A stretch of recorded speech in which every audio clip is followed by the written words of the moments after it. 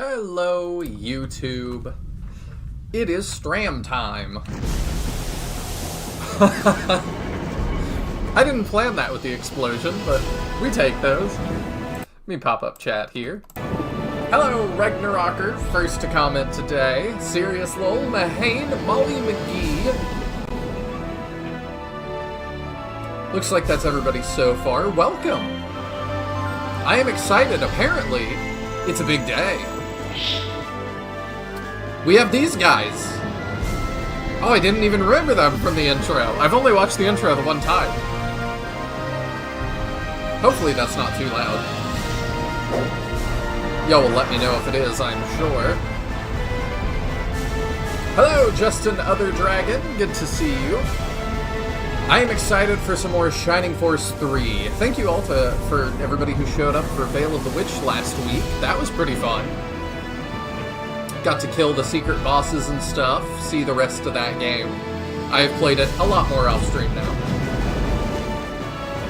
But I'm always looking forward to more Shining Force. Audio sounds good? Excellent! I've been working on music a lot, so I was not sure, because that seems to jack up my desktop audio settings. You know what time it is, though.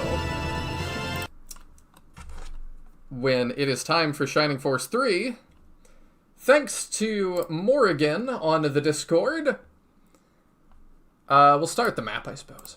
Here we go. Let's make it bigger so y'all can see, even on mobile, hopefully. Here we go. Last time on Shining Force 3.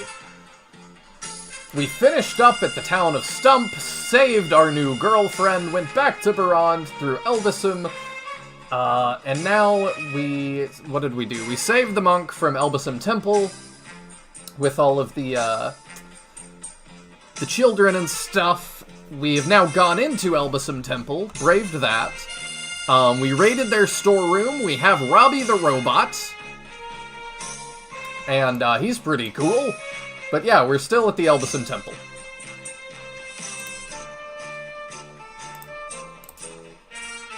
There it is.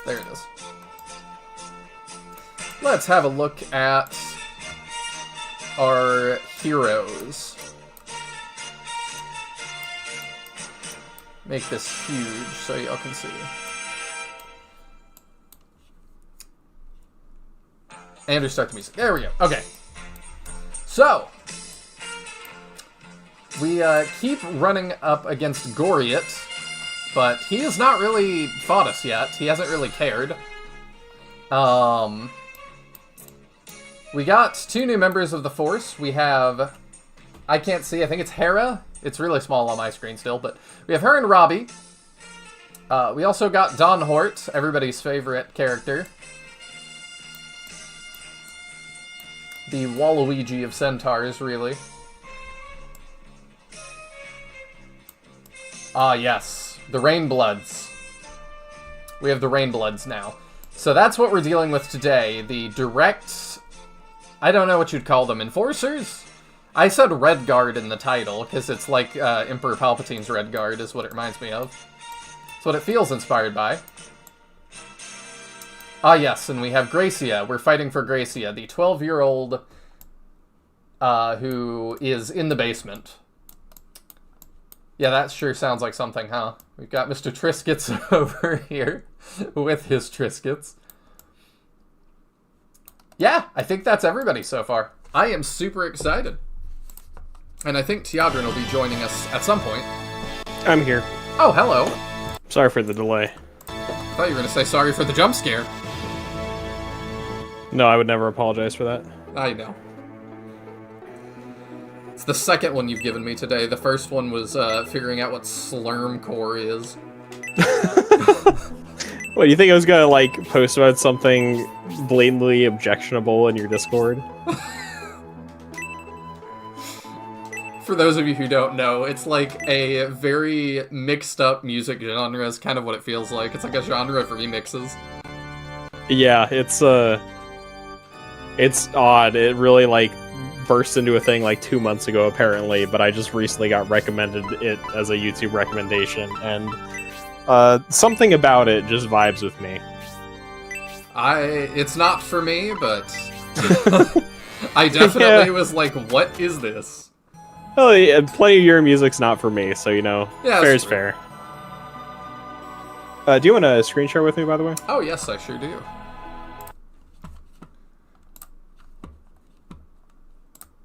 We also can start off with, Teodrin, you got a comment on the last episode, and I promised I would make sure you saw it.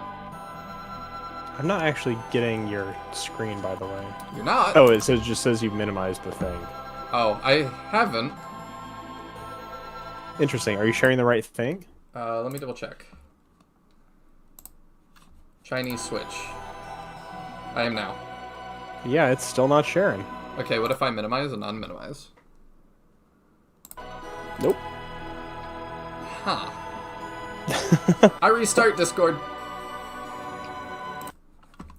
Let me do that real quick. Sorry, y'all. Discord likes to Discord. Slurmcore? Why do I suddenly have Futurama flashbacks? I know, right? Also, welcome, Play All the Games. Thank you for the map. That was super awesome. That is Morrigan. I look forward to those all the time. I am back, I think. Okay, let's see. Oh, they've made new animations for Discord. There we go. Sweet. Okay, so what's this comment? I know you don't hear this too often, but Hellcat8413 said, I just had to say, everything Teodrin says about Shining Force 2 is correct. So, I was like, I will make sure he sees this, because he probably needs to hear that sometimes. I mean, it is true. I can't help being objectionably correct? No, that was objectively correct. Yeah, you're right. Objectionably correct is also probably the case.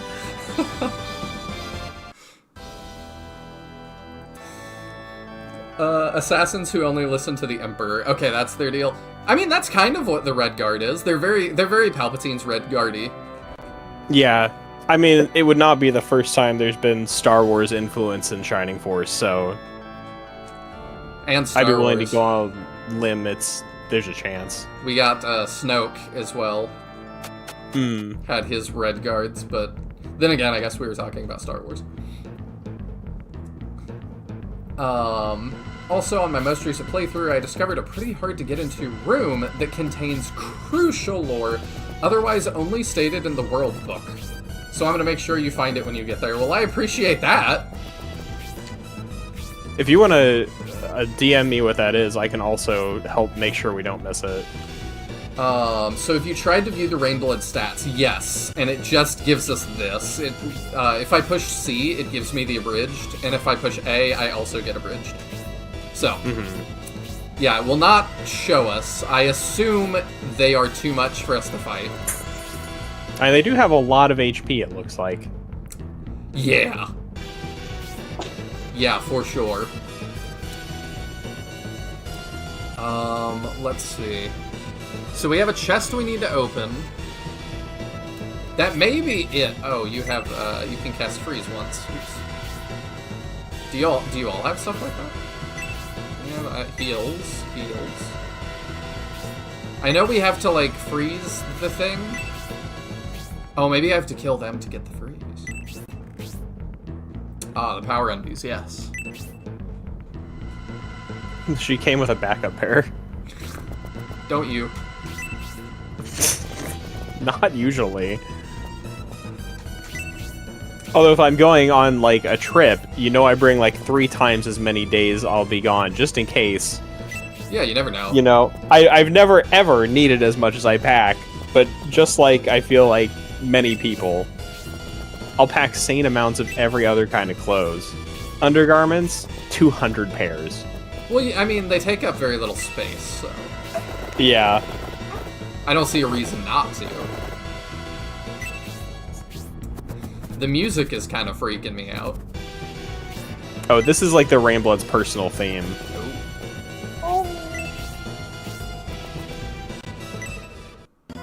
they're scripted to be that way in this fight? Yeah, I figured. I figured they just don't want me to know. Justin objects to your SF2 takes, but I usually just assume that's the default. Yeah, I mean, most people object to my SF2 takes, so... Oh, I forgot. Dawn Horde is still a green unit. I love that. Oh, yeah. He's green, Dabudi Dabudeen. I don't know what would possess them to give us a green unit for so long. Also... Oh, no, we have 0. Okay. I was about to be like, he kicked out 0 again. No. It is one of the major reasons that I dislike Dawn Horde from a gameplay perspective. I was just Being weird. saddled with this green unit for this long is a bit much. I wonder if Flame Dragon was inspired by that. When did I'm Plus happy. come out? I don't remember. For those of you who haven't watched the Flame Dragon Knights playthroughs, they are excellent games inspired by Shining Force. To the point that in number 1, they literally use the, is it the freeze effect or is it just generic spell? I can't remember. I think it's the freeze sound effect. Yeah, they lift some sound effects from Shining Force, which I thought was funny. I would actually say Flame Dragon Plus was probably definitively not influenced by that choice here, because Flame Dragon came out in January. This game came out in April of the same year. The same people worked on it? That's what I'm hearing? No, I'm just kidding. But Flame This Dragon... commute between Taiwan and Japan. Flame Dragon Knights Plus has a Jagan, like a character that is way higher level than you. That's a green unit for like 20% of the game or something. It's nuts.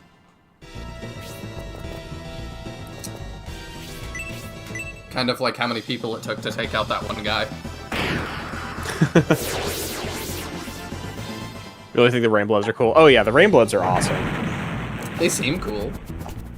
I would say they're probably one of the, like, more intimidating, like, elite bad guy squadrons we get across the whole franchise.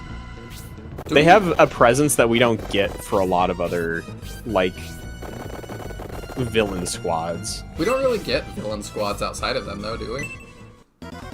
I guess it depends what you count as a villain squad. Like, do you count, like, Gesh, Camila, Lemon?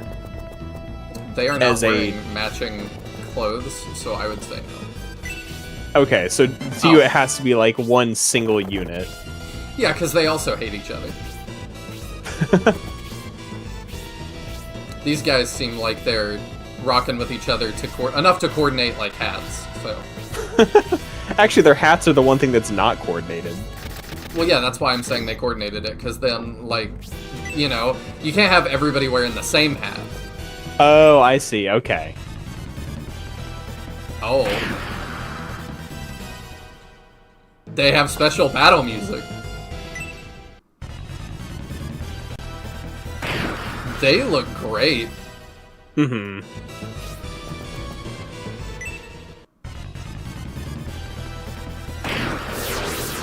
They're kind of The Rainbloods are awesome.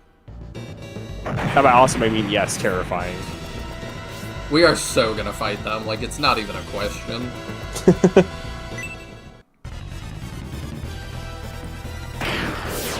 I mean, I believe in this fight, they are technically a third faction, so you could fight them here if you felt like it. I mean, they're only doing 21 damage to these guys, so it's not completely unthinkable.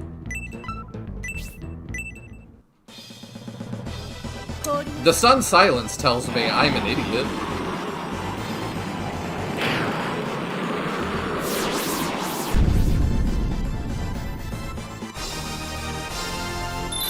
Level 2, Zephyrus?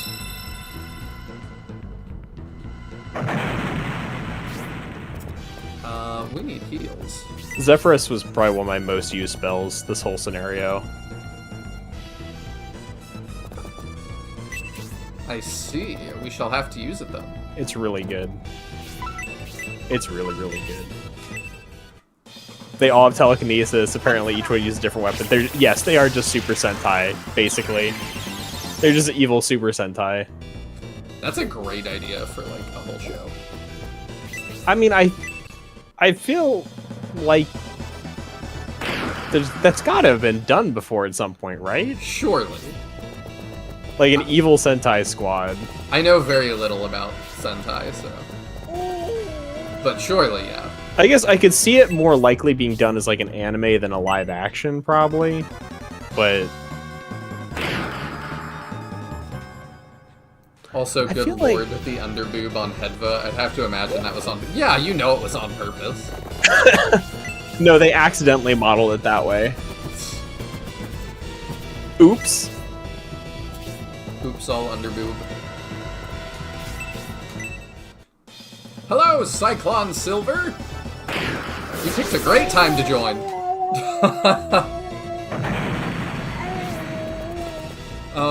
Okay, we'll send a protagonist on each side.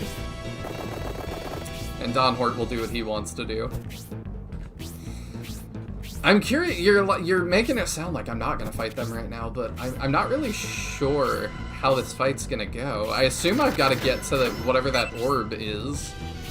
I mean, unless something changes, you know, I don't feel like you've got the tools to deal that much damage with the HP they're kind of showing.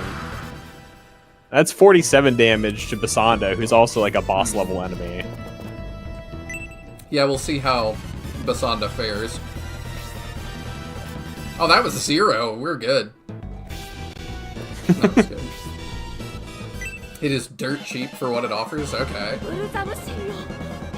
Alright, how does she do?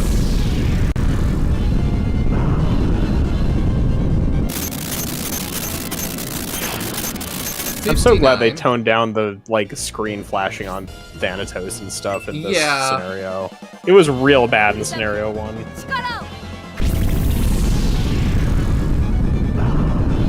Oh, that's quite something.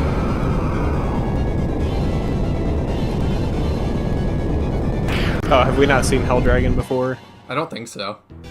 Gotcha. Okay, so he took... Was that the same one?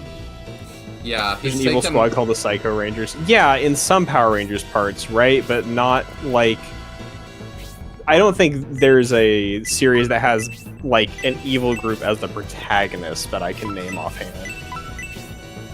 Like your main characters are this evil group. Okay, so I have to freeze the water, but I can't just cast freeze on it. Could not be that simple.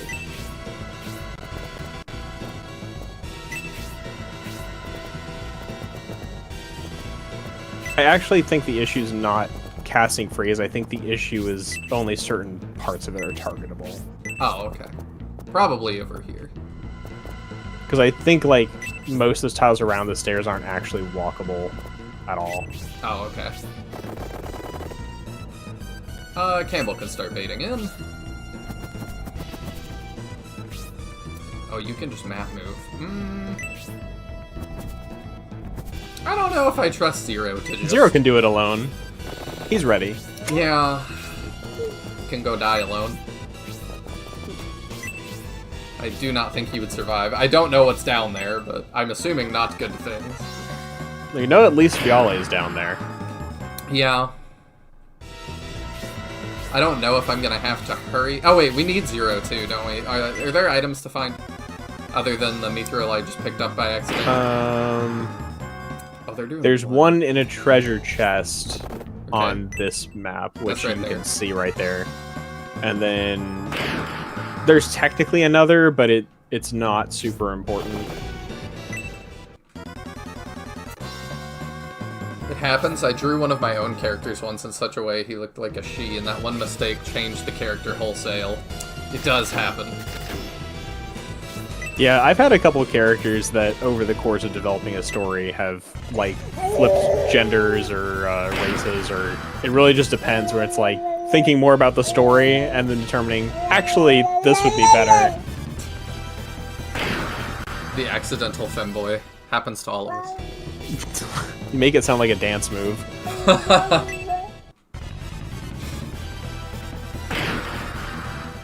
Basanda's gonna die.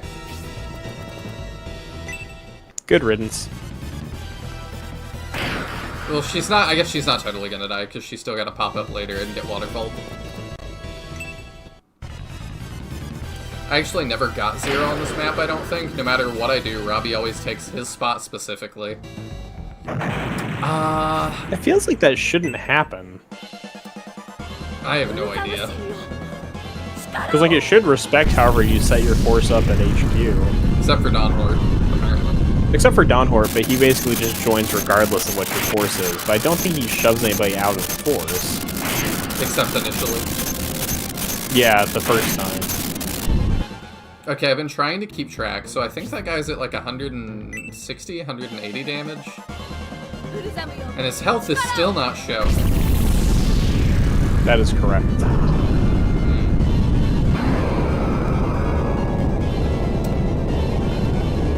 So that's probably gonna be like 20-something more. Yeah. So that's like Yeah, it's a 200. really bad use of a summon, honestly. Splitting it across 3 targets. Yeah.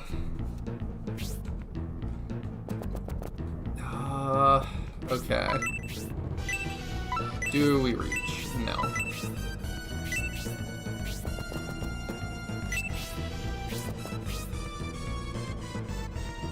And then this guy did 1 damage.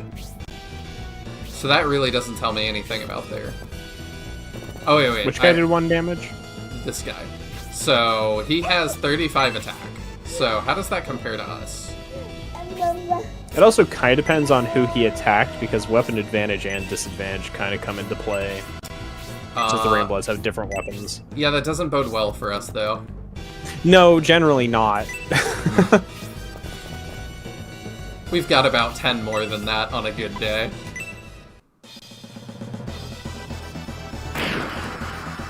Isn't anyone missing from your team right now compared to the previous battle? Well, really, you could just count your force and see, do we have 13 units? Because if we've got 13, then it's our 12 plus Don 5, Horde. 6, 7, 8, 9, 10, 11, 12, 13. Plus... That's 13 with Don Horde, I think. I don't remember if I counted 0.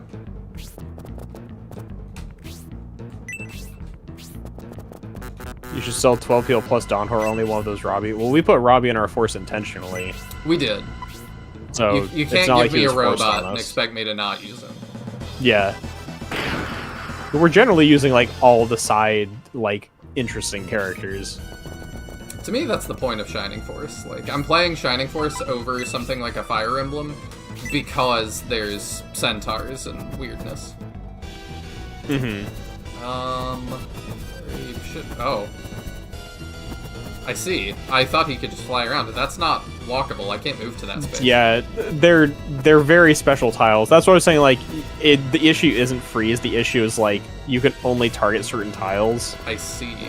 And they're, like, functionally different in a lot of weird ways. Yeah, that is quite weird. I'm not sure why they're like that, but... Probably just had to code it weird. Probably. It may have been to prevent enemy Pegasus Knights from blocking it or something. I could see that being a realistic concern.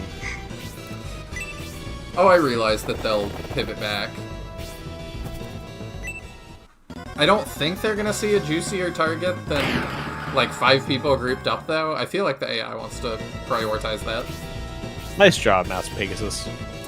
They will. I mean, they're doing what I would do if my boss was getting rocked by somebody that's way above their head. I would run.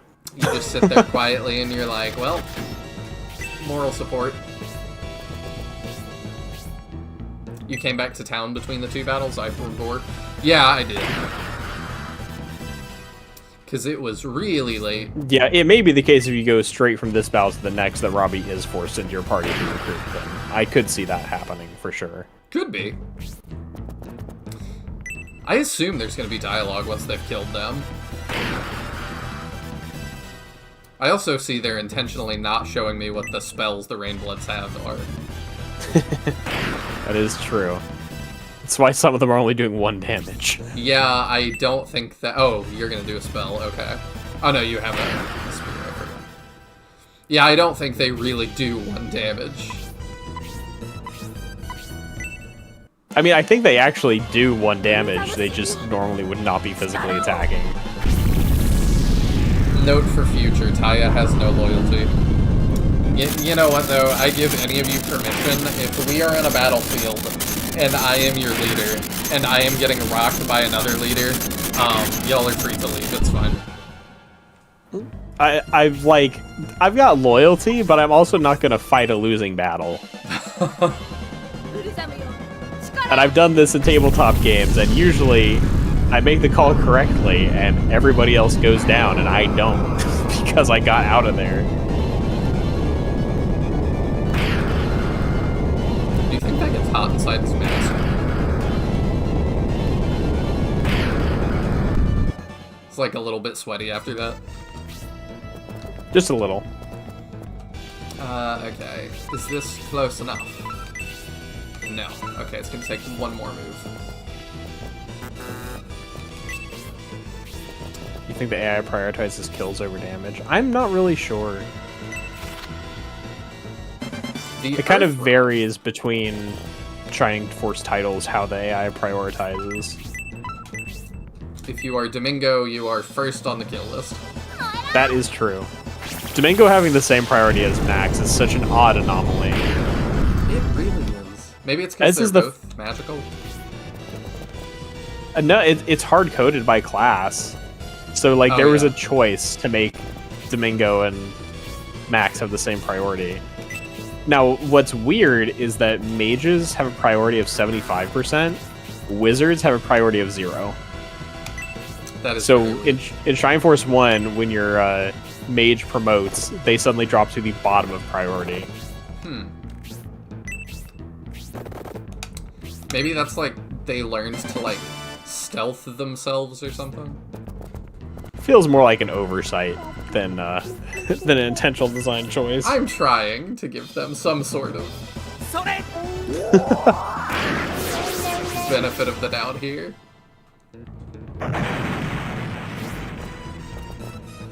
Okay, so I appreciate them having the freeze orb just in case. I could throw 0 in here just to see what happens. Gonna not. God, it's so tempting. Like, if I stand here, yeah. We could shoot Basanda and help them. You could, that's true. Should I do that? I don't know. It's up to you. I don't recall whether they'll attack you in this encounter or not.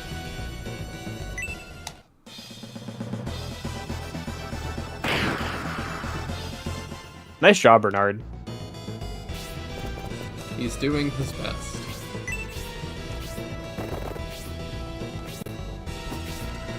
Oh, he took a step towards it. He's thinking about helping. All you gotta do is turn the losing battle into a winning one. The fight might have been winnable if you stuck around and fought blindly. Yeah, that's true. That's okay, I knew what you meant. Death is what happens. I mean, I thought we would do some damage to Basanda. I don't know if I can target the Rainbloods or not. I think they're considered a third faction, so I think you can target them.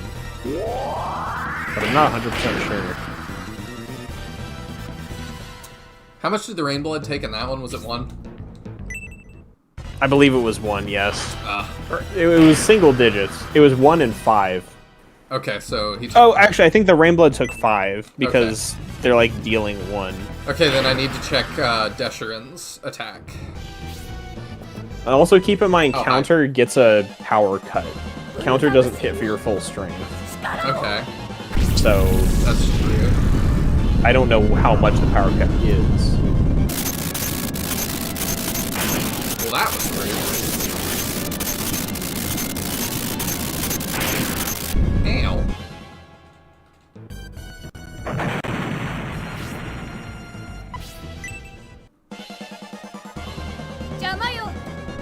Getting Dawnhorde across the water is a coin flip. Sometimes he's cooperative, sometimes he absolutely refuses. Okay.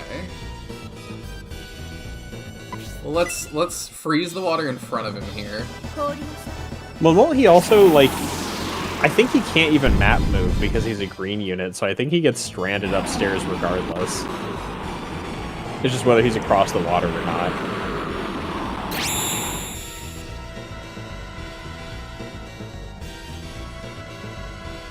That looked really weird. Yeah. I really wish, like, when I did this fight... Yeah, you can't stop on it for some reason. I really wish this was a thing they just made, like, a mechanic of Shining Force 3 that you could freeze water and, like, give us environmental things your magic could do during battles optionally. That would be really cool. Because that would be such a sick twist on Shining Force magic in general. Yeah. I would like that a lot. So, it's like, obviously, it's hardly a novel concept anymore, but, like, Yeah, back in the day, that would have been super cool. Even still, a lot of games don't do it. Yeah. I don't know why that is. Like, I get it's complicated. They're afraid of players having fun. That's gotta be it. I mean, I think a large part of it is it makes map design harder because you have to make it so that the player can't 100% break your map design by doing that. Alternatively, let me break Oh, he your can map maps, move? Okay. because it would be fun. I thought he couldn't map move because of the discussion in the last map about him not entering the ruins with Robbie.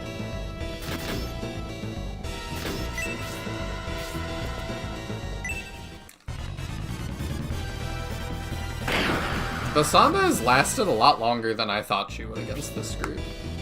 We've mostly been attacking Deshran, honestly, That's true. who started with more HP. Who is also going down. Yeah, she's not long for this world, but... That one Pegasus Knight holding out. Oh, you think he scripted map move? That could be their specific code in this battle.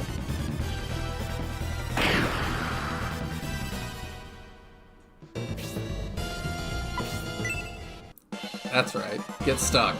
That's what you get for attacking me.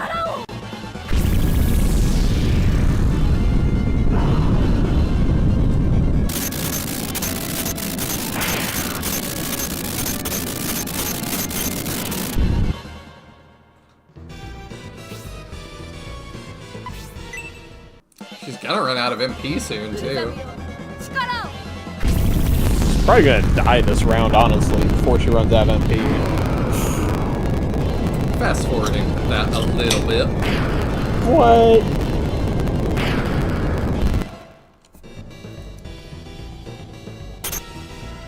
Oh, do I have to do it every turn?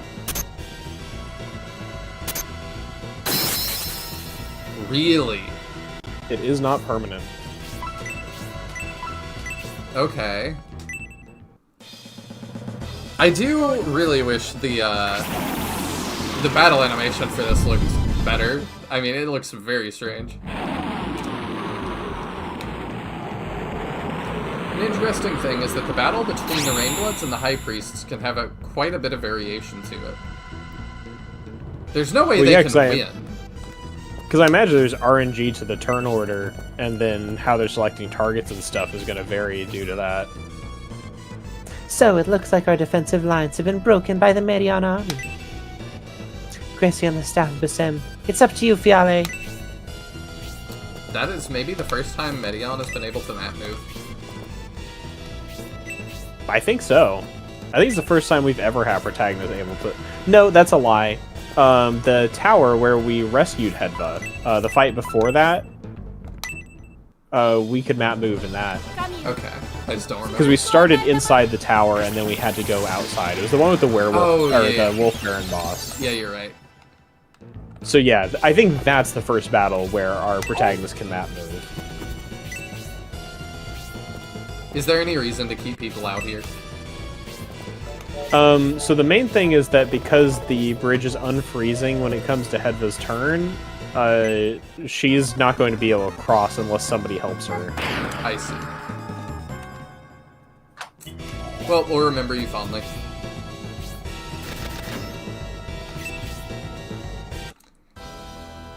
Alright, what are we dealing with?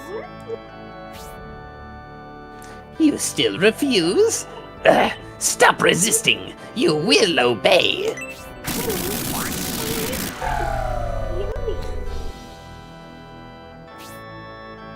You've arrived, Midian Army. I won't hand Gracie over to you.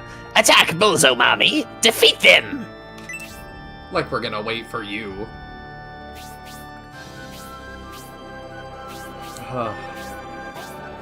Okay, this looks much more doable.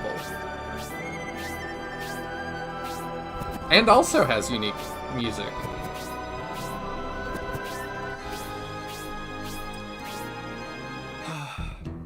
I went to the gym last night. I am so sore today.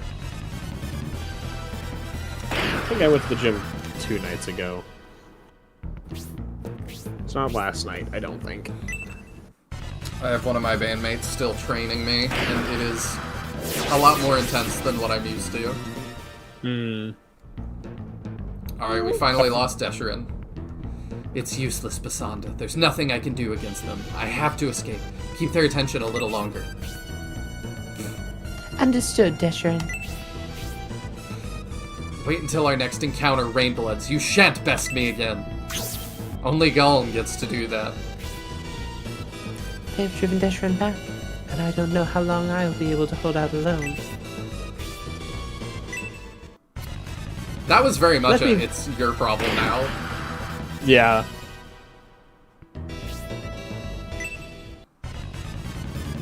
Hedva needs someone else to freeze. I'm not that worried about it. I wish I get to the gym 5 times a week, but having a 1-year-old makes that difficult. Just take her with you. Yeah, that'll go really well. I'm sure it would. I'm surprised some of them don't have, like, a program for that. I mean, some may, but... I feel like that'd be a good idea. Like, an hour and a half block or something.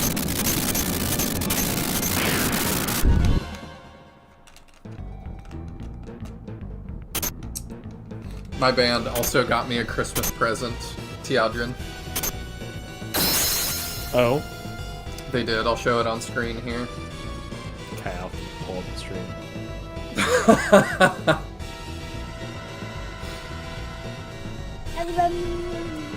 I'll wait for that to hit for you.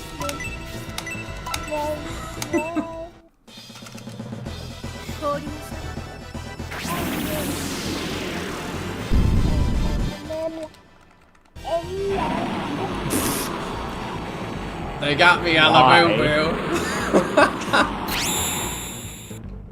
Because I thought they were goofy. And I've memed on it so much, they were like, yep, we just got you one. Wow. Ugh. There's an antique mall near me that they have custom Labubus that somebody made that have like spider legs and stuff. It's really funny.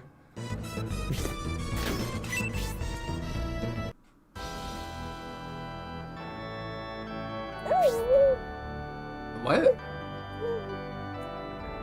You still refuse. Stop resisting. You will obey. Is this not the dialogue we just saw? I don't recall. It's very similar. He's a little bit of a broken record in this encounter. Oh, they're not. Okay. Do we have new advice? The staff of the set must not be stolen. Defeat the mass monks blocking the way and help Gracia, Prince Medion. Well, okay. Are you scary? Not particularly. We should be able to just run through this. Do I need to do anything in particular to get to the secret room in here? No. Okay. You've got a little while before that's a thing. It's it was not like a thing with immediacy. Okay, that's how it sounded. Yeah, it's not even in this chapter, so... Oh, okay. Some gyms do have childcare, so I'm told. I don't actually gym. I didn't used to. It feels like it's become way more popular in, like, the past couple years. I didn't for most of my life, and then for a while, I was actually managing to go, like, 3 times a week with my wife and I, and that was great, and I loved it. And then we had a kid, and I can't go to the gym 3 times a week anymore. Yeah. Like, going earlier this week was the first time in like maybe 2 months I've gone. Ran my worst mile in a long time. An 8:45. All that matters is that you're doing it, though. Yeah. I'd still like to someday get down to 7 minutes. I got down to 7:28 was the best I did back when I was consistent. So 8:45 is a pretty steep drop off from there. A couple of my cousins are like top ranked like national level track stars. So Oh, yeah. I've just never thought it. One way to look at it is it's in my blood. The other way to look at it is I will never be number one at that in the family. Yeah. You know, people find the money or motivation work out for other people. I mean, the money, depending on where you go, is not that bad. I mean, I just go Planet Fitness. It's like $27 a month. And Yeah, that's, I do we've think got like the higher membership. There is a cheaper membership than that. And the motivation is, well, I don't have all this equipment. And frankly, like, I've got my earbuds in, my music going. I'm not really thinking about the fact that there's other people around, so... Yeah, a lot of the time. I feel like it's less of a concern than you make it out to yourself to be. What? What? Yeah, beat it up. Okay. What weird tiles? It's very strange. What I'm guessing is really the case is there's like an invisible enemy there or something, effectively. So I know if you get everyone in here, the game stops going back above. Yeah. So once Hedva dies, we'll stop having to see the top floor. You still Yeah, I agree with Taya that, like, in terms of it working out in front of people, like, I'm such a night owl when I'm there, often there's not even that many people, but nobody is paying attention to what you're doing. Yeah. He's probably full. Like, the only time it feels like anyone pays me mind is if they're trying to figure out how long I'll be on the machine I'm on. Or, like, try and tell whether I'm, like, just sitting down or getting ready to leave. Yeah. And that's about the extent of it all. I don't interact with people too much there either. I did tell one guy the other day I really liked his sweatshirt because it looked really cool, and he was like, "It's from my clothing brand that I launched this week. I'm so excited you said that. Do you want one?" And I was like, "Yeah." And he's like, "Cool, follow me on Insta, and the next time I see you at the gym, I will give you one." Nice. Yeah, I was like, alright, I'm happy with this. Another Mithril, yay! That's it on this floor. Okay. I knew there'd be something in one of these pillars. There was too many for there to be nothing. Yeah. The Hellhounds look like rats on the overworld. They're definitely odd looking. I thought that was a rat.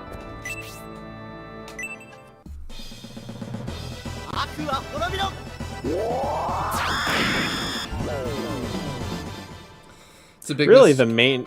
Oh, go ahead. It's a big misconception. Another one is typically the biggest guys are the nicest guys, as long as they see you working and are not there to take up space. Yeah, I've seen, there's like a bigger, he looks almost Hawaiian guy that I see around, and I've seen him giving advice to people and stuff. Seems like a really sweet guy.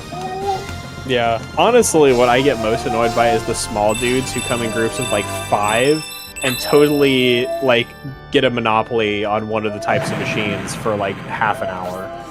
Because they just rotate between the 5 of them, and I'm like, come on, seriously. You do not all need to do this machine right now. Like, split up and do different parts of your thing or whatever. You do not need to just totally own this machine for half an hour. I go so late at night, I don't see stuff like that most of the time. The weirdest one I've seen was like, they have all these rules about like stuff you're supposed to wear, which I don't really care, but it's weird to me that they don't. Like, I've seen these guys come in, and it looked like they just finished on, like, the construction site or something. They're all in, like, blue jeans and boots. And I was just like, this is bizarre. Deshrin is regrettable, but it seems like it's time for me to fall back as well. The Rainbloods caught us by surprise. We had no chance for victory. Cope, take your L. The Justice says, Taya, do they have broccoli hair? You know it. Absolutely.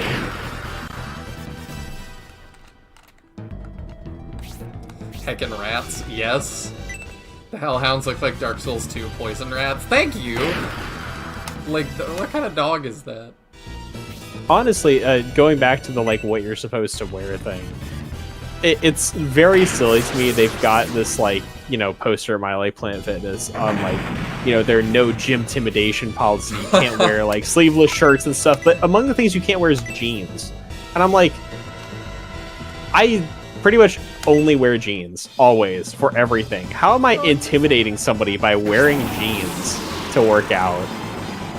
I felt like more that's just not proper gym attire, but like, if somebody else wears jeans, I don't care about any of it. Like, they also... Yeah, I'm like, why should it matter? Like, I get that most people don't wear jeans to work out, but I'm just like, that's what I wear 99% of the time. I don't see how that's, like, intimidating or showing off to other people. You're so intimidating, you just don't even realize it anymore. Yeah. It's just, I don't know, it's weird to me. It is kind of weird. So I end up wearing, like, cargo shorts, because cargo shorts aren't banned, and that's what I own. Like I said, when I see people in jeans, they don't care. Yeah. Like, I try to follow the rules. The one that really irks a lot of friends I go with is you can't bring certain sized things of water. But Oh, really? I don't know that I've ever known that. Yeah, you can't bring, like, a gallon or something, but, like... I see people with gallons at mine all the time. Yeah, I think my bandmates started doing it, because they just don't care, which is great, because it's like, again, why do I care?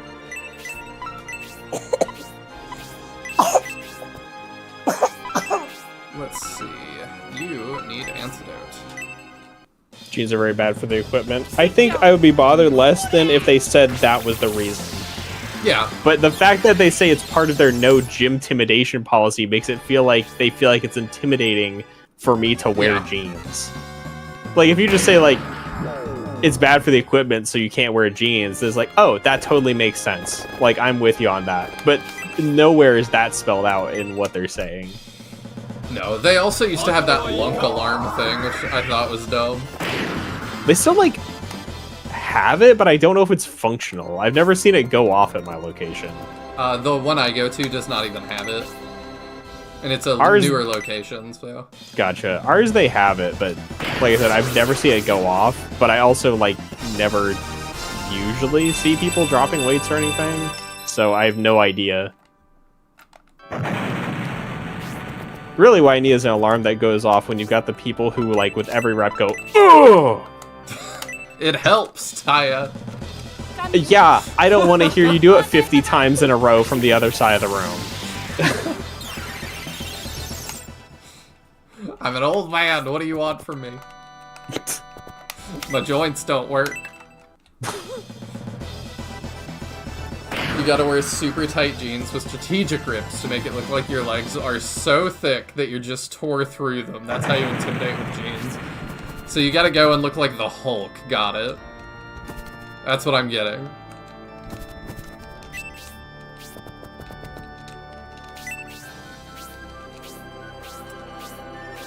I do that.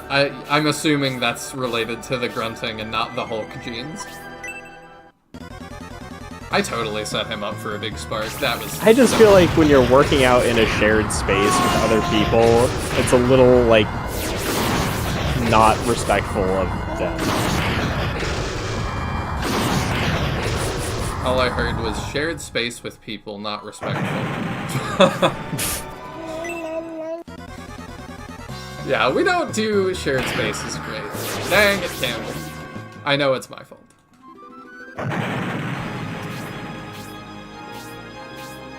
I'm surprised they're not running at me. It took so long to get Robbie down those stairs. Don't skip leg day, kids. I do not. I mean, we can try.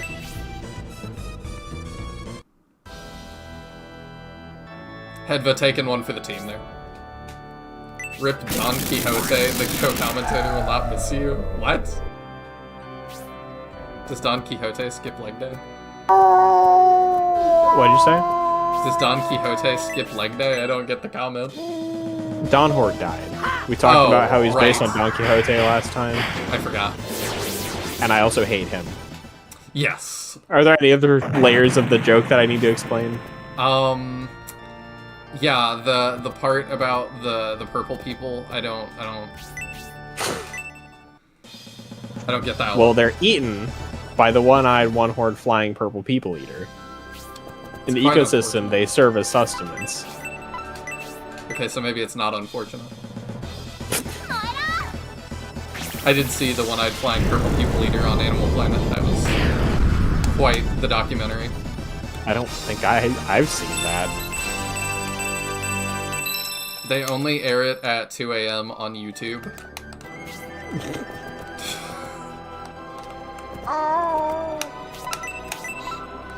Sounded like she said, "Oh."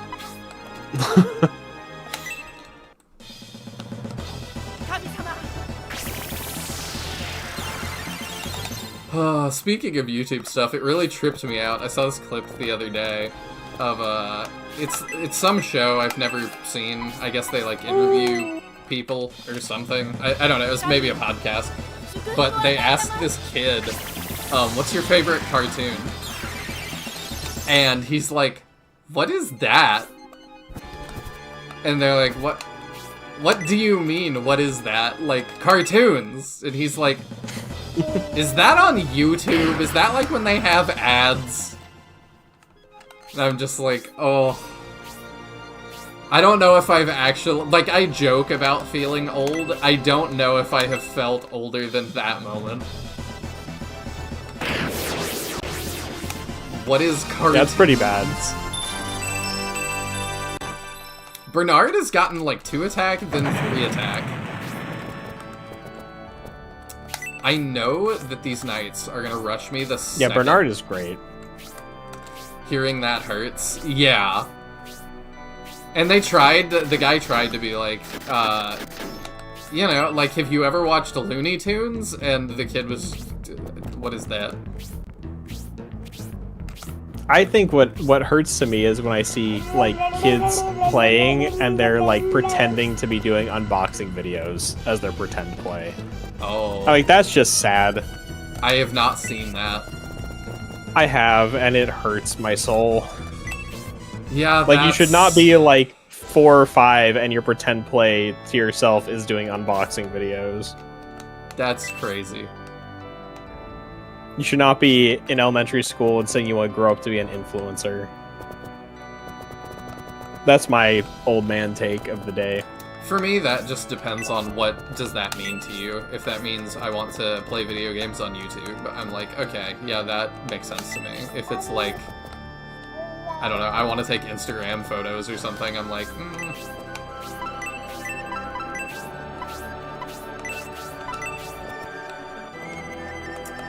I thought somebody else was low. Oh yeah, okay. Oh okay, yeah, so... Just wait, 44 and you'll be like, crap. You watch cartoons, you're certainly not old. I mean, I just turned 29. Like, I watched Looney Tunes and stuff growing up. I did as well. And I still do. Like, I watched, you know, I haven't watched the newest season yet, but I really like Smiling Friends, and, I was talking about Space King last week. Those are my 2 favorites right now.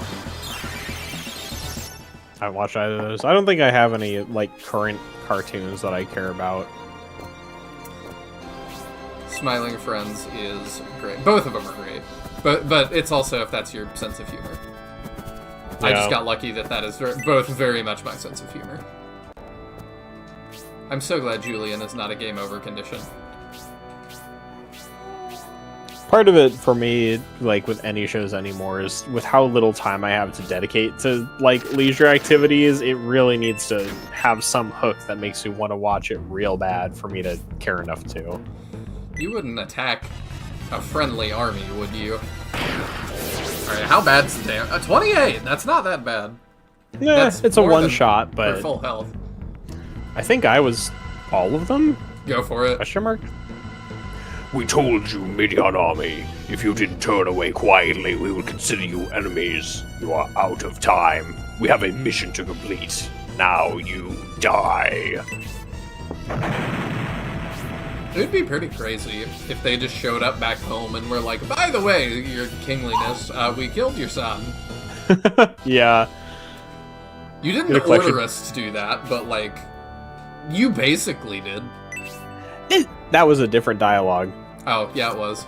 I think they just There's- swapped it so that he wouldn't do the shock animation every time.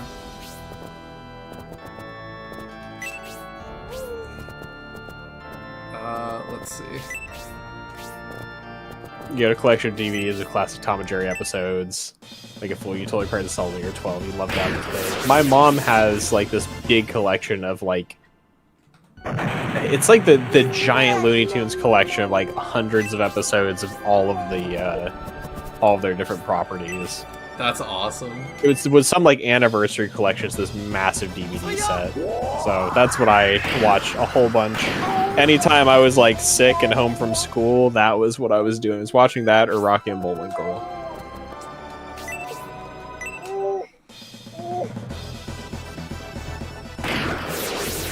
For me, it was like, if I was sick home from school, it was usually like Rugrats. I never watched Rugrats. I never liked Rugrats. And by never watched, I mean like I saw like little bits of it, and it had negative appeal to me. Oh, wow. I loved that one growing up. I did not. I always found the animation style like really gross to look at in general. Really? Yeah. Which one did I feel that way about? I feel that way about Beavis and Butthead, but that's like kind of the point. That's kind of the point. I feel that way about a lot of Ed, Ed, and Eddie, but that, again, that's also kind of the point. Yeah. Invader Zim is also that way. I don't know if I'd lump Invader Zim in with those other ones. Everybody is supposed, like, all of the human, it's more character design, I guess. Like, they're all supposed to look disgusting, and the humans do. Let's cure him of paralyzed real quick. Gracia falls over after a few turns and Fiale stops zapping him and uses psychology instead. Same thing, kind of. Let's make everybody mad at me. Don't get me started on Rugrats. I wanted to smack Angelica in the face. I think that's kind of the point. I'll be right back. I'm gonna try to put Mira to bed. Oh, alright. Like, Angelica's supposed to be really irritating. I'm gonna start moving for the other side, because I probably do want to clear these guys before they do the stuff they're doing. It kind of reminds me of the laser eyes and stuff that flanked Dark Soul in that battle. Because it's down another, like, super thin hallway. Rugrats really gained more appeal to me when I got older and started relating a lot to Stu, since the guy just looks and sounds tired. Yeah. Yeah, it's definitely interesting. I think that's a really interesting one to look back on. And kind of, like, piece together, like, what, you know, I didn't care about the adults' lives as a kid. But it's interesting now to look back and be like, what, you know, what were y'all up to? How much can I piece together through, like, context clues?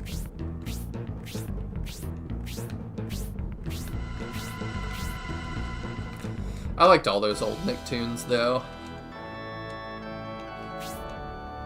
I don't think there's an... It's a little ridiculous to have him repeat this after every turn cycle, just by the way. I don't think there's any that I just absolutely hate, I say, before y'all remind me of the one I absolutely hate. There was a lot I didn't watch, but... Hey, Griff! We're doing pretty good.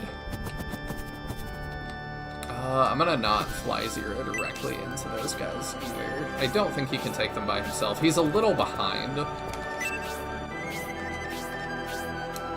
Mostly due to availability, but I'm gonna try maybe to catch him up. I don't know why it's still showing their turns. I thought y'all said that once we had nobody topside that would not happen, but... Maybe I broke it when they attacked us. Fiale just really wants him to take the staff. Yeah, it would be interesting if he, like, inched closer every turn, and that was, like, your timer.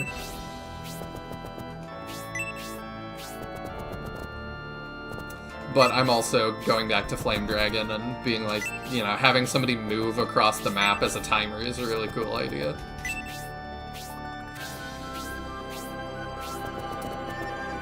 If any game devs listening want to take ideas, wink wink.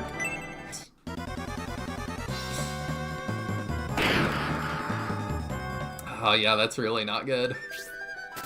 They have weapon advantage on him. I fast forward.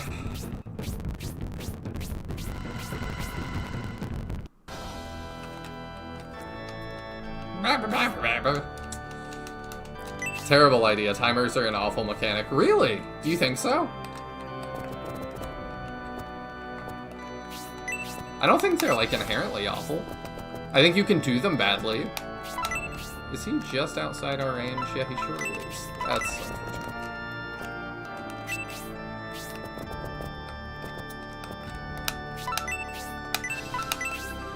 Like, some of the feedback I gave the Lost Eidolons crew was that Lost Eidolons 1 initially had, like, a timer, I think, on every single level that I said they should just get rid of because it was not very... It was really long. So it was like, nobody's really bumping up against this anyway if you're playing in any kind of reasonable time. And I played the whole game that way. And they did eventually put in an option to remove it.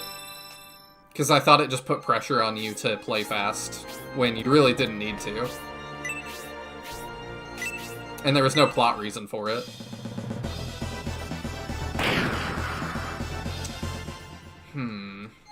We could support him through fighting that, but it would take him forever. Where are you going? You wanted to ping him once and then you just leave?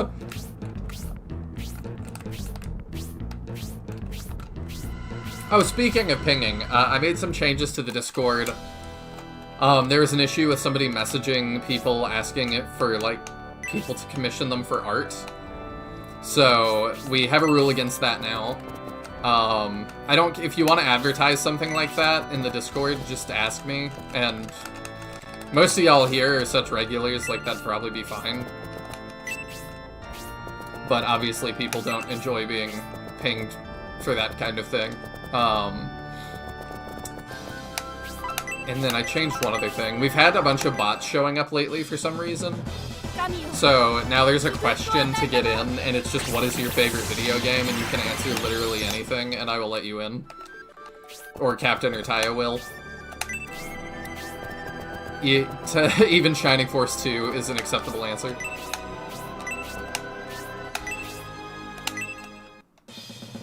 I don't know why we've had more issues with that lately. Dang, Bernard is just really taken off. 2 more attack, 2 more defense, like... I feel like he hit his, like, growth spurt. I feel like if I just throw 0 into that, he's gonna die.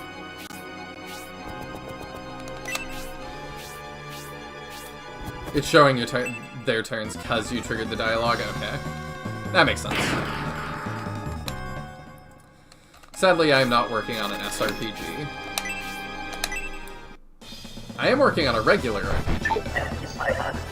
Oh, I don't think we've seen his... Oh, he has the laser like Adam does.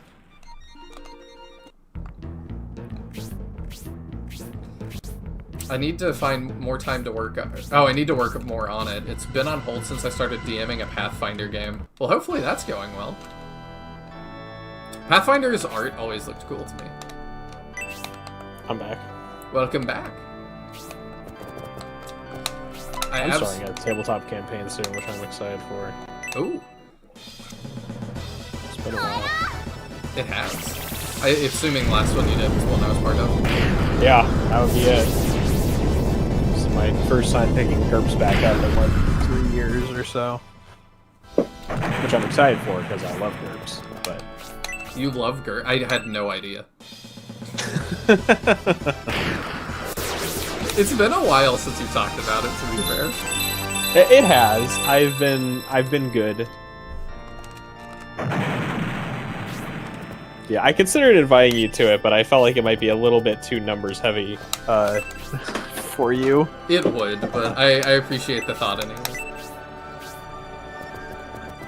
I think I don't want Bernard to get that kill. I think I would rather get a 0.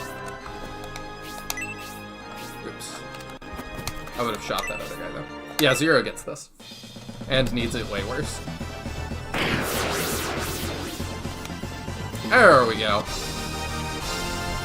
Do we get good level? Attack 2, defense 2. Yes, I'll take that. I'm curious, we're talking about timers as a mechanic in chat, I see. Can I get some context? Yeah, I said it would be funny if he was like crawling and getting slightly ever closer to this, and that was like a soft timer to like hurry up and that would just be like Flame Dragon Plus. That's what I said. Yeah, and then I like timers as a mechanic. Mahane said I hate them, and I was like, I think you need to do them right. Because the one I always go back to is like Lost Eidolons 1, when they launched, had like a timer for every single map. It was so redonkulously high that I was like, just remove this, because it adds pressure to the player that is really unnecessary. Like, they're never going to hit this. It's like 50 turns or something. I think a lot of it for me comes down to it needs to make sense in the narrative. Like, there has to be a narrative reason, a tangible narrative reason that is the time. And I feel like that's the bigger problem for me than the high turn count in the Lost Eidolons one, is just like, if there's not an actual pressing thing of like, you know, somebody's in pursuit of us, or this is going to happen if we don't do X thing, then it doesn't make any sense to have an arbitrary timer. Yeah, for sure. I was saying, though, they updated it and made an option to remove it, which I thought was good. But Mahane says, absolutely hate timers in any form. I'm playing games to relax, not stress out about an artificial timer that impedes progress if you don't meet it. And I tend to play SRPGs at glacial pace. Well, you play generals, so I mean, you have to. But, yeah, I can go either way. I liked the one in Flame Dragon, but it was like, there was a reason, and I thought it was really well done. And it was not unreasonable. I feel like you need a narrative reason. It shouldn't be super tight, and they should be used sparingly. I got frustrated, if y'all remember the end of Rebellion Saga, that was like 50 turns or something, but it was also really tight. And I was like, that, as a final map, felt not good. Also, a 50-turn map is just a lot for Fire Emblem. It's only moving like 4 units, but it was the idea that like it came right down to the wire. And like, if I had to... It's a game Mengs really wanted you to Iron Man. And I'm like, if I was Iron Manning this and I got to turn 49 and ran out of time on the final map, I would like shoot myself. So that just was not... I don't think that was quite consistent with the rest of the design. And then also just, even just resetting normally, having to play 49 turns of puzzle map to then reset on turn 49 is awful. Yeah. Like, No, my army was annihilated. If y'all, like, give up, let Gracia go. If you don't surrender and let him go, the Rainbloods are closing in. They'll be here soon. They definitely weren't standing around for approximately 10 turns upstairs doing nothing. The battle music is still playing, just really, really, really quietly. Huh. Deshrin and Missandei do such sloppy work, they couldn't even hold off the Rainbloods. The Rainbloods. The execution force has been mobilized. Yes, exactly. Facing the Rainbloods will be the end for everyone. What to do? I see. It seems I will have to remove the seal.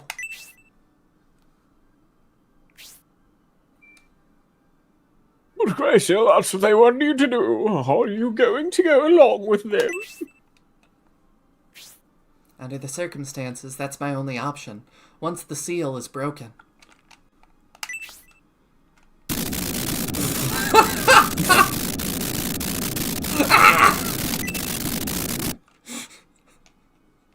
He literally said I would do it, Fiale. Why would you do that? Don't try anything, or it will be over for you. Understand? Now remove the seal. Cyclone says, well, the Rainbloods can't use freeze, so it's fine.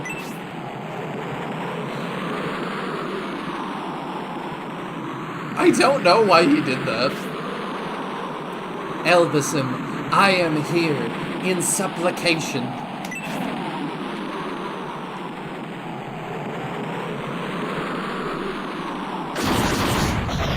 Psycho's sprite is already holding the staff. Oh yeah, Or this is that is his hand?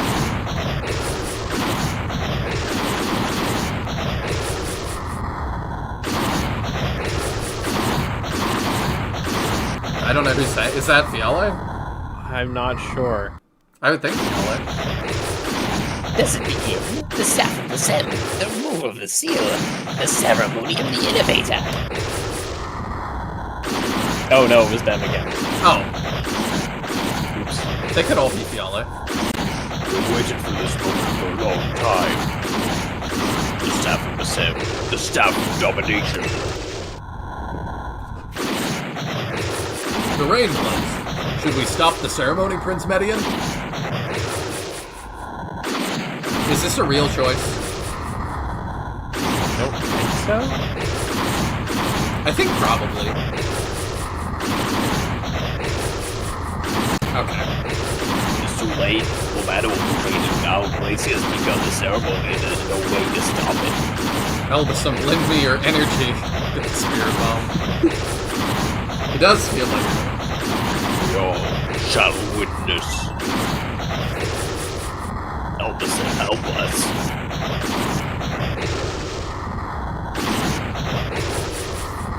Elbasum, remove the seal.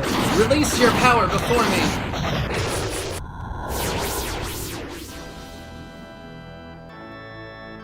Rip headphone users, good lord, sorry. Yeah, that did get pretty loud.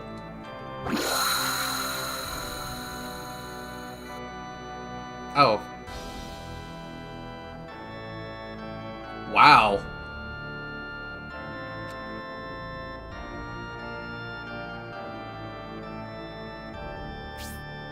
Is everyone alright? Are you okay, Prince Median?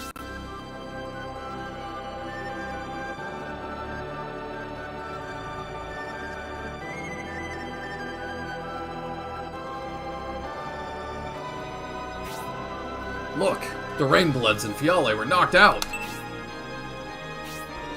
When the seal placed upon the staff of Besim was removed, its holy power spread throughout the temple.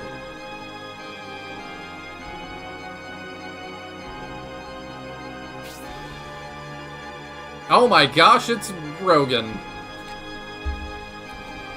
I don't remember who was him. We haven't seen him yet. Have we not? No, Oh, I've just okay. heard about him. Why don't you take him? I've got a lot of the major characters. Sure. My second least favorite character. I love that. Quick, shank Fiale. I mean, kind of tempted, honestly. Please. So this is the mighty power of Elbasum and Gracia. his little beret. General Rogan!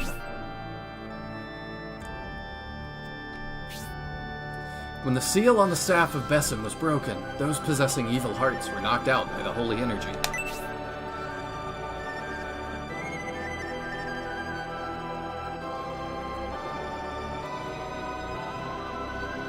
Are you sure? Dawnhorde's fine. From the Peace Conference in Saraban to the Holy Land of Elbasan, this has been a difficult trip, hasn't it, Prince Median? Nah, it's been fine.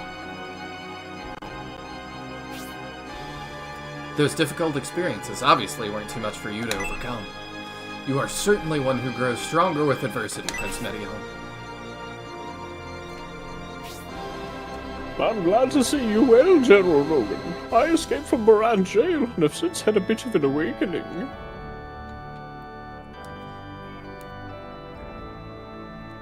Oh, your least favorite is Gracia? Oh, I see. No, your second. You were talking about Gracia. Okay. This dude looks like he should be the majorette of a parade, not a soldier. I mean, same thing, right? They often have, like, a soldier at the front with the staff. So, you have at last had a change of heart, Sir Donald. I've been waiting for the day you would once again display your strength to the world.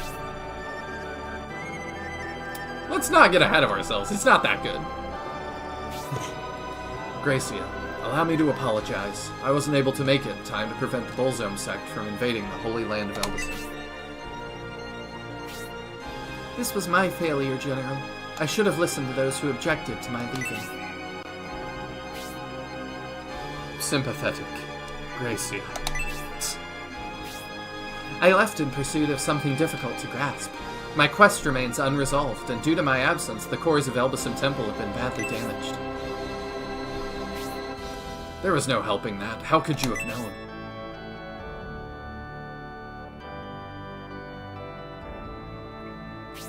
If I had not been so far from Elbasan, I would have been able to detect the destruction of the Elbasan statue in the north.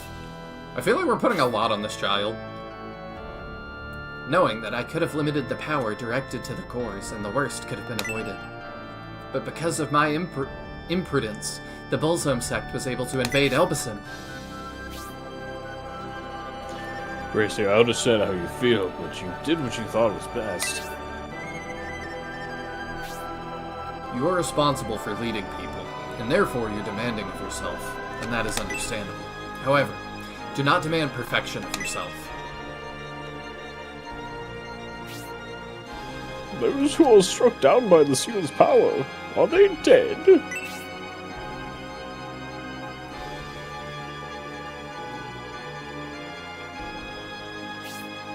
It was an enormous surge of holy power, certainly strong enough to bring death to the weak, but those who were well trained should have survived.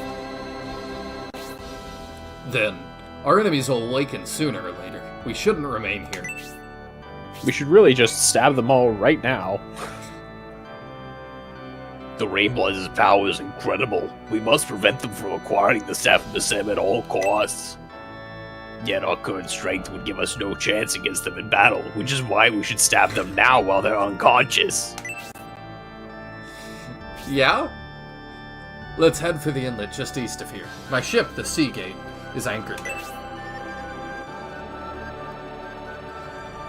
Yeah, I'm all for, like, honor in battle, but when you're like, they literally serve Satan and are going to envelop the entire continent in an age of darkness, the likes of which we've never imagined, it's like, you know? Yeah, that's Honor called schmonner. extenuating circumstances. Yeah. That's not far. We can get to the eastern coast of the island through this passage before they awaken. Let's go now and make as much time as we can.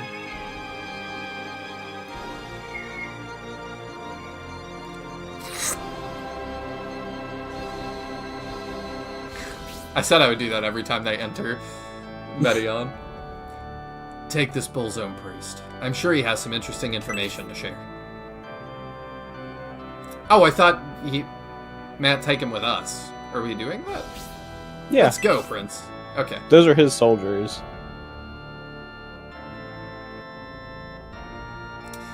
If I were working on this, it would have irked me that Medion, like, stepped up on the step for a second and, like, shot up.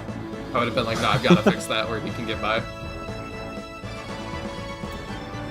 I'm a bit miffed about something related to Rogan. I won't say why in case it's considered a spoiler. Okay, just hold that thought until we get to it. That sympathetic qualifier just reminds me of Kevin Sorbo screaming, "Disappointed!" in that one movie. I don't think I've seen it. That's funny, though. I'll be back. Seeing Fiale jump, like, as a corpse is really funny. Gracia and the Median Army, welcome aboard the Seagate. Commence launch. We're finally at the boat from the intro cutscene. I assume.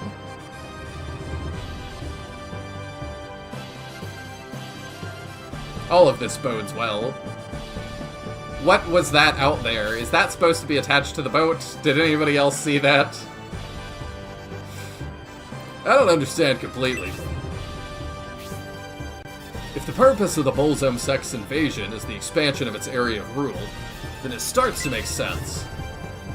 The actions of the Rainbloods, an assault on the Holy Land by the special forces of the Emperor himself. He's challenged all which is sacred. I see a Pegasus Knight there too. It is possible Emperor Domeric's dream of hegemony extends as far as Elbison. I don't believe the Rainbloods answer to anyone else.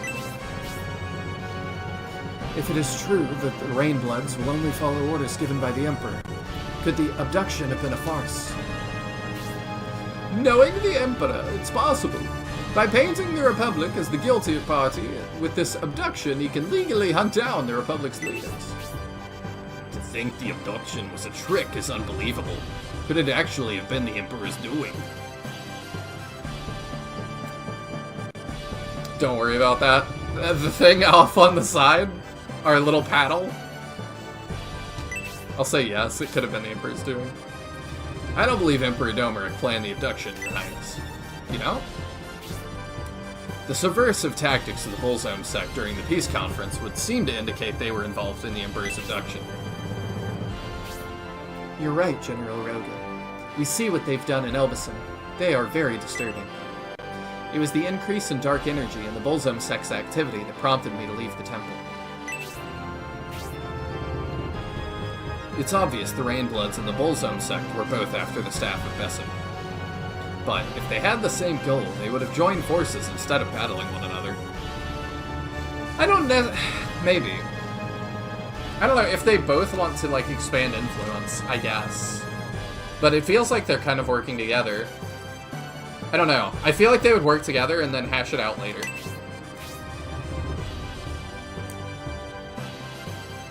Yeah, the Seagate is a steam wheel ship. That was its wheel. Yeah, I kind of was concerned about that. General Rogan's notion makes sense. There's no way they will risk losing the staff of Besem by fighting each other. But then who is the high-ranking Imperial leader who's working with the Bolzom sect if not the Emperor? If you missed what we were talking about, the wheel for the ship was, like, off in the background. Oh, gotcha. I know that there's a few visual bugs with the ship's rendering specifically when playing on Chinese Switch. I ran into a scene where we were supposed to see ships and they were totally invisible when I was playing, so I know there's a few rendering issues that happen. Hopefully we don't see that, or we don't not see that. Incoming obligatory boat map, 0 MVP. I kind of hope so. I actually really like boat maps. This Gracia kid is unbelievable as a character. I get he's an innovator, whatever that entails, but he's also like 12. No 12-year-old talks like he does. Well, I don't know. I mean, think about he's spent his entire life, as far as we're aware, like deeply steeped in like religious ritual. Yeah, that was kind of my thought. Like, he's been raised by a bunch of monks in a temple. Like, I mean, he's like, not Aang, but like, it's very much like, imagine like there's this kid who is 100% destined from birth to like be the Pope, and all the high-ranking religious officials are going to raise you to be that. It would have an effect on how you behave compared to a normal kid his age. Yeah. I suspect it may be Prince Aragon. He's certainly capable of such deceit. Furthermore, I had an encounter. After I heard about the abduction, we departed on the Seagate for Cereband. That's when we encountered a Bullzone sect ship. What? A Bullzone sect ship? That must have been the ship that escaped with Emperor Domeric. I can't wait for us to do the Joe Rogan route. I'm sorry, I just realized, is that Pegasus Knight wearing a dress? Well, that solved that question for me, if a centaur wore pants. I think she is. I think she's just wearing, like, I can't remember the name, but, like, you know, war horses would wear. Maybe. Is this the part where Michaela blows up our boat? Maybe. I still thought it was really funny playing the Yogurt Challenge when it made every NPC the flaming boat. Oh, yes, that is possibly my favorite part of the entire mod. We pursued it. We even cornered them, but just as we nearly had them, we were bombarded away. And in the confusion, they got... Oh, we were bombarded, and in the confusion, they got away. I don't know how I even read that way. Just so that was one of the main reasons I can't stand, though, Pretentious Lagoon. Is it pretentious if it's correct? Yeah. Yeah, I kind of... Because pretentious, yeah, I think implies that... Pretentious usually means that you're kind of putting yourself in a position that you don't actually have, but he actually has that position. Yeah. Bombarded? Is there a ship that doesn't fear the Seagate's retaliation? Unfortunately, Gracia, there is one. The Executor. The newest Imperial vessel. Is one of the few ships that can stand against the Seagate. Is that the name of Darth Vader's personal flagship? Actually, I'm gonna peek real fast. Because it's been a long time. Uh-huh. Mm-hmm. Okay, you got it. It is. Mm-hmm. Okay, yeah, I was like, I think it is.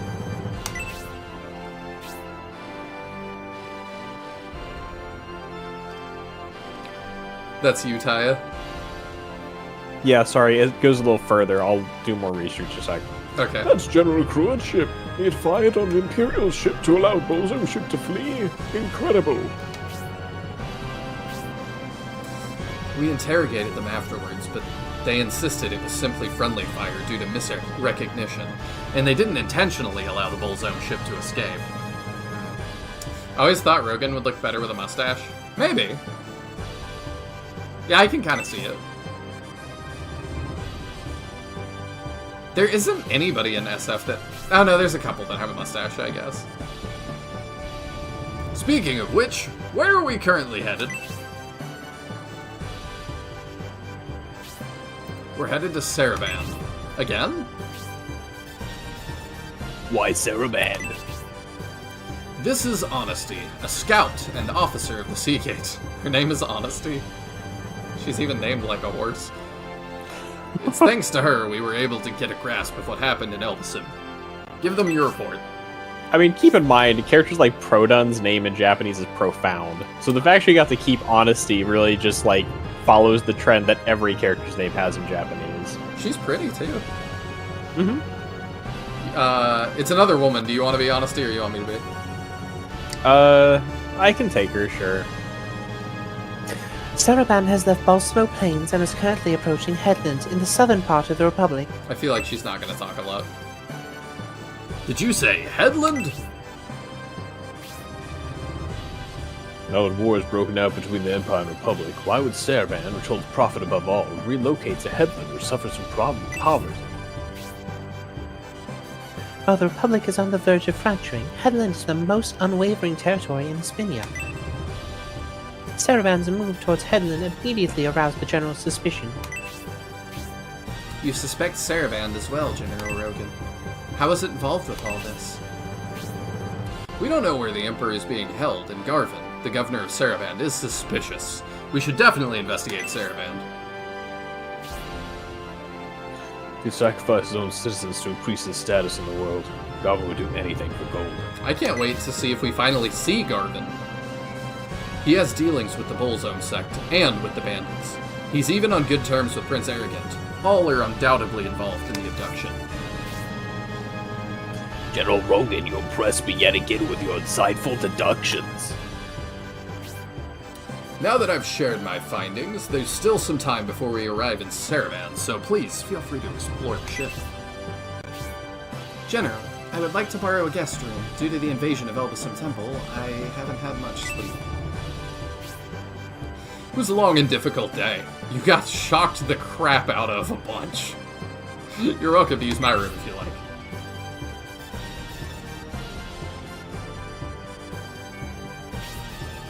It'll be a while yet before we reach Headland. Please make yourself at home on the ship. Seagate deck. I'm actually gonna peek real quick. Let me pull up the map here. Where is Headland? Where are we going? Northern continent.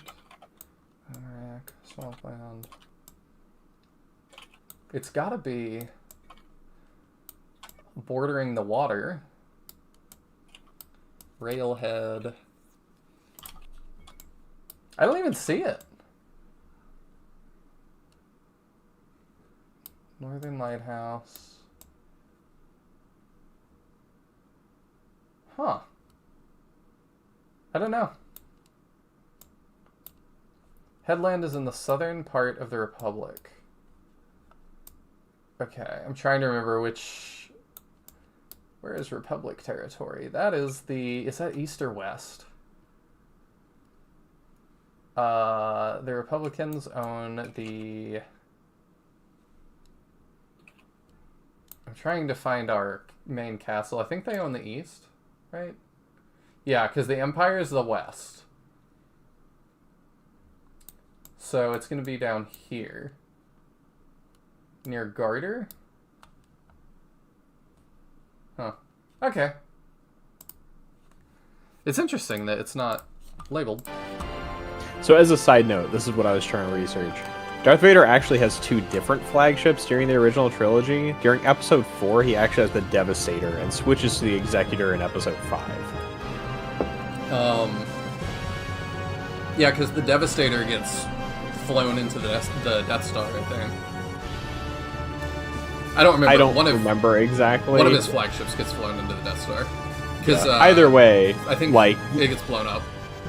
Yeah, either way, the Executor could be a deliberate, like, definitely could and probably is a deliberate reference here, but he technically did also have a different one.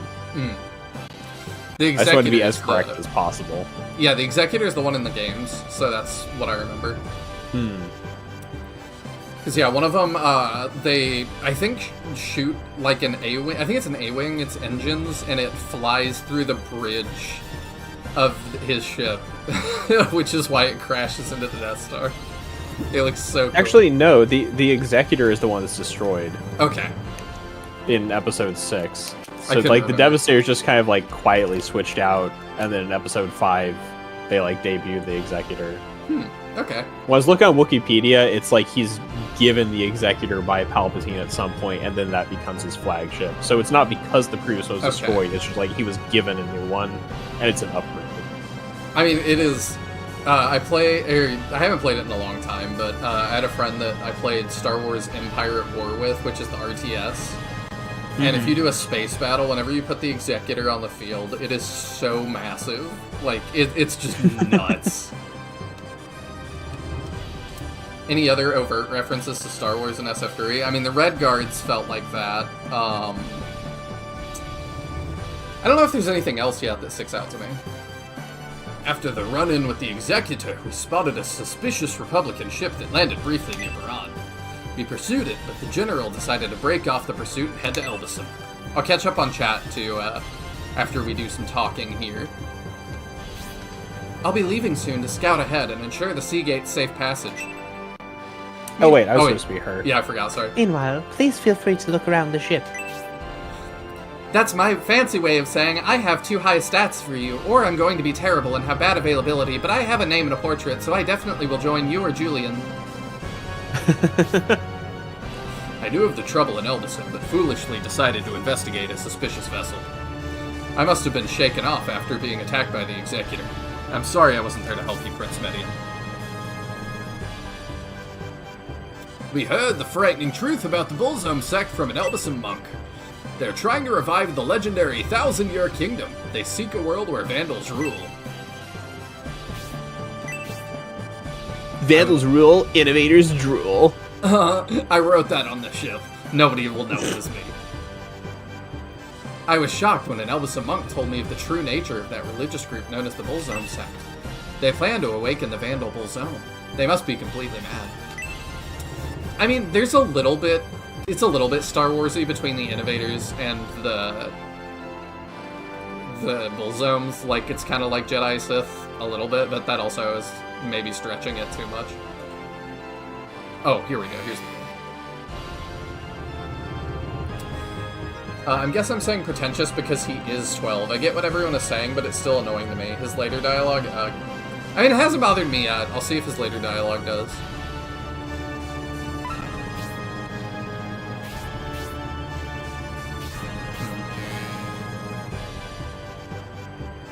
The fact that he has whole stores in here. I get why they did it, but it's a little bit goofy. I would have done the priest, maybe. Yeah. There is a haggle at the item shop that is well worth it. At the shop, you said? Yeah. Okay.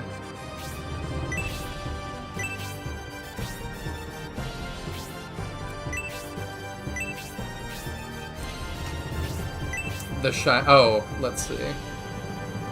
Oh, here we go. Oh, the loincloth. You know you always need another loincloth. I do, and it's only 8. So I'm like, yeah. It's such a fantastic item. Does Robbie have anything yet? He might not. You can check his stat. Oh, as an equipment. I thought you were asking about special moves. Alright, we do that. I know he's got a special move. We saw him use it in the last battle. Because it's the, Hey, another large micro. It's the Atom Laser. Oh, that's right. Oh, I broke the music by searching the box. OMG, I was gonna say that. Oh, just the Innovators thing, like, it's kind of because it's two ancient religions that are kind of competing, and a lot of people really don't believe in either one. That's kind of how I would liken it to Star Wars. I guess the Shining Blade and Shining Force 1 and 2 is pretty much a lightsaber. I believe the... Oh, I believe back. there is... Oh. I believe there is a sword in the Guidance, I could be wrong, called, like, a lightsaber. And I think Resurrection also calls the Sword of Light that... Maybe it's not good the Guidance. I think Resurrection calls them the lightsaber and the Darksaber. I think you're right. I think I'm mixing that up with the Guidance. Yeah, it's called the lightsaber in Resurrection. I mean, either way, it's a pretty obvious homage. Mm-hmm. But I don't think Disney has the, like, exclusive rights to that. I don't know if that's because it's too hard of a copyright to defend. Because there's several, Well, like... also, there's kind of the thing where it's like, in Shining Force, they made it 2 words. So is it technically the same word, or is it not? Because it's a light space saber. But it's like, does that infringe on the trademark, or no, you know? There's people that have their own, like, lightsaber companies. So I'm like, I think Disney would go after those if they could. I just assume they can't. Well, I think one of the things is, like, usually those kind of things are somewhat limited by, like, is there going to be confusion to a consumer? Where it's like, it's not like Sega ever tried selling lightsaber toys. Yeah. Then in that case, you'd probably run into issues.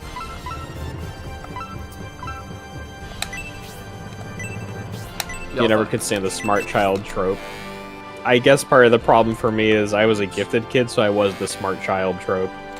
So it doesn't feel that weird to me to have a bunch of smart kids. I was on the academic team for my middle school. Some of the gifted kids in my school were really dumb, so that doesn't mean too much to me, but I do know a We're kid. dumb in a lot of ways, just, you know, specific ways. I do know a kid right now. Oh, actually, maybe I do want to hold on to that. It does have sleep. Sleep is never bad to have.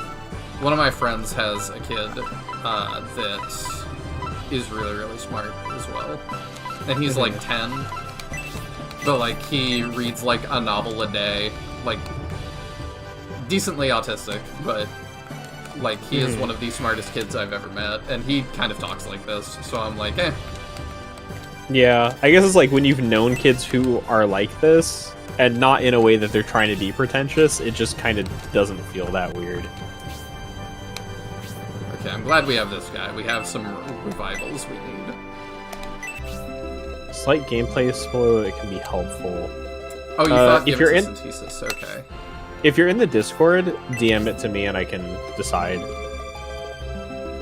Anything that's like a this might be a spoiler, I'm more than happy to field it as a message and decide if it should be shared. Or just post it in the gameplay section and spoiler it. That's true. Either of those works. Oh, Don, okay. I revived. I can't control you, but it's up to me if you're revived or not, and... Leave him dead.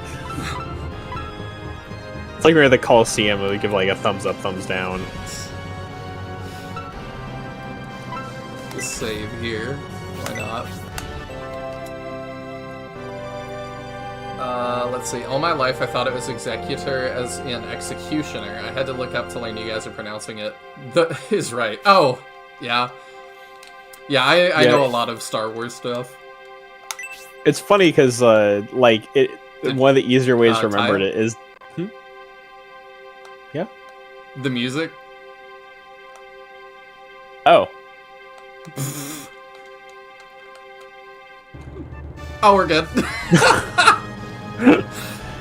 There's some weird issues with the music in the Saturn Shining games. The conductor... I don't think it gets stuck in this game as much as in Holy Ark, but it still does every now and then. The conductor had to itch his nose for a second, so they just held the note, and then he kept conducting, and it was like, alright, go on. Yeah. Let's dialogue real fast. The Bolzome sect invaded Eldisum to steal the Staff of Besim from the temple. They are truly a terrible heretical cult. The Staff of Besim wielded by an innovator is the biggest threat to the Vandals. We fight for just causes, so please protect us from strong winds and big waves. Otherwise, it may be revealed that I'm prone to seasickness. Me too, buddy. I heard the sea monster on the road to the Holy Land was a kraken. Must have been a formidable opponent. We ate it for lunch, it's fine. We're not here offering prayers because we're cowards. Men of the sea are quite superstitious. Yes, they are. Is it true? You came by the road to the Holy Land? Your army defeated the monster that wiped out our battalion? The Median army must be a powerful force. We're a Shining Force, thanks. We're a Shining Force. Thank you very much. I was the annoying child trope, Ragnarok says. I probably was too. I was hyperfixated on dinosaurs. I was a little bit of the, I was kind of probably somewhere midway between Smart Kid and Class Clown. And you can definitely still see the clowniness and how I am now. But I was also not, given my classmates, I was not the class clown. I was one of the lower ranking clowns. Well, I mean, the higher ranking clowns were the ones who made the Flamin' Pop-Tarts Club where you walked around with your pants pulled up as high as you could. That's kind of funny. That was what the popular kids in my class did, and that tells you something about being in a gifted class. For my class, I think the biggest class clown was the guy that, would call the teacher curse words and stuff. It was not good. Oh, yeah, that's not really cool. No, but, the the popular kids thought it was, so that's what mattered. Hanlon suffers from abnormal weather, so their soil is poor. Governor Garvin uses food to manipulate the Lord of Headland. I dislike those who prey on the weakness of others. I wonder if what Governor Garvin of Saraband seeks is territory. A floating city is cool and all, but people need firm land to stand on. Saraband is bound for Headland. Garvin claims to go there for trade, but since there isn't much trade to be had in Headland, there must be another reason.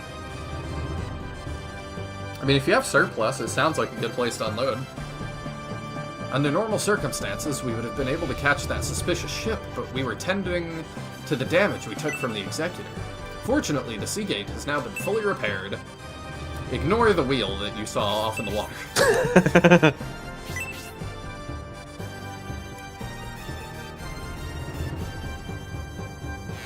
I must have said something wrong. I was a smart child trope when I was young. I wouldn't be able to stand myself now. Let's see. I'm used to very refined speaking children since I read a lot of Yujo Senki fanfics. I don't even know what that is. But nope. I got no clue. I also don't know what Daria is, which Justin's referencing. What do you desire? Oh, Daria, like the comic? She was part of, I don't remember. Was it like Dilbert or something? And then she got like a whole spin-off that was like her own thing? I can't remember.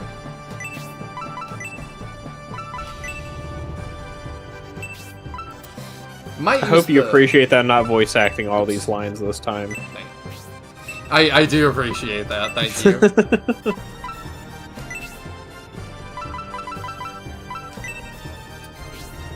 Because I accidentally give Rock's axe away.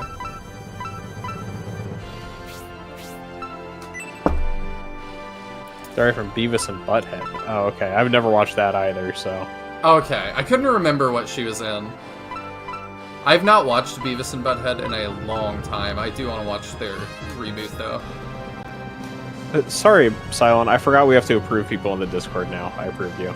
Oh, okay. I forgot about that. I was like waiting to see a message, and then we're like, oh wait, you can't just join anymore. We just changed that. Yep, I did that last night because we had so many bots coming in and stuff. And then we got somebody new, like, immediately, and I was like, oh no, it didn't work. You were a little sus. But it's going fine. I hate that we have to do that, but yeah, the bots just... And maybe I'll get rid of it later. It's just, at least for a little while, the bots were out of control. Unfortunately, like, the more attention your channel gets, the more likely you're gonna get more of them. Yeah, that's true. The Executor opened fire on the Seagate, which was pursuing a Bullzome ship. General Cruel was clearly supporting the Bullzome sect. It's almost like they've been saying that from the beginning. I mean, we did see them at the very start of this scenario together. Very lucky the Bullzome sect and Rainbloods fought each other. Both are formidable opponents. If they had joined forces, we would have certainly been obliterated. Except for the child with the staff who killed everybody. Prince Arrogant is certainly suspicious. You and Prince Majoron are the only others who have blood ties to the Emperor.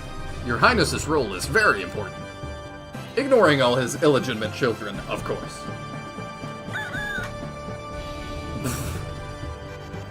Chickens can't talk, silly. Okay. I hadn't seen that one yet. I had never heard of the Rainbloods, but they defeated the Bullzome High Priest. They are really powerful. Composition of surrounding oceans is a synthesis of water and salt. My least favorite combination. I can see why. Garvin of Saraban has been dogged by unflattering rumors for a long time. To think he might be involved in the abduction, General Rogan is impressive. Garvin of Saraban. I knew you were gonna start. It's unusual for we forest-dwelling elves to travel by sea, but it's a rare opportunity, so we should do our best to enjoy it. So it turns out the Vandals aren't the only ones behind the abduction. Human greed is also to blame. Sailing certainly feels great. I went back up to the deck just a little while ago and took in some of that sea breeze. Oh. Up and down. It's my first time on a boat, but I had doubts from the beginning. I'm not feeling good at all. Good thing you have a little window to barf out of here. That's what it's for. The actions of the Bullzome sect and Rainbloods, and our departure from Elbison, there is reason for worry. Prince Arrogant is plotting to take the throne, and Governor Garvin aspires to be at his side. Is that the purpose of the abduction? I wonder what the Bullzome sect is getting out of the deal. State-sanctioned religion for the Bullzome sect, that's my guess. That's their end goal. When traveling by boat, I don't have to fly, so I can get some real rest. I've really come to enjoy sea voyaging. It feels nice outside, but when I go out on the deck, I see only water surrounding us. It's quite frightening when you can't see land. Maybe it's just me.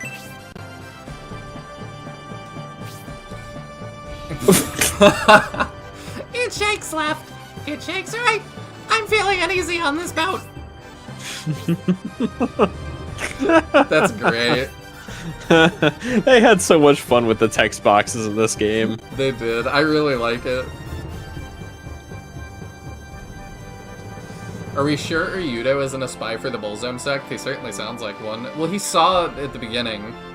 Him and Synthesis were the ones that saw stuff.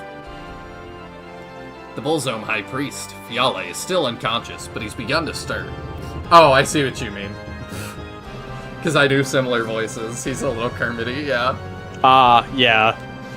That cell is as secure as they come, so there's no need to fear his escape. Ignore that he teleports everywhere he wants to go. Yeah, they all teleport. It feels a little presumptuous to think that we've got him for sure. What's going on? Why is the horn sounding? I didn't hear anything. Something must be happening. They're here! I don't know who said that. Priest Fiale, were you feigning unconsciousness? He doesn't have an evil heart. Unfortunately, no. The energy from the breaking of the seal caught me off guard. So, the Staff of Besim is truly that powerful. I have certainly tasted the terror of its holy power enough to know. You said someone was here, but who are you talking about? Oh, I thought that was somebody yelling from above deck. Yeah, so did I. Can't you hear it? The sound of a steam engine approaching. A steam engine on the sea? Could it be? It must be the Executor. Is General Kruer coming for us? The Executor apparently fired on the Sea Gate previously because it was pursuing a Bullzone vessel. Priest Fiale, is the Executor coming to rescue you? I don't know, but if they are coming to rescue me, I don't need their help. What do you mean by that? I mean, I'm perfectly capable of escaping on my own. They left me with my staff, see? This door is secured with a lock. There's no way for you to open it without the key. None at all. Yes, that's true. Therefore, I will escape by other means. If he just turned into a rat and, scurried throughout the bars. I may have failed in Elvisham, but we shall meet again. Is he really just gonna teleport out of here? Oh my... Why? Yeah. That was really stupid of us to... we've seen them teleport multiple times. Fiale just disappeared! What kind of form is he able to take that allows him to slip through the floor? The ship's horn. The Executor must be approaching. It's unfortunate Fiale escaped, but we must find out what's happening with the horn. It will not shut up. Let's go ask General Rogan. I have not heard it once. Nope.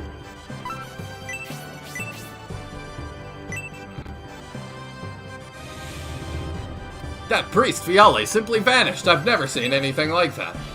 I've heard about how powerful the Bullzone sect is, but seeing it with my own eyes, I'm convinced. Glad you're convinced now that he's escaped. I save one more time so I don't have to redo all that. Not that I'd have to anyway, because we're gonna totally never game over again, but... I mean, it's Shining Force. You've just come back to the church at worst. Yeah, true. A small tidbit, when I made Tatiana de Graaf for the Together in Battle tournament, I heavily based her off the main character of Yujo Senki, who also happens... Oh, there it goes. To be my favorite fictional character of all time. We'll post about it, if it's a show or something, post about it in the show as part of the Discord so I can check it out. Because I've never heard of that. Your sound is really messed up. I'm noticing. I told you to take the wizard's staff. Yeah, it definitely feels that way. I forget who Kruard was. I think he was you. Halt, Seagate!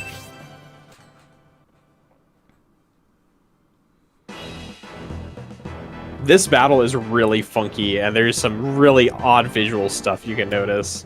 I love that for us. It's the Executor. Prince Arrogant. I believe Rogan heard the order, but he isn't stopping. Is he? I don't remember who was him. I think I don't remember. I can take him, sure. Our goals are to free the Bullzone priest they are holding, recover the Staff of Bassem, and capture Gracia unharmed. But that may not be possible with diplomacy alone. Start poking holes in it. Rogan is stubborn. He won't stop for us, but our firepower will stop him. Look, Rogan, it is I, Arrogant. I have business with people on board the Seagate. Stop your vessel and hand them over immediately. If I was Medion, I'd be like, Rogan, this is an order. Do not stop the Seagate. Do not hand... Maintain full Do speed. not pass go. Do not collect $200. General Rogan is ignoring us, Prince Arrogant. The Executor is the most powerful warship ever created. Why can't we catch the Seagate? What's the problem? Our ship is much heavier and they are benefiting from the current tailwind. The steam engine is working very hard as it is. And what of it? If we keep this up, the engine may overheat and explode. Can we slow down a little? No, you fool! Do not reduce our speed under any circumstances.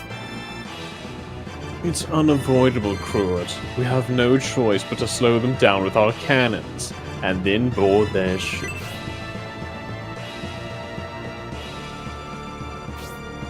Everyone, to their posts! Prepare to attack! I don't see a cannon. You see those trapezoid things? Oh, yep. Yeah. They're not extremely detailed cannons. Ready? If I just sit on the screen for a while, we'll get away. Oh no, General Rogan, they intend to bombard us. They're firing on us. Evasive maneuvers. Fire! Okay, now, yeah, this is definitely the opening cutscene.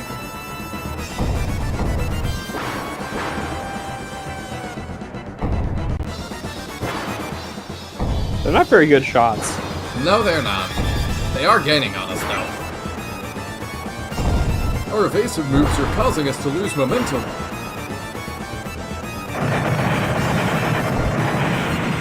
Oh, if I had words, I'd use them. Fire, fire! Let Rogan feel the terror of my Executor, to the very marrow of his bones. We have to do something. The Seagate will be sunk unless we defend ourselves. I didn't think the Executor would use force, but now we have no choice. We must battle Kruard. Damn, our gunmen were injured in that last barrage. The gunmen are down. We're at the Executor's mercy unless we man the cannons. We can have Dawnhorde do it. Cannons are weapons for cowards. As a knight, I don't want to use them. But it appears we have no choice.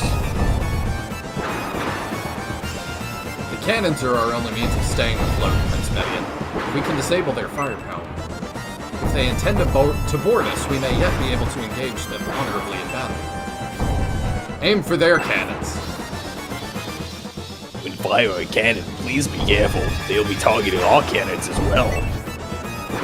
I'm really curious what this battle's gonna look like. They're after Gracie and the Staff of Bassem, Prince Medion. We must foil their plans. Your game is kinda funky? You don't say. Let's see how funky.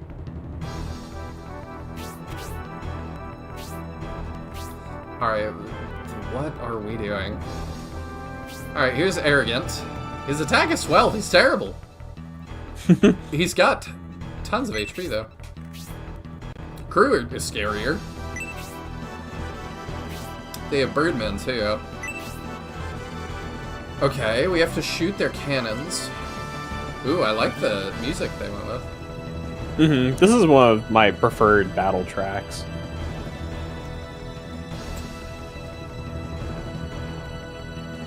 Like, I like plenty of the music in this game, but this particular track I like quite a lot. Start sending her that way, I guess.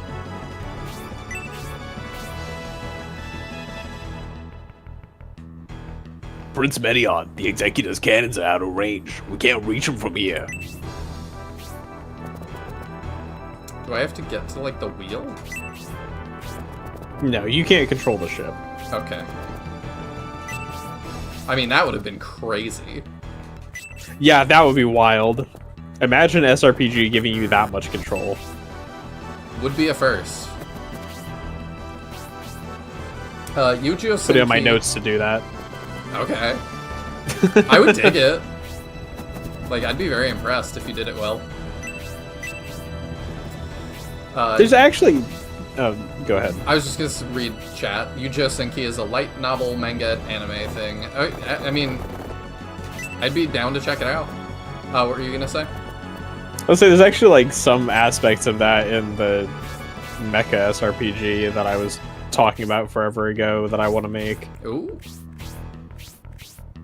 Because you do have like a ship that one of your characters is assigned to.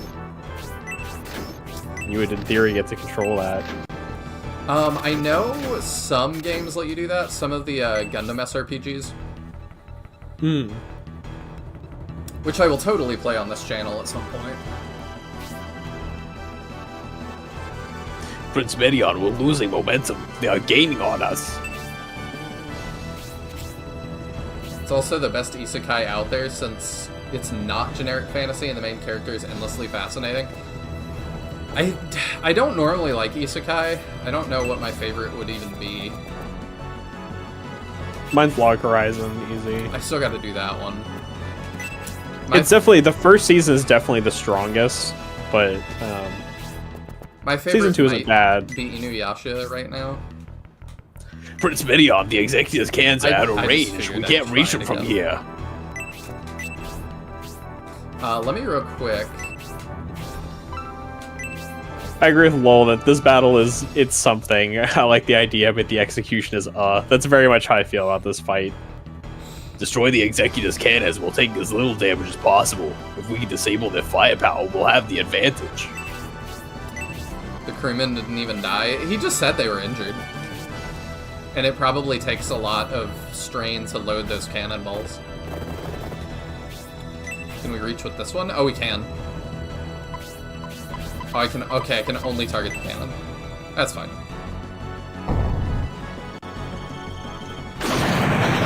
That was cool. Wing Knight takes 10 damage. Cruet Soldier takes 10 damage. Prince Arrogant, I'm sorry to report Cannon 1 has been hit. However, it is durable and should hold up against several more hits. Okay, that's a way for them to explain that.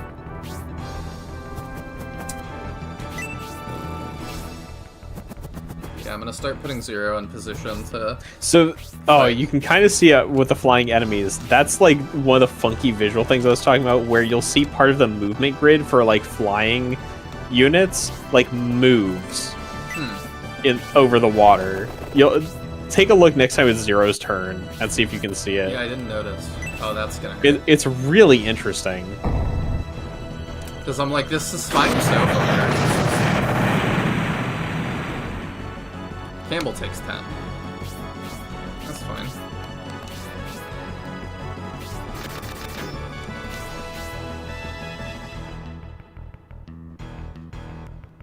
Slowing down. Okay, we're getting closer.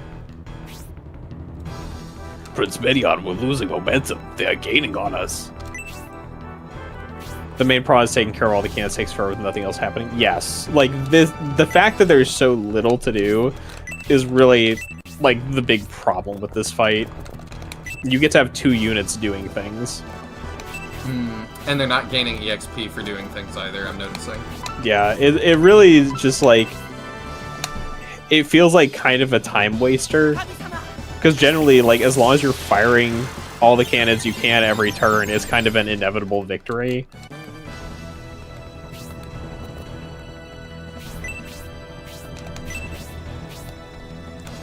Prince Medion, the executive's cannons are out of range. We can't reach them from here. I'll leave Hera with him.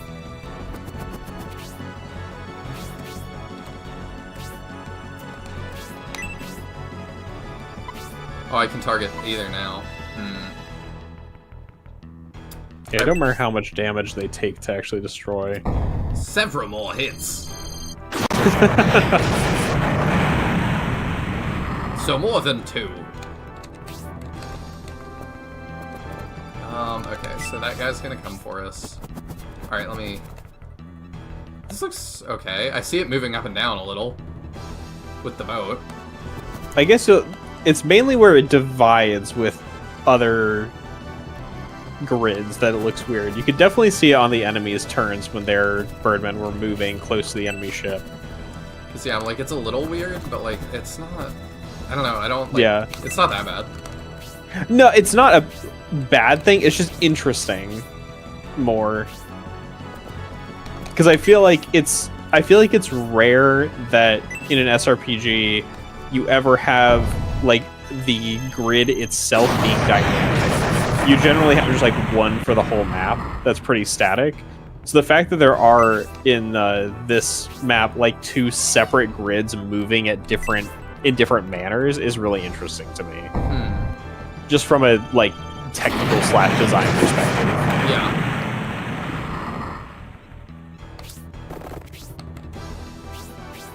Oh, there's more cannons on their boat than I thought. I don't really know how we're gonna deal with this.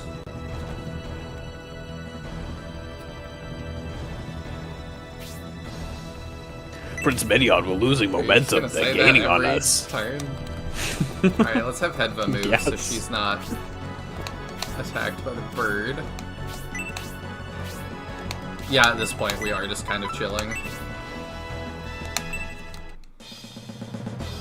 If you lose both your cannons, the battle progresses anyway, but you don't get any XP. We're gonna try to keep them. I'm not sure exactly how you would do that, but... Yeah, I think I finished with 1 cannon alive. I don't know how you would keep 2 alive, really.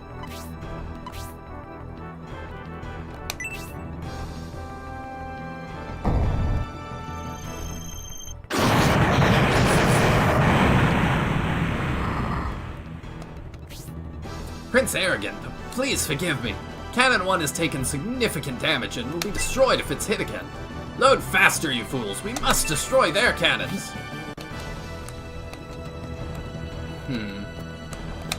Yeah, if we could, like, move him out of the way or something, or, like, Zero could use the cannon from a different angle, but I guess they've got me blocked from entering those tiles for that exact reason. Because, yeah, I can't fire it.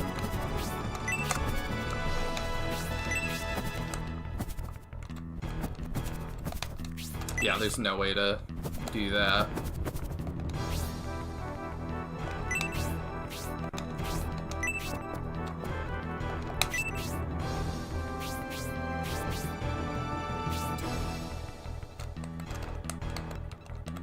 If the ship gets shot 10 times, you drop to 30 EXP. That's crazy, though. Only 2 of the 4 cannons always targets your cannon. Okay. I mean, that one was targeting our cannons. Not every time, but part of the time. I don't know. I'm not really concerned about keeping all the cannons alive. Because, yeah, that does seem like it would be really tedious, and, like... Whereas, like, for people, it feels like there's, like, plot reasons to keep everybody alive. For this, it does not feel that way.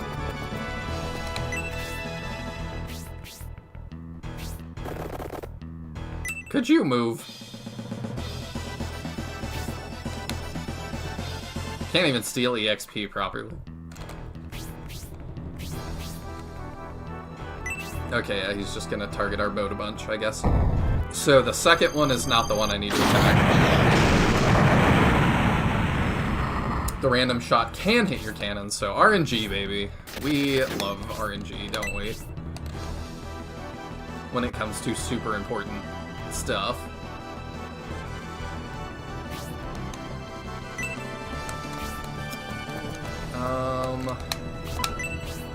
Yeah, we can have Head by Freeze, so why not? Get a little more EXP.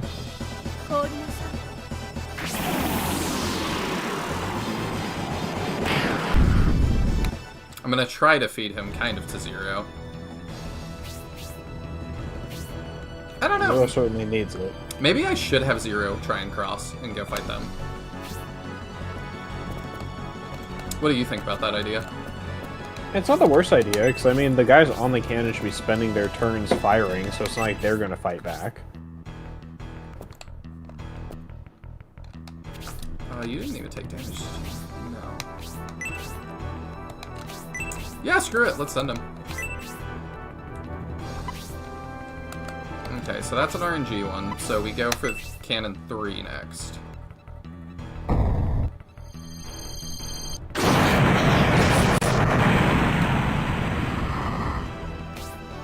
Prince Arrogant, I'm sorry, are you just gonna say this after everything? Yeah, I feel like the way that you get to track it is his health. Which is not a bad idea. But I don't need crew reporting on it every turn, though. Yeah, it is a bit much. Oh, he's gonna go for 0. Who was already hurt? I forgot. Dang it. Oh, that's unfortunate.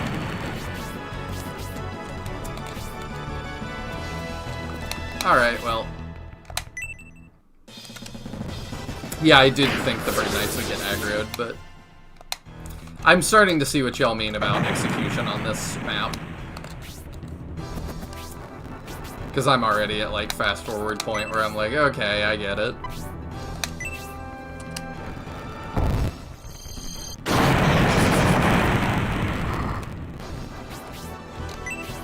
Yeah, because most of what we're doing now is just pass turn. That's 3 hits? Or 4? Okay, 3. So I think that can take one more hit, maybe. Oh, you're just gonna target Julian? Okay.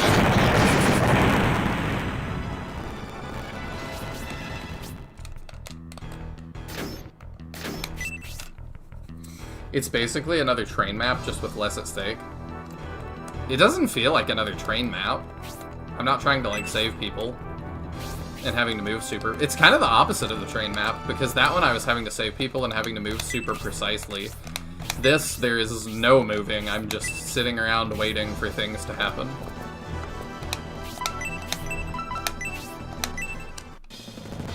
Every cannon shot counts. But it doesn't really matter if I... It feels like it doesn't really matter if I, like, save all our cannons or not. Yeah, we do.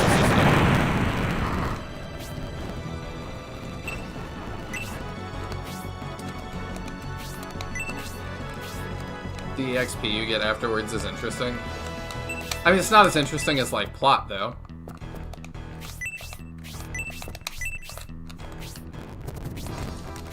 I don't think any of the cannons is going to give me a robot head that lets me, like, recruit more characters.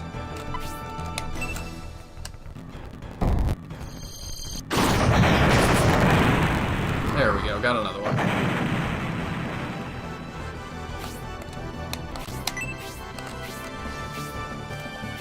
Since it overcharges you above 100 EXP? Oh, that's interesting. Oh, well, we healed him and he died.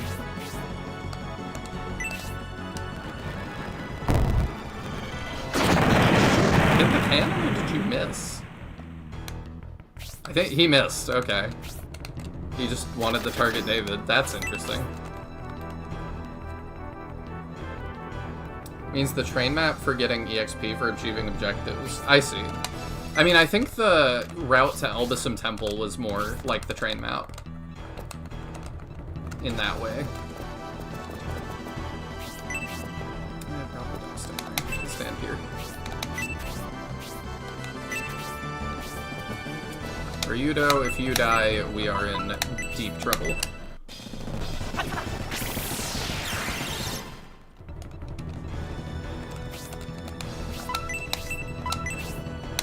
That's why Hera's standing here.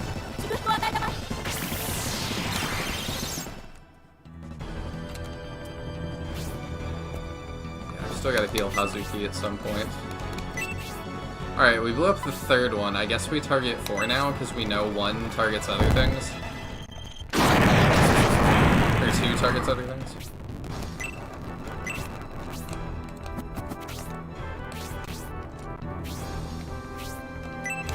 If a cannonball hit the same tile twice, it creates a hole, instantly killing the unit standing on it. Oh! I see.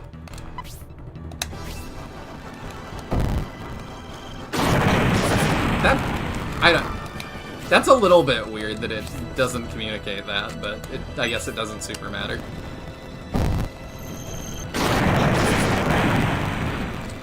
I don't know, how do you feel about that, Taya? May have had to step away for a second. Or Discord's doing the weird thing where we can't hear each other again.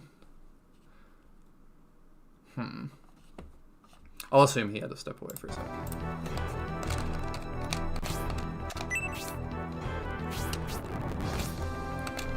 He's gonna think I've just been ignoring him. Let's see.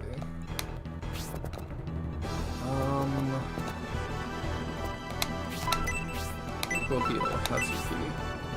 Yeah.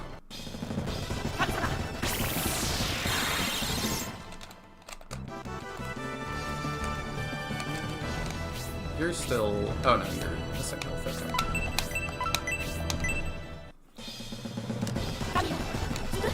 Yeah, this cannon phase is not my favorite thing. It's kind of like with the moving to different maps, there's times that it's like the people outside, I'm just kind of passing a lot.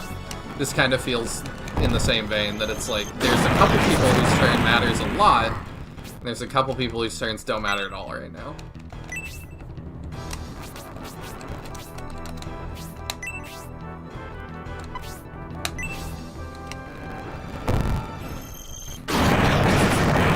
Alright, there's another one down. So depending on what the last cannon does, we will have 2 cannons still. Ow.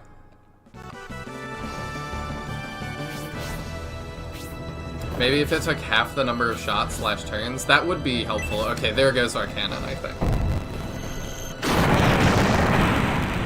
No.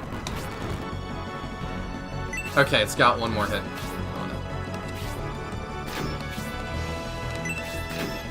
Oh, and I can't stand on the holes anymore. Okay.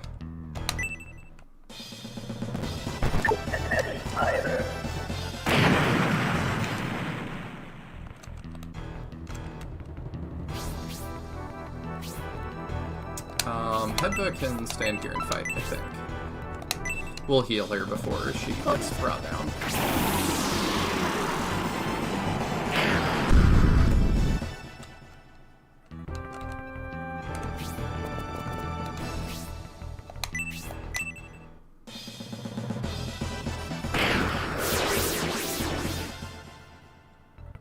I appreciate them being good EXP at least. Sorry, did I miss anything?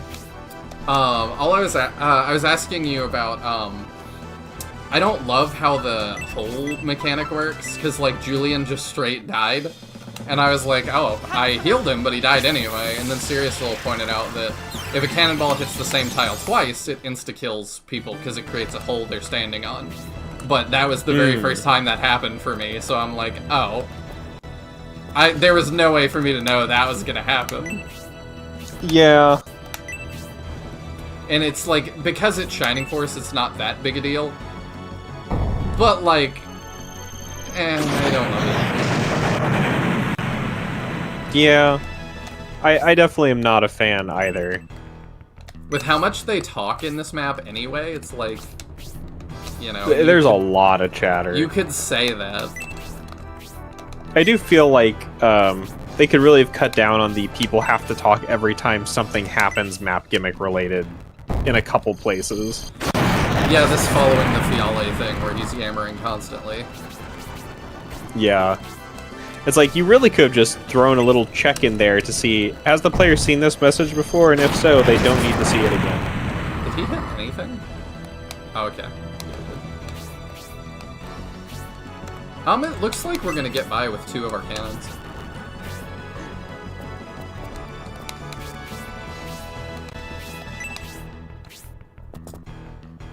Who's the lowest? I guess we can heal up some pieces. I don't really care if Dawnhort lives or dies.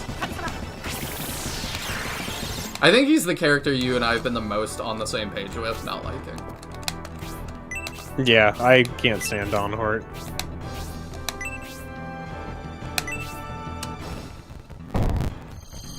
I'm trying to think what other what characters we have not been on the same page for. The joke. Aside from Pen.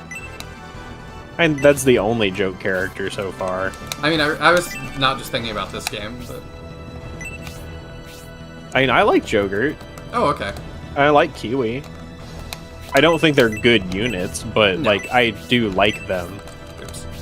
I don't super like Kiwi. I feel like Kiwi is the closest to a functional joke character we've had in the series. Because he's usable for, like, half the game. Yeah. I suppose. Pen joins at level 1, like, 75% of the way through the game. And then Jogurt's Jogurt. Yeah. And is brutally OP. Obviously. They've destroyed all the Executor's cannons. We are defenseless. Forgive me, Prince Arrogant. Damn Medion and his army. How far will he go to stand in my way? We will end this battle with swords. Close in to board the Seagate. Send the troops after them, Cruet. As you wish, my liege. The Executor's cannons are out of commission, and it appears they intend to board us. This battle will be a challenge. Everyone proceed with caution. They have 3 troops left. Oh. Alright, I mean, 40 EXP ain't bad. Across the whole army. Campbell levels. Attack 2. Ryudo level 7. Attack 1, defense 2. Not bad. Hedva. Attack 2, defense 2. Robbie, attack 2, defense 1. Nice. Oh, they bored us alright. Yeah, that was rough. I think part of what makes Dawnhort annoying to me, even if he's, you know, a 13th unit and isn't actively hurting you, is that, like, he takes part in battles that are already inherently kind of slow due to, like, the Rainblood turns or this fight or stuff, and it's just an extra turn that the game has to go through in fights that already drag on to some degree. For me, the most annoying thing about him is just that he's essentially Peter without the charm. Peter with no charm without being as useful. Yeah. Peter, it is annoying how much he talks for you. And, like, I even like SF2. But the fact that Peter becomes your entire voice is definitely frustrating. And, like... I find very few people who don't think that Peter's dialogue should have been cut back. Like, even the most diehard Shining Force 2 fans are like, yeah, it would be nice if other characters talked. Peter has charm? I think so, because, like, I like his design. I really do. Both promoted and not. And it's just cool to have, like, a Phoenix kind of Jagan thing. I think he's very interesting. I just think he talks for you too much. If you aggress, do you have to do the cannon fight again? I'm very curious about that. It's a good question. Let's find out. No, I'm just kidding. I am kind of tempted to put Zero into the mix, but I'm not that tempted just in case. Excuse me.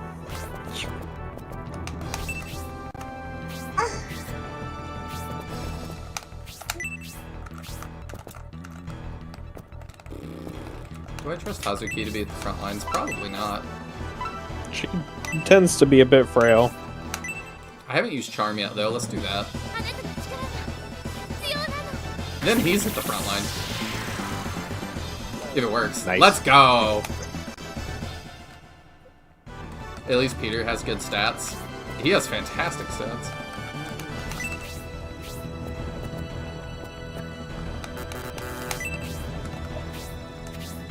His stats are so good, it's a little silly. Oh, I didn't see all of you out there.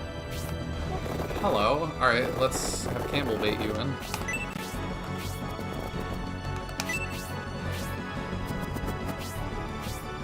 Or not.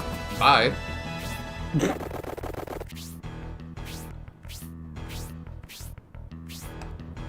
I usually like boat maps, so I'm more excited for this one.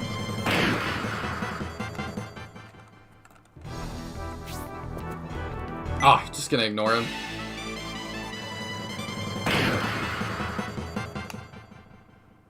I don't know, I never got the whole Peter is OP thing. I feel like Peter's good, but he's pretty frail, honestly. Like, Is he he? died for me on most battles. Oh, that was not my experience.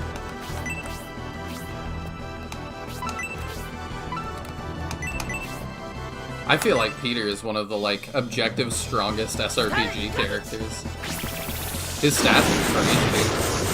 I don't know if I'd say objective strongest SRPG characters. That's like... I don't know. That's... I would have him a in my bit top much. 10, I think. I have Aura. Interesting. Do I want to do that, or do I want to just... That's 10. I just feel like, I don't know, he's still kind of like pales in comparison to like Ryoma and like Nos Tank Robin. Yeah, Like, Peter is nowhere close to that level of dominant. no, that's why I'm saying top 10 and not top 1. I feel like I could fill a top 10 with like just Fire Emblem characters if I put enough thought into it. Easily. Because I'm like, I would Like, put Seth Sigurd up there. alone is known for being able to like solo his game, as is Seth. I haven't played Fire Emblem 4, so... Plus, Sigurd's availability is a lot worse. Marcus and Seth, like both of the GBA Jagans, are legendarily strong.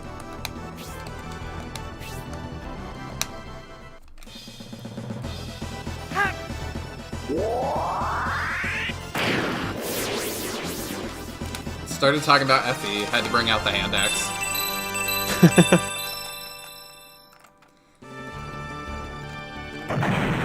Boat maps are typically great for turtle playstyles. Definitely fun maps. I agree. I do like the What? kind of holding these planks and stuff. I think that's fun. I need to make an anti-turtle boat map where like they're actively burning boats and you have to keep moving across them. That would be fun too. I think it could be a fun set piece map.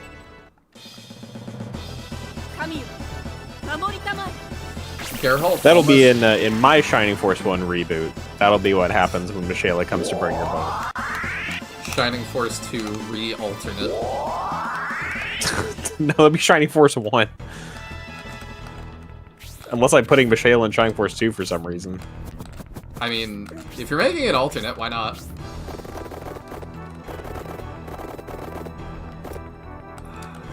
Yeah, we can have Campbell fight them. There's still a lot of them. Geralt almost matches him in attack, like 4 or 6 points less, which barely matters in SF2. But for me, Peter was very tanky, and he flies. So it was like, that's a lot better than Geralt. Geralt's not like particularly not tanky, but he doesn't fly. Having a flying tank is crazy. That also hits like a train. So, I mean, in that case, I feel like I would need to include my top 10 Luke from Resurrection of the Dark Dragon. Because with Malok's help, he has a flying tank. Okay. Yeah. Really, but- like anybody, almost any character from Resurrection with the assistance of Malok could be argued as a top 10 strongest characters. Yes.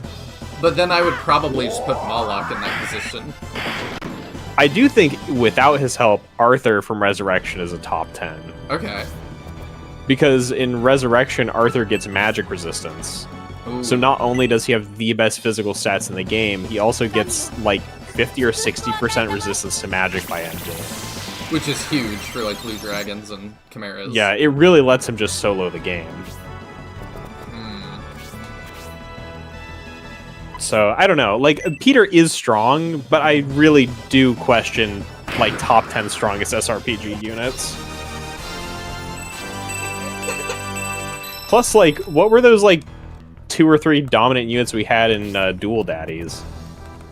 There were, like, the Mage Kid was utterly insane. That's true. I forgot about that. And there were 1 or 2 other units that were just ridiculously busted.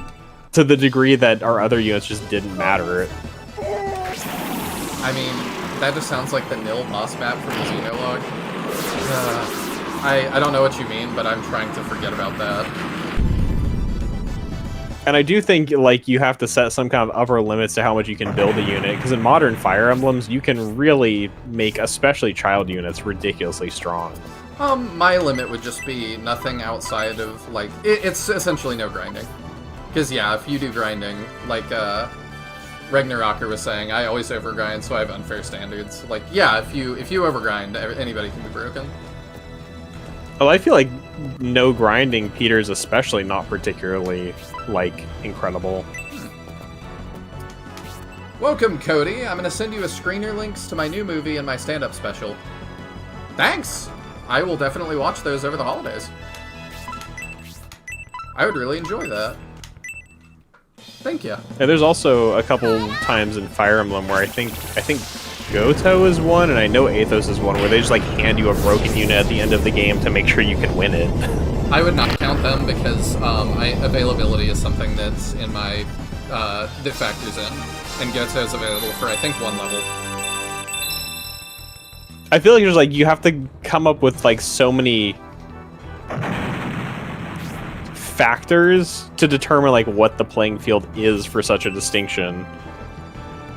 Oh.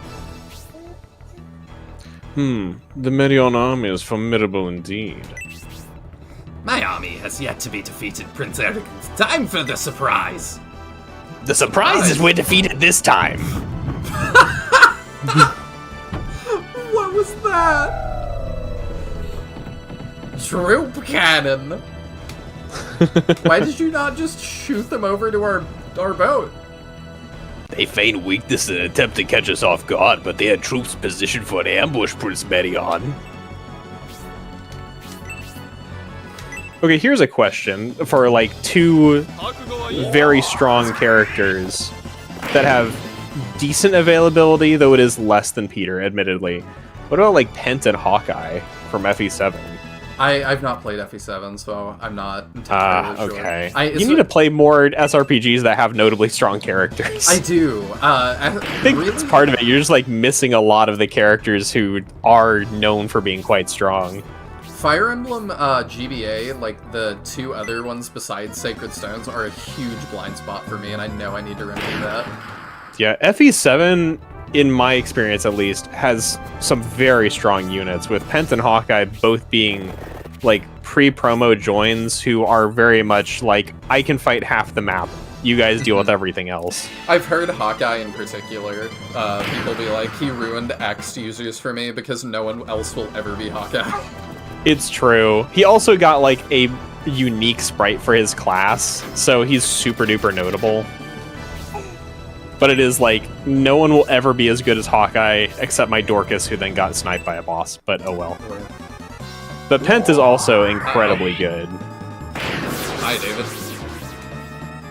Pent's join map is one where it's like the advice is hurry and fight as many enemies as you can before Pent solos the map, and you don't get any experience. Or dies. Or dies, that like 4% chance or whatever. And then you have to restart. They probably did that. But those 2 I feel like are pretty good examples of units with good availability who are incredibly strong compared to the rest of the cast. Alden goes pretty hard. Yeah, that was our dank beak lead. That was his name, yeah, Alden. I'm trying to remember who else was really strong, because I thought we had a couple other, like, good units. We did. Our thief was pretty crazy, because he dodged everything. I'm looking forward to Dark Deity 2, honestly. I'm not sure what to feel, especially because was it Mahane who really liked the original game and had mixed feelings about the sequel? Well, he also came back and had mixed feelings about the original watching us play. It was Yeah. like, oh, when I like think about it. Goto, Athos, I always say his name wrong, Kanagus. All of them can solo their respective endgames. Yeah, but their availability is all really low. So I'm like, I just, that heavily limits how good you are to me, because they aren't going to carry you through a game. Whereas somebody like Peter is a carry, or Seth is a carry. Titania in the Tellius games is a really good carry. But Jacob can carry pretty hard in Fates. I didn't really use him. He is shockingly good. He just was boring to me. I won't say he's interesting, but he's good. Dang it, Hazuki dies. Dodge! If you're still watching, Cody, I got your message. Thank you. I'm excited about it. Fire the soldiers! Yeah, that was ridiculous looking. That's pretty bad. Mahane says that for the sequel, it got to the end and just stopped. Wow. Like, that's pretty bad, I feel like. You want to see it for the first time on this channel so bad that you just... No, I'm just kidding. Both your playthroughs of Dark Deity, Sia was absolutely broken. I'm trying to remember who Sia was. Good too. I think she was the woman from the bar. Korvan is the one I was thinking of. Off the top of my head. Our main character was pretty broken too, wasn't he? Yeah, by the end, he was pretty nuts. Yeah. Okay. Oh, that sounded like a laugh. Like, how broken characters. Yeah, because we took the class where he could only single hit people, and he was doing 1 billion damage per hit. Which was very fun, but yeah, not particularly well balanced. Yeah, I feel like Flame Dragon also tends to have pretty OP protagonists by the mid to late game. FTK 1 and plus, definitely. I feel like Thor was a little bit weaker, but he was still pretty good. Yeah, they were definitely good, but with how hard that game is, I don't know, people to me didn't stand out as being particularly broken. Yeah. I feel like it was the case in Plus more than in 1. 1 was a much harder game. What was the martial arts girl in Plus? She's definitely top 10 with that line punch skill. Chi something Chin. I can never remember her name, and I feel stupid. But I know she who was you're talking about. Absurdly strong. But again, with the difficulty of that game, I don't know if I agree that she's above somebody like Seth. Because Seth could just solo his own game so easily. She could not. Chin Chin, yeah. Maybe. Okay, I'm gonna have to step away for a sec. Away. Oh, unhappy baby. Yeah, it was Chin something. But yeah, I don't. She could not solo her game in the way that like a Seth could. In Dark Deity, it's classes that are broken, not characters. Yeah, I think you're right. And see, I've heard a lot good about Dark Deity too, but it's so hard to like, you know, like, Steam reviews for SRPGs are so weird. I remember,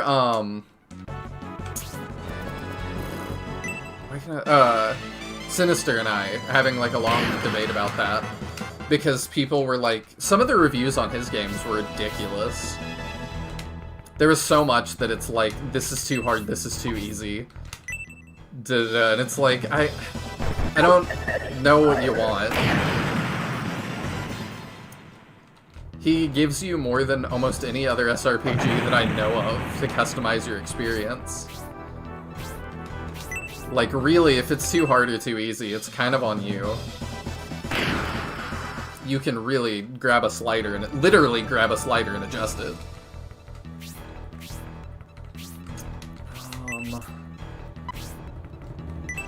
Let's do that so that side can break through. It's crazy to me that right now Bernard is tanking for us.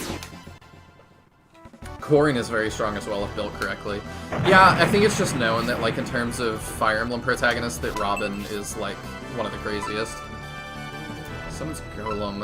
I still haven't used those. I'm gonna have to. This guy's asleep in front of us. Alright, let's try this. Y'all said this spell was ridiculous. What is that? Wow. The quick 40 damage. I see. I did not think that would one-shot.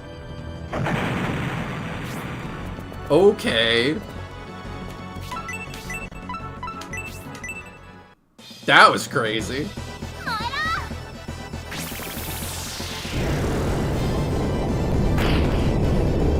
The mechanics of Dark Deity 2 in fights are fine to good, but the fact that enemies have access to classes you don't on a regular basis really irked me. I can live with that. I've played a lot of games where that's the case at this point. But, I don't know. I can see why that would irk you, but it doesn't like ruin it for me. We'll wait and heal Bernard. He needs it. Women jump scare. Yeah, that's definitely what that was. Yeah, we can do that. If he doesn't kill, Robbie will. Okay, Robbie's got it then. Which is probably what I prefer. That for only 8 MP? Yeah, that's crazy. Because that's like a delete any enemy I need to.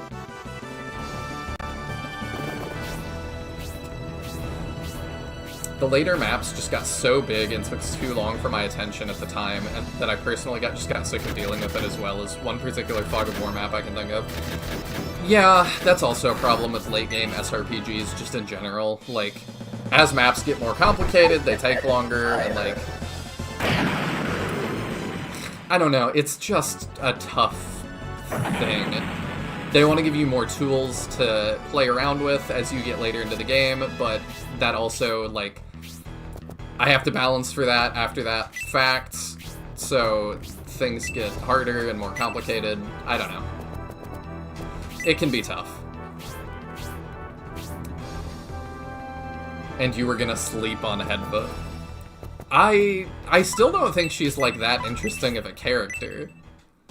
But yeah, she seems very good.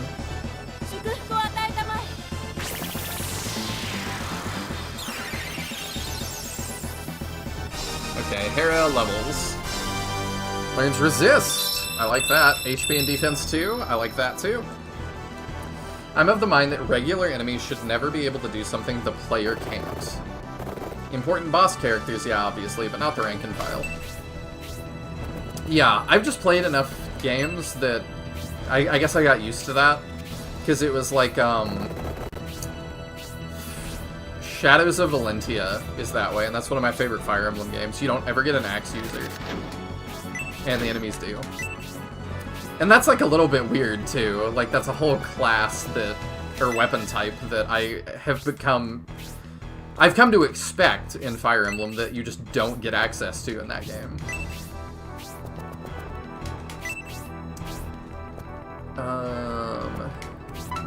Okay, we can heal Bernard now.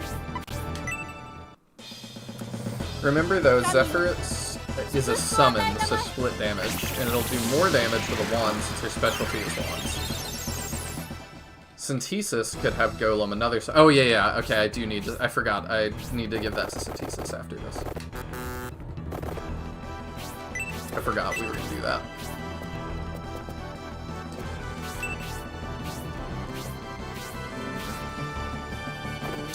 I need Campbell to reach the front. I would rather him be our face than Medion.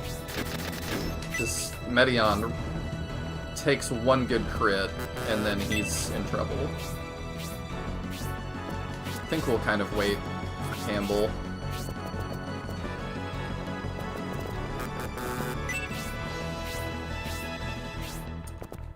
Just pointing that out. No, I think you're right. I think we should swap those. Sirius Lil pointed that out too, I just kind of forgot. Here we go. Alright, let's get Campbell to the front.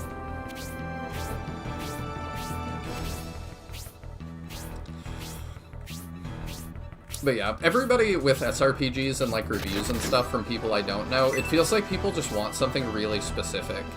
And we meme on like Shining Force 2 fans like reviewing stuff. It feels like Shining Force 2 fans just want more Shining Force 2. But it feels like that, you know, if you started with like Final Fantasy Tactics, I've definitely read some reviews from people that it's like, I don't like this because it's not Final Fantasy Tactics. And then there's the whole Western SRPG fan base that I really have very little connection to. You know what, we can have Bernard start on this guy. I can forgive Valentia for not having axe users because of how cool Barons looked and just how many they gave me. Yeah, that's true. I mean, you kind of have to if you're gonna, like, have two different armies that you want me to control. You better give me tools to deal with that. SRPG discourse is just bizarre. It really is. We all want different things, we all want different difficulties. There's some people that are really unhappy if, like, Iron Mans are not the focus. But that's also why I find it so fascinating. I want to throw Medion in, but I know I need to not, because that's a bad idea. We're gonna need to heal Campbell, though, as well. Bernard surprisingly tanks decently. The games takes so long, basically all of us have massive knowledge gaps, yeah. Because, like, I feel like at this point I've played more SRPGs than most people. But I still, yeah, like, there's still really prominent ones that I've not played. I've not played, do you just have an item? Maybe. No, not right now. No, not John. Final Fantasy Tactics is probably the biggest one. Either that or the early Fire Emblems. Not early, but like GBA Fire Emblem. And then there's still major ones I haven't played, like Triangle Strategy. And it's hard to balance that with the channel, too, because I really enjoy looking at lesser-known SRPGs, but I'm kind of in a phase now where I'm like, okay, let's do a lot of the Shining ones, so I know more about those and I can talk about them. Let's do more of the popular ones so I can, like, talk about those.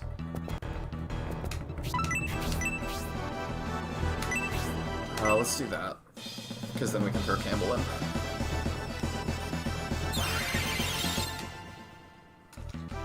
It took me forever to get to engage. I'm gonna try to do Fortune's Weave on launch.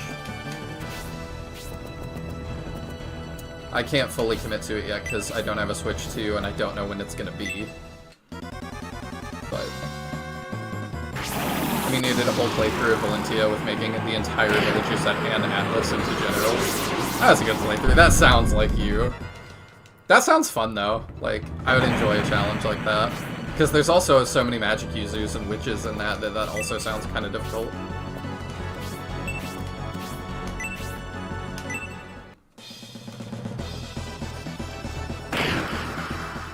There's also stuff in reviews that's like, you know, I try to, like, say when I'm distinguishing between, like, objective and subjective. Because I've said before, like, Shining Force 1 is my favorite SRPG, but I don't objectively think it's the best. Objectively, I think 3 is a lot better. Objectively, 3 is one of the best ones I've played.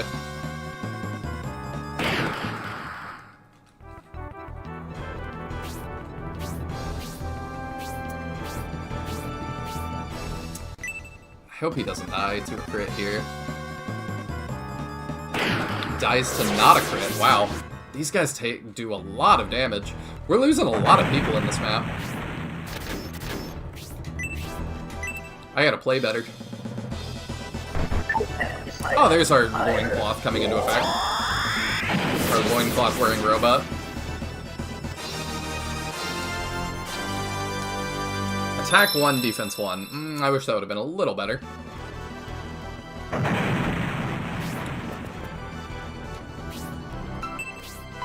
let's try Golem. I want to see what it looks like.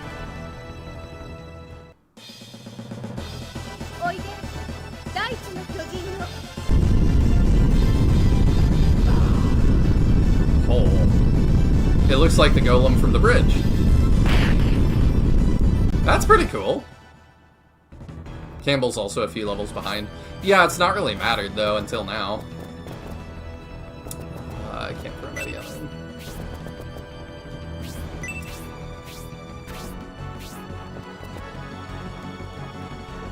Yeah, we can throw Ryudo up there. Bernard can take out that Birdman. That's what I like to hear, that this is one of the, like, better ones I've played. Or that it's definitely the best Shining Force objectively, I think.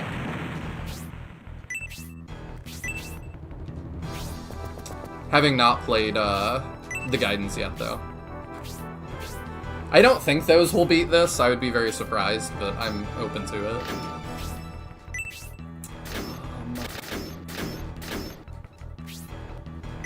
Do you have any crazy spells or anything? No.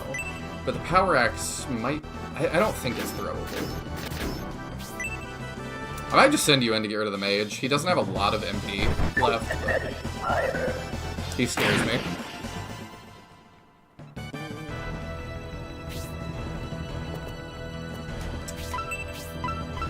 This did 40 before. If it does 20,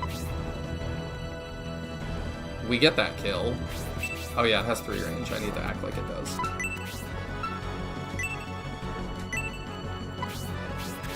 It has, like, really far range. Oh, okay. I can stand here. There we go.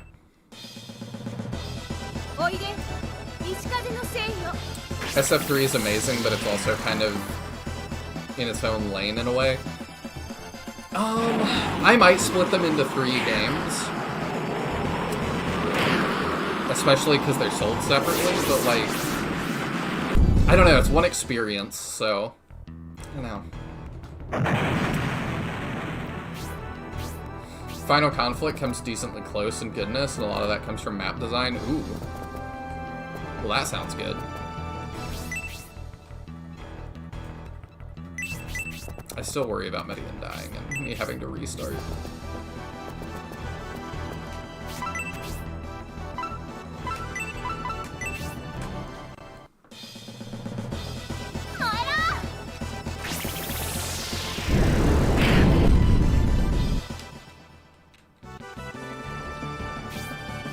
I think you can just walk up and punch him and get that.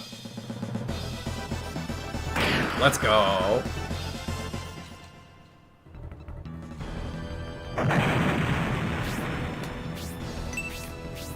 Yeah, on the next map, I'll prioritize leveling Campbell up some as well.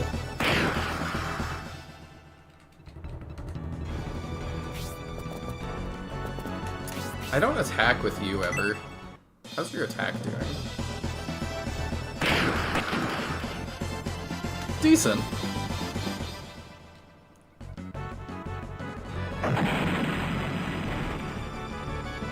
Just the bosses left.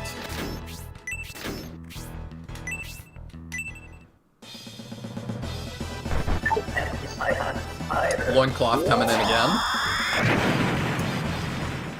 That...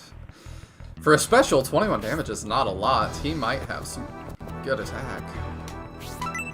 Oh, we're running low. We can't Zephyr anymore. But we can freeze him.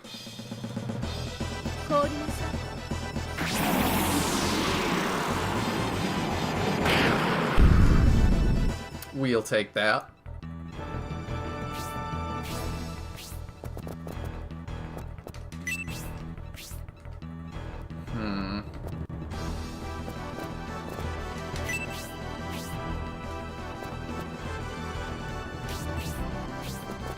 Yeah, we'll get ready to fight him.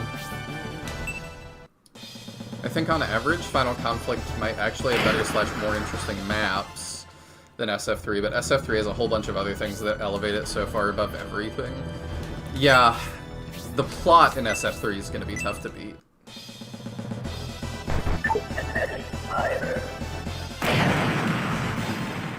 Robbie seems really not good. Adam 1.5 because he's not good enough to be 2.0. I mean, Adam's terrible. I'm glad she survived.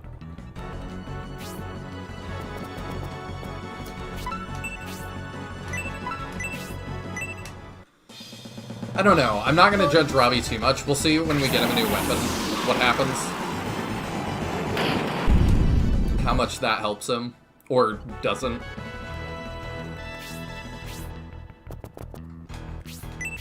Let's go, Medion. That's what we need. I mean, his special did as much as Medion. It might be Kruger just has a lot of attack, or a lot of defense.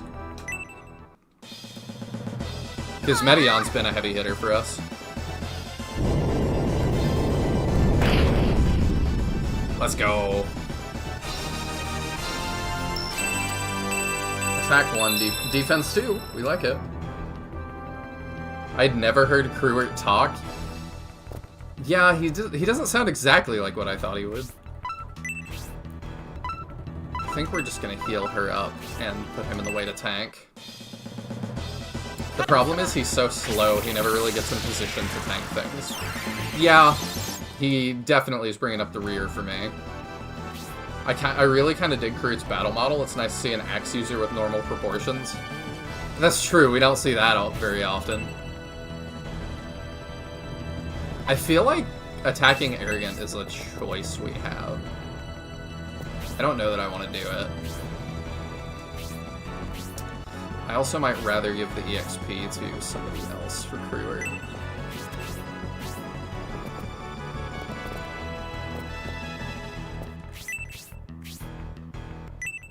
I hope that was not a big blunder. Regret hit. Uh-oh. Okay, he just needs to go.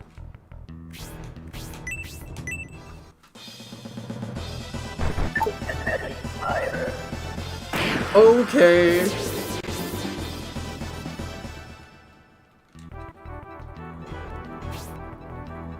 Is this the end for the elite Cruet army and for the Executor, the most powerful warship in all of Dasonia? Since the situation has deteriorated this far, I shall have to finish it myself. He was a Kermit. Let's see how you fare against this magical barrier! How have I blundered? How I have blundered. To think I would be defeated, and that Prince Arrogant I believed in was a priest of Bulzo. Yeah. Medion receives this secret key! He gives it to Synthesis. I appreciate them doing that. Robbie receives the protective barrier. What? Oh, Bracer. Okay.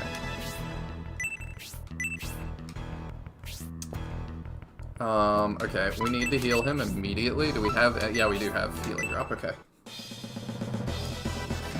That's regret hit for you, an ability many bosses have. Okay. Good to know. You retreat. Because, ow. Oh, dang it. I hope that doesn't kill us. Yeah, you resist that. So do you. I'm glad we healed. Okay, was enough.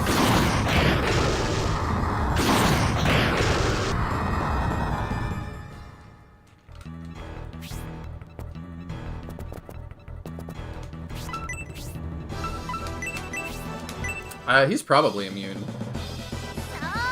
to Dispel. Oh, you thought the Mage acted immediately? That would be funny.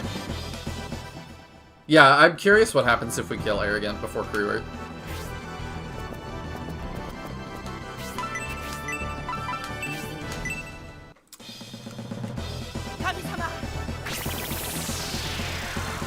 Oh, I should have Aurid. Dang it, you're right. I forgot I had that. Oh well, we healed the important one. If you hit Arrogant, he just transforms immediately. Oh, okay.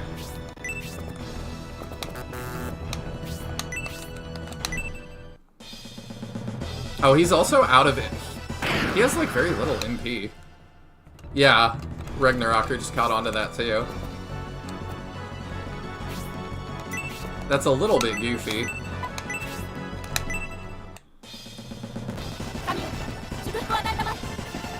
Picks up Robbie here. It does show his battle model for that one attack. Oh, that would have been interesting. I just felt like it was a choice whether I attacked him or not. Like, that could be significant. Kind of a tanky mage. Attack 2, there we go, that helps. The game cheap shots you, but just once. Can I not go up here any further? It's seeming like not. No, I cannot. Okay.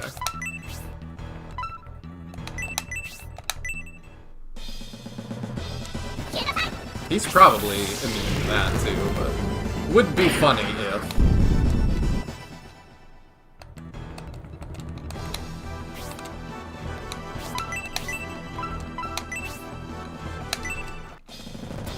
Yeah, we kind of just have to range him. What you gonna do? Spark 1. Oh no, you're just gonna bonk us. Okay. Oh, Zero had the Elbasum Orb, which would make him take more damage. I see.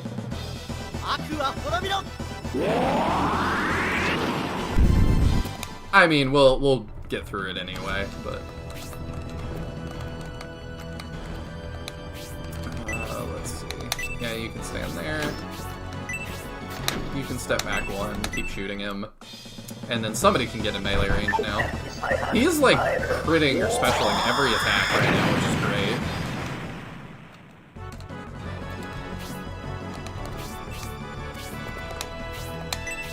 I don't mind if Medion gets the kill.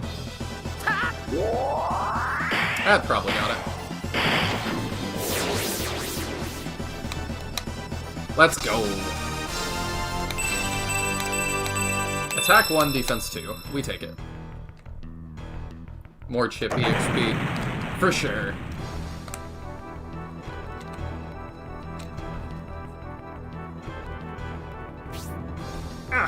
I can't believe you're that strong. I may have been defeated, but at least we took care of your Pegasus Scout. Oh no. What have you done with Prince Arrogant and Honesty, the Pegasus Knight? In case you forgot, that's who I was talking about. Wouldn't you like to know, Rogan? Wouldn't you like to know? What has happened? Don't tell me you... Don't worry. The Pegasus is locked up in the brig, and Prince Arrogant is... Ah!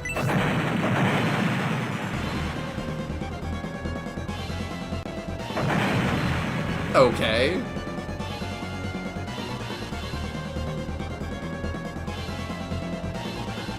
Ship is sinking. The Executor is overheated. We're in danger here. The Executor's steam engine has exploded. When technology fails, it is unpredictable.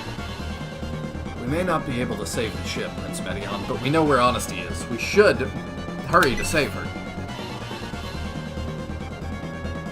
Yeah, of course. That's why we're all setting off at a leisurely pace to go do that. Hi, I'm back. Hello! Hello, back. I'm dead. No, you aren't. No, I'm not. That's you. Breathing heavily. Yeah, I took a lot of casualties in that fight. Did you? I'm sad I missed most of it. Poor Honesty. She must be having a hard time breathing because of the gag she's wearing. I wish they would hurry. We got the key. I found the crewman with the key. What's the key we got, then? It's a key Okay. for unlocking things. Oh. Don't be afraid, just hurry and unlock the cell. So the Mass Monk exploded because the ship started overheating. That was convenient timing for him to explode. I think he just died. Because we, like, stabbed him in the face and stuff. It was convenient timing for him to die, for sure, but... What? Honesty, what are you doing? You will disappear with this ship like rubbish under the sea.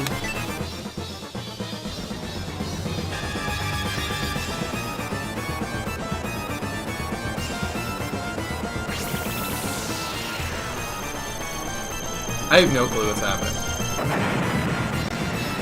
Okay.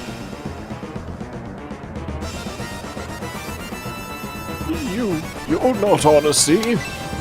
You're lying. You figured that out a little too late. Oh, her eyes, yep. That voice, it's Fiale. What?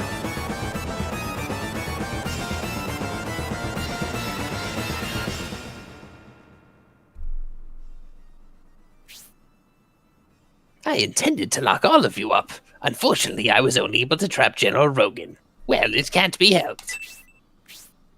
A Bullzome High Priest! I fell right into your trap.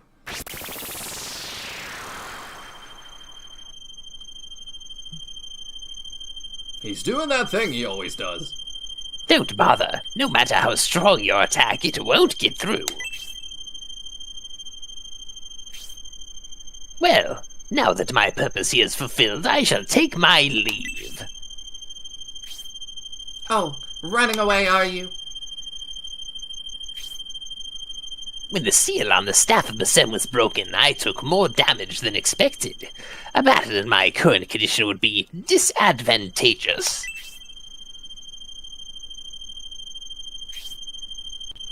And after suffering critical damage, the Executor is no longer worth defending. What a nice sound in my ears. Yeah. You knew exactly what you were doing. You locked General Rogan in the brig to send him down with the Executor. This ship will sink within a day, and General Rogan will go down with it. He can only be saved with the key. Yeah, I saw Fiale picked up the key. I assume this is what we need the key for from the other route. You monster, where are you planning to spread your scourge now? To Flaggard, to Lord Conrad. If you want the key, you'll have to follow me there. This is very serious. Lord Conrad is the Bullzome sect's next target. We must pursue him to get that key and save General Rogan before it's too late. Medion, we have a problem. An Estonian warship is heading towards us!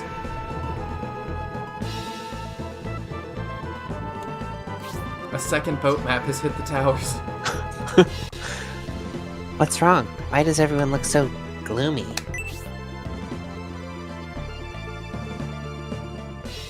Because we can't think of any way to get him out of this wooden door, Fire Mage.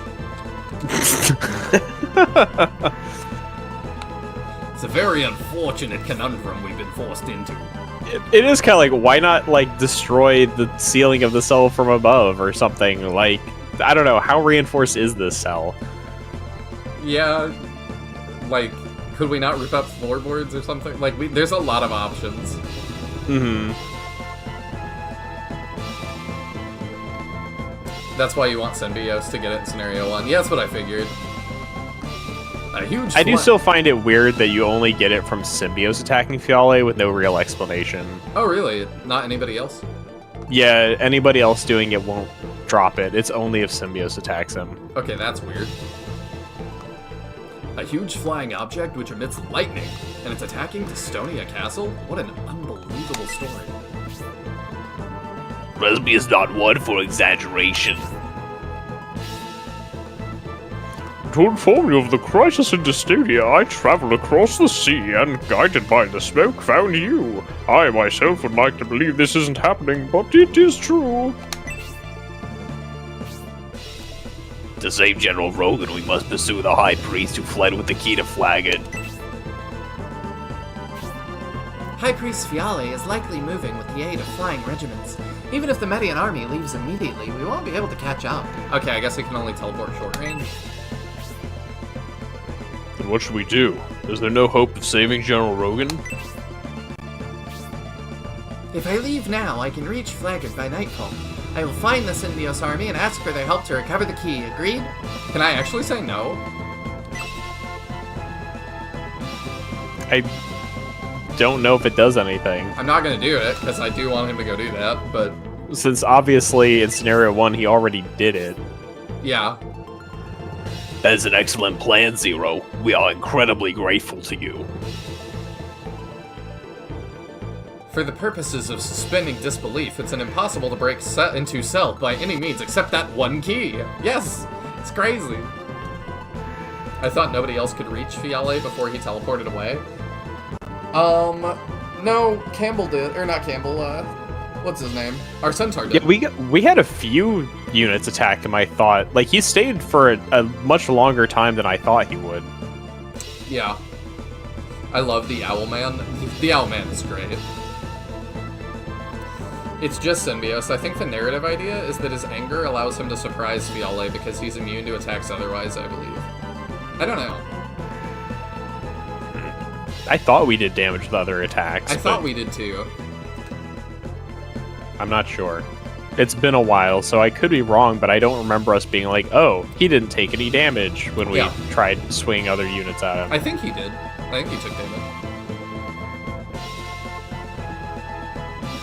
I don't remember if you read that yet or not. I did. Okay. That is an excellent plan still, Zero. We are incredibly grateful to you, even now. However, the crisis in Dystonia remains. Does the flying weapon emit green light? Is it in the shape of a mushroom? How oddly specific. You've seen it before. In a dream. Does it glow brighter as it casts down lightning capable of destroying castle walls? No, it's the other one, silly. The one that looks like a giant turnip. Who is this boy? He said that thing.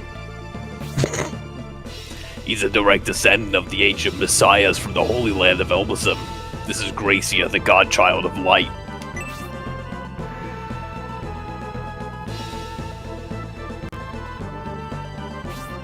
What a pretentious little boy. Yeah, it's like everybody else talks him up way more than he does. Gracia, do you know of this flying weapon that you perfectly described? No, I've never heard of it. Why? Yes, there's a description of it in the ancient scripture. The Walkure, dome of the evil palace, guided by the Vandal's magic staff, will emit green light and float in the heavens. It's really weird, you know, a lot of, like, religious texts are a little bit more esoteric than that, but no, it literally said it is a flying UFO. The lightning it releases will rend all asunder.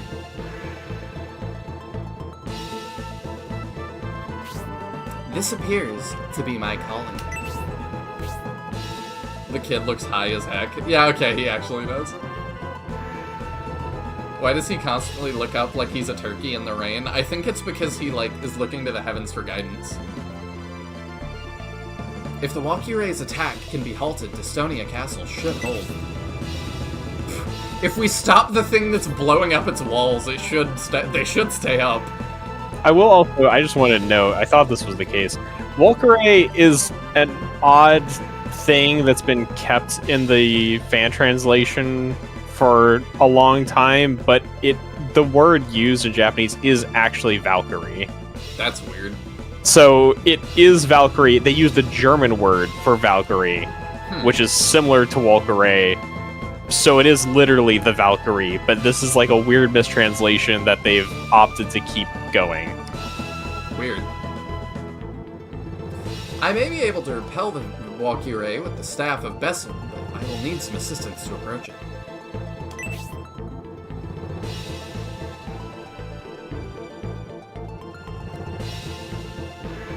If only you had a shining force at your beck and call. I will accept that duty. Oh, you want to talk. It's been a long time. The music. The battles of the Median army here, and the battle they face in Saraban, from my perspective, appear to be little more than internal squabbling. Compared to that, the opponent Gracia is to challenge as a Vandal. Scenario 1 sucked. I will continue to seek the Vandal's defeat. I will never forget the sadness of waiting for my father, who never returned from buying milk. So I will go with Gracia. If I am able to be caught up in these ideological conflicts, I would rather battle Vandals. I wish to go with you as well, Gracia.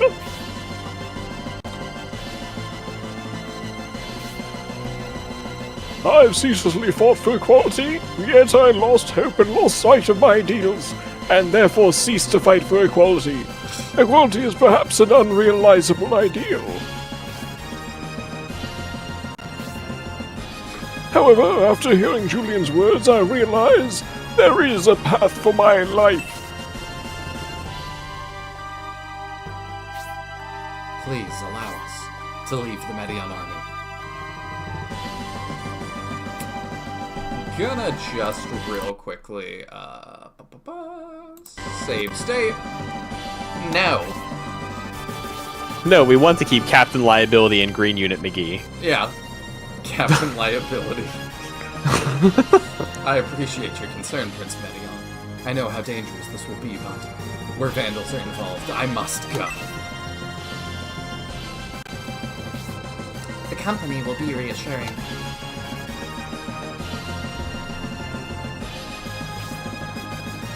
I agree. With Gracia and the support of these soldiers, we may be able to drive the Valkyrie away. I will find Lord Symbios and recover the key from the priest. I'll return tomorrow to free General Rogan. I will not let him perish. Zero says the Symbiote's army will be confronting Fiale. You should return the Elbison Warp to them. Yeah, we are aware, Ragnarocker. We've talked about the Holy Art connection with Julian. Yes. This is really weird, though. Like, I don't know that I want the answer, but I'm like, are we really setting up Force 3 right now? For Julian? I forget what I was calling him, Waluigi and Gracia? And now Zero, maybe? Like, that's... Zero's going to go find Symbios. Yeah, he's but not going with Julian. then he's going to return here with the key. And we're leaving. Mm-hmm. Also, I kind of wish Rogan had, like, one more line that it would, or something that we were like, hey, we'll be back with the key, or something like, we'll take care of you. But we just kind of leave him. We just kind of, like, dipped. And if you didn't get that key, you're not going to see him again. He had no last words for you. Mm-hmm. As for us, we must continue to search for Emperor Gomer. We set sail for Saravan, which should be docked in Headland Province by now. I don't feel like our priorities are super out of whack either. Don't worry, I'll find the key to save General Rogan. I'm as big as a boat. We're counting on you, Zero. Just do the, like, Godzilla and Screonk. I'm a kaiju now. We should get going before Dystonia Castle succumbs to the Valkyrie. My time with the Median army was brief, but like the Symbios army, you were trusted companions. This may be the last time we see each other, if you don't buy Disc 3, but I won't forget you. I have no words, Julian. No, sound could penetrate that cell. He did talk when Fiale was there, and we could hear him. Yeah. Like, that scene just was cut very short, it felt. It was a wooden door. How soundproof could it be? Yeah. Julian just climbed out of the holy felon, don't mind him. Yeah. Just crimed out. That's what it felt like. And, yeah, the priorities thing, too. I'm like, I feel like we're trying to save our father because we still believe the best in him. So it's like, you know, if there is a problem, he can bring the might of the entire empire to bear to fight for it. So, like, I feel like our priorities are kind of straight. Well, and regardless of, like, how much we necessarily believe in our father, we can clearly see that arrogant is a problem. Yeah. That needs to be dealt with somehow. So getting the Emperor and or Majoran involved seems like the best course of action I could understandably see. I agree. I feel like it's kind of the case of where there are multiple things that need done, and it doesn't really make sense for everybody to go take on one task anyway.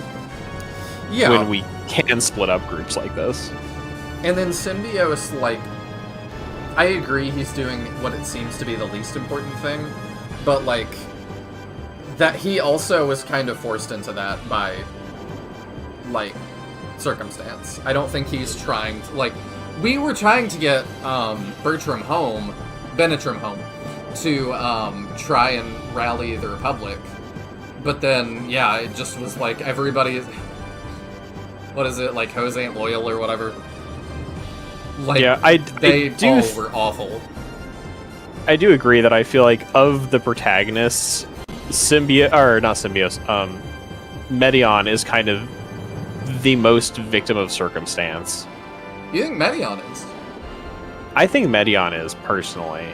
Because I was saying Symbios, because Symbios, like, is headed back to the Republic, and it's just like, everybody has turned on us, and it's like, guys, I'm just trying to raise an army to, like, do the thing I need to do. Yeah. And instead, I've got to deal with all of y'all's nonsense first, and, like... I guess that's true. I guess it's more Symbios is a victim of circumstance. I guess Medion is more his hands are tied in a lot of cases. Yeah. Where it's not as much circumstance, but more that he's kind of forced in a certain way. Yeah. If that makes sense. Like, it's not that it's unexpected circumstances, but rather that he doesn't have the capability to just strike out on his own, more or less. Mm-hmm. Yeah, and his brothers are constant issues. Or at least Arrogant is. Yeah, Majoran has not really done a ton. No. Characters remarked they could hear heavy breathing through the door. Well, that's just because she had a gag in, but really probably could have talked through it. It was just Yale, and he didn't want to pretend to be a woman. I also find really odd, why are the eyes purple when he's pretending to be her when his eyes aren't purple? I did wonder that. It's not like she's being possessed, so it's like the color of, like, possession. Like, why would they not be red and blue like his actual eyes are, or her regular eye color? I don't know. Either of those would make sense, but them being purple does not really jive. I think they were her regular eye color for a second. I don't recall. I didn't notice until, like, it was being called out. Yeah, when it did the heavy breathing thing, I think it was normal. Not sure. Either way, like, there's no reason in my mind for it to have been purple. No, not at any point. Unless it's just the color of his magic or something, but... But then he used, like, red lasers to stop us. I would have made it red and blue. Yeah. I will pray from my heart for everyone's safety on their journeys. I'll pray for my big toe! To the Estonian capital! I was just gonna let that sit.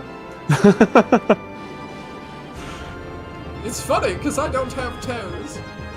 Oh. I didn't even think about that, but you're right. I misread that as, like, what a loathsome group.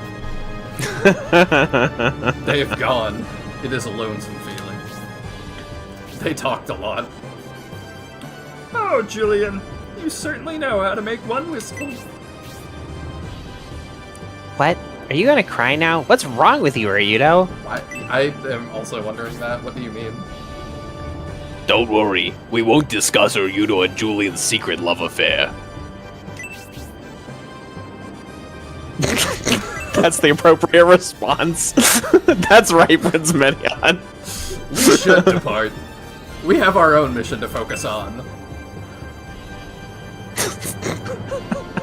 Oh, I thought we were just gonna leave it smoking there. Just bye, Rogan. The chaos caused by the Rainbloods allowed the Median army to rescue Gracia and the staff of Besim. After escaping by sea, they bested General Cruet, but General Rogan's life is in peril. A diminished Median army now heads to Saraband. Chapter 4, Desecration of the Holy Land.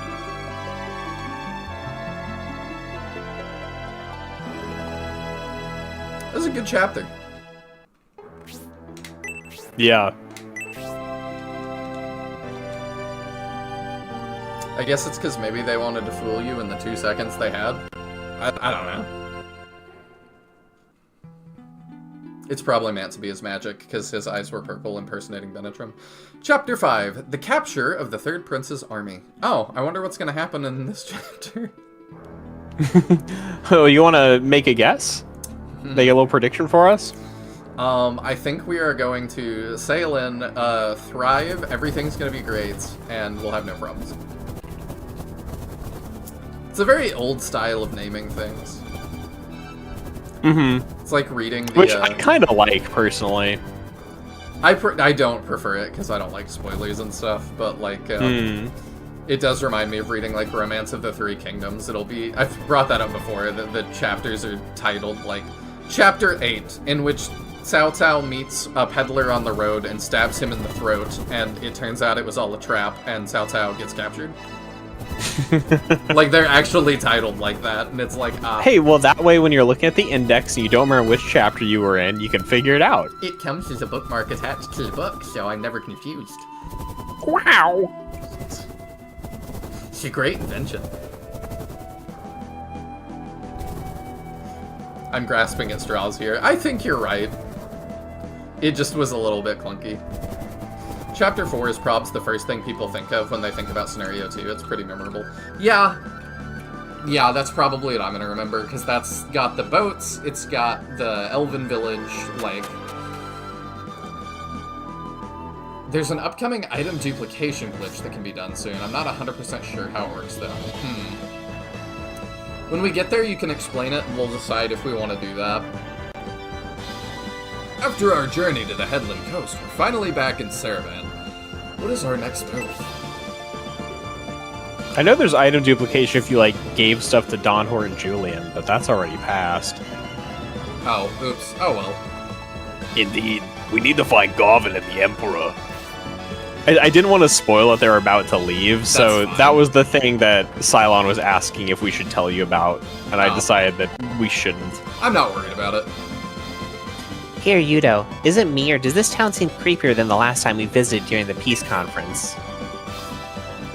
Are you just thinking that because it was part of a huge conspiracy and a bunch of people died here and we know that now? Everyone is staring at us with suspicion. I'm relevant to this scene, too. Garvin is probably in the governor's mansion, the government district. Could we possibly sneak in?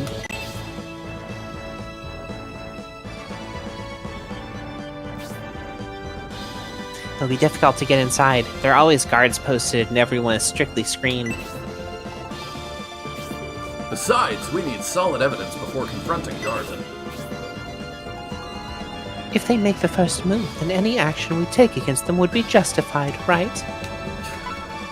We can commit war crimes so far as they sneeze at us first. We'll call it self-defense. Scouting Saraband from above. It's truly an impressive city. It's too bad the shadow of corruption hangs over it. Garvin built this floating city with stolen wealth and the sacrifice of many lives. It's good to see you, Honesty. Everyone has been worried because we expected you sooner.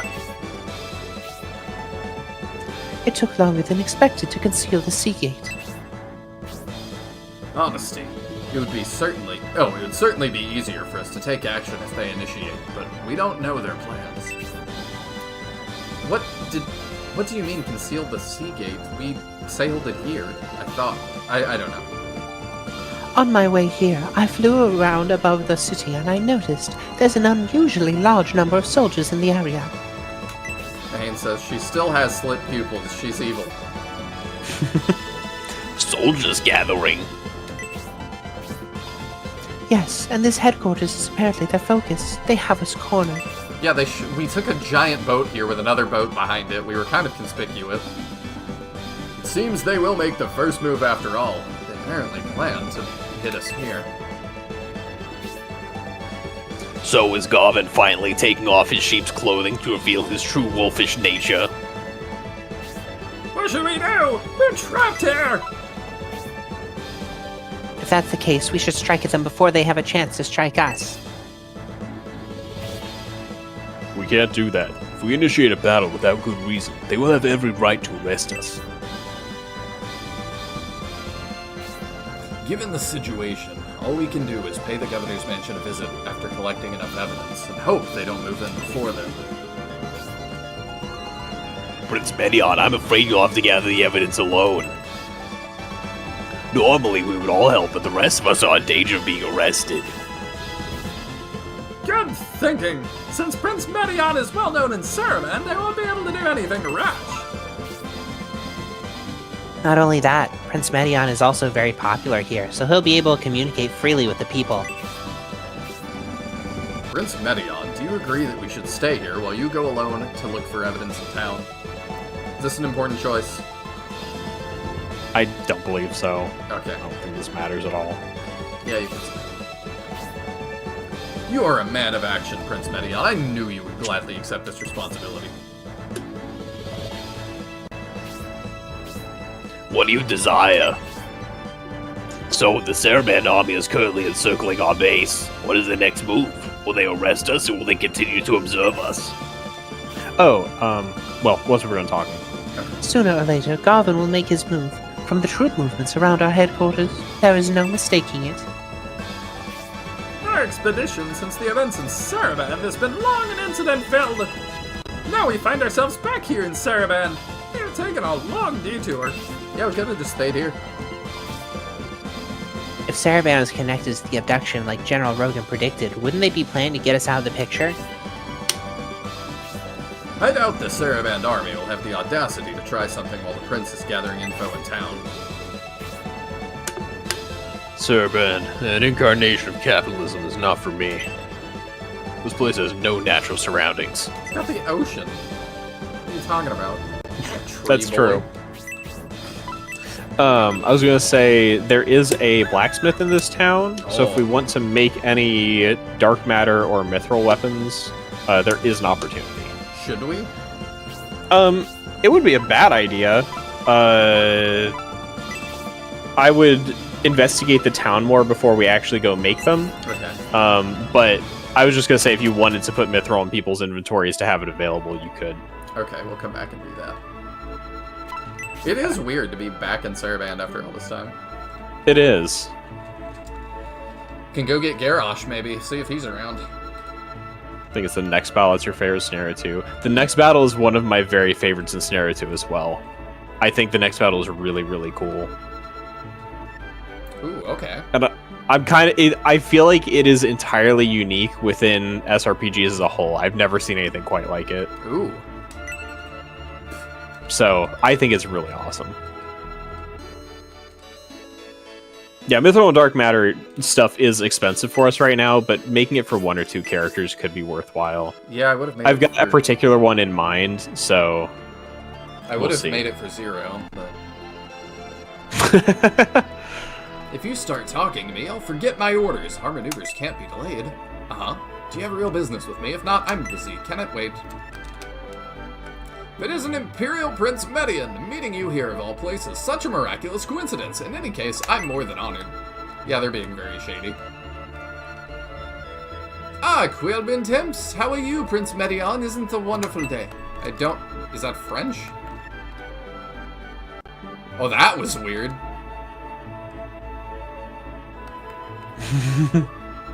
Ha! That is an interesting interaction. It appears Prince Medion is set out. We will commence operations after a little more observation. The prince will not be able to do anything without his army. Whoa, Prince Medion! No, it's nothing. Nothing at all, Your Highness. Good night, Justin. Night, Justin. Thanks for hanging out.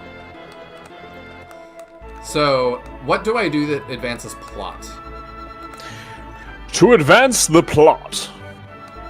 You would Governor's Mansion? try to leave the East District of Saraband. Okay, so I can go anywhere else. Anywhere else. Yeah, just don't leave the East District, like, aside from the way you came in, basically. Okay. If I left stuff in here all the way from the beginning of Scenario 1, would I be able to pick it up now? Yeah, in theory. Oh my gosh. This game is crazy. It is, yeah. Yeah, this is like the same stuff. Wow. Oh. There is new stuff. Interesting. There's nothing listed here, so I'm curious if that's something you somehow missed, or There's no way I've missed that twice. what. I don't know. There's nothing listed in the guide here, so if there is new stuff, then I don't have any source on it. Don't go to the Republican District, basically. Okay. Yeah, I'll be right back real quick. Okay. I'm probably gonna run to the bathroom when he gets back.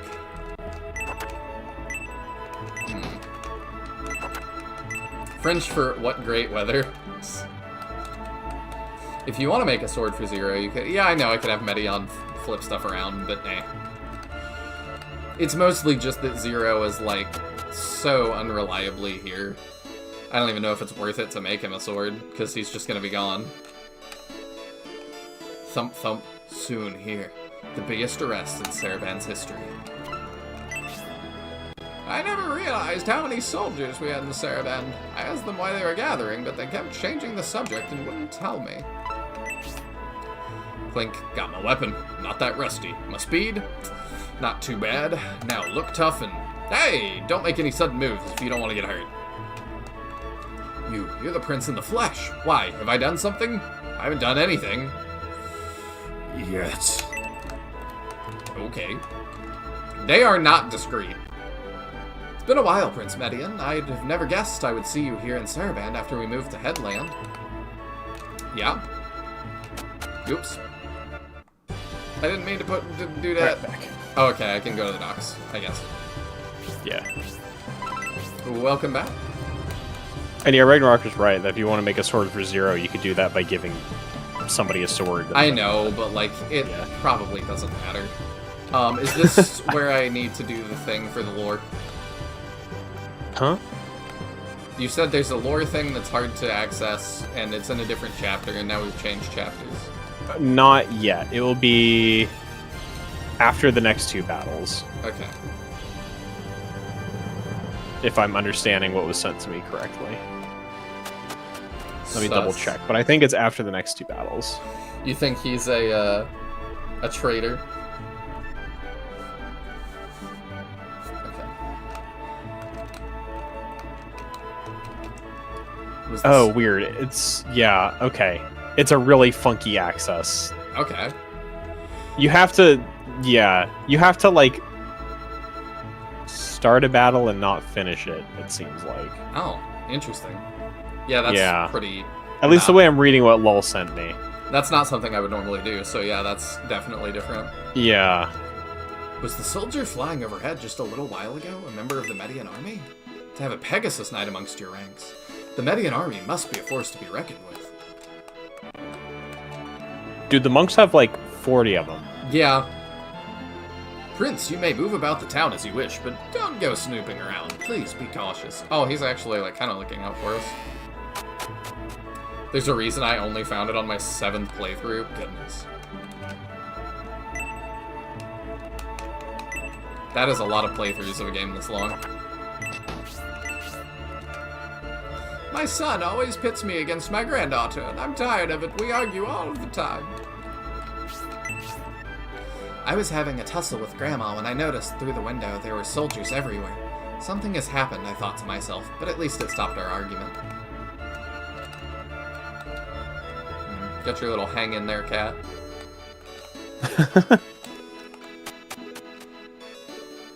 Hey, Medion, you're cool. Don't go to the Republican District tomorrow.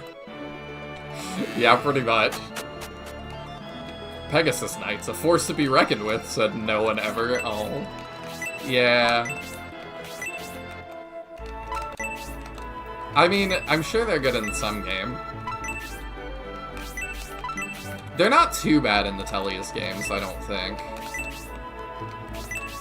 But I know that, I believe it's Marcia is the, equivalent of Bulveroy. That, like, she's not, like, the highest tier, but if you're speedrunning, she's, like, everything. I'm not sure if 100% counts as a Pegasus Knight, but as a promotion, Kinshi Knights and Fates are quite strong. I would count it. Same Particularly concept. just by virtue of being a bow-using flying unit, they're a pretty strong counter-flyer. Yeah. Saraband is Merchant's company, and the Emperor's induction has been really good for business. Merchants at Saraband have a lot of influence, but the army has the real control. There was a centaur that used to hang laundry over the tavern in the Central District. Have you ever seen him? Yeah. That knight used to be well known. The governor employed him as a scout, or something. I heard he was dismissed, but lately he's been training, and it looks like he plans to return to service. Really? So, you don't know him? He used to hang out on the roof of the tavern, always deep in thought. He probably would be of no use to you anyway, Prince.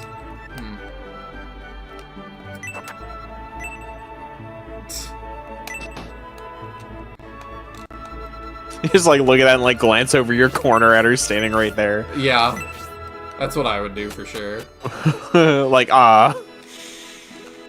Like what you see, Prince? Would you like a closer look?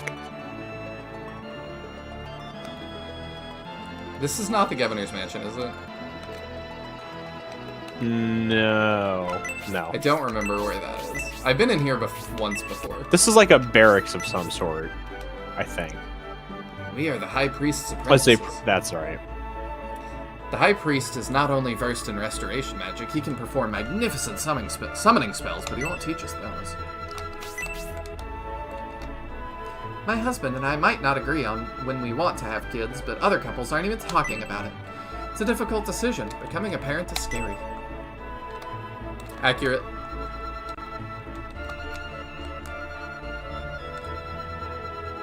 Taya. Sorry, run that by me again. She was saying that, like, other couples aren't even talking about when they're going to have children. Becoming a parent is scary, so I was like, accurate. Yes, it is scary.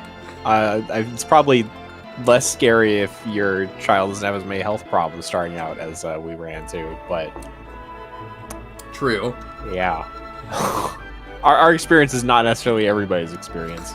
It's like the bottom of all the medicine commercials with the asterisk. Results not typical. Yeah. To make Mother happy, I have decided to quit my priest studies and become a merchant. My father won't let me ride his horse like the other dads do. I want to ride his horse. Why are you laughing at such a sad story? No reason. My idiot son wants to ride my horse. No. The High Priest went to Governor Garvin's office for a meeting. That's right, it was just before the Median army arrived in Saraband.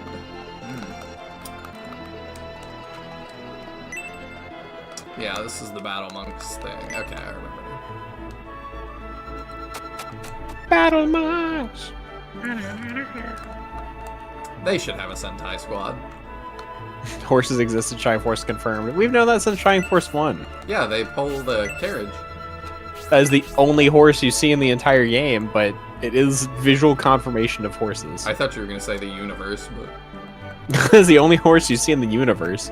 No, I think we've seen horses in this game. I want to say there were horses when we were near, like, Vagabond, perhaps. Maybe? I don't remember. I'm pretty sure we've seen horses somewhere, though. I like that a lot of my IRL friends have gotten into Fallout 76 lately. Because it was on a huge discount for Thanksgiving. So we all ended up getting that. And then I was reading, I think it's the original writer, Chris Avallone. And I've been just reading a lot of like the behind the scenes stuff in Fallout, because it's not a series I've ever known about. And one of the questions somebody asked him was, why are there no horses? And he's like, in universe, people got hungry. Which you might think applies to dogs, but like there's a dog saint that is reincarnated every generation of dogs that prevents them from being eaten by the humans, so that's why they're still around. the real answer to your question, because it would be really hard to program, and we only had the idea at the end of development for Fallout 1, and it would break everybody's area to add horses all of a sudden. Yeah, that makes sense. So that's why. There was some crazy stuff in, like, his interviews. There was another one that was like, I read somewhere in Fallout 1 that you wanted to add, sentient... I forget if it was squirrels or raccoons as a second race in the game. Is that true? And he was like, yeah, but the director thought it was stupid, so we didn't. I heard what happened to Sharaf, the head of Dusty Village. I was shocked to hear the Symbios army was able to defeat all those bandits. They must be pretty strong. I thought with Sharaf's death we would see less crime from those bandits, but they've become more reckless and bold without a leader. They become more bald? That is what I said. Oh. It's in his honor because he was bald. You didn't know that under the helmet, but that's the deep lore for you.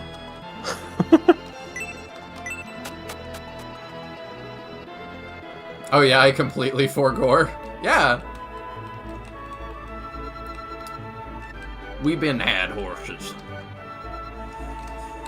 I hear your highness managed to pass through the war-torn Balsamo Plain and reach Elbasan. Successfully carrying out such dangerous missions requires great leadership. I'm impressed. He says, I'm impressed, and so he starts flipping out in the corner. That's what I do when I'm impressed. I can relate. My husband hasn't shown much appetite lately. Maybe due to my lack of cooking skill. I appreciate the visible eggs in that pan. Yeah, they look fine. Would have been funnier if they were, like, black. The rumors about Governor Garvin are really troubling, and his wife. She plays with the young master instead of teaching. I'm afraid they're not very good people.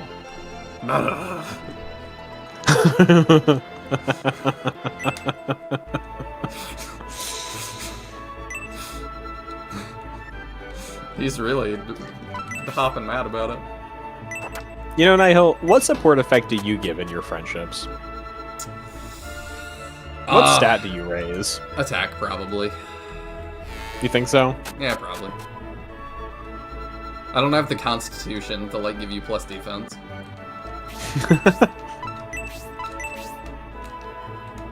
Saraband is clean and modern, but the cost of living is absurd, even for us merchants.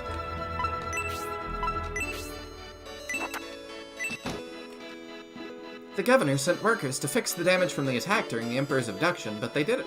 They did a really good job, but the bill was outrageous. Ooh, it's Prince Madion. I heard you went on a dangerous adventure. Now you've returned to Saraband. Oh, okay. I thought you were gonna, like, make fun of me. That's why I gave you a voice like that. Never mind. I, too, seizure when I'm impressed. Oh, Prince Madion, how manly you've grown since I last saw you. I have been promoted, what can I say? Is that all the stuff? The Central District is a place we can go and do more stuff. Oh, okay, that's through here, right? Yeah, because Okay. we're in the Western District, and then you go into Central, and then Eastern's on the far side of that. Okay. Because that's how East and West work, if you weren't aware. It took me a while. When Prince Medion left Saraband, his army was so weak that it was painful to look at. But now I hardly recognize them. The Medion army is top-notch. Well, okay. What a backhanded compliment. A Hadland citizen told me the Symbios army has retreated to Spinia. Our young soldiers must be doing a splendid job. We'll go look for... Oh, there's Arthur up there. When the Median army left Saraband for the front, many people said they'd be annihilated. Now that the prince has returned, those people sure look foolish. Alright, Arthur, it's been a while since SF1. Do you have words for us now?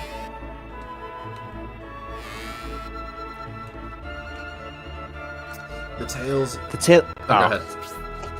The tales of your great deeds have rekindled my battle spirit. I offer my abilities to your cause. Would you like me to join your army? Are we for real? You think we're for real? No? I'm happy to join the Medion army. I pledge my ability to you. Let's go! Of course we're for real. I'd head over to headquarters, but since strange things are happening in Saraban today, I better go with you in case there's trouble. Alright, so we think this is SF1 Arthur. I 100% think so. The official whatever thing people say is that it's just coincidentally a guy who looks just like Arthur and is a magic knight. He's got a portrait, he's got Blazing Freeze. It's like, it is 100% Arthur and everybody else on Copium. Yeah, this is... Like, this is the same guy. Absolutely. Because, like, when we, let me pull this up real quick. When we go to, like, Resurrection, he looks like this, doesn't he?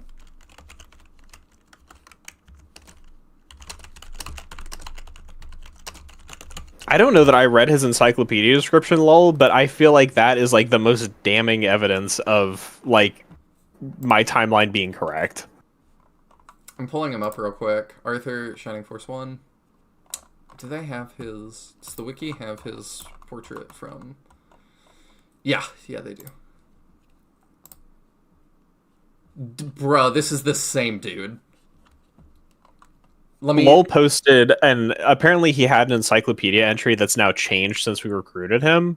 It says, so he posted it, Magic Knight, who was once a member of the Saraban Guard, originally from the city of Guardiana. He now enjoys doing laundry on the roof of Saraban Tavern. It's the same dude. And people want to say this game takes place thousands of years after Shining Force 1. It's like, no, this has to take place between 1 and 2. Like, look at it. You can't see. You've been playing Resurrection, though. It's the same dude. It is the same dude. Absolutely.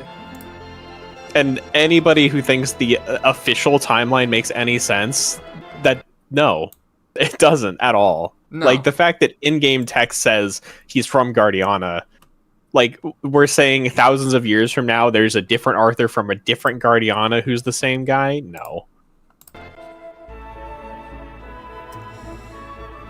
That's... Yeah. So...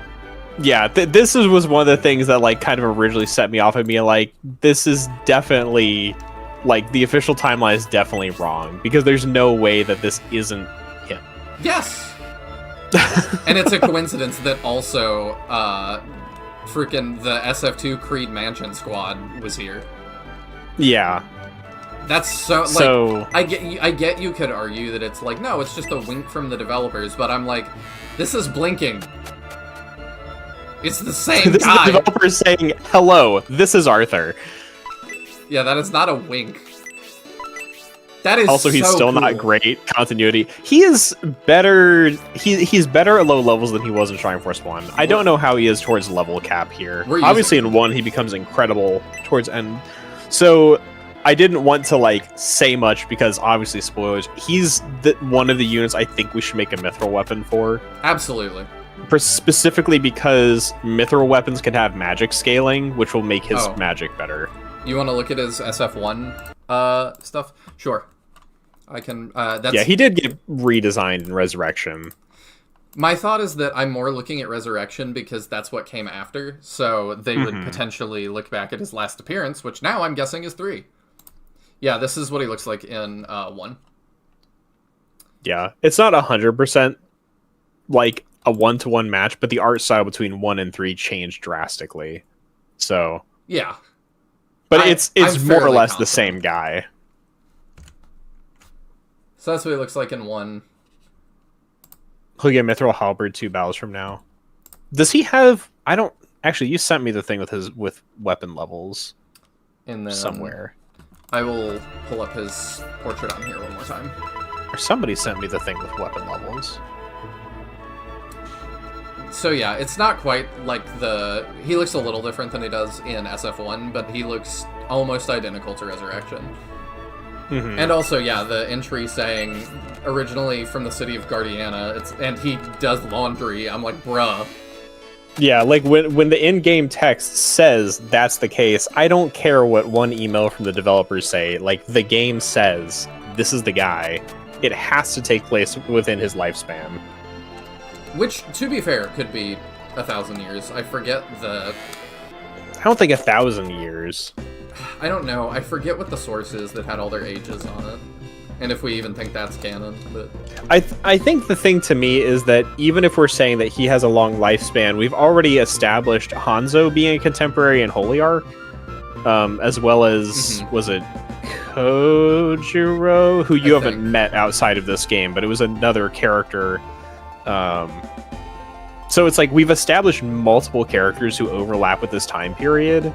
There's too much. I just can't imagine that this doesn't happen between 1 and 2, especially with the SF2 Creed characters being here as the mercenaries. I still don't know if it happens between 1 and 2. To me, it could happen after 2. Is there a non-spoiler reason that you feel that way? I feel that way due to ages of characters in 2 that you have not played games that will give you context. Okay. After the attack on Saraband, most of our soldiers left the West District. I don't guess anyone's worried about it. We should have moved to Dystonia instead of coming to such a poor land. Saraband is a country of merchants. It exists for trade. Long time no see, Prince Median. When I heard you were heading out for battle, I was worried, but it appears you've grown strong in your travels. It's too bad there's not more trading going on here, but Adeland is so short of food, they can't even trade that. If only they had more gold. That looks like Garrosh! Since Garrosh returned from the battle on the docking pier, he's reflected on what he wants out of life. He's planning to leave Saraband and excited about the future. I'm going with him, of course. I'll take you both. Since the battle at the docking pier, I've been mourning the loss of my brother. I owe my life to the Symbios army. I realized how much I want to serve under an inspiring commander. Do you know any? Oh. Yeah, no, actually, though.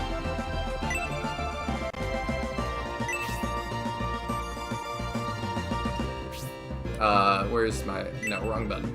I need... What if I use my sword?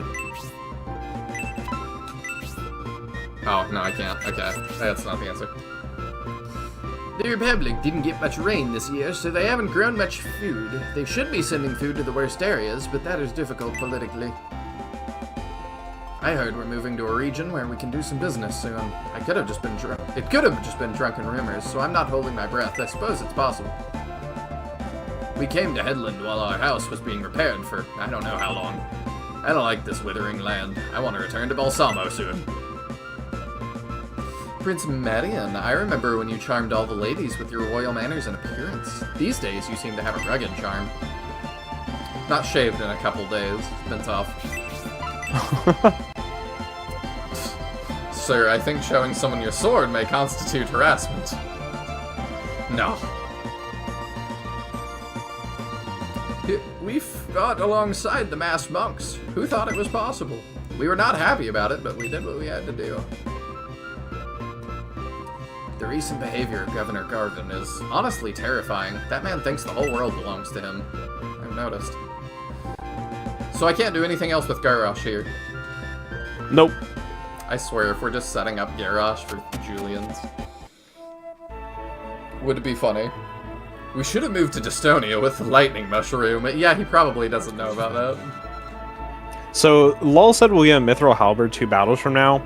Looking at the Halberd we'll get, I don't think it's well suited for Arthur personally, because it doesn't have magic scaling, so I think he wants a different Mithril weapon. He's using a spear. So, do you want to know his weapon proficiencies? Yeah, sure. I don't care about spoilers. He has 120 in spear. He has 60 in both lance and halberd. Okay. So he's got like 2 levels effectively, I believe, in spear, and then 1 level more or less in lance and halberd. Okay.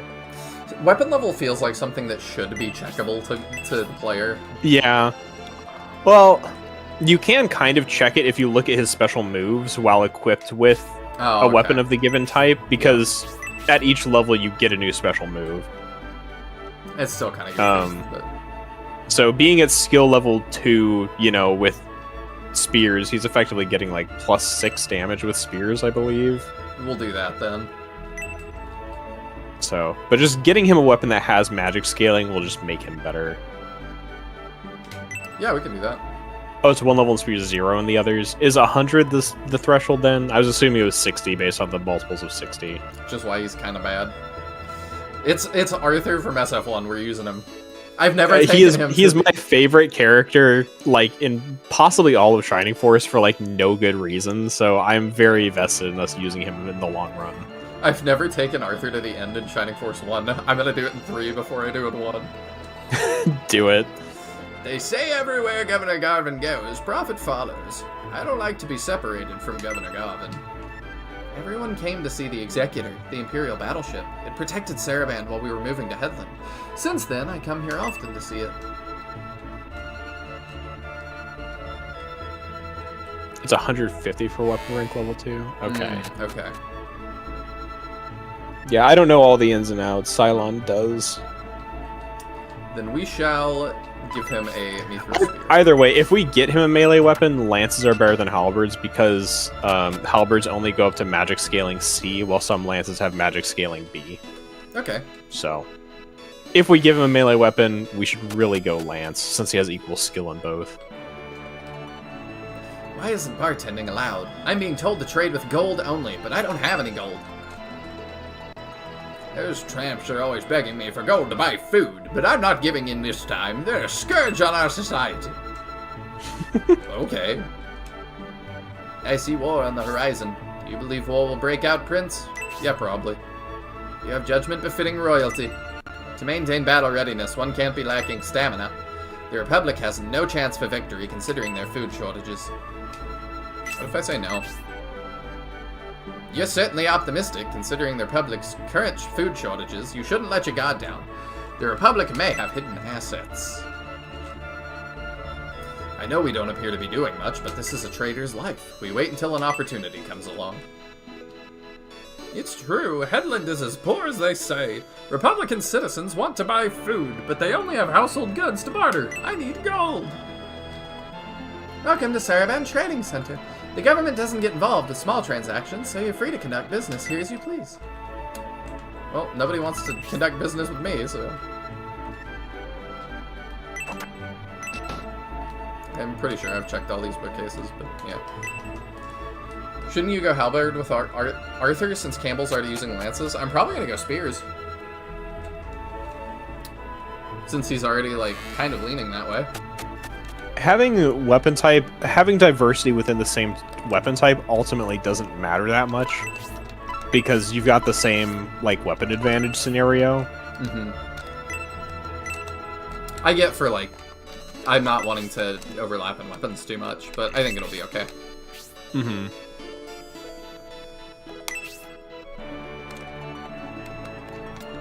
No deals or anything? There are a few things. There are 2 haggles at the item shop, there are 3 haggles at the weapon shop, and 1 weapon in the deals in the weapon shop. Wow. So, I would just get them all into the deals section. The weapons are all very expensive. I mean, the White Ring was too.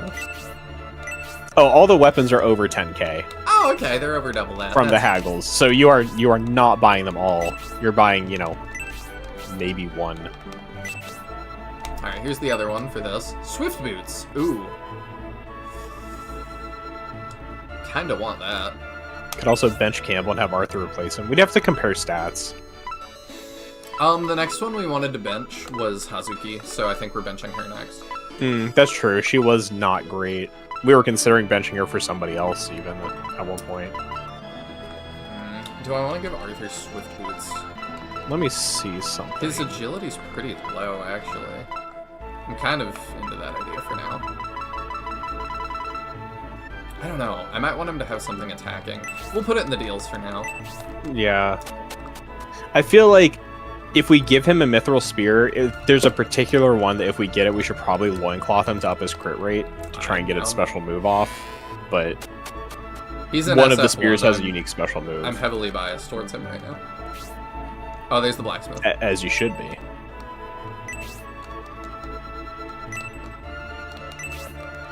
So yeah, this is a situation where I do think we may want to do rerolls to at least get one of the magic spears.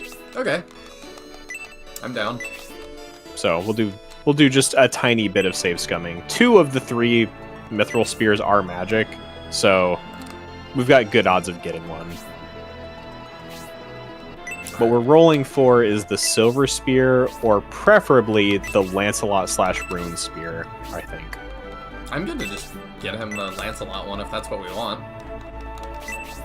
Yeah. Well, I mean, they're both good. he's worthy The of silver reset. spear has like a special property, so it would have like weapon advantage on stuff that's weak to holy, and it gives crit plus 10. The Lancelot spear gives light resistance and a new special move. They have the exact same attack. So they're both good, they're just different. Alright, there's one of the haggles. I also keep forgetting I need to switch Hedva and... Okay, so let's equip her wand again, I think is the easiest way, and then we'll give the thing she has equipped to Synthesis.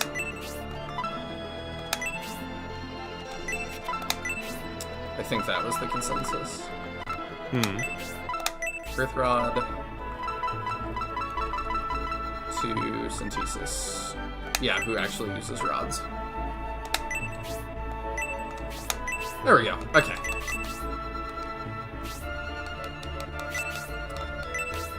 I remember when the halberd was a unique weapon that cast Bolt 1.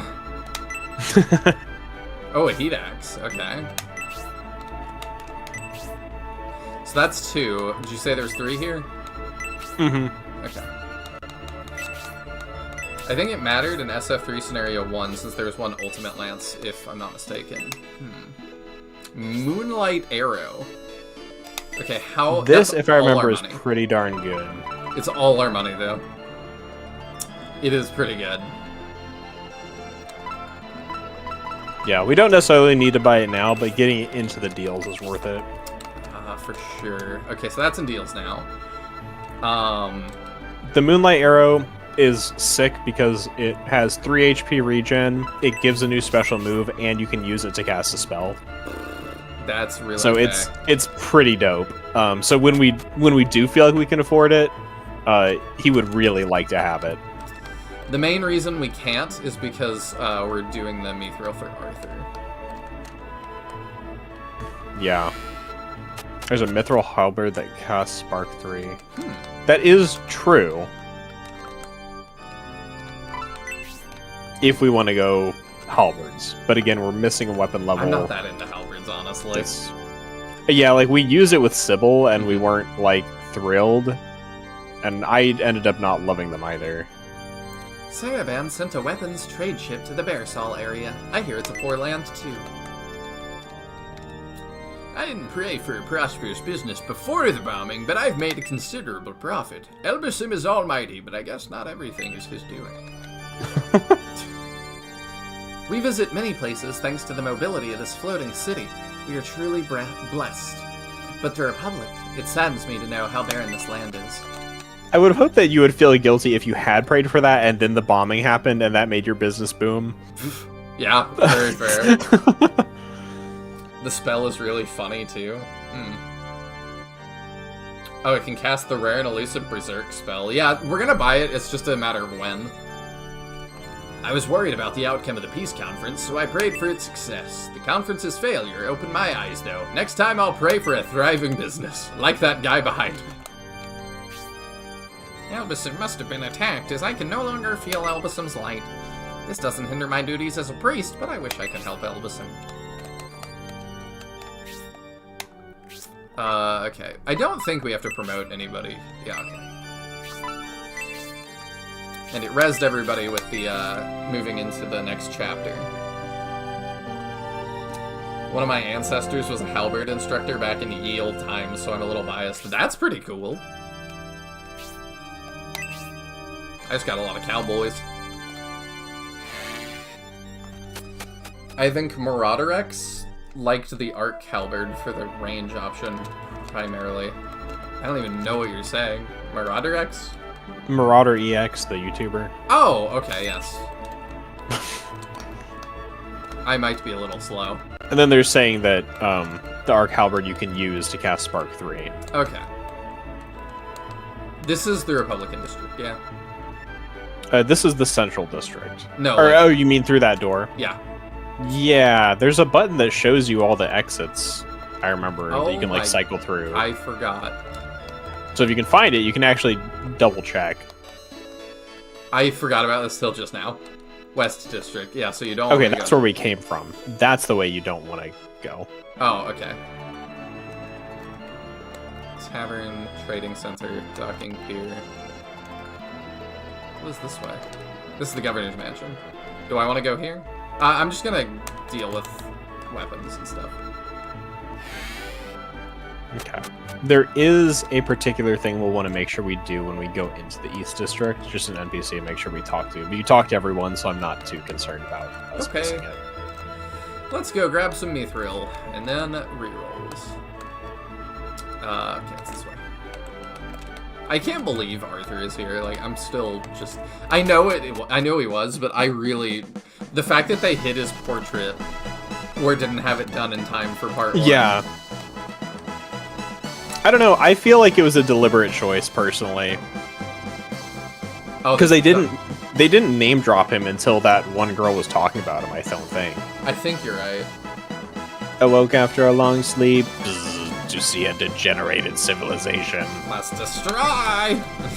Bzz, I feel nostalgic for the evolution of that civilization long ago. Sooner or later, Garvin will make his move. From the troop movements around our headquarters, there is no mistaking it.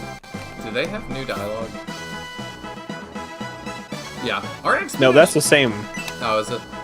I remember incident filled specifically, that wording. Hello. Since the Medion army is a former Imperial army, I assumed it would be full of squares. But upon closer inspection, that doesn't seem to be the case. Love it. I'm curious if we check the encyclopedia on him, what it says now. We can check. I've encountered various wonders since I left Elbison. Saravan is truly unique. Has there ever been another civilization that created a giant mobile floating city? I was about to say yes, but I was like, that's Flame Dragon, isn't it? Yeah. The Golden City? I Question think mark? so. We forest elves do not sense any beauty in this artificial city. We only sense humanity's egotistic greed here. Okay. He's like pumping You want iron. to talk about pretentious? These Yeah. forest elves. I love that he just ignores the ocean. Hmm. I've been focusing my concentration ever since I felt the Saraban army watching us, but I still haven't revealed anything. Our army was stationed near Balsamo during the peace conference, so this is my first time in Saravan. When your search for information is complete, can I take a tour of Saravan? Saraban and the Empire have signed a peace treaty to be stationing an army to watch a friendly Imperial army. Is there perhaps something they're worried about? To be trapped on that sinking ship. I'm extremely worried about General Rogan. Zero, who's currently headed towards Flaggard, must return here with the key. Yeah, we do kind of just have him like a dog chained in the doghouse, huh? I think that's everybody to talk to. Okay. Supposed to see what they have. It should be alphabetical after the protagonists. Okay. I think. Yeah. There he is. Oh, that closes that. Never mind. Yeah. Arthur, former Saraband Garden Knight, enjoys doing laundry on the roof of Saraband Tavern. Hearing of the bravery of Symbiote rekindles his spirit, and he joins the Median Arm. Me, I guess. Yeah, there's not a way for me to, like, scroll that more, I don't think. Yes. I think that's just a typo. So I guess according to Oh, LOL, it he says had over the on other... the right. Or is that Origin? Oh, yeah. Guardiana. He's from Guardiana. Force Medion, Class Cavalier, Race Centaur. Yeah. I mean, yeah, it's gotta be the same dude. Arthur being here is one of the coolest things in this game. It's very cool. I think it's interesting because it's just like, I'm really curious what made them decide, like, yes, this is the character who we're going to have come back and join your army in this game. Like, why Arthur of all characters? I don't know. Oh, and he's already in. Perfect. He did say, I'm coming with you. He did. Although we need to switch Hazuki for Waltz if we're kicking Hazuki out. Unless we want to keep Hazuki and leave Waltz out. I mean, we've had Waltz out. She was the first one we benched. Oh, did we? Yeah. I forgot. Never mind. I guess we're good then. You specifically checked the previous entry copy of Notepad to post here. Yeah. I mean, it seems like with the origin of Guardiana included, that basically, you know, says more or less what was in there. You're very committed. I mean... So now we just give 3 power potions to Arthur, right? And he carries us. Do we want to? I'm fully vested because I love Arthur, but I'm not going to tell you what to do. I kind of want to hang on to him a little bit more. We Okay. give him 1 now.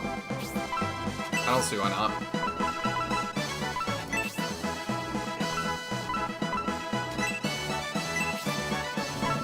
Do I have any other stat boosters? How many of the brain foods do we have? Bright Honey, sorry. Bright Honey? I think it's called Brain Food in Shining Force 2. Or in some game we it's just called have Brain one. Food. Do we want to use it on Arthur as well? It would be a consideration because his MP is quite low and magic is strong in Let's this do it. game. So his other stats are generally fine. His defense is slightly on the lower end, but we can give him an accessory for that if we want to. Let's give him 1. I'm ready for him to carry us. Oh wait. It's probably gonna be doing more damage with the spells. Probably, especially if we can get scaling for his magic. The thing is, obviously, because he has low MP, we will fall back on his attacking at least sometimes. So I don't think it hurts to give him attack.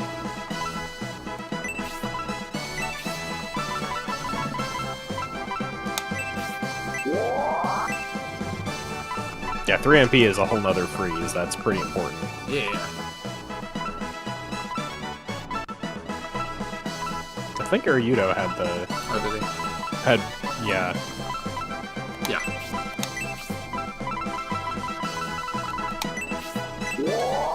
Let's go. Yo! I think that's the highest you can roll for a stat boost in this game. I think so.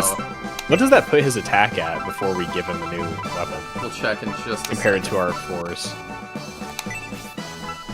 I was potentially going to do him that as well. 39. So he's got something. It's like, what do our other units have compared to 39? Okay, he is on the lower end. It's a start, though. He's only 6 points behind us, so it's not like he's tragically low. He's also not using a particularly good weapon. The Power Spear is a little bit outdated, I feel like. Hazuki lives At least another compared to day. what some other people are using. Yes. I assume we'll have another thing where we use all our characters at the end, and there's grinding and stuff, so... she'll get used no matter what. I just got back He'll and see get- the SF1 bias in Full Swing. It's not all, just some. Just some. But yes, we are using stuff on the lad. How could we not? He is my favorite Shining Force 1 character. How could we not? Alas, they did not add yogurt for me, but... Are we gonna save state to... Yeah, the Save roll scope is for not this. here, though, is it? It's... Right, I think it's when we pick it up, was Yeah. what I've heard.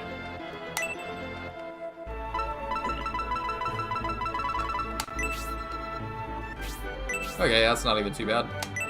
Yeah, the ranged weapons are cheap compared to other stuff, so... Alright, we leave, we state, and then, yeah, we'll do the thing. Use the power of the Chinese switch. I forgot, this is technically a limited blacksmith, so it may not be possible to get the Lancelot one. We'll see. Rune Spear. That's the one! That's the Lancelot spear. Well, perfect. And that bumps up to 48, which puts him, like, definitely up with our decent attackers. And then we can sell our power spear. Sure can. Not for much, but...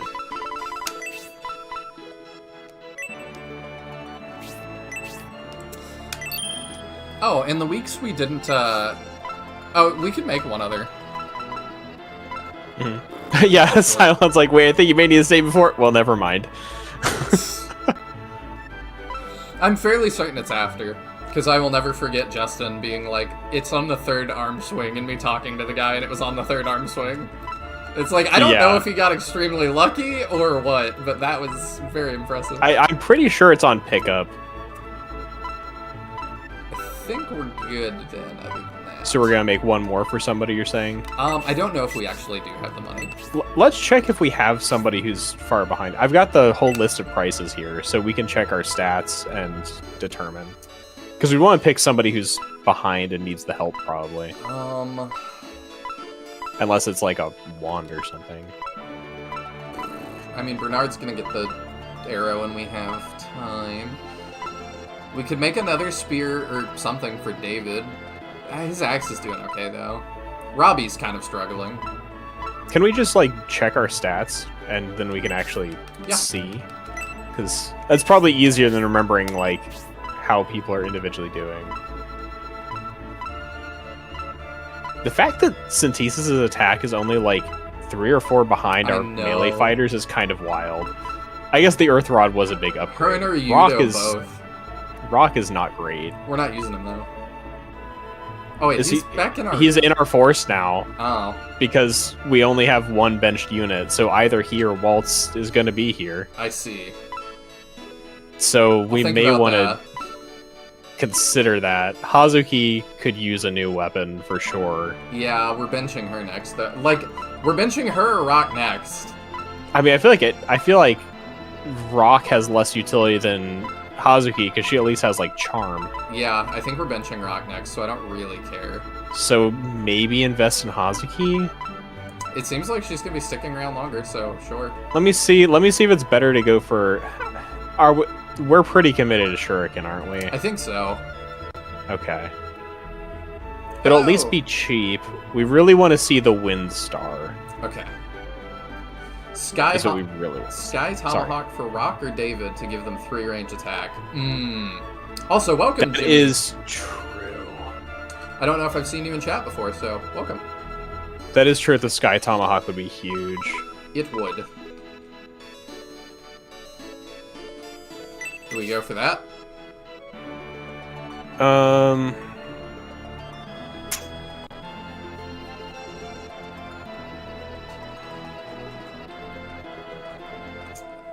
Ragnarok says Mithril for Robbie may also give him 2/3 range. Oh, but Serious Lil is saying we cannot afford that anyway. We can't afford which? Robbie. Mithril for Robbie. Yes, it's very expensive. So Shuriken will cost us 7,500. Tomahawk would cost us 6,000. Both of them are cheap, so we could afford either a Tomahawk forge or a Shuriken forge. I think we go for the Tomahawk because she can rely on spells. David is going to stick with us longer, I feel like, so investing in him and just kind of letting Hazuki fall off, since we'll replace her eventually, is probably fine. Okay, so we'll do that. So we use another Mithril. And we're aiming for which one? David, for a Tomahawk. We want the Sky Tomahawk, ideally. I just meant what it was called. Yeah, Sky Tomahawk. Okay. I stated before, just in case. I do believe it's after, but... Because the Sky Tomahawk is the only 1 to 3 range Tomahawk, so it would be quite useful to have. Look at that. I'm gonna just go buy a lottery ticket tomorrow. Ask and ye shall receive, you know? We'll take 1 less damage for 3 range. What's the other Tomahawk he had that we reduced damage from? The rune one? Do we want to give that to Rock temporarily to make him functional? Yeah. Wow, that's only +1. I guess... Rock being 2 range is still... Okay. Okay, the Mithril Tomahawks are not actually that strong compared to the regular Tomahawks. But, this, you know, the 3 range is important, and it's effective against flyers. Sweet! So, yeah, first try.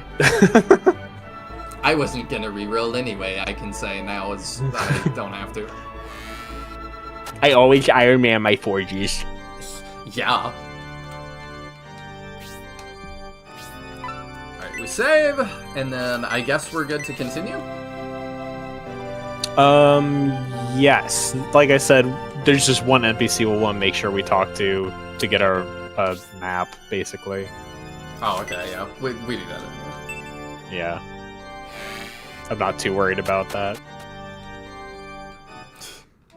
Want to say Ragnarocker wants a save state? Oh, okay.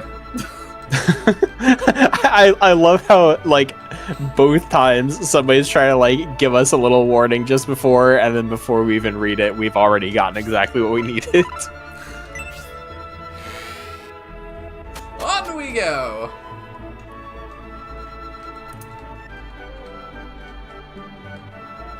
I didn't go to the governor's mansion yet either. I might should do that. Oh wait, I went back the wrong way.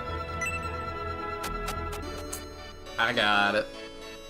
I forget, because I'm like, oh, this is the district we can't go to, because this is what in scenario 1 where you go.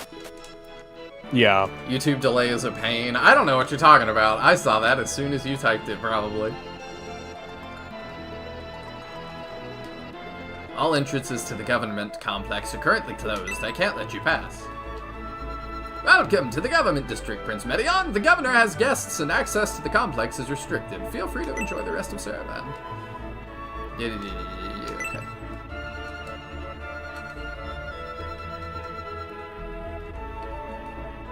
This one.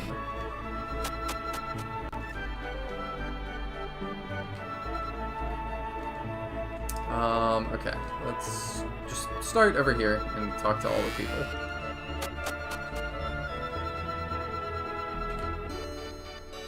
Once in a while, Papa likes to take a day off from work, but Grandpa and Grandma won't let him, so he can't. Well, okay. The families and relatives of merchants in this prosperous country don't have to worry about the future. They will do quite well. My daughter-in-law wants to leave Saraban. She says we're stubborn for wanting to stay. She'll regret her decision if she goes. Saraban's economy provides an ideal place to live. I mean, the ability to stay at home and travel at the same time is pretty nice. Although, like, they're talking about how, you know, prosperous the city is and how that makes an ideal place to live, but other people are talking about how bad the cost of living is due to it being prosperous here. Yeah. So, like, is it really that great if, like, oh, you make a lot of money, but also living here is wildly expensive? Yeah, for sure. There's also that sometimes it seems like Arven has ulterior motives, like visiting the place they currently are, and it's like, business is terrible. Yeah. On your travels, have you had the chance to pick up any treasure from old ruins? Yeah. During a battle, you may find some ruins you can enter. You'll need to be a great strategist to both win your battles and explore the ruins. Okay, what if I say no? Well, that's a waste. You need to find a map for the ruins and look for them on your travels. Oh, okay, I thought you were going to be like, well, that sucks, here's a map. I still can't believe we got Arthur Shining Force 1 back on the force. Out of the entire cast, they picked a missable unit. Well, I mean, he's not, like, a super secret or anything. He's pretty obvious.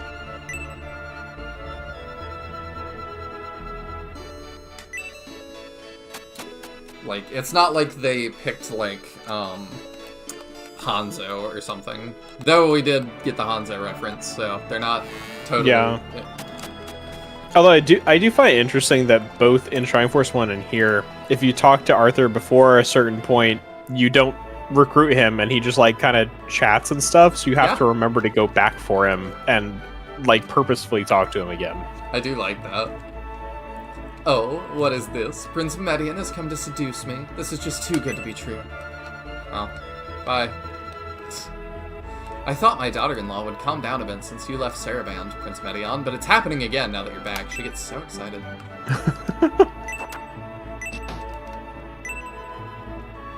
Okay.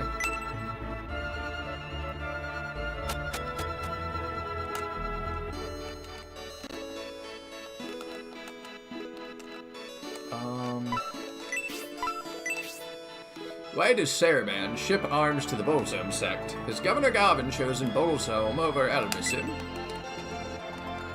It does seem that way. We don't communicate with the private guard from the West District, but it appears they were given special orders right after the Median army arrived. Makes me wonder. Garrosh, who managed to survive from the Pyr battle, is originally from Headland. It's a wild land where flowers rarely bloom and the future is uncertain. He's far from the only one who has left that place. We've been sorely tested by the continuous raids of thieves and brigands ever since our country fell into disorder. Remind me in the next battle, I have a story that's interesting. I'll try to remember. Since the Emperor's abduction, the Imperial Princes have visited Saraband often. Prince Arrogant, in particular, has been meeting with Governor Garvin a lot. Just bang on the door. Brother, let me in! Let me in, brother! I missed him in my first playthrough of SF1 purely because he didn't join instantly. I just wrote him off as someone like Boken who feels like they should join but doesn't.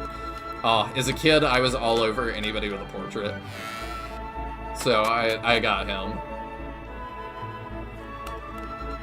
Anybody with a portrait, I was like, you have to be playable. Looking for the secret way to recruit the king. No, just his advisor. And Shell. His advisor doesn't have a portrait, but he does have a unique sprite, so I was like, Oh, and Boken. And Elliot. Mama's not as upset about losing Papa as she once was. My older brother has calmed down a little, too. Now we're thinking about our future without Papa. Oh.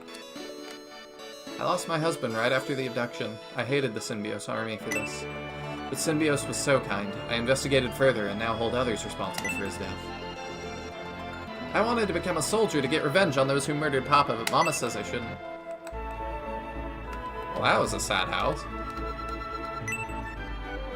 And it's about friendship on the battlefield. Oh. They could have picked Kokichi as well, but he's old.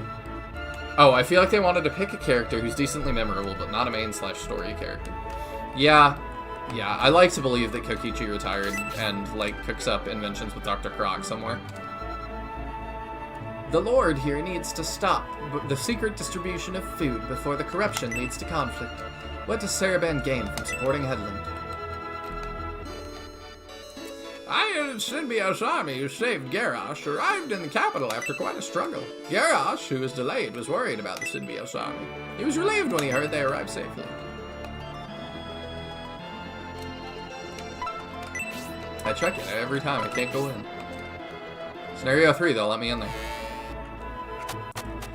Such a missed opportunity to not get the Elliot to join, though it's more poignant that he doesn't. I agree. As a kid, it really frustrated me, and as an adult, I'm like, it's so good, though. Yeah. That was one of the first media things I watched. I think that it was, like, a little bit more complex in terms of, like, morality and stuff, and that it's like, Elliot is clearly not a bad guy, it's just your circumstances making you fight. Mm-hmm. My daughter's love, Garrosh, is doing alright. After losing his brother in the Battle of the Dock, he's lost enthusiasm for his work in the Guard and has recently taken to reading books. Since Big Brother Garrosh came back from the battle, he doesn't really play with me anymore. It was strange, but he asked me to give him some time. I'm sure he'll come around. Isn't there a name for that, like, Elliot archetype in, like, the Fire Emblem common archetypes of the, you know, the moral enemy general who won't betray his country, but, like, is not a bad guy? It might be Camus. I'm not sure, though. I think that sounds correct.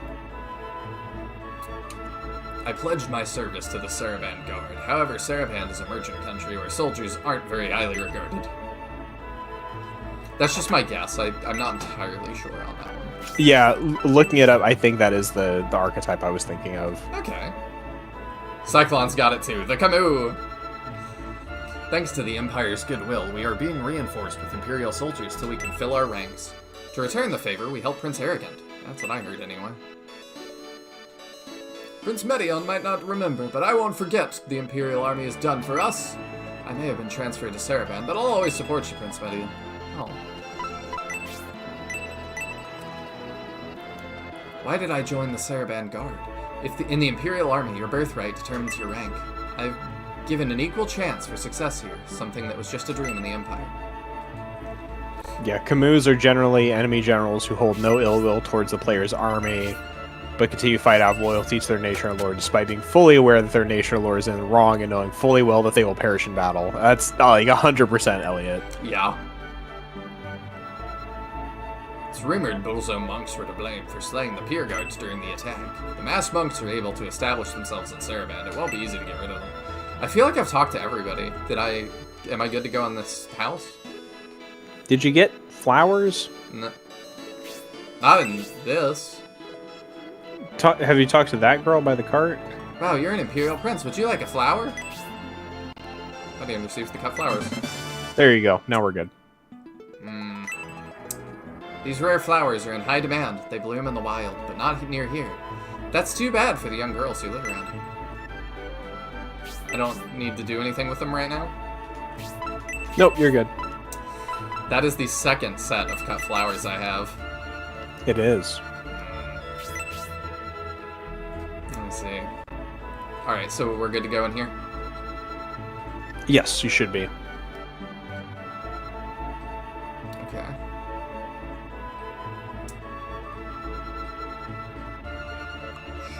Alright, I don't see any secrets.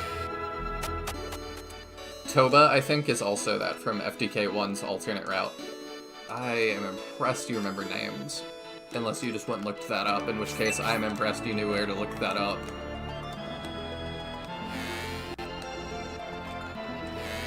It's a very good archetype, I think. Yeah, I appreciate it. It's often a good way to kind of like humanize members of the enemy nation. Yes.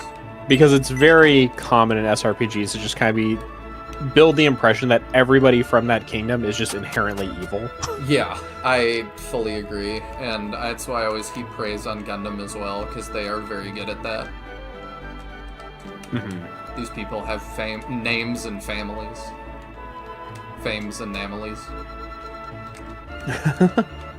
Oh, I thought... Okay. I'm not totally sure where I'm going. Could stand in here again, just for old time's sake, and reminisce. Breathe in Benetrim's cologne.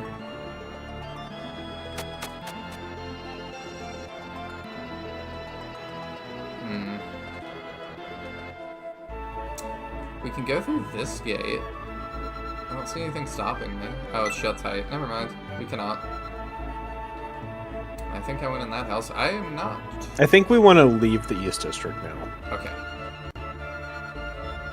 Good to know this old man is still a pain.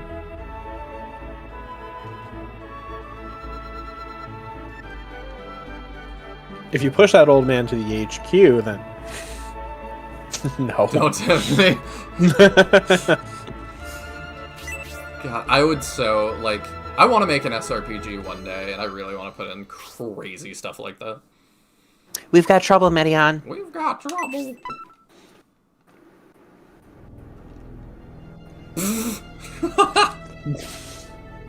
Elegant sprite work. You know, it got the job done, and it's probably going to be used once. Our headquarters was raided by the Saraband Guard. Everyone except Honesty and I have been arrested. I see what we're doing. They must have waited for you to leave before making their move. That's right. They knew they would not be able to arrest anyone with you there, so they waited until you left. I overheard them talking. They said now that they'd locked your army away, you would finally be silenced. We must rescue them. Should I trust you? The last time I did, you turned into a man.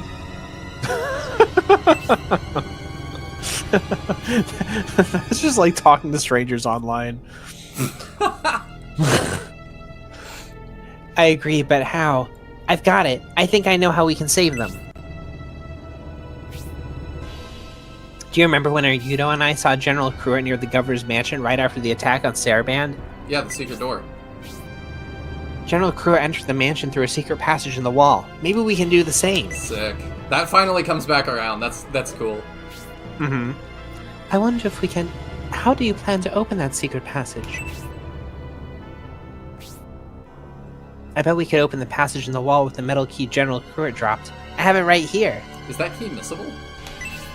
No, you have to get it like during that cutscene or something. It did pass. It didn't immediately say like, you know, do you want to drop something for this? I didn't have the option in Discord. No, we got it like way back when we saw the Kruger cutscene. Like at the start of the game. Oh. We got something We've just for him too. been hanging on to it. We have a lot of It sounds risky. I don't think I'm cut out for a stealth operation. I need to check on the Seagate anyway. What? That sounds like a lot of excuses, honesty. I think you're just scared. Yeah. Since they've arrested the Medion army, we don't pose much of a threat. I think we'll be relatively safe. Even if we are spotted, we'll probably just be escorted out. I have my doubts, but I guess you have to do something. Please try not to get caught. We're not going to be escorted out if we're caught.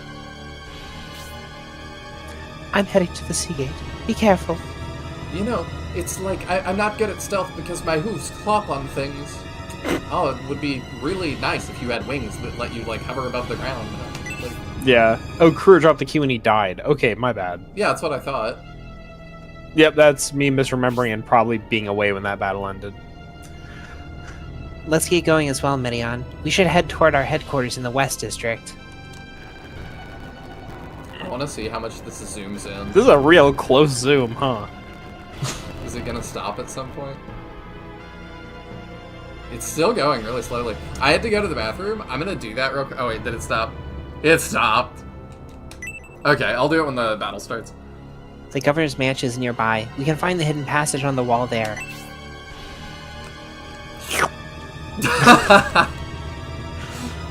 The synchronized. Do you want to respond to Mahane?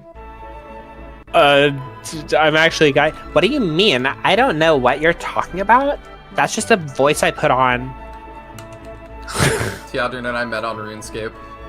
I've given him a lot of gold.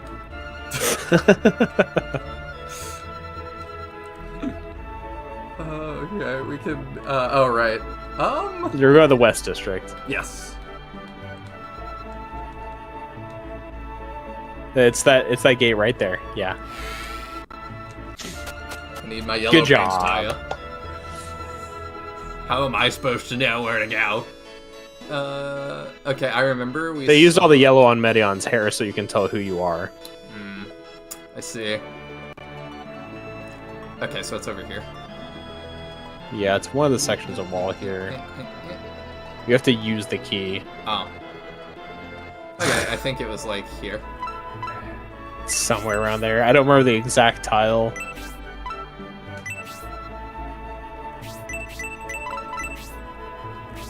It's a good thing we have. There we go. Okay, they made it directly under the window. I guess they give you a little clue.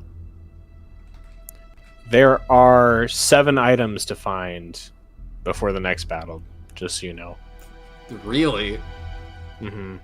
Okay.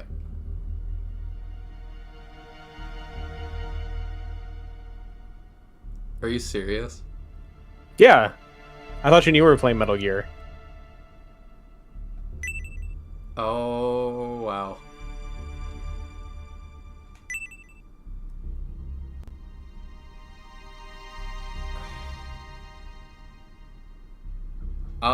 Okay, let's state here. I don't want to mess this up. I really appreciate them doing this not in a battle. Mm-hmm. Because I don't like SRPG stealth segments in battle too much. Okay, I don't know which way to go. What about the one stealth battle in Veil of the Witch where they like always notice you no matter what you do on turn 2? It's so weird, and I don't know why. It's just like why even make it a thing if they just notice you no matter what anyway? Yeah, I don't know. To be fair, Mahane, I feel like these are okay stealth mechanics for this game. Yeah. It's not super demanding, and like it's not like they're doing anything crazy with it. I've had practice from Pokemon with this.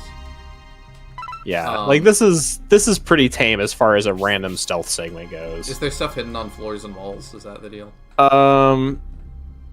There are a couple of things on pillars, but they're the least important things. Okay. The other stuff will be more obvious.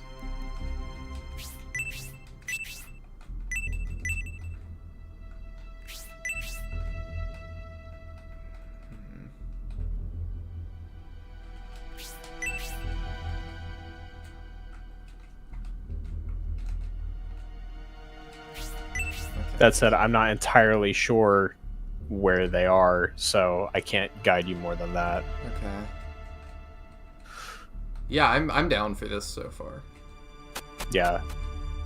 This one's not too bad.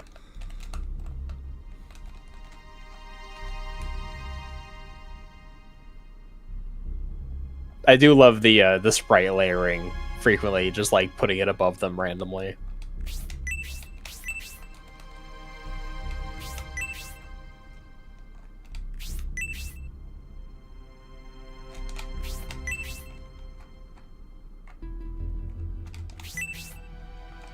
Boo.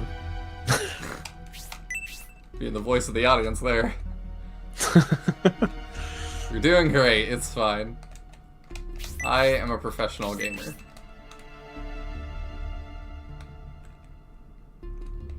Okay, let's see. Just checking all the pillars. Oh, you walk. Oh, you're different. Okay. I'm not like other guards. I have legs.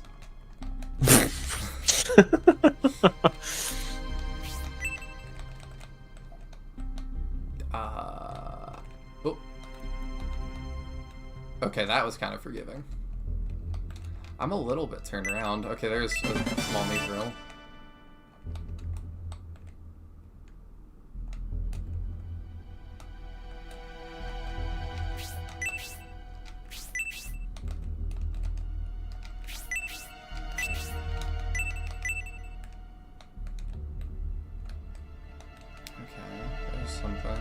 There's probably something on one of those pillars, maybe.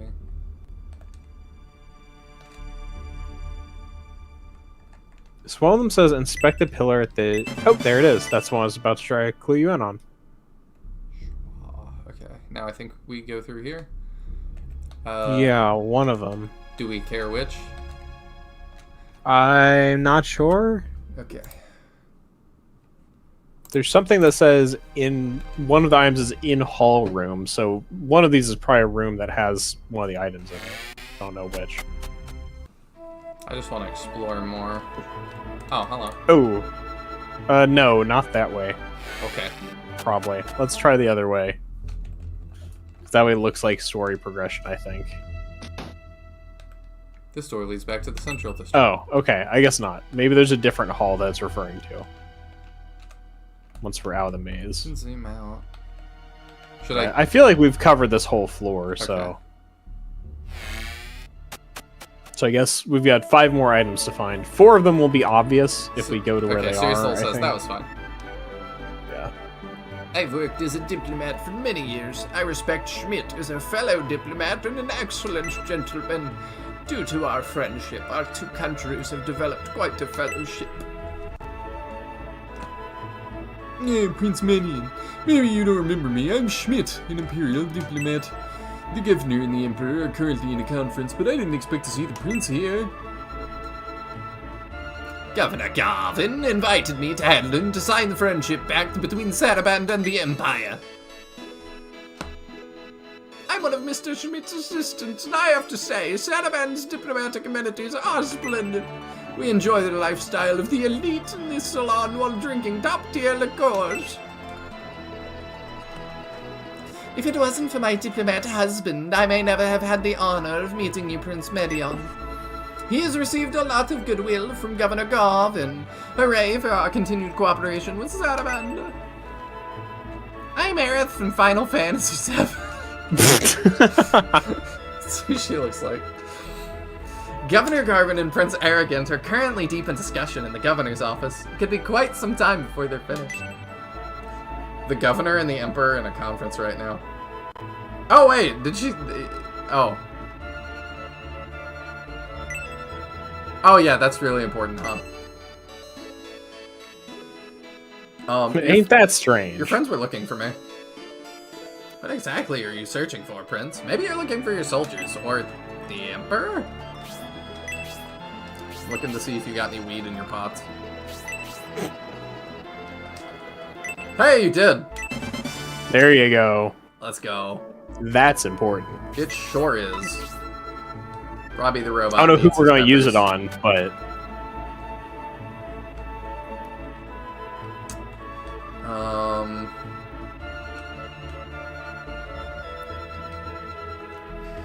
can't zoom out. Okay, can I get in any of these rooms? How is it you're in the governor's mansion, Prince? You're bold and smug because you know we can't lay a finger on you, huh? You'll regret provoking the Saravan Guard. That's the sound of the Pokemon battle starting. I don't know how you got in here, Prince, but this is Governor Garvin's office. You can't enter. Okay, well now I really want to. Robbie's a good choice for that running pimento. The weird robot things always are. I can't let you enter. Oh, and if you do, if you care about the diplomat's well-being, don't make any noise. You can't pass through here, Prince Medion. You should feel lucky you're able to meet the diplomats.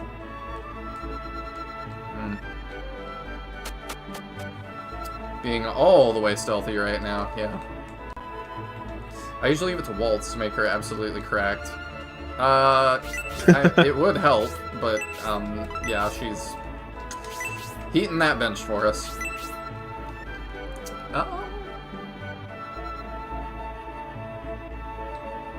Maybe try the other up staircase? Does it lead to the same place, I assume? We went up one way and down the other way.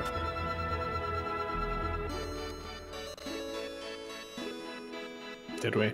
Yeah. I'm not entirely sure.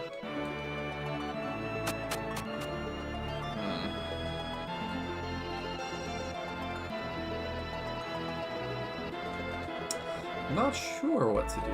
Do I head out the other door now?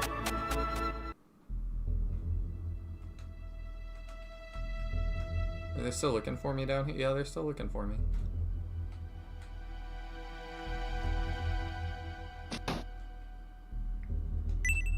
Okay, no.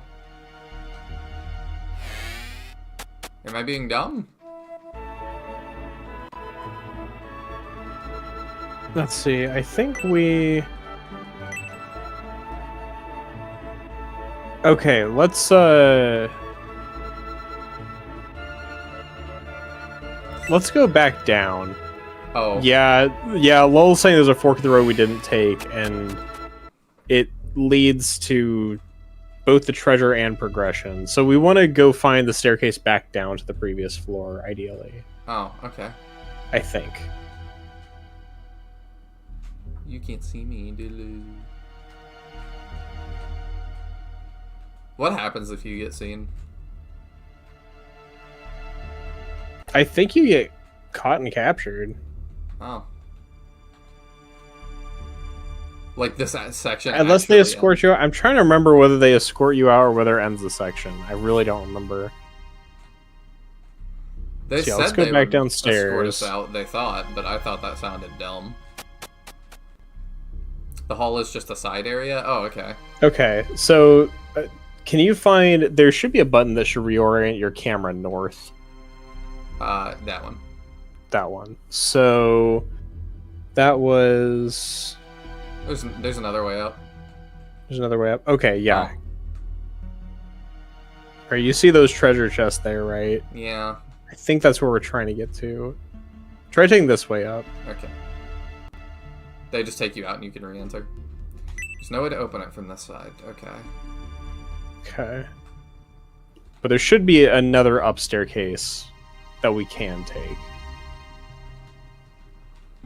It won't let me zoom. Oh, yeah, there we go. Okay, I was like, I'll zoom out more. So that's where we came from, I think? Yeah, I think that's the one we did take. Trying to look ahead here. I could I don't know what their hitboxes are. Oh, Lol says this is the beginning. I thought that's... The fork is up ahead. Okay. So this way, maybe?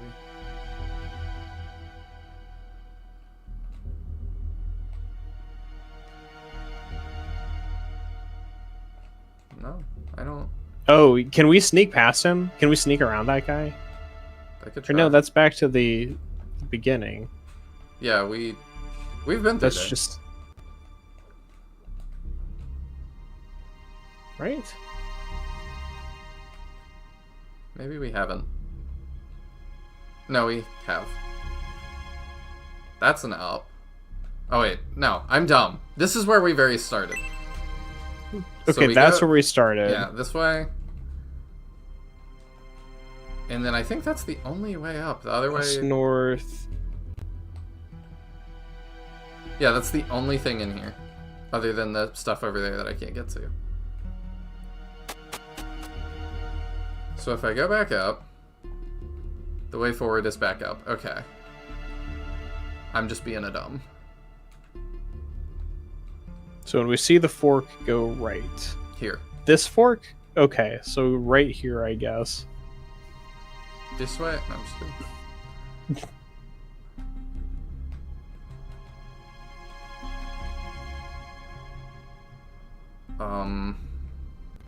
Yeah, that's the more challenging path. I see. Yeah, I wanted to look at what we were dealing with before I committed. Okay, so I need to follow along behind this guy, maybe? Oh. Okay. Yeah, we'll have to follow the circle. That's where we want to go. Just start checking the inventory.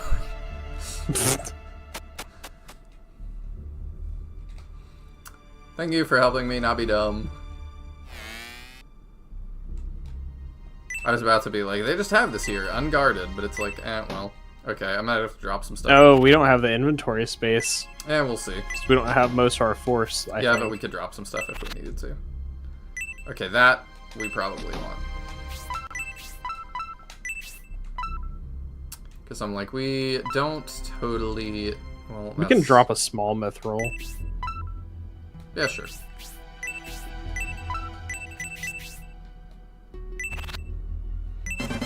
Let's see how much better this is than our current one.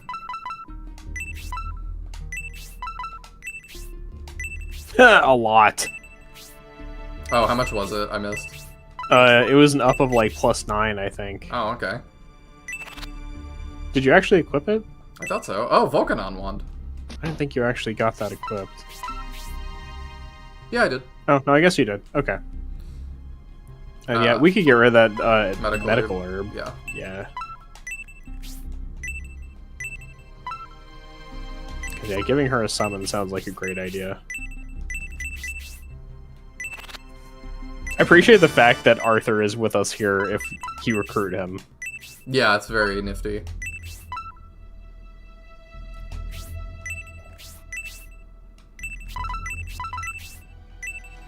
And then dark matter. Dark matter's rarer, isn't it? Yeah, there's like plenty of large mithril in this scenario, so we don't have to be that precious with it. For healing drought. There we go. Okay. Progression's passed around with the diplomats. Okay. Oh, that feels not fair. I don't know how you got in here, but this area is strictly off limits. Let me escort you outside. Thanks. You think you can go anywhere you please? Why don't you go cool your heels in the city? No. Daddy says I can go anywhere I want. I'll be right back while you rerun that. Alright.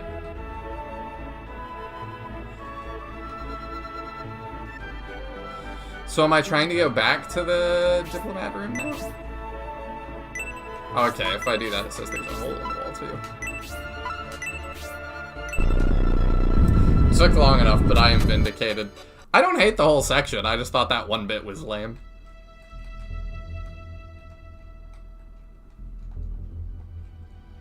Zoom out again. Okay, we had to go up here.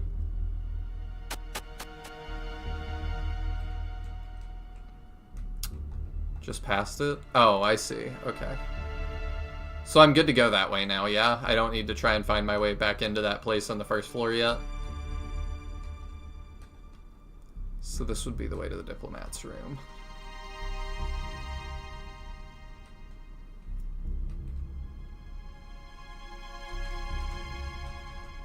And then this is the way I need to go. I'm gonna wait for confirmation on the first floor thing, but I will start moving this way.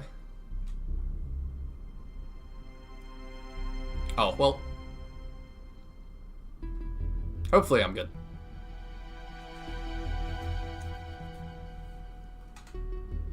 Have you noticed anything strange around here since we arrested the Median army?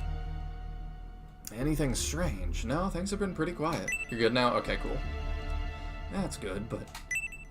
Thank you. Why? Did something happen? Not yet, but Prince Median isn't going to just give up on his army. He's probably planning to free them. The smartest guards in the continent. I just finished my patrol of the prison, but just to be sure, I'll make another round. What is the line on that guy? Oh, it's to the light. The first time I found zooming out to be really useful.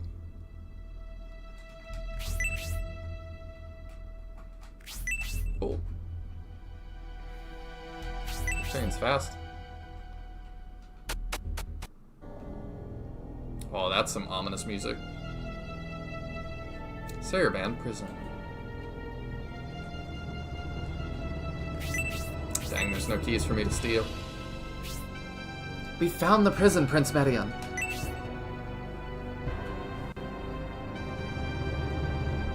Condescending.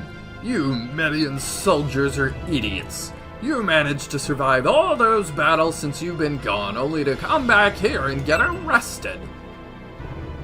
I never thought Garvin would go as far as to arrest us. You came to rescue Domeric. That's why you're all locked in those cells now. The plot to abduct Emperor Domeric was not only Saraban's doing. High-ranking Imperials were involved as well. The Imperial leadership was involved? I can't believe! Haha, you're lucky I'm kind enough to tell you. Even if you don't believe me, it's the truth. While you're being so kind to us, please tell us how long you're planning to hold us captive. You really think I can let you out? The Empire can't allow a dangerous element like Prince Median to have an army. So what's going to happen to us? Are you just going to leave us down here in the dark to die? That all depends on the individual. As long as you want to live, I'm sure you'll find a way to survive. Have you forgotten about Prince Median? He won't rest until we are free. What will happen when the public finds out what has happened here? Well, we don't need to worry about that just yet. We'll figure out a way to appease them. The public will believe anything we feed them. I love that we have the smartest guards and the dumbest guards, both in the same group. Such underrated tactics! I can hardly believe it! You will pay for this! Oh, I'm sure you'd love to get your weapons back, but I have the key. We heard everything. Disgust. I can't believe these schmucks. You won't get away with this. The prince. It's Prince Median! I had faith you'd come for us, Prince Median. You couldn't have. How did you slip through our defenses? The Saraban Guard will be here shortly. Prince, return to the city at once, otherwise you'll be killed. He called more guards. We'd better make this rescue a quick one. Our equipment is on the table, and this guard has the cell key.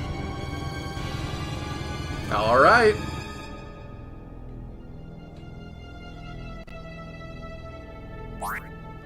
Oh, Saraban Guard appears. Saraban Guard appears. Alright. I am gonna run to the bathroom real quick. And then we will see what we are dealing with. I'm excited, since y'all have hyped up this battle a lot.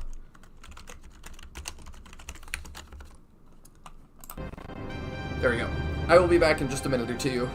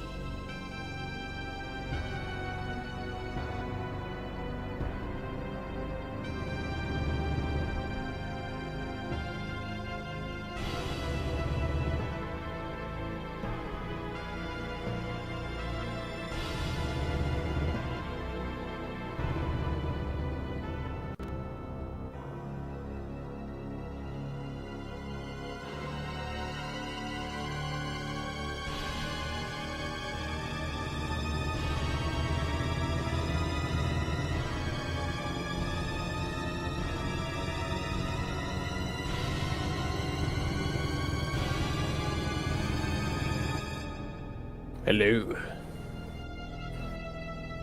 What are you buying? What are you selling?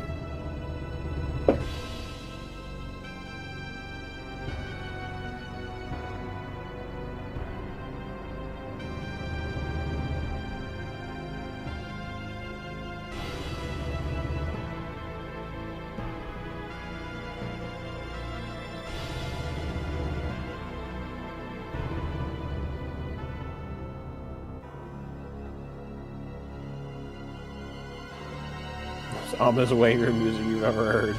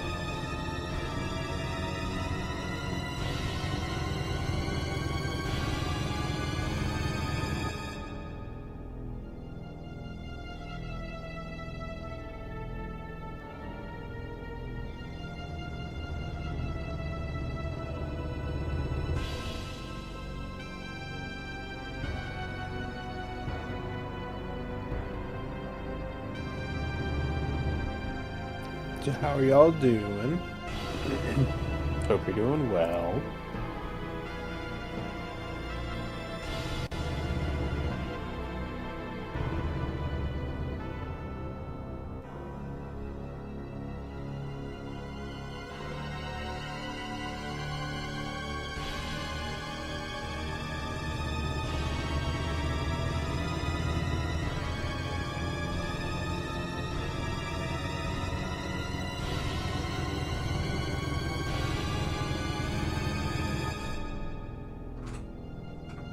Pretty tired. Understandable.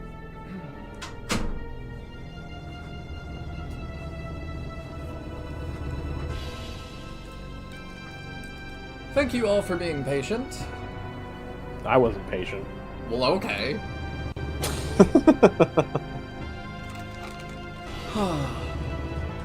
Alright, so let's take a look at this map y'all were telling me about. Yes. Y'all It was were a very hyping it cool up. map. Oh, I also realized I didn't do my Discord posts. So I should do that real fast. Promoting the stream at 1:20 in the morning, finally. You know, it's 12:20 for me. But yes, I should do that.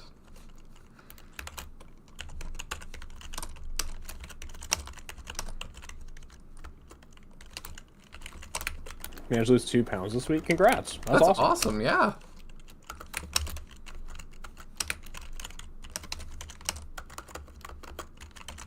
Upon hearing that, I'm going to close this bag of candy and stop eating it. That's really funny. Look, you know, sometimes you need that peer pressure. Okay.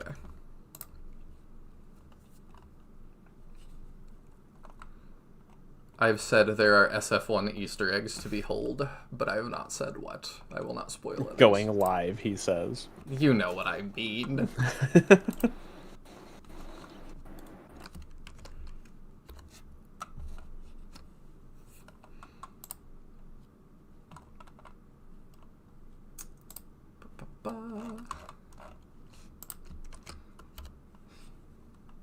It is so weird to me when people, like, this is not me, like, judging other streamers too harshly, only a little bit. It is so weird to me when people post, like, such unrelated stuff. Oh, you mean in the particular Discord? It's not just in the particular one, it's also, like, Ocean Drives. There's, like, for me, I use Ocean Drives. They're the guys that made Lost Eidolons, and they have, like, a self-promo section, so I post in there every time I'm doing something Ocean Drive related. But, like, there's people that post in there 3 times a day that they're going live playing Dragon Ball Z The Fighters or something. I judge people very harshly for promoting unrelated streams in Discord with particular purposes. Yeah. Especially people who have not streamed anything related to the content of that Discord in months and are just promoting whatever thing they're streaming. I think it's kind of weird. I find it incredibly cringe. I find it kind of disrespectful. I find it very disrespectful. And But also annoying They because also it's have like not set rules around it, so I'm like, I've You're tried pro- to say that we should, and there's not been agreement on that. I would push it again, but I don't think it would get significantly more. I think following. more people would pay attention if, in, like, Shining servers, if we did. And, like, And the main I'm thing- even good to just have it be, like, SRPGs. Yeah, because it's like, I'm sorry. I want to be seeing people's Shining streams in a Shining server where there's a stream promotion thing. Like, that's what I'm looking for. Yeah. The only reason I don't mute the channel is because sometimes people will post Shining streams, but, like, I'm not interested in the other non-Shining thing that you're playing. Every so often, that's how I hear about, like, Lava Thor and Meowth going live, and so I pop into those when I see them. Mm-hmm. And they're usually doing something Shining related. I'm gonna have to drop something else to take this key. Probably, yeah. Learn Centurion. Centurion. So speaking of stuff, I said I had a weird story. Or a funny one. So, You'd say you had a story of some variety. I just thought I thought it was interesting. Like I said, well, I'm doing a lot of editing work behind the scenes right now for a lot of different things, and I often will put on a stream in the background. I don't want to drop the guard. I don't need. This is all important. I guess we drop that. Yeah, Dispel's not that useful. Most bosses are immune to it.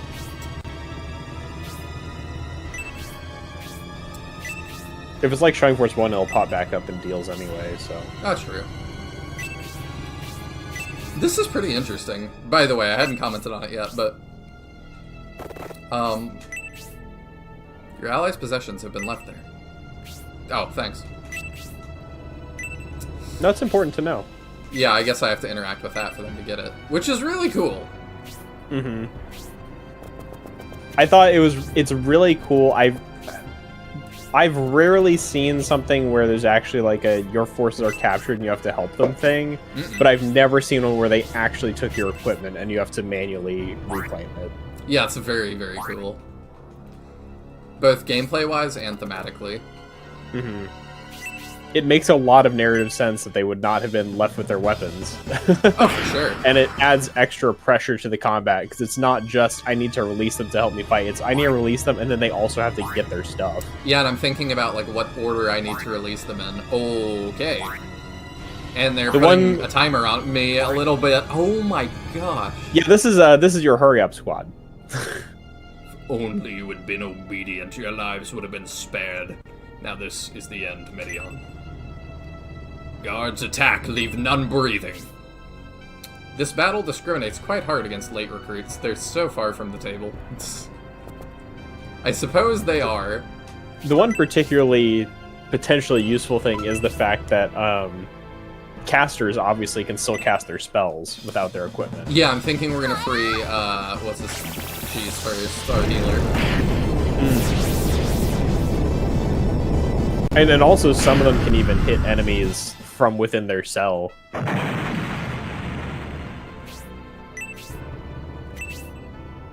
Because Medion is already taking damage, but I can't really heal it off right now. Yeah. Because I think, like, Hedva right there, I believe she can actually hit some people as they pass.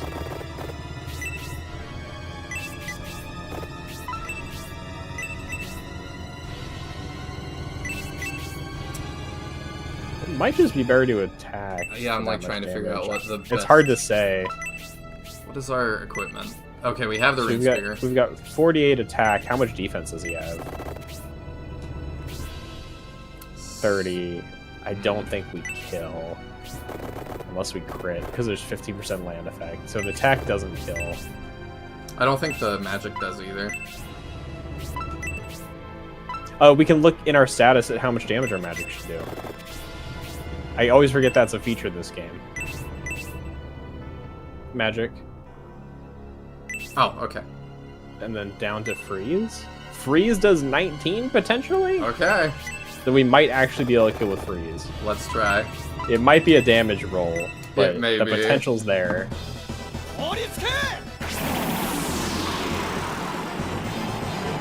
Let's go! Yeah! That's my boy. I think getting the magic scaling spear was worth it. It was. We did that by one.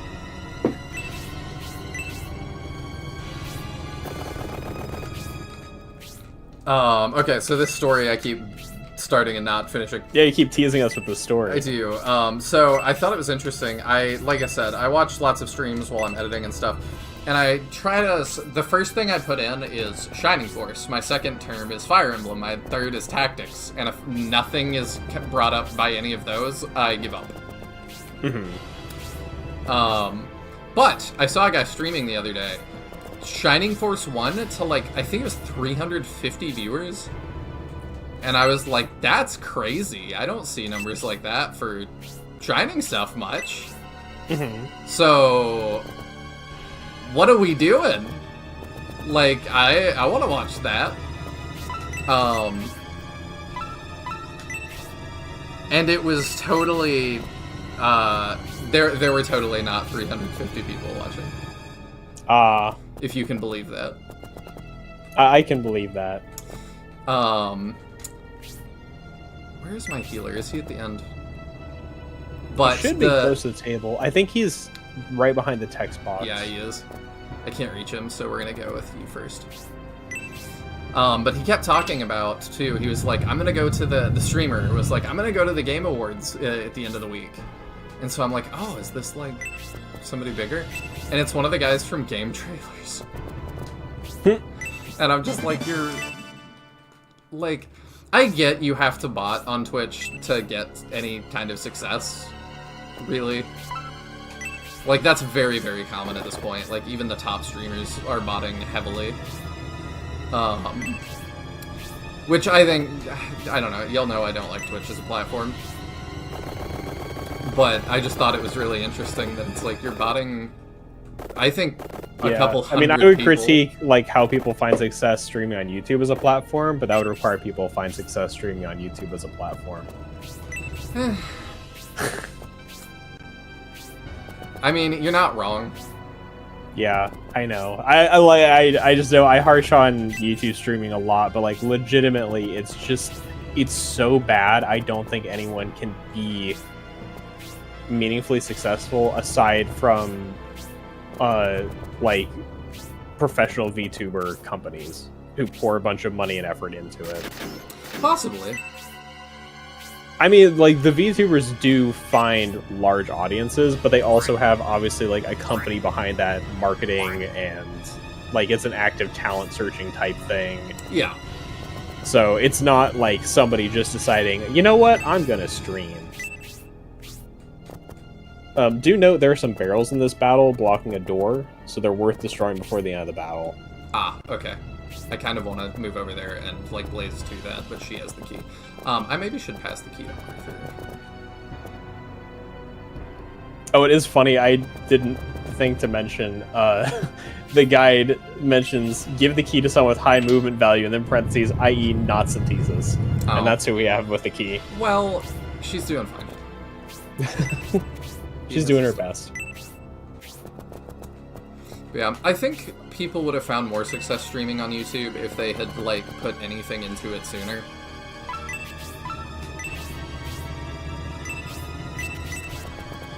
I do think that part of it is just Twitch was first. Kind of moment. Mm-hmm.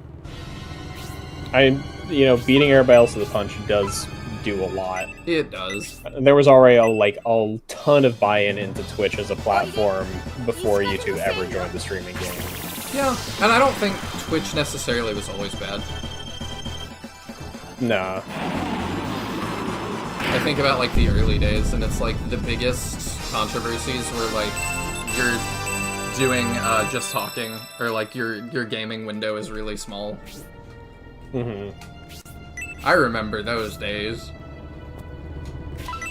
Do you have anything offensive? No, you don't. Let's not. To heal some the extent, I soldiers as they feel pass. like I feel like pretty much every online platform, the bigger it's grown and the more people have become involved, the more all of them have drifted from the identity of what they were originally intended to be and did well. Yeah, and I get that. And all of them just kind of like homogenize into slop with bad decisions because more shareholders and people at the top who are focused on money or the like bottom rung users really dilutes what the platform was meant for. There's also just metas, and I understand that. Like, the meta for, like, streaming right now is not gaming content. I could break that with Medion. But, or if you are doing gaming content, it better be gaming challenge content. Yeah. And that's true for both YouTube videos and streaming right now, I feel like. Yeah, I definitely agree with that. Like, the days of just regular LPs have long gone. For sure. As I'm doing one, kind of. Not as in they don't exist, but like it being a dominant format. For sure. The days of Game Grumps uploading in 10-minute LP episodes is not... Yeah, that wouldn't cut it anymore. Like, No. if they were starting out now and releasing that format, it just wouldn't do well. And frankly, I don't think Game Grumps is doing well now anyway, but I'm not sure. it's a whole different matter. It's the kind of thing where I only hear people talking about them in, like, the past tense, you know? I think that's Where because it's like- they're... Because they shifted formats so heavily, their audience is still the same age demographic as it used to be.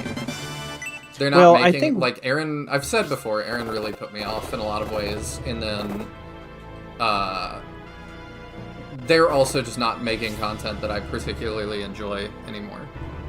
And that's fine. But I also feel like at some point they kind of divided into, like, doing too many different formats with too many different people.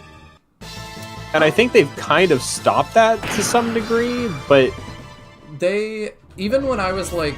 I used to be, like, a diehard for Game Grumps. I've told y'all I used to watch them, but, like, I used to watch everything. The only time they really expanded what they were doing...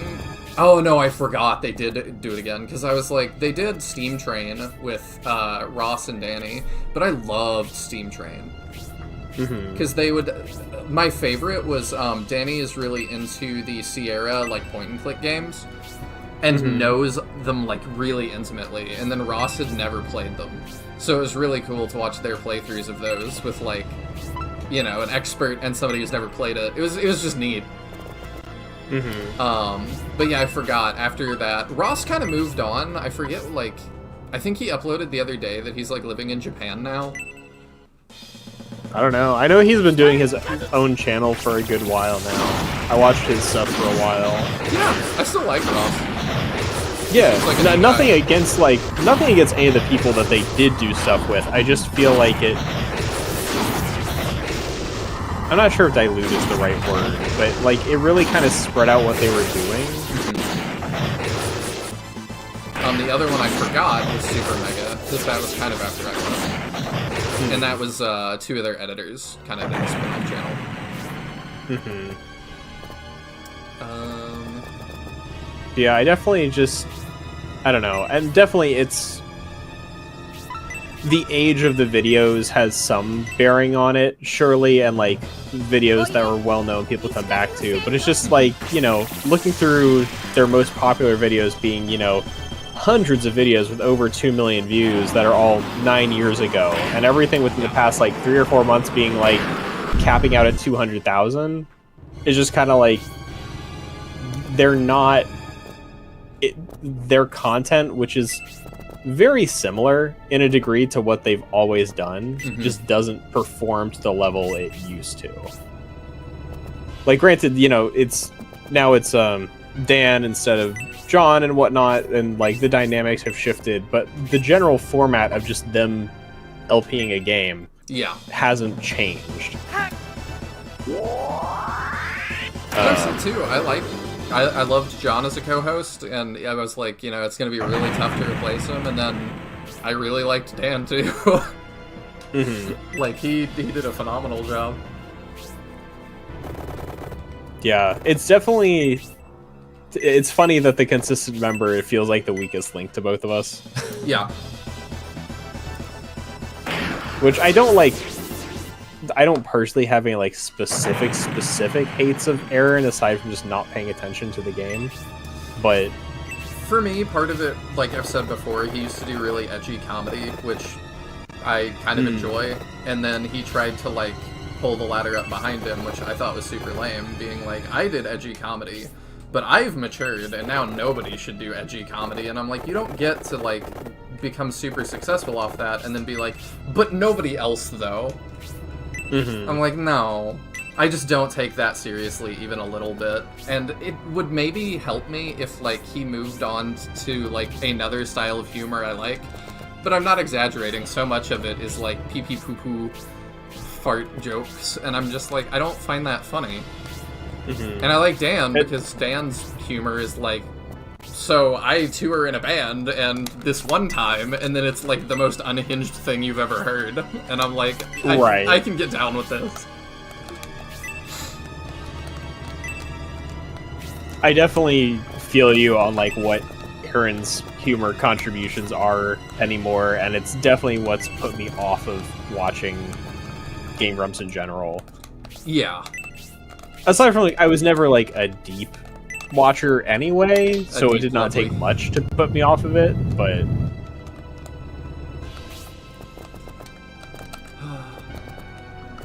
But, you know, I've thought about it, and I'm like, if I could, like, have a conversation with Aaron, what would I tell him? Would I express my frustrations with him, or, like, you know, things like that? And I'm like, no, I'd probably tell him, like, you gave me, I mean, hundreds of hours of enjoyment as a kid, and man, do I appreciate you for that. I'm just gonna burn all her MP here, because why not? She's gonna be sitting there. Yeah, you're not gonna be able to, like, release her from behind these waves of enemies anyway, realistically. And Robbie and whoever else is Cell are just basically stuck for the rest of the fight. It's a little bit sad, but... Like Cyclone said. Hera, yeah. Yeah, we're not getting them out for quite a while. Did I get your stuff already? Yeah, I did, okay. I mean, it's possible we're just not getting them out, because the Silver Knight's the boss. And I'm not sure how Synthesis is getting over there before we kill the Silver Knight. I mean, we just intentionally do it. The barrels were not the lore thing, was it? No, you've still got a couple battles. Okay, because I'm like, that was kind of noticeable. No. But it's also kind of off. Like we said, you have to egress from a battle with no, like, indication to do so. I forgot that was what we all said. Yeah.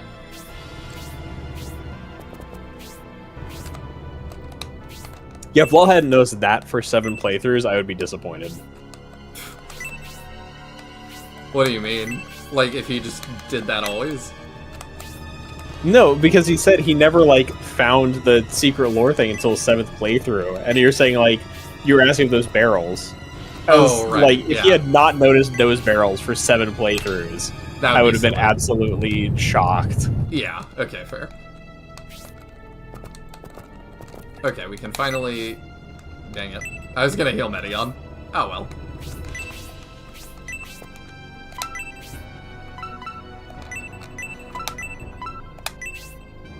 Oh well, we can ping that guy one more time. Imagine, lol. Yeah, I think a little higher of that. I don't know what his eye for detail is.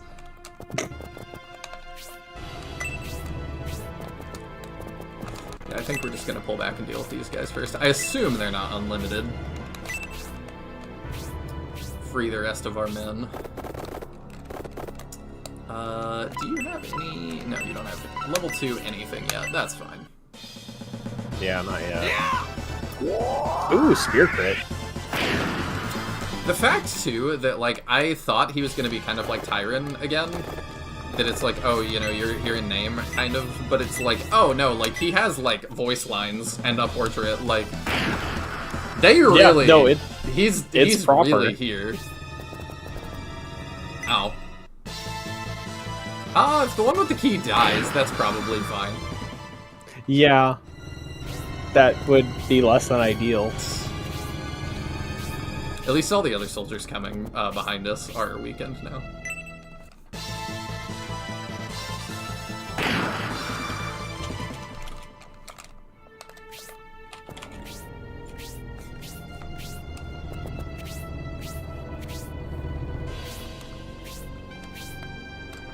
Oh yeah, you finally can get out. Let's go. You have nothing. Reclaim. That's true, nothing. She's got like a weapon and maybe 1 healing item or something. Yeah. But we can reclaim her... Oh. That was very colorful. And did 50 damage. That's a good chunk of damage. Okay, now we can heal Medion, and I cannot be dumb. There we go.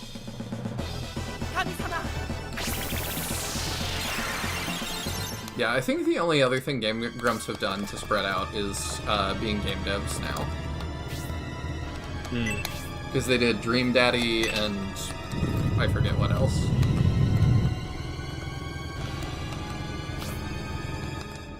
Aaron did a book. But I'm like, I don't know, I feel like that's not spreading yourself too thin. Yeah, it's a bit different. Unless you're the Yogscast, apparently. And I imagine the game is more like they like contracted a studio to make the game. Oh yeah. So it's not as much that they're game devs, but more that they like funded a game to be made. I also used to watch Yogscast a bunch. Sorry, I didn't mean to cut you off. I watched them a little bit, but not a ton. I would say, like, actually becoming game devs, that does become spreading yourself pretty thin, because as a game dev, that's kind of a full commitment. Yeah, it is. If I could just contract somebody else to make a game for me, that would be much less spreading myself thin. Yeah, I don't think he does any programming and stuff. I know Aaron, I think, kind of fancies himself as a designer. I'm not sure, like, how good he is at that. No, I've not played the game. Well, it doesn't have, like, that kind of design. At least Dream Daddy doesn't. But his most notorious... It's one of his most notorious videos is critiquing Ocarina of Time. And, like, its design. And I know there's people that really like what he has to say, and also people that really hate it, but also whenever you're going to talk about something as beloved as Ocarina of Time, like, you're going to get people that are rabid. I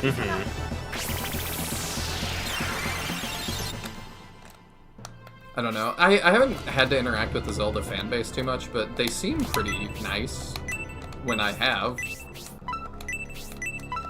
Yeah, it's not one I've ever really been into, aside from, like, watching theory videos way back in the day. They were nice to Daniel and I when we hosted... I think I told you through our when we were doing the podcast together, we had a network.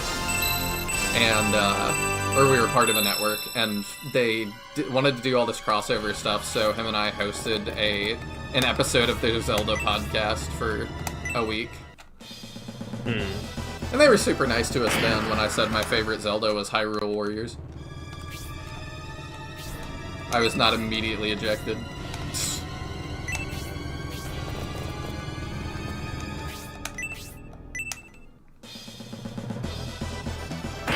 Let's go. That 3-range axe is really paying dividends. It's pretty nice.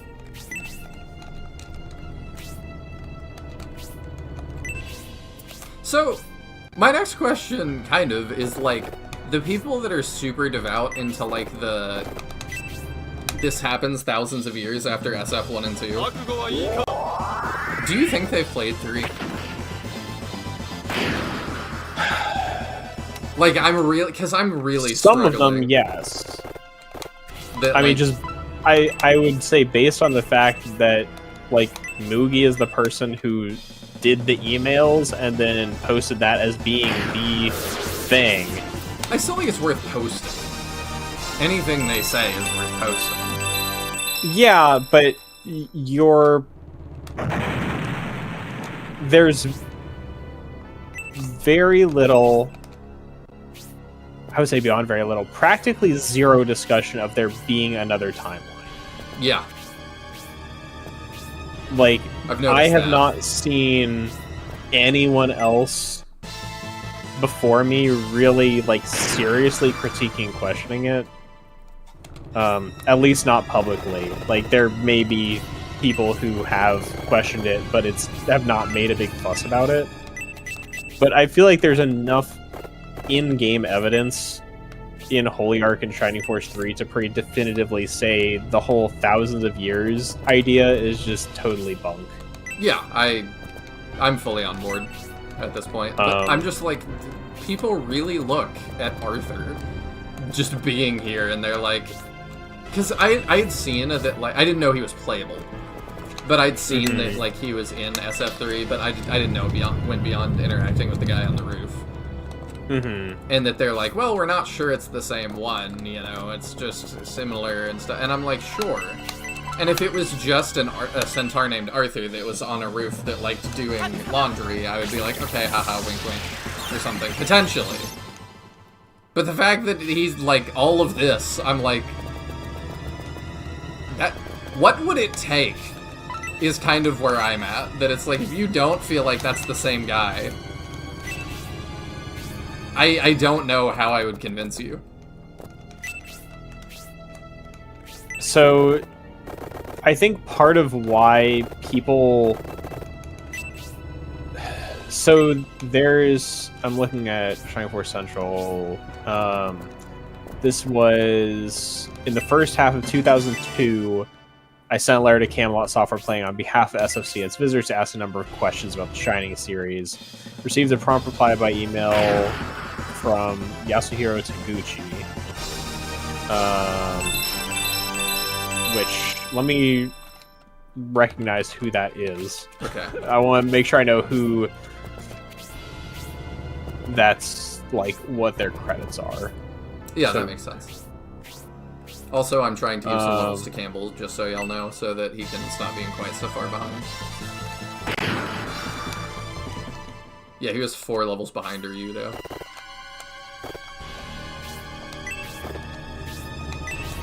So he is credited as, at least according to Moby Games, the director of Shining Force 2, CD Wisdom, and Shining Force 3. That's As well as a large programming on most Shining games.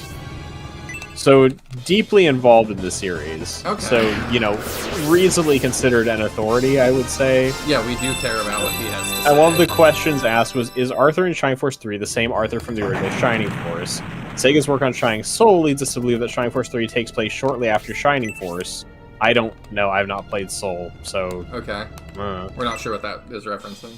If this is true, it's likely he may be the same Centaur. However, this may not be according to Camelot's plan. It would also mean that the mercenaries could have ended up at Creed's mansion for Shining Force 2. The answer from Taguchi was, the story from Holy Ark to Shining Force 3 belongs to a different era from previous Shining series.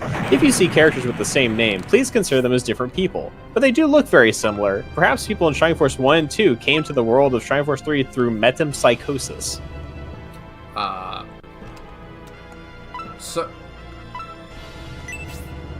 So, okay, what is metempsychosis? That's I am maybe looking it up.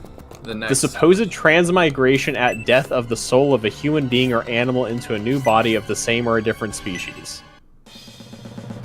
Which is just like, that doesn't feel substantiated anywhere else in Shining lore. So that just feels like a cop-out answer. Yeah. And there are comments included from the people involved in writing this letter, with 2 of them, Aspartate and Landius, having their comment just being, "Are you serious?" And then Mugi's comment being, "It seems as though Shining Force 3 and the earlier Shining games did not happen at the same time, no matter what Sega tells us in Shining Soul." But I would argue that Holy Ark and Shining Force 3 tell us that they happened at the same time. Yeah. And in my mind, that doesn't sound like the response is correct at all. Well, like, I just... What he's saying to me sounds like he's saying, you should treat them as entirely different people. They may not be, or, like, they aren't entirely different people. Because he's saying that, like, they may be, but then they might have, like, the same souls, and, like, it might be those same characters. It's a very weird answer. But it's not really them, question mark. Yeah, so it's part of where I take issue with the response, is just like, this doesn't feel like it reflects what's actually in the games. Also, good night, Mahan. Thank you so much for hanging out. I can't wait to talk more Gundam with you later. Shocking, I know. Serious Bull says, that just kind of sounds like drunk ramblings. It does not sound super coherent to me, no.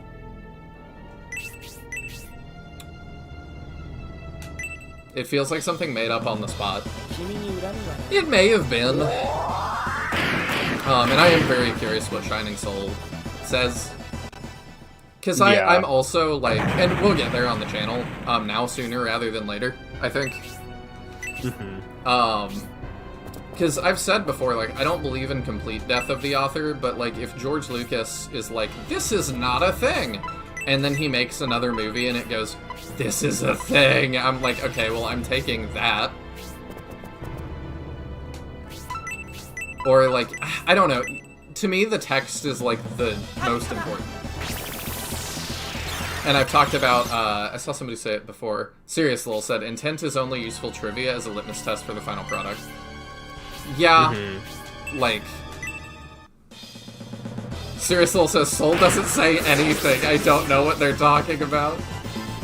So I am also just... I went to the Scenario 2 credits specifically out of curiosity to see, like, who's credited for writing and stuff.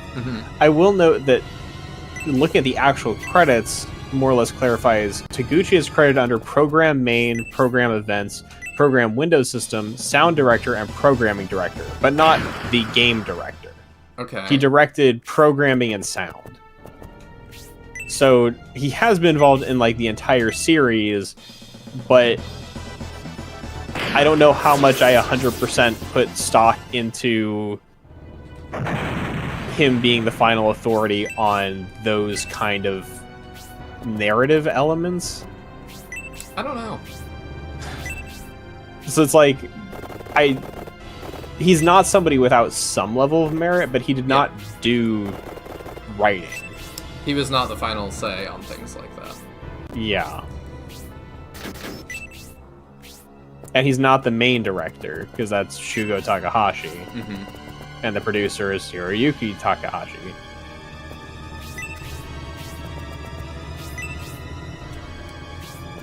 To me, it just doesn't make any sense if they're not the same person. That's just too weird, and even then, like, I'm fine with In Fates. Like, I just refer to Tharja and Rajat as the same person. Because it's like, well, it's reincarnated, and I'm like, okay, so what you're saying is it's the same person. Like, you're saying she was, like, born again, but it's the same guy. Thank you for the donation, Amethyst Crystal. Arthur, the best unit. We are in a heated debate about Arthur right now. So... I am very happy he's here. Yeah.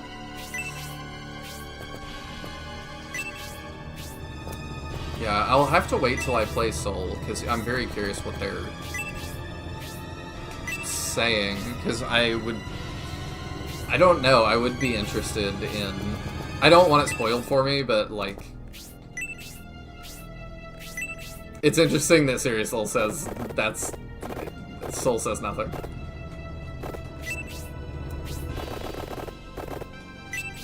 I also had thought Soul was different continuity, so that people are saying so did I. Anything to say. Like, even if the later games are same continuity, which is what I've heard, like Wind and Tears and all that, I still thought Soul was different because it was, like, kind of retelling. I put that at the same level as, like, Resurrection. Well, it's one of those things where, like, I don't want to discredit the amount of stuff Mugi has done for Shining in general, but I feel like some of the treatment of her word as, like, the final say and accepted canon is a bit much, because I don't feel like she's always correct. No, and I don't think she would claim to be. No, I just like, when we're talking about people not questioning the timeline, I feel like there is this sense of, well, she's emailed the people, she's into the series a lot, whatever she says is right. I mean, for a lot of people, they have to accept that anyway, because it's like, well, if she's played any part of 3, she's played more than us.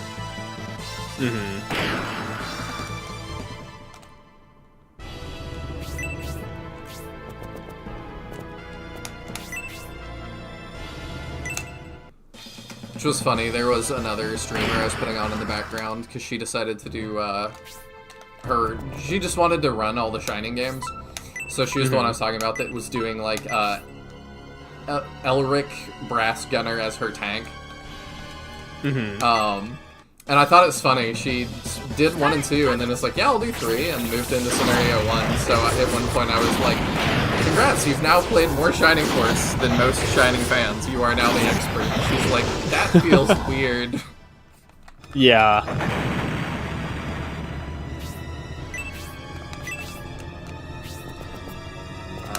Let's let you out. You are not going to be that helpful, though. Can you imagine if you didn't let people out during this battle, that, like, it just left them? That'd be funny. Let's heal, too.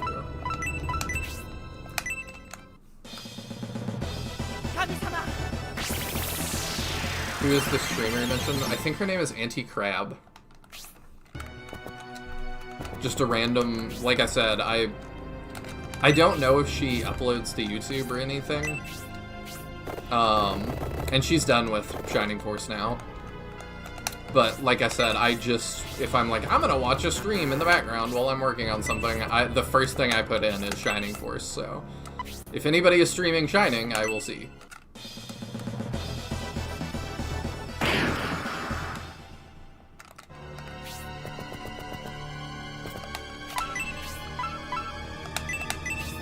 Bosses are probably immune to charm.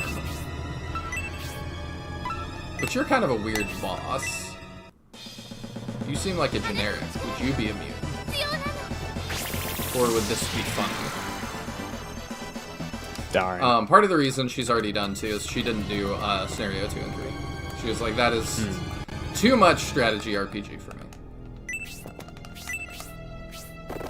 And I'm like, yeah, if you don't normally stream SRPGs and you pop in and do Shining Force 1, 2, and Scenario 1, like, that is a lot. Yeah! Let's go, Arthur!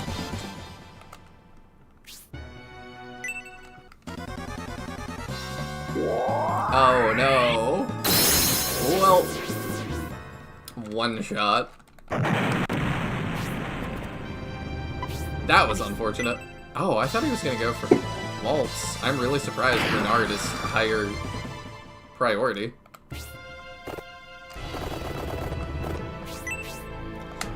For the inevitable, like, we're using Waltz at the end, we're at least picking up some levels for her here.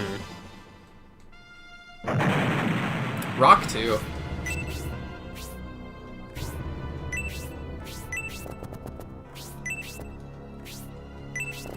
I do really like Arthur's voice lines. What is he saying, if you know? Let me see. There was that page on the guide. I also like Arthur's voice lines. They're quite good. Get the kill with Median. I'd rather give it to somebody who needs it, though. Aha! We did let everybody out. Translations. Medion's Force voice translations. So his regular crit is Aya. His skill level 1, which would be Sidewinder, would be Honki de Yukuze, which is here's my full attack, or so approximately. Freeze is Koritsuke, which is more or less freeze. And then Blaze is Moero Honoyo, which is like burn now the flame, I guess. Okay.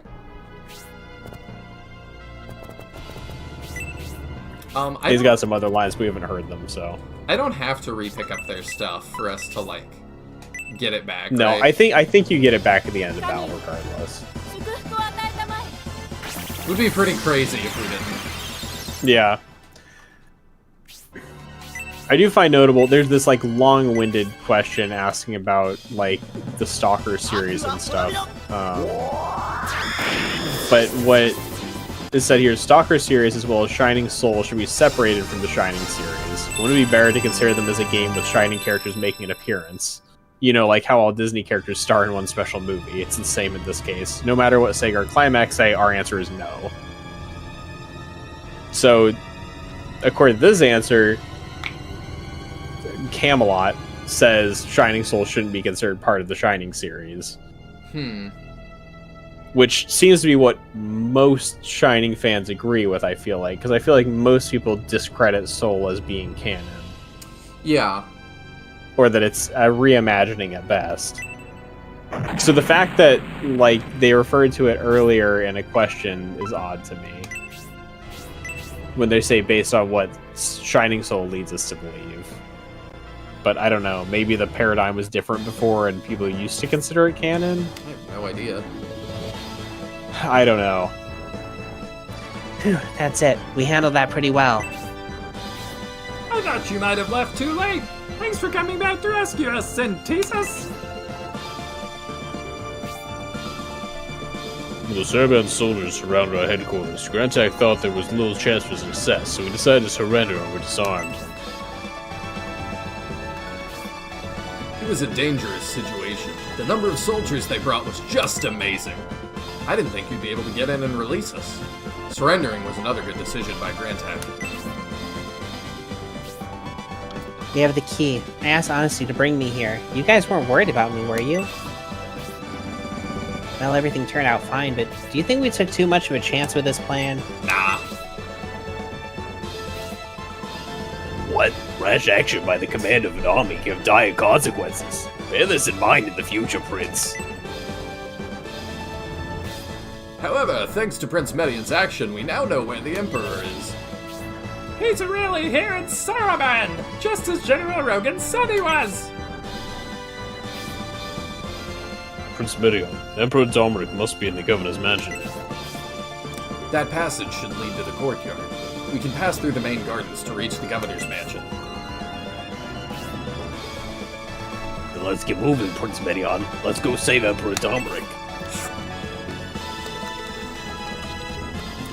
I also, another question, the answer to another question here kind of makes me question the authority of some of these answers. So there's a question that I'm not going to read the exact question or the response because it relates to Gaiden. Okay. Specifically Final Conflict. But Final Conflict kind of sets up a pretty obvious assumption about something in one of the other games. And when asking about it, the answer basically just gives some information we kind of already know, and it says, we don't know any more than that. If it's true, it's highly possible, blah, blah. So it doesn't say yes or no, it just says, no, we don't know. I just kind of like, is this something that, like, you're saying we shouldn't assume the pretty obvious implication is correct? Is this because, like, it's definitely not correct and you're just being cagey about it? Or is it just being, you aren't really thinking that deeply about these games from a decade ago and don't have a real answer?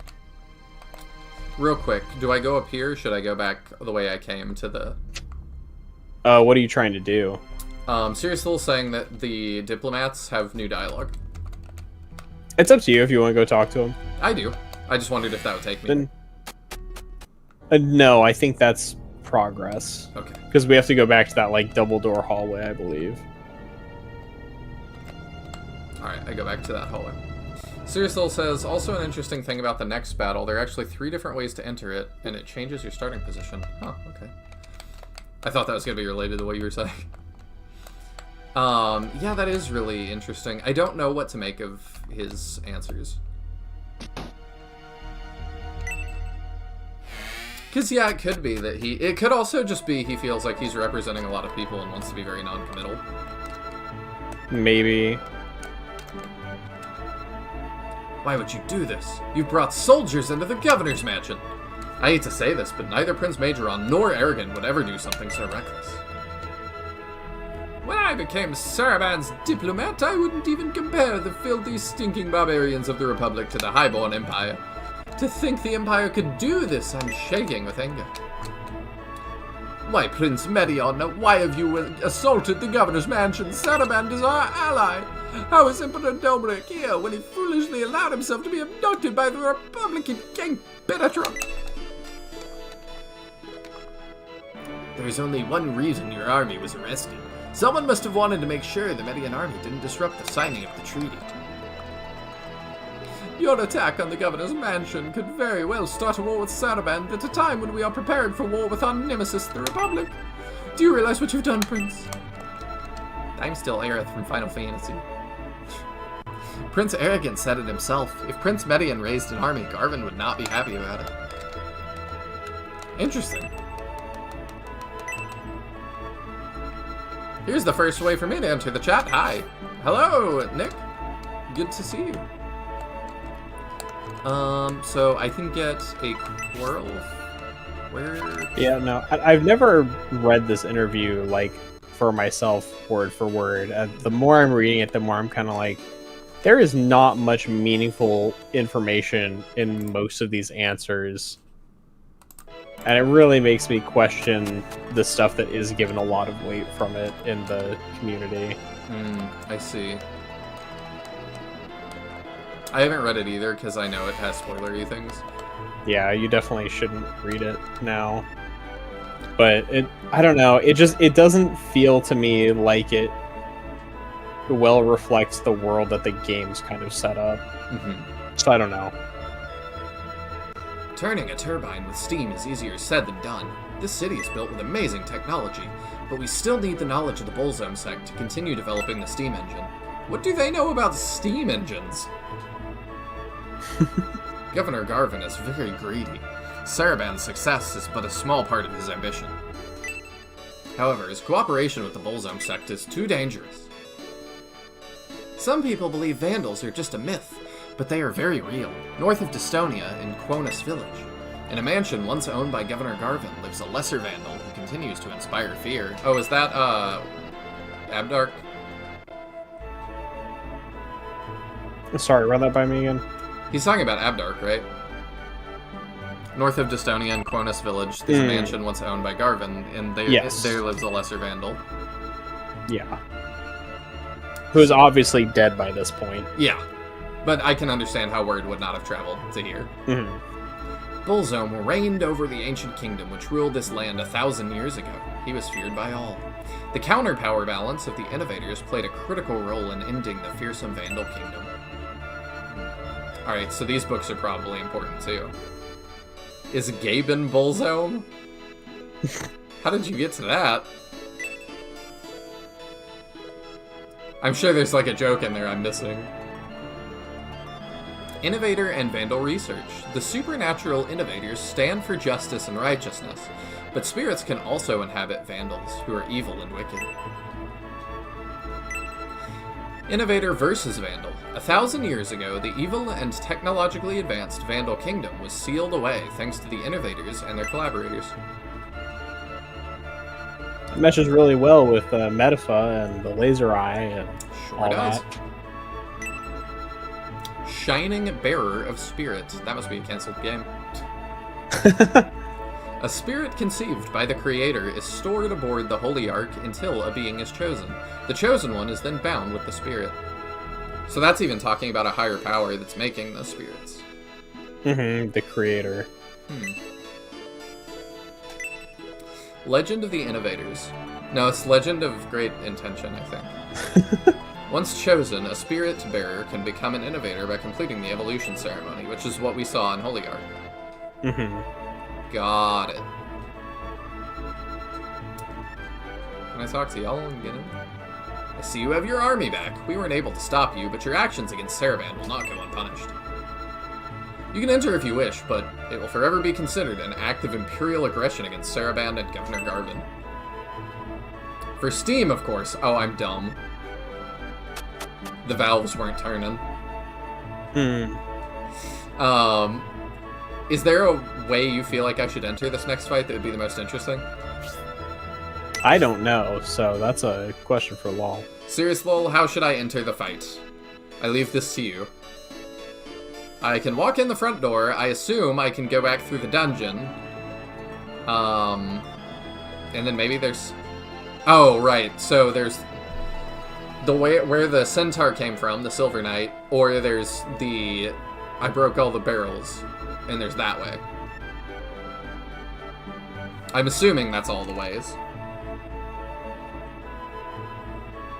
But yeah, I don't know if that the director was thinking from the middle. I don't know what that means. Does that mean from here? Upstairs? Okay, that's the best way. I'm not necessarily looking for the most advantageous way. I was just looking for the most interesting way. Yeah, I don't know if that director really meant to be like, okay, so the fans are going to take this as gospel for the next 100 years. If he knew we were going to do that, he maybe would have picked his words a little differently. I'm not sure.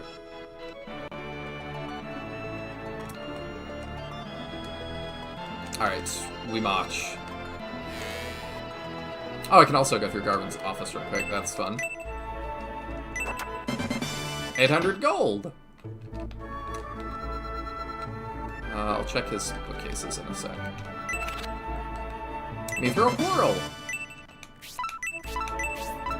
I don't think we have Waltz still in the party. Oh, Hazuki is dead. I can't really revive her right now, though. I guess that's fine.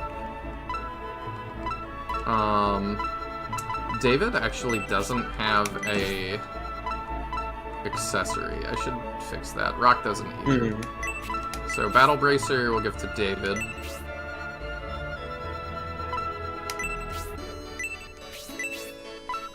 And then, do we have anything else? I don't know that we do. No, I don't think we do. This way you'll likely have to split your army in two. More interesting. Perfect. I love it. A pledge of world unification, signed by future Emperor Arrogant of the Estonian Empire and Governor Garvin of Saraband. The One World Government, the Illuminati. Benefits of Vandals as allies by Garvin. The Vandals would be a tremendous boon as allies, increasing wealth and strength. The relationship could be improved with the defeat of the Innovators. He is really short-sighted. Yeah, a little bit. Anything on his desk? But he is a capitalist, so...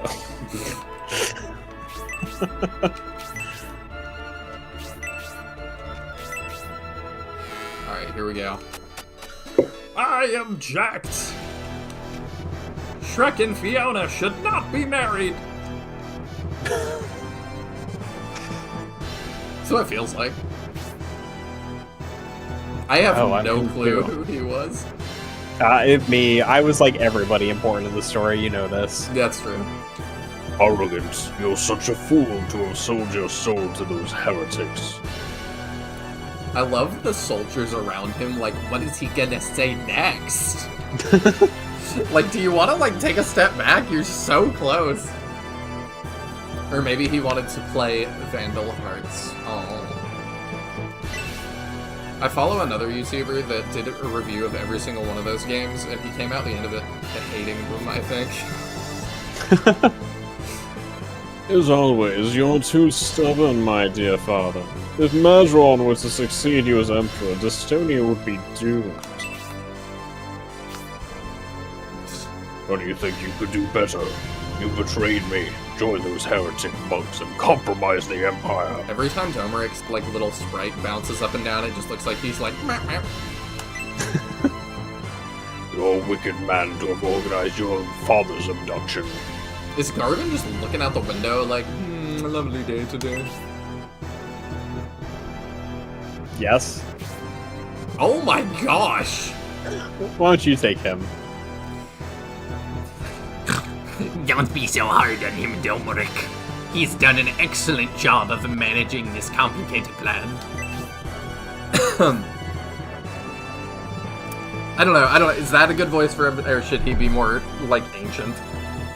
I mean, that's fine. Because I could give him the, You should be very proud of him. Nah, I don't think that's the vibes. he's really, like, gross. The purpose of this complicated plan is only so you can achieve your real objective. Yeah, can you tell that he's evil? Yeah, he's really taken to heart the, like, KOTOR alignment system that, like, when you're evil, it starts to, like, mess with your skin. And I see it's not only my over-ambitious son's plot. Saraband's Governor Garvin is also a conspirator. You depend on the knowledge and power of the Voltron sect. Who do you think is in control? What? What are you talking about? You rely on others to provide the plan and execution. You're nothing more than a puppet being forced to dance. I'm a puppet, you say? You don't think my will is strong enough? My authority weak?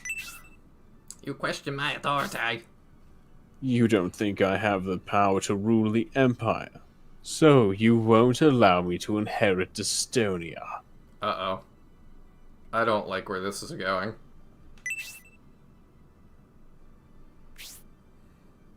Yet you did intend to appoint me as your successor. That's why you provided Fiterit, your most trusted general, as my strategist, right? Because I didn't trust you. Certainly, I appointed him to teach you the skills an emperor needs.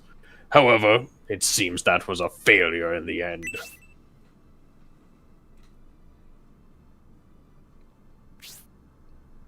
I regret that I was unable to meet your expectations, Emperor. So, I don't hate Domeric still, because he's like, this Bullzone business is crazy, and I gave you Fiterit to, like, get you to do not things like this. So I'm like, yeah, I mean, so far I agree with him. I specifically requested the opposite of this. Yeah. Parents and children share the same blood. Prince Erwin chose this path specifically because your blood flows in his veins. You became emperor as the fourth prince. You haven't forgotten, have you? Prince Erwin has a similar ambition. He will be the successor to the throne after your accidental death.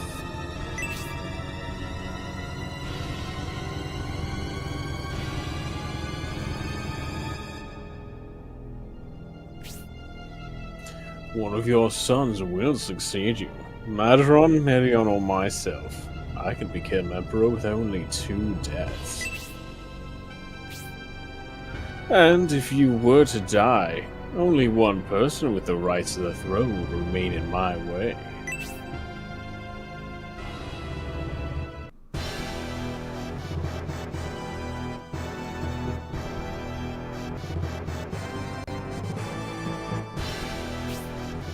With our strength, we will make Saravan tremble. Now that the Median army has been reunited, we can confront Governor Garvin. I thought we were just going to burst into throne room. Now that we know this is where they've taken Emperor Domeric, we should be able to halt their plan. I thought Medion was hearing all of this. Nope. This is a crucial battle. If we succeed, we will be able to rescue the Emperor. I'm sure you will lead us to victory, Prince Medion. Here we go. What are we dealing with? Oh, wow. What an interesting map. This is cool. It is very interesting. So I could have come out here, I guess. Or I could have come out here? I don't know. I don't know where the other... Oh, there. Maybe. I think it's there, yeah. There are 2 things to find on this map. Okay. One is relevant, one is meh. Okay. So if we find the one, we don't need to fuss over the other too much unless we want to. I'm assuming it's on a tree. What? What would lead you to make that assumption? Let's see. I don't know, just barking up the right things. Just barking up the right thing. Nick says, never mind Morrowind time, it seems, with that face. Yeah, he is very like Morrowind, I suppose. It is, yes, very Morrowind. That is, I didn't think of that, but that's very true. I'm still, like, mentally stuck on that, like, Arthur is not the same Arthur. He's just also from Guardiana and, like, was the fact that or something. The game says he's from Guardiana to me is like, this is the same. I'm going like, with that. It's not Arthur's spirit in a different person who just happens to look similar, unless there was also a Guardiana in this era that he was also from. Like, that doesn't make any sense. No. Is there... Oh, okay. It's maybe kill all enemies. I'm not exactly sure. Remember that high priest they were talking about in town? He's here!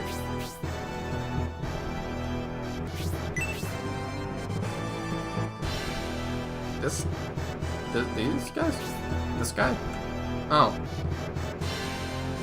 I don't... What were they saying about him? They were the apprentices of him. There was that building full of the High Priest apprentices. Yeah! That guy! Yes. This is gonna hurt. She should resist it a tiny Oh, bit. actually, no, yeah. Like, that was optimal. When it flicked over to her and targeted her, and I read Summoner as her class name, I thought Summoner was the enemy type, and I thought she was getting hit by a summon. Oh. So I was expecting a lot of damage again. And then you meet the Arthur of Holy Ark and space-time continuum explodes. Yeah. Yeah, it just doesn't make any sense to me, really. Like, otherwise. Unless you're just saying that, and all of the guys from SF2 are not the SF2 guys, it's just all a coincidence. In which case, I'm like, that's just really goofy. Yeah, it's like, unless it's leading up to some, like, greater revelation about the nature of the world, it doesn't really make sense for that to all... Unless you were be gonna, that like, way. Zelda timeline it, where it's, like, everything is separate. Well, Zelda sort of redid it, but they are did they? all... Well, I'm saying, like, they're all canon, down different routes. But it Which is... is the, very like, strange. Every, you know, it's in cycles. Like, Link is... They're forever locked in the cycle of being killed and reborn. But I'm like, nothing else in Shining lore, I think, would substantiate that. No, and we also know that they're, that, like, many of the games do share a continuity, so it's not like it's a retelling or something. Yeah. And there's definitely no rebirthy thing, because we know multiple Shining Forces can exist at the same time. Yeah. So it definitely doesn't make sense to be some kind of cyclical or other odd configuration. It seems to be a linear timeline narrative. Yeah, I'm also not sure that even the Shining Force 3 crew is... Nobody's really called us the Shining Force yet. I thought Scenario 1 they did call us that towards the end. Did they? I don't know. I could be wrong. Lol or somebody who's played the game more than me probably would remember.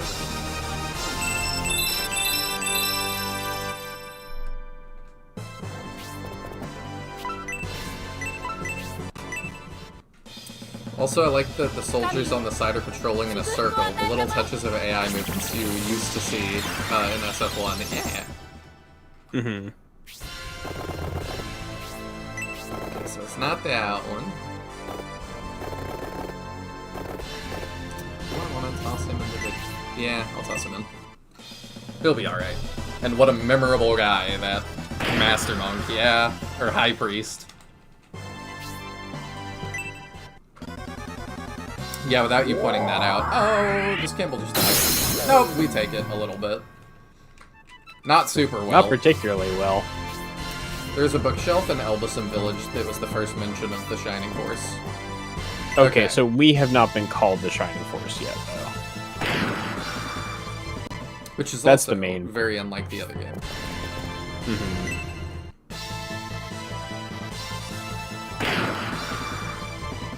So literally halfway through the entire game. Yeah, I mean, I appreciate the restraint, I guess. But I'm curious, like, if we are the Shining Force. We are a Force. But I'm assuming that will be addressed at some point, maybe? And what percentage of a force has to be shining for it to be a Shining Force? Because Arthur at least was officially part of a Shining Force at one time. True. So we're at least like 1/12 a Shining Force. Can we be grandfathered into being a Shining Force? Maybe.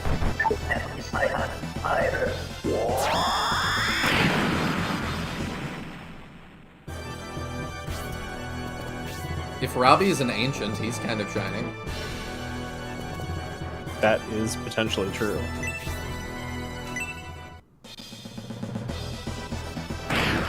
I should have stood next to Medion for the bonus.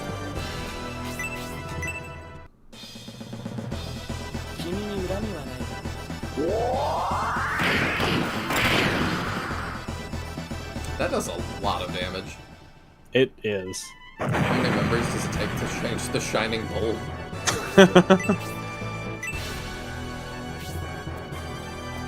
Your group being called the Shining Force is really weird in Gaiden 1 specifically. I mean, that doesn't shock me too much because they kind of make it a thing in a lot of other stuff. Huh. I don't remember how it goes down in Gaiden 1. I know Gaiden 2 a lot better than 1. Obviously, you can't talk about it here since Nihil hasn't played Gaiden, but... Right, you haven't played Gaiden 1 or 2, right? Yeah. Okay. I thought that was them. I knew you hadn't played FC, but... They just kind of call you that even though nothing really warrants it. Gotcha. I mean, there is a little bit of warranting, but not something that happens narratively. He's gonna need more help. I won't say any more than that. Okay. Yeah. I feel like I could make a justification for why they're called that, but I also can't really get into it. Mm-hmm.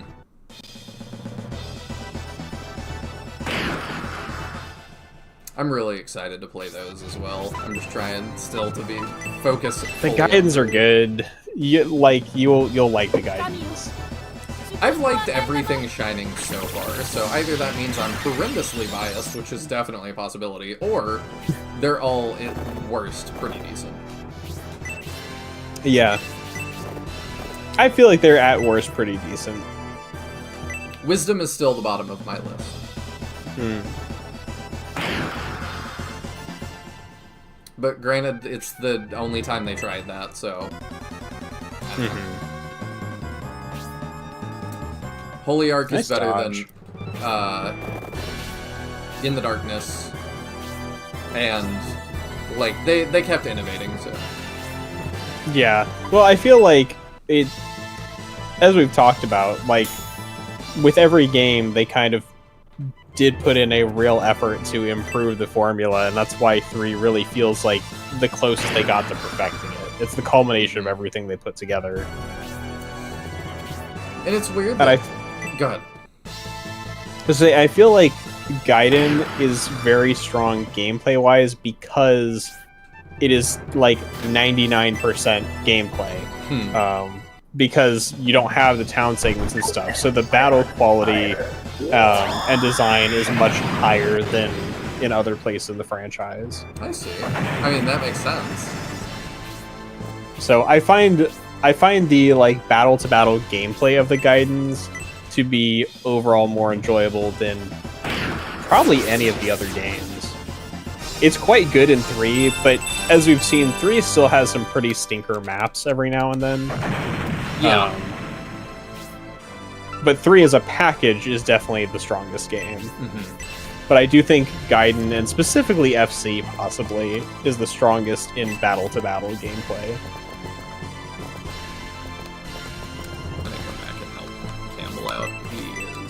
Struggling. I also like particularly love Gaiden 2, and I think the protagonist of it might be my favorite Shining main character, but I mean, and I'm not even sure how much he warrants it necessarily, but I like him a lot. That's high praise. I know you really like Medion and Bowie. I gotta keep you on the You had me for a second there. I was gonna say, you're actually right, Medion might actually be my favorite, if I'm really thinking about it. It's just been more recently that I like played 3 for the first time than Gaiden. And I do really, really like Medion. What the Gaidens really lack in story, they make up for in battles, and by lack of story, I do mean it. I don't know if they inherently lack story, but they're obviously very linear, and the stories are very direct. There's not a lot of like beating around the bush. Yeah, I'm fine with that. Which I feel like, to some degree, there's only so much you could do being a Game Gear game. I've never Like, who played- knows how much cartridge space they even had to work with. Knowing Sega more than you would think. Sega just seems like they're always pushing for like more and more insane technology. Let's see. Arthur can probably start fighting that guy, but yeah, it's not a big deal. Oh, hello. Moving your full range and attacking me? That's not what SRPG villains do. For now, you're fighting among the bushes. I'd love Wisdom better if it didn't try to be a racing game. That was quite weird and took me a little while.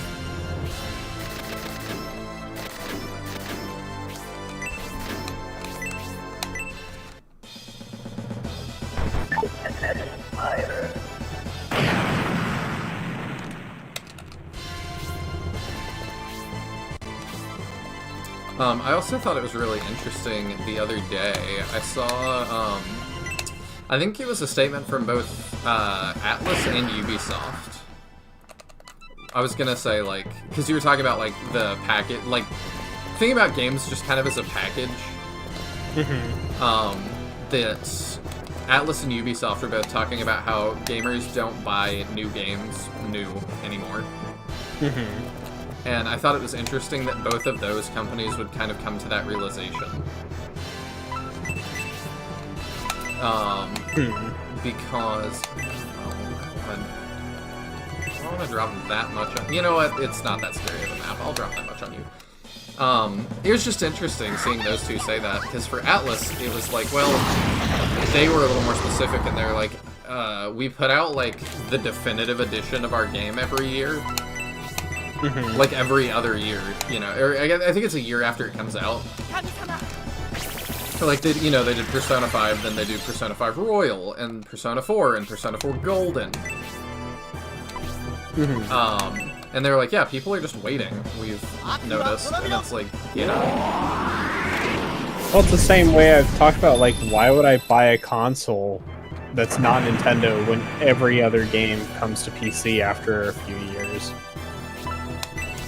It's like, I have no reason to A, buy a console, and then B, buy those games on that console.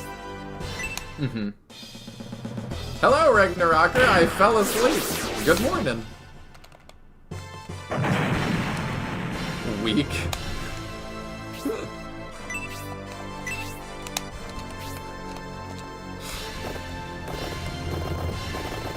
Oh, I've been up all night.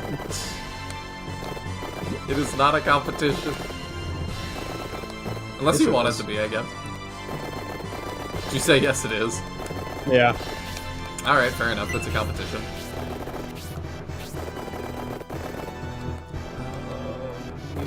I forgot to... So another thing that I finally would find worth noting... So, like, I'm looking at some discussion in the JRPG subreddit talking about the sales of Persona 5. And this comment from 2 years ago, talking about the most recent updated numbers they could find at the time, were Persona 5 had sold 3.2 million copies on PS3 and PS4. Persona 5 Royal had sold 4 million copies, 0.8 million more on PS4, PS5, PC, Switch, and Xbox. So you're also adding in your definitive edition 3 more consoles. Like, Yeah. that's 3 entire platforms where it's like, well, of course your definitive edition is going to outsell your original if you're on more platforms. I'm not saying that their statement fully makes sense. Right, no, I'm not necessarily aiming that at you, but I feel like there is some short-sightedness on their discussion of more people buy the definitive edition than the original, because I think there's 2 big factors. you're selling on 3 more platforms, which PC is a huge one, Switch is a huge one, Yeah. and Xbox exists. For a little bit longer. But also, so you release the game, there's been a year of people who are into the game talking about it, and then you release a new version, and people who have heard of it but didn't try it might be like, oh, you know what, I guess I'll grab it. So it's like you've built up buzz about the game because the original game was popular, right? Like, Persona 5 came out, and I was immediately hearing people raving about it. Yeah. So it's kind of like, I'm curious what your sales numbers between the two would look like if they were on the same platforms. Like, if you release the original version on PS3, PS4, PC, Switch, Xbox, would you really see an increase in sales in the Definitive Edition? I don't know. It's just something that I kind of question because they're not apples to apples, you know? I found the thing. You did find the thing. You don't need the fairy powders. Not as bad as I need an evil ring.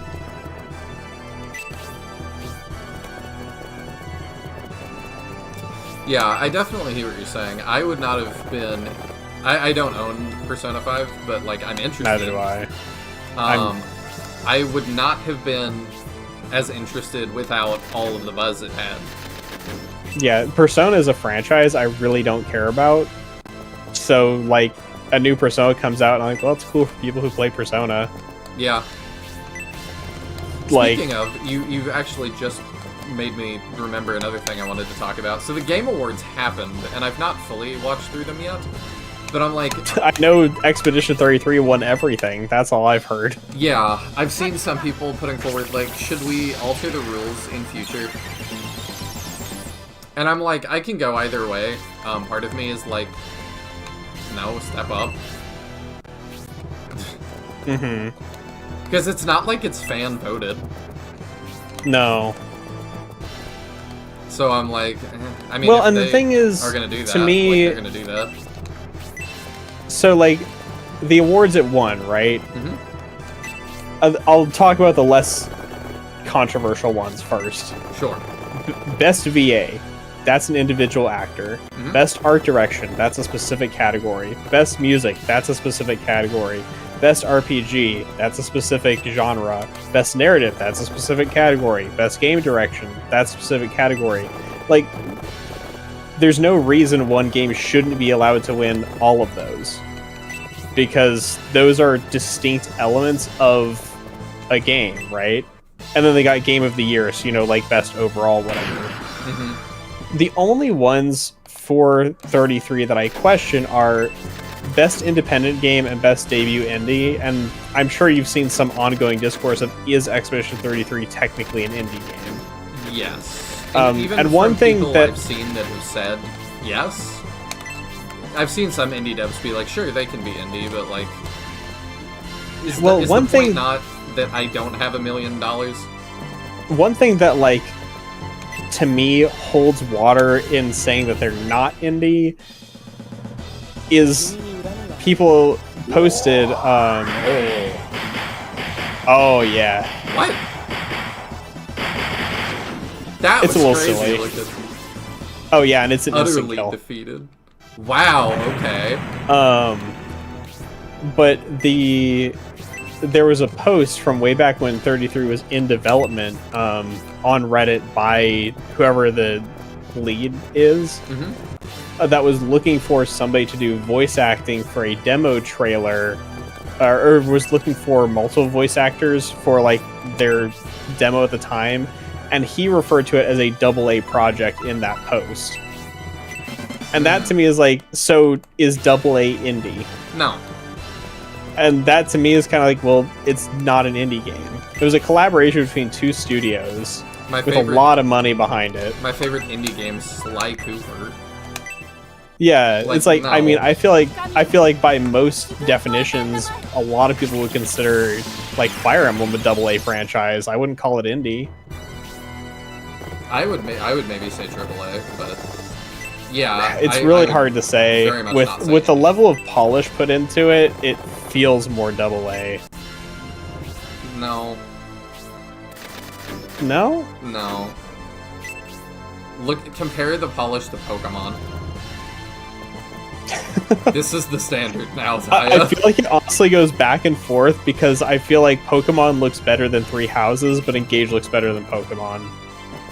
Engage looks so much better than Pokemon. Like, Engage is actually a very pretty game, and then it's like, I don't know, even then, I kind of feel that way. I don't feel like it's AAA money. I don't know. It more was to me just as like it's a Nintendo series, so that makes you AAA to me, regardless of anything.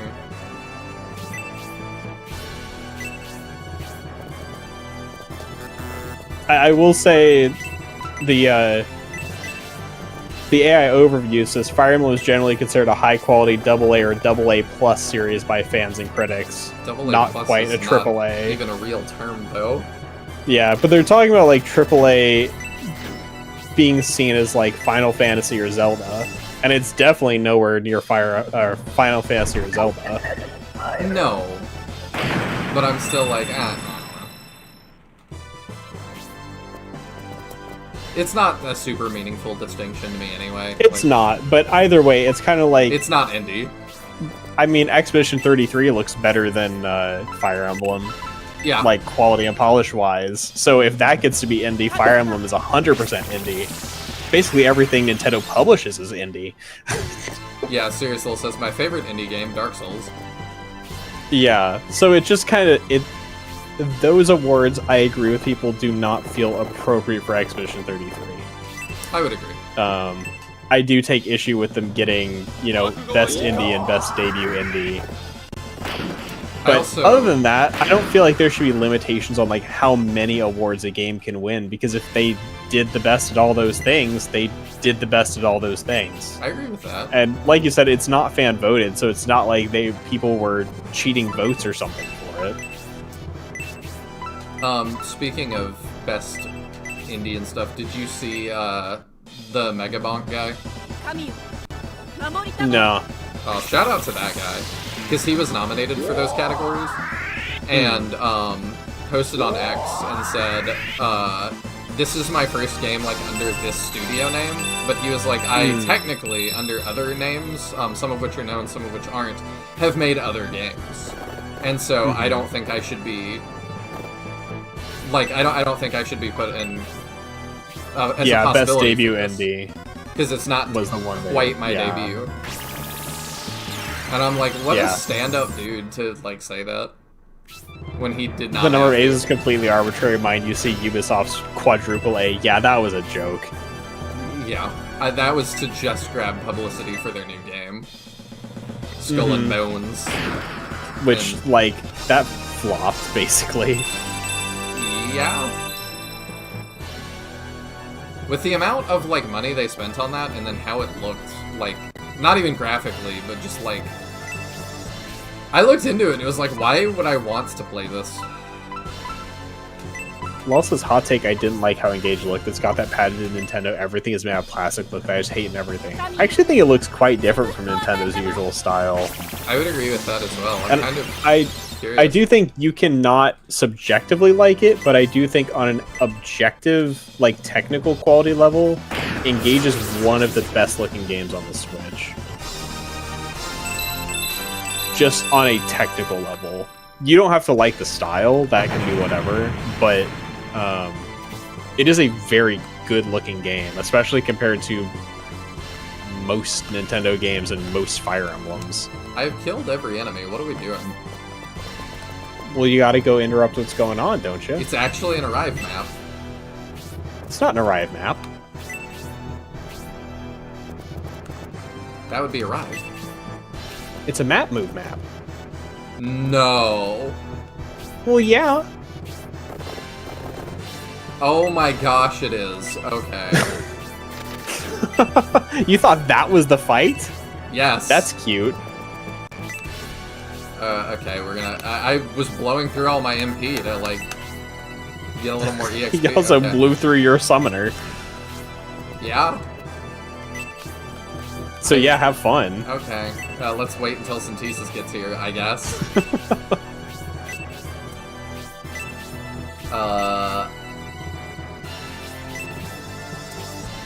After attempting the glitch, you would egress. The character's items from the table would not change for some reason, so you could repeat multiple times. Oh, I see. Okay.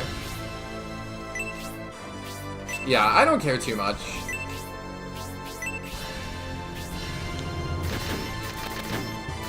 You know, weird thing where if something looks more polished, it actually looks less effort to you. That sounds like a personal problem. I kind of get what he means. That it's like, I was listening to a video about the new like Avatar today. Because it's like, yep, we're staring down the barrel of Avatar 3, and I see nobody talking about it or hyped for it, but like, it will make $1 billion probably. And it's just like, how weird is that? That, like, we just kind of know that. And I'm like, yeah. But the guy was saying, like, you know, he was like, objectively, these movies look stunning. But he was like, I think I just don't care anymore. Because there's so much, like, so many movies that audiences can go see that is just, like, 90% CGI, that it doesn't just smack you in the face anymore. You're just like, oh, that's another CGI thing. Yeah, it's like, I'm not impressed by, like, flyovers of a CGI landscape. I'm sorry. Yes. But, like, objectively, like, extreme high effort. Extreme high quality. But, you know, at this point, I would be more impressed by an indie guy with a drone shot that looked half decent. And I think that's kind of where Serious Lil's going. You can correct me if I'm wrong, but, like, that's kind of how I feel. Well, to some degree, part of it does feel when it's all CGI like that. It's kind of like, how much is it high effort versus how much is this, like, the same level of quality I could find on the Unreal store? I guess the level of effort. It's part of why, like, Unreal games look good, but they've got that Unreal look that is very low effort in most of them. Like, that it takes effort to not look that way. Finally, the Meteor Army has arrived. I remember reading the Hat in Time director talking about how hard it was to stylize Unreal graphics. I didn't think about that. You knew they were coming? So you were just stalling until their arrival with useless conversation. You're not gonna read Smirk? Smirk. That means you wanted me to battle Medion, since he could save you? Father, is that what you were hoping for? I mean, kinda. Read between the lines, arrogant. Time to make your decision, arrogant. Don't allow yourself to be deceived by the Emperor's words. It really is regrettable that I must issue such a command, Father. Good night, Ragnarocker. Sorry for falling asleep earlier. That's fine. Do not apologize to me for sleeping. That's crazy. Men, I order you to remain awake for the rest of the stream. My father, Emperor Domeric, I order you to take his... Wait, Prince Arrogant! I can't bear to see you give the order to execute your own father. Please, leave it to me, Prince. Are you serious? You, the Emperor's former right hand. You really want to handle his execution, Fiderit? You should have no doubt. Witness for yourself. Mwahaha! This'll be interesting. Let the show begin! Is it better to die at the hand of a friend? I'm disappointed in you, Fiderit. Dot. Ah. On my signal, quickly move back against that wall. Not at the wall behind Dominic. No! Is he gonna donkey kick him? What are you doing, Fideret? Ah, the homie.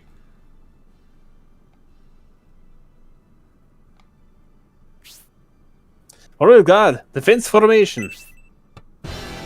They are loyal. What is this? You bastard! You betrayed me! This is not betrayal. My loyalty has always been with the Emperor. I would never allow anyone to harm him. What? If that's true, the abduction. Why did you take part in the abduction? To keep him safe. Yeah. I reluctantly cooperated because that was Emperor Dominic's wish. Fleshing out the traitors. You used our plan, Dominic. You knew your abduction would be a legitimate cause to start a war with the Republic. Oh. Is that true, Father? That you never believed in me from the start? That you had no intention of allowing me to become the next Emperor? Have you finally come to understand Emperor Dominic's true nature, Prince? I finally understand who my father truly is. Is it too late, Garvin? We still have Bolshome. Dasherin! Dasherin!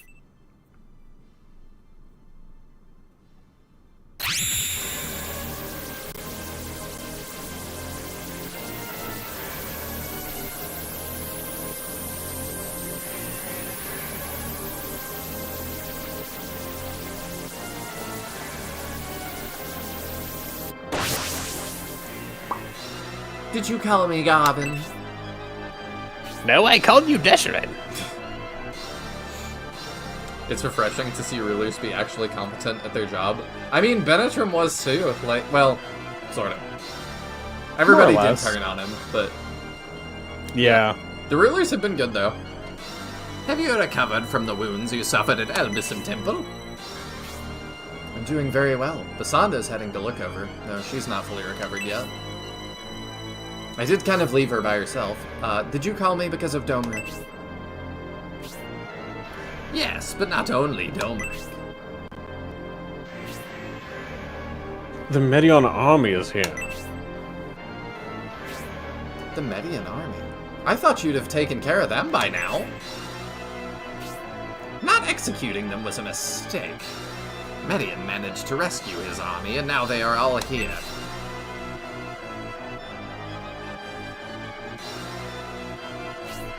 And so, you want to borrow the Bullzome Sect's power. Interesting. Alright, leave them to me. By yourself? Do you have the spine to confront me, Median? I can see I evoke terror in you, even when not at full strength. Let's see if you can even defend yourself. Oh, okay. Yeah, that's fine, I guess. I guess you could be allowed to do that. Anything to find in here? Yes, there's one thing to find. Ooh, okay. It is in a reasonably conspicuous location. So I won't give you too much hint. The Emperor's body. I like the Royal Guard models pretty well. They look really good. Oh, yeah. Nick says, I got sick looking at the first Avatar, so I couldn't even watch to the end. I did fine. I just thought it was fine. I've never gotten the hype. Nah. But I knew it would make a bazillion dollars because my neighbor I lived next to at the time, we're like that family was not even movie-going people really, and they went to see Avatar 1 like it was ridiculous. It was like 7 times or something. That's wild. So I was like, okay, so like non-movie people are going to see this a redonkulous amount of times. This is gonna make a lot of money, and then it did.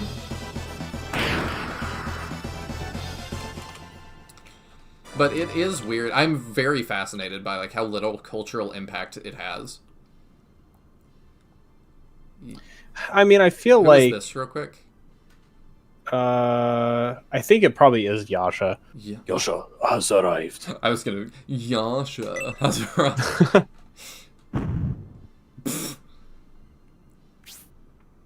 Yasha, your arrival is surprising as usual. General Fafod was defeated by the Symbio's army. What? Are you sure, Yasha? The great General Fafod has been defeated. Conrad's son is more capable than I anticipated. High Priest Fiale is our last hope. I received word from General Fafad's son, Braf, that we will need to execute our plan sooner than expected. That Braf Fafad. Then Symbios will move through Flagon quickly and head toward Palsis and look over. I don't know. I haven't heard from Basanda. It's also difficult to presume the motives of the young General Braf at the moment. His father is dead. He will need some time to clear his head. I wonder what he'll decide to do. If Braf moves on Aspia, we'll need to send support quickly. The plan to capture the Seagate is complete. It is now available for our use. Does he know Rogan is in the dungeon still? You'd best go, Prince Aragon. I'll do my best to hold off the Median army while you assist with the invasion of Aspia. I'll leave them to you, High Priestess Deshra. Remember, our primary objective is the invasion of Aspia. If I lose my advantage here, I promise to withdraw. Just let me tell you one thing, Father. Medion has conspired with Symbios the Republic, and they have fought united in battle many times. I even saw them in the tree, Kissing. What? He conspired with Conrad's son? Yes, he is certainly standing in the way of your ambitions. Is that so, Medion? Know this in your heart, and never forget. I understand. Arrogant. I trust you with the utmost, even though you just tried to stab me. Right.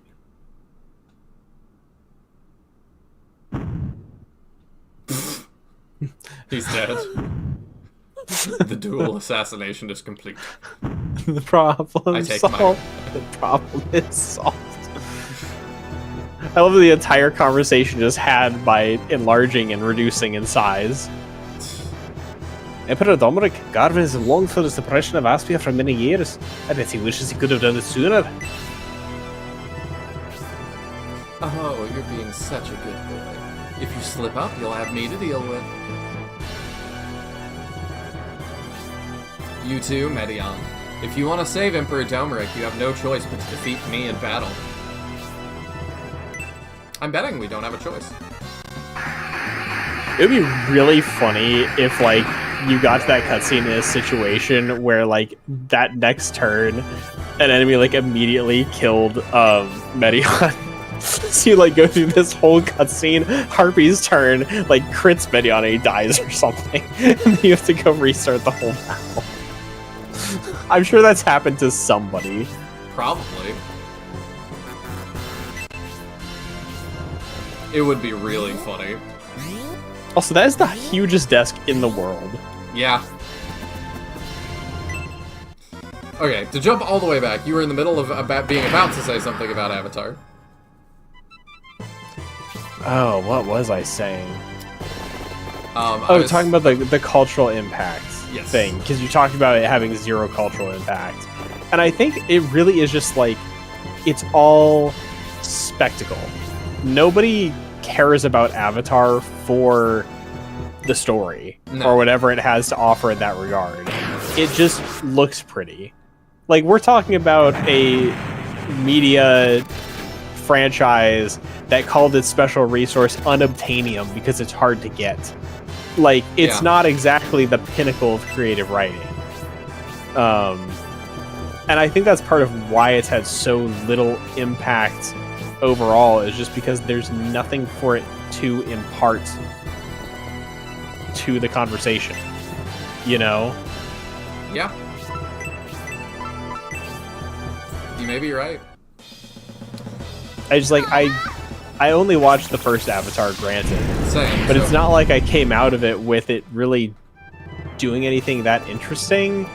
It's like, look, we took the military versus like thinly veiled Native American archetype in space. It's like, okay, I guess. I couldn't quite see that. You strategists are all talk, aren't you? Something. Campbell's tongue slips is the second line. Wasn't unobtainium like an actual scientific joke term? Yes. It's kind of like your magic MacGuffin. It's kind of like that. It's like a plot and science thing, I think. Mm-hmm. But it's like, it's the fact that they literally called it that in the movie, just kind of like rings of, I don't really care about writing a good story. Yeah. Like, it's not meant to be, at least it didn't feel like it was meant to be much there lore-wise. Yeah, because I've even like talked to friends that are like, no, I like it. Like, there's people that like it, and it's like, okay, name me like 3 characters that are from that movie. And it's like, yeah. That is so exactly close. my point. Yeah, and I feel like, I'm not sure why it's this way, but Avatar did not feel like a movie that I watched and I like lost myself in. It was a movie I watched and was like, I am watching a movie. I know what you mean. You know, where it's like, when I'm watching a good like fantasy or sci-fi movie, The world is real. you feel yourself drawn into that world. And it's like, you know, obviously you're still just watching a movie, but like when you watch like the original Star Wars trilogy, you know, it's not like they're stellar looking movies or anything, but you feel something about that world. It feels realized, and you can kind of lose yourself in that narrative. And Avatar never had that for me. Will Antidote solve his confusion? Level 2 Antidote will. I don't think level 1 Antidote does. Okay. Because level 1 just cures paralyzed and poison. Yeah, I know exactly what you mean though by like, I'm watching a movie kind of thing. Mm-hmm.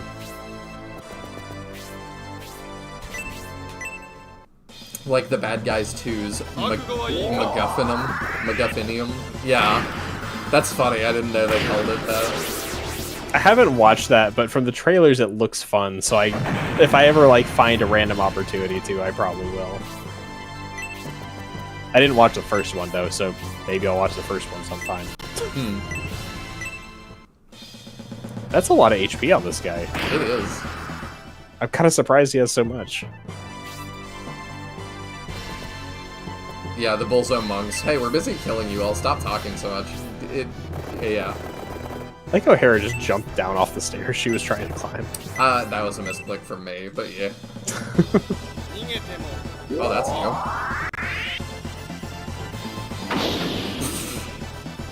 Wow. That is the unique special from that spear that we forged. That froze him? Mm-hmm, I froze him in place. Okay, that's really good. I believe he can still act, but he's stuck in place. Okay. I think is how freeze works in this game. The 2 movies are great, and if you look into the books they're being adapted from, it's only going to get wilder from here. That's how I even know about them. Because my mom works in libraries a lot, and she's like, the kiddos love Bad Guys. Huh. I didn't know there were books. I helped her with book fairs from time to time, and we sold a lot of copies of Bad Guys. I can see that. That and Diary of a Wimpy Kid 82. I'm half joking. I would not even be surprised if there are that many at this point. There's definitely a lot. Yeah.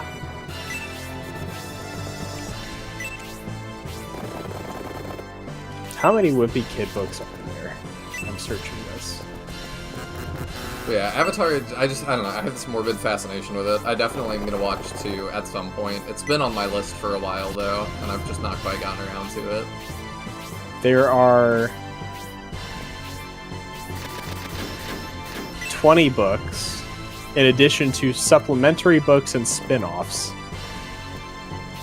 I mean, that sounds like more books. Yeah, but there's 20 main books.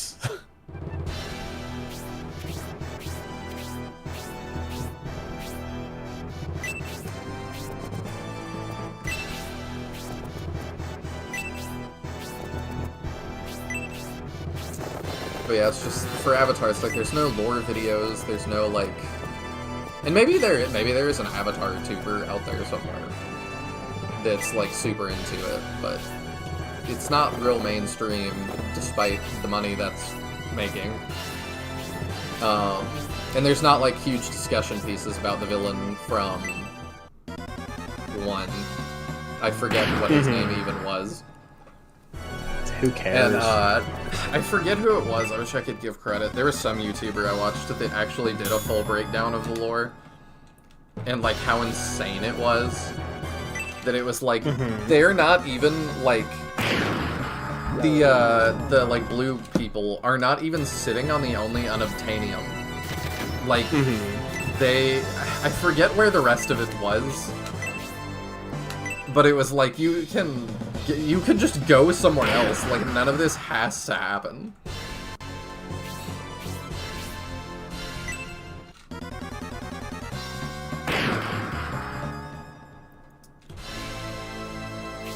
I think it was that. It was also that it's like humanity needed that to, like, survive.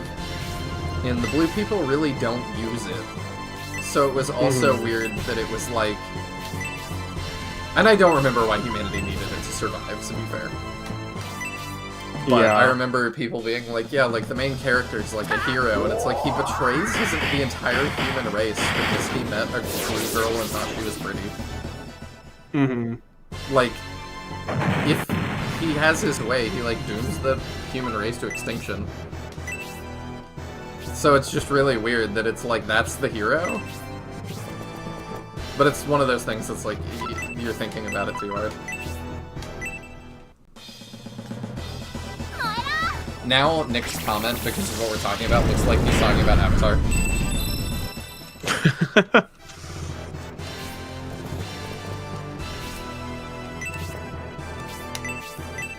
But yeah, I know there's also a game now. And it looks fine, but I never heard anything about it. There's at least one game and possibly a second game.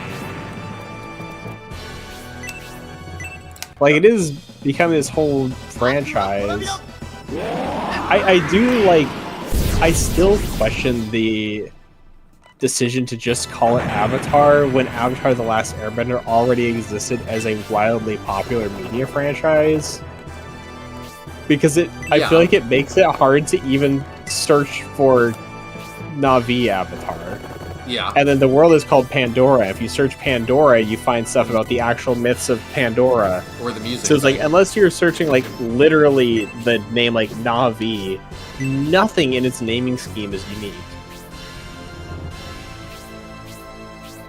Yeah.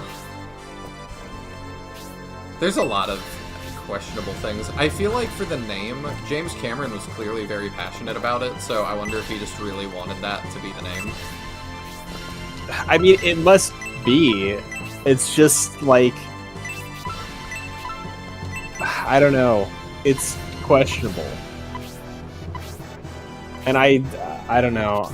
I am looking up, like, some lore videos, because it makes me kind of curious as, like, I don't know, maybe in the next few days I'll watch a little bit of it and just see, like, what can I even put together of, like, Avatar lore, and is it interesting?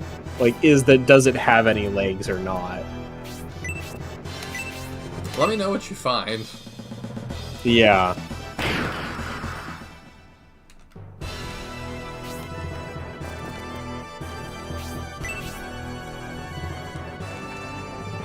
As Avatar, because they get into Navi buys like that. Yes, like the reason for the name makes sense, but from a like SEO perspective, it makes no sense. Yeah, unless they thought that they were just gonna crush everything else called that.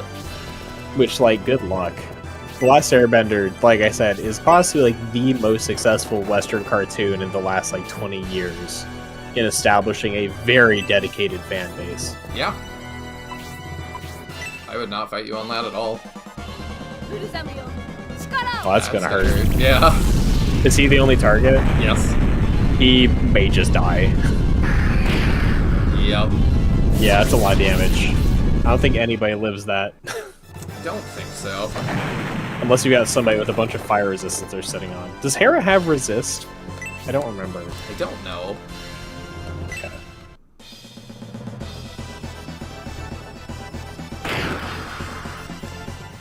It's funny too, we're talking about this because I also just finished watching Gundam Seed, that whole franchise. Because it's 2 shows and a movie. Or I guess, I don't know. There's one thing that's like 45 minutes long. I don't know if that's a movie or what. But the lore of that was also just not very well put together and was kind of bonkers. There was just so much like, we'll explain this later, and then we never loop back on it. It's just been like, I've just been into like crazy lore stuff lately is what it feels like. Maybe a little too much. I need to get back to solid footing.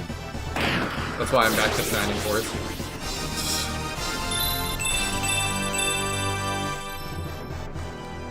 Because nobody is fighting about Shining lore.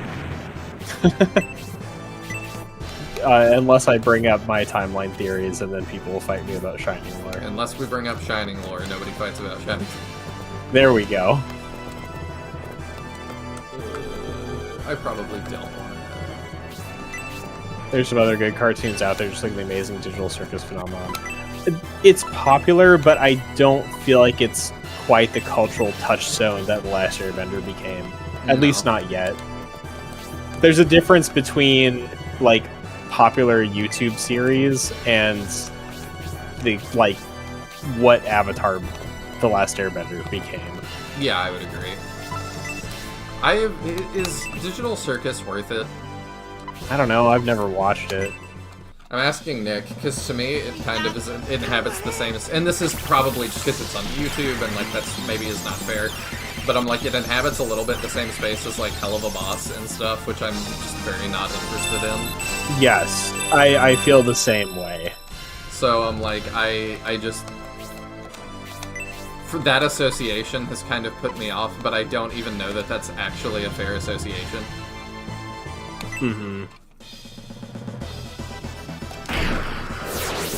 Just mainly the people that I see talking about Digital Circus are the same people like really stoked on like Hell of a Boss and Has Been Hotel, and I'm like, okay, we are just into very different things. Yeah.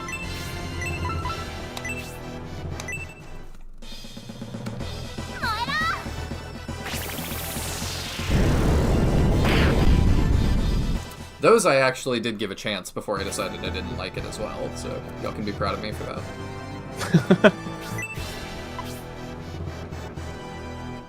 It is. It looks goofy, but is actually decently deep, but there's still 2 episodes left. But see, that that puts me off, because I do not like Hell of a Boss and Has Been Hotel.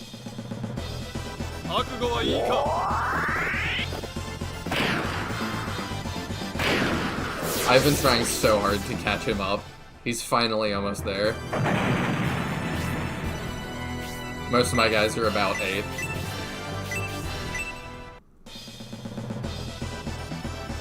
I mean, now we're just at Desherin. Ooh, energy fall. Don't forget there is an item to find. Oh, I did forget. Thank you. Okay. Just, you know, before you wipe the floor with her. Same company, but a completely different genre. Same company puts me even more off of it, knowing it is the actual same people. Yeah, okay, it's probably in the nest. Yeah, I would probably really not enjoy that then. The genre was really not my problem. I didn't enjoy Hello Boss Husband Hotel because, like, what? There's, like, the mockery of religion stuff that I think went too far, and I'm just kind of tired of that. But then it's also just that it's, like, so edgy, like, every other one... I forget how many, like, somebody did the math that it's, like, how many times they curse in a sentence, and it just is, like, this is kind of ridiculous. Burrito is out of magic, I could just do that. He's got decent attack in Saw. Yeah, he does. I think we just stand here. Oh, no, we stand here, and so we can just eat summons. Yeah, I think we just sit till I find the item.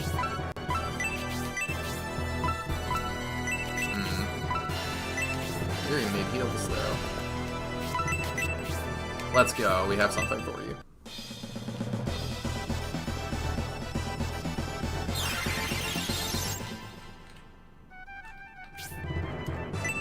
You're just gonna keep smacking him, and you actually do damage. I'm gonna have to do something. Freeze her. Oh, that would have been so perfect if it worked. Yeah.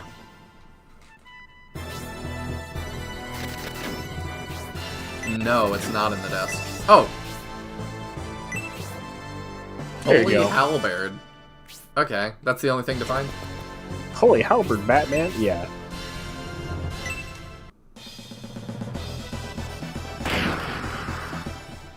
It's more about ego, mental disabilities, and the concept of existence under the assumed guise of a cheap video game world. It very well may be. I know what you're talking about, like, typos like that don't super matter. It very well may be, like, way better, but, like, I just... Like I said, I kind of gave stuff a shot and was like, okay, this is super not for me. So, I don't know. I would say we should use the summon from the Rod of Earth. I don't think you've seen it yet, have you? I did. I saw the golem. Oh, you did? Okay. I haven't seen the Volcanon summon yet. It's just Phoenix, I think. Oh. Yeah. That's a little... I was hoping it'd be Volcanon.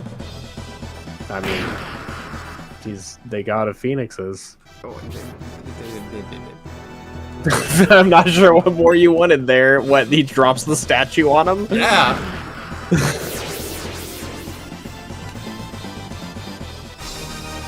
Well, that was a pretty easy curb stomp. Yeah. I tried to target Domeric with Aura, and I could not.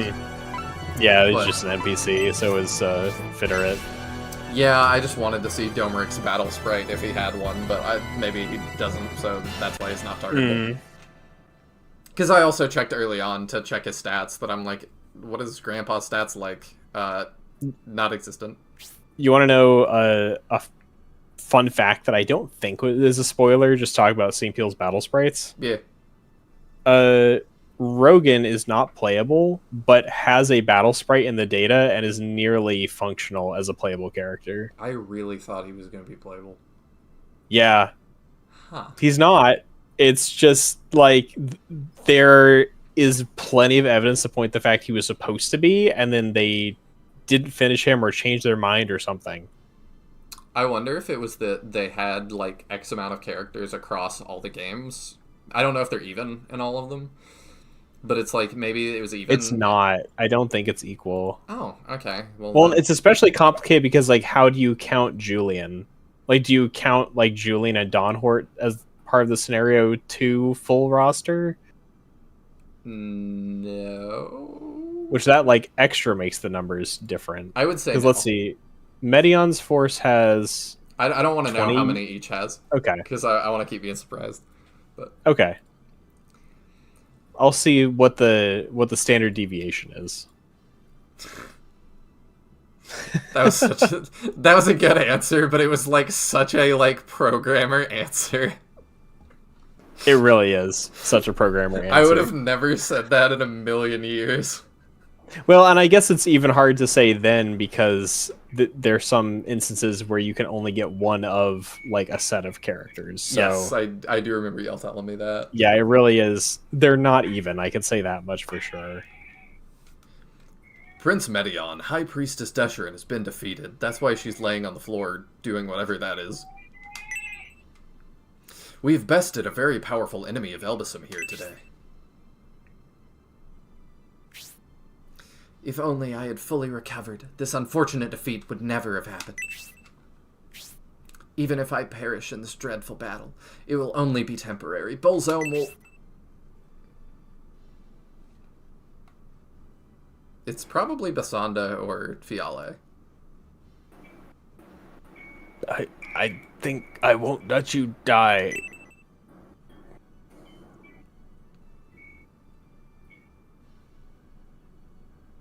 If it's Goriot, I'm like, oh, you exist. Oh. Yasha? Did you come to save me?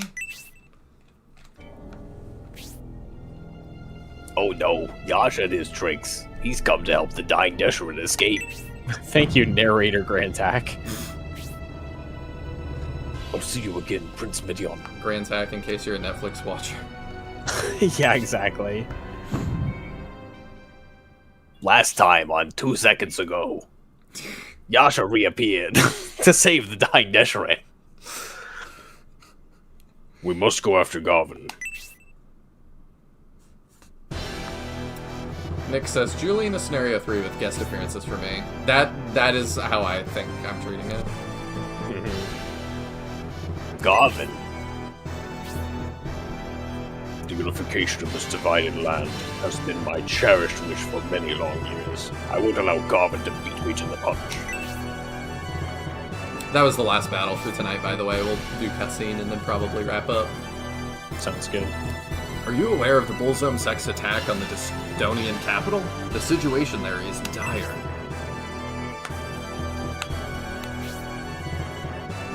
They intend to attack Destonia Castle with the Walkyrie. Resby came to us asking for help to protect the capital. What do you propose we do? I don't know, you're the king. I was hoping you would have an answer, but I think we should return to Destonia with Fiterit as soon as possible.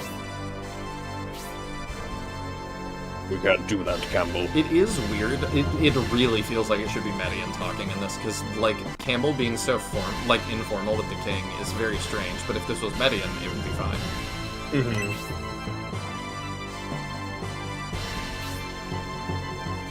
You've already provided Resby with soldiers, haven't you?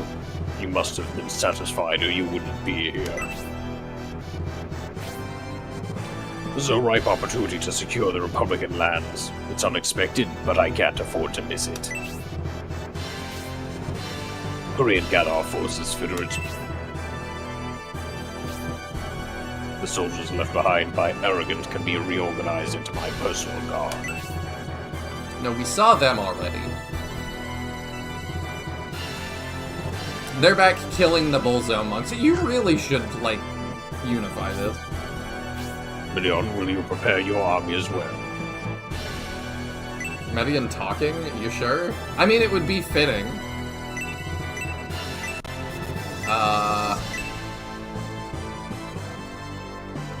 I'm very curious what the different answers are here. I assume this is not a choice that matters. I don't think so. So you agree to follow without objecting? You have a rapport with Conrad's son, and yet you don't oppose the invasion of Aspia. I appreciate your loyalty. They both turned to look at me. Who is this Pegasus Knight? Okay, I'm gonna check real quick what the other option looks like.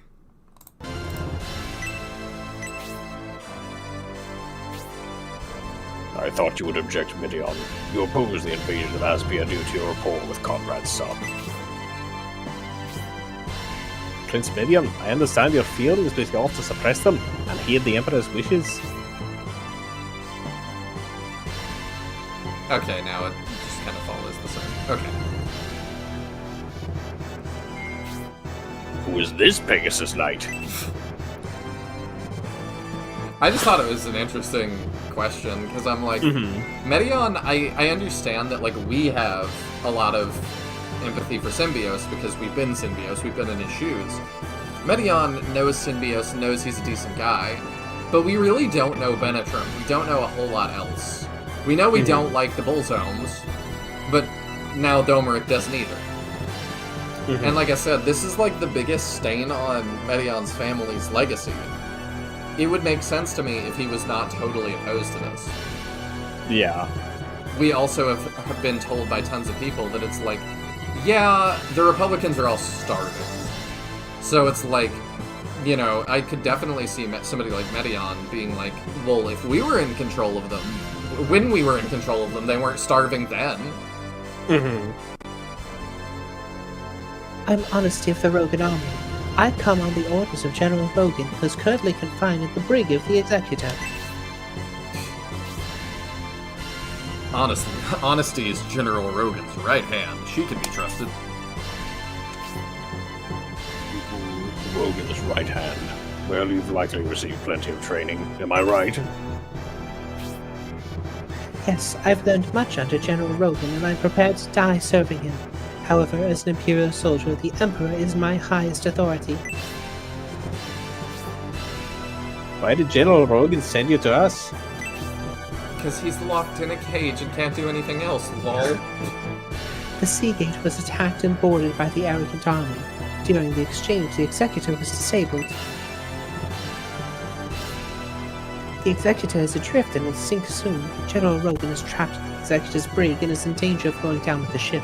I got here as fast as I could. Did you ever consider just breaking down the door? General Rogan's confined in the hold and we are without the key. It seems there's no way to save him. If only it was I who had been trapped instead of him. You kinda were. We thought so. War is filled with tragic events. What has happened to Rogan is truly regrettable. Yet there are other tragic events that demand our attention.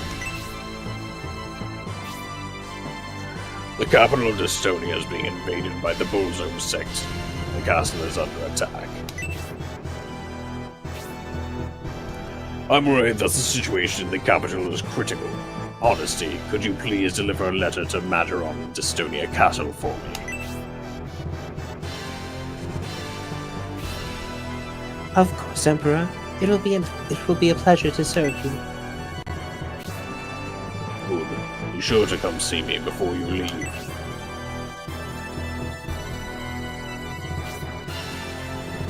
Grandhawk, who did you send to protect Estonia?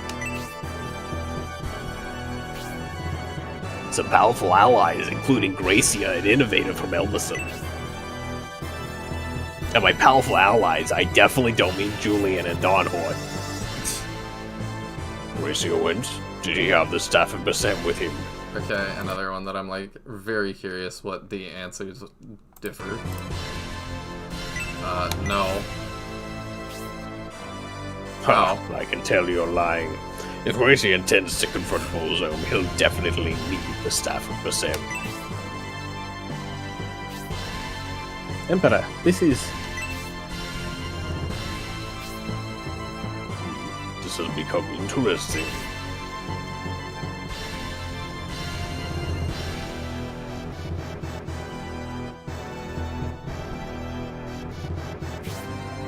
The Emperor knows of Gracia and the Staff of Bassem?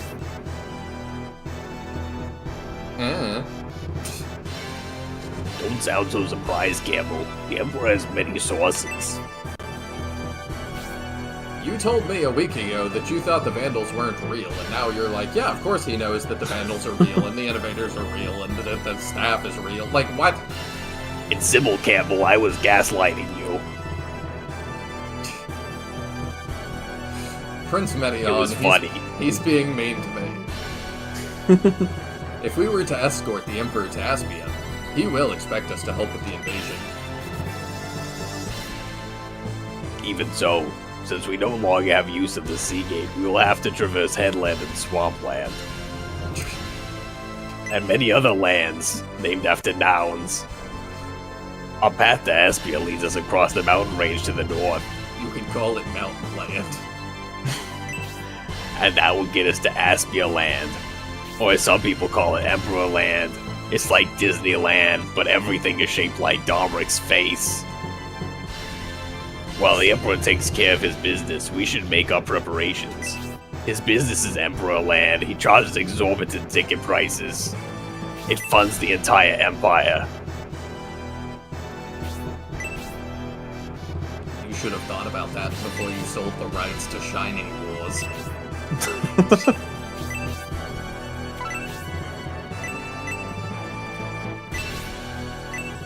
Remember that hotel Disney had? That's crazy. The Star Wars hotel or a different hotel? That one. Yeah, I watched like a big long video about that. I did as well. It sounds like a travesty. I just can't believe they went through with that. Yeah. Such a huge waste. Yeah. I'm waiting here for the letter Emperor Domric is writing. Though I wonder what kind of letter it is. Emperor Domric is writing a letter for Prince Majoron. In the meantime, you should prepare your army for departure, Prince Merion. I wonder what the diplomats have to say now. So the secret I found was how to get into that room that Fitterett is guarding right now. I see! So the next battle is the one we'll have to remember to be funky about. Okay. Which means we'll have to remember it next time, which means I hope Lull is here. Yeah. I can actually peek through these now real quick and see. Okay, where did this come out? So I expected one of them to be the Centaur's way. That was quite a strange room. Okay, yeah, this is one of the ways I thought.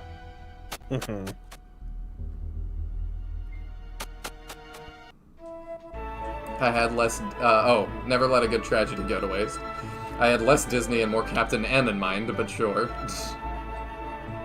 I've been listening to a lot of, like, Star Wars stuff lately, so it's very much on my brain.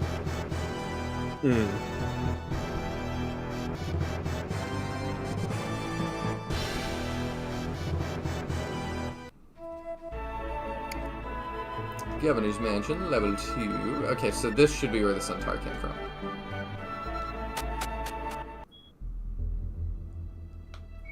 Because he was just milling about here, right? Let's go, I was right. Yeah. Neat. Alright, let's go res our people. And save. We'll go through that hallway again. It makes sense to go back that way anyway.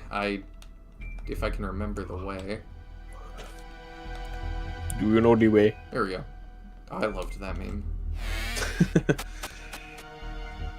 I would say gone too soon, but it did like stick around for a couple years, It really. really did. Oops, I didn't mean to go that way.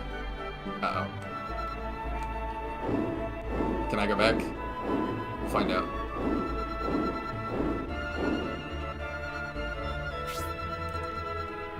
Oh, I've that been was given fast. the letter from the Emperor, so now I head for Dystonia. This letter, what could it be? I'm very worried about its purpose. So my guess now is that Julian's story starts with getting to Dystonia. When Emperor Domric gave me this letter, he repeatedly told me that it's for Prince Majoron's eyes only. By any means, I must not allow anyone else to read it. You can't read it. I felt dread from the Emperor when he gave me this letter. I'm a loyal subject, so I wonder why he felt the need to repeatedly emphasize its importance. I think I should consult General Rogan about this as a final farewell. So I'll be going now, but Prince, please be very careful.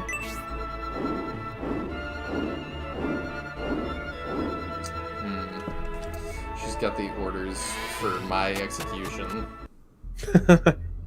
I'm kind of assuming it's something like that. I mean, there's a non-zero chance. No, I have to make it at least a while, because we gotta go meet Symbios again. Governor Garvin was involved with the Emperor's abduction. The Emperor was being held in the mansion. I had no idea, Prince Medion. Why would Governor Garvin abduct Emperor Dominic? I don't understand. I'm a very stupid. Sir Prince Medion infiltrated the governor's mansion to rescue Emperor Dominic. I had no idea. But I always knew the other princes couldn't compare to you when it comes to bravery and initiative. My husband didn't know Garvin was involved in the Emperor's abduction. They were supposed to be allies. I swear we knew nothing about it. Someone should have faced capital punishment for this. I'm still Aerith from... Governor Garvin has abandoned Saraban. If I say it enough times, it becomes funny. Governor Garvin has abandoned Saraban. We'll have to say goodbye to the aristocratic lives we've been living here. Yep, it's probably best. It's Aerith from Final Fantasy, but it's actually Aerith from Kingdom Hearts 2 with terrible voice acting. Or that. I mean, it's just Aerith from Final Fantasy, but her voice acting is really, really bad in Kingdom Hearts 2. Oh, okay, I haven't played it, so... It's pretty well known. Until today, I believe Saraban and the Empire were allies. Oh, but it appears Saraban is guilty of a serious crime against the Empire. So, they literally did abduct him and then just do a really big loop, huh? Yeah, more or less. They abducted him from Saraban and then brought him back to Saraban. Mm-hmm. I mean, I guess I didn't see that coming. Do y'all have new... No.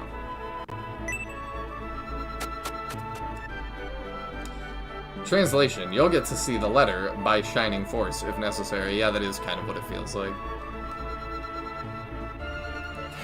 Diplomats, as much spin as a Digimon. Joke being that I didn't say Beyblade. Ah, I see. Digimon's another one I've not been able to get back into, though I did try. Why, Governor Garvin, why have you thrown away all our prosperity and abandoned us? Everyone in Saraban is suffering. We, the Saraban Guard, were defeated by the Median army. I'm afraid our country is in decline. Dang, you went from prosperous to decline in like 10 minutes. That sucks. Will Saraban be completely ruined because our allegiance shifted from Domeric to Prince Arrogant? Maybe. Like, why shift your allegiance to the guy who is not ruling the other nation anyway? I don't know.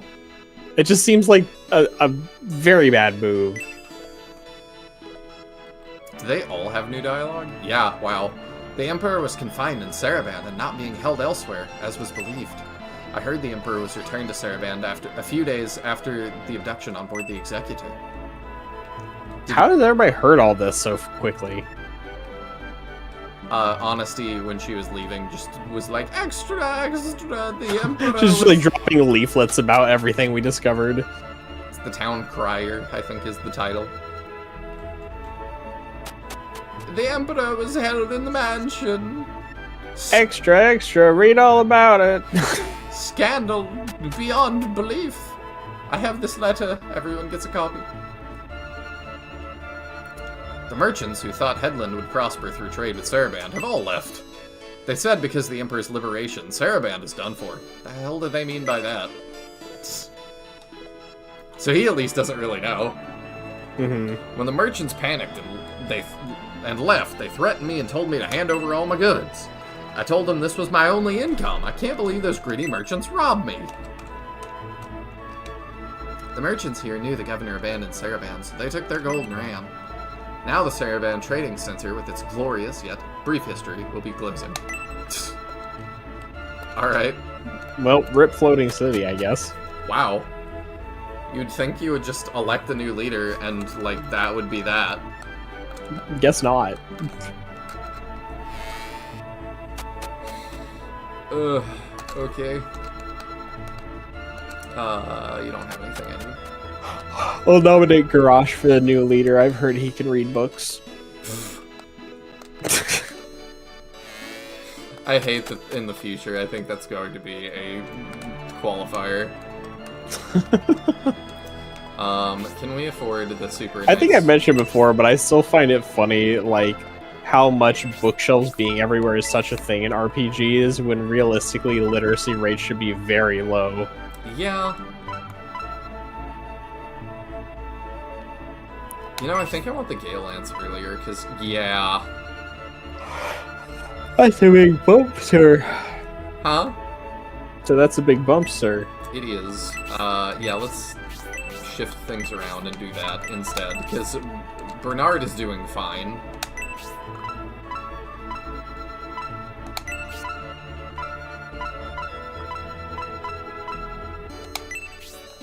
Campbell has really fallen off. That is huge. Yeah. I feel like Campbell is like a regular Jagan, where Dantarius is much more of a Seth. Yes.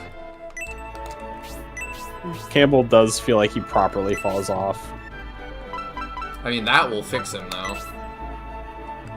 We're fixing Campbell. You know what I mean. I just realized when Donhort left with Gracia, he didn't get a weapon upgrade, so... Oh, okay. Well... It'll be fine. I see him sitting there. I assume talking to Garrosh moves forward plot. What does move forward plot?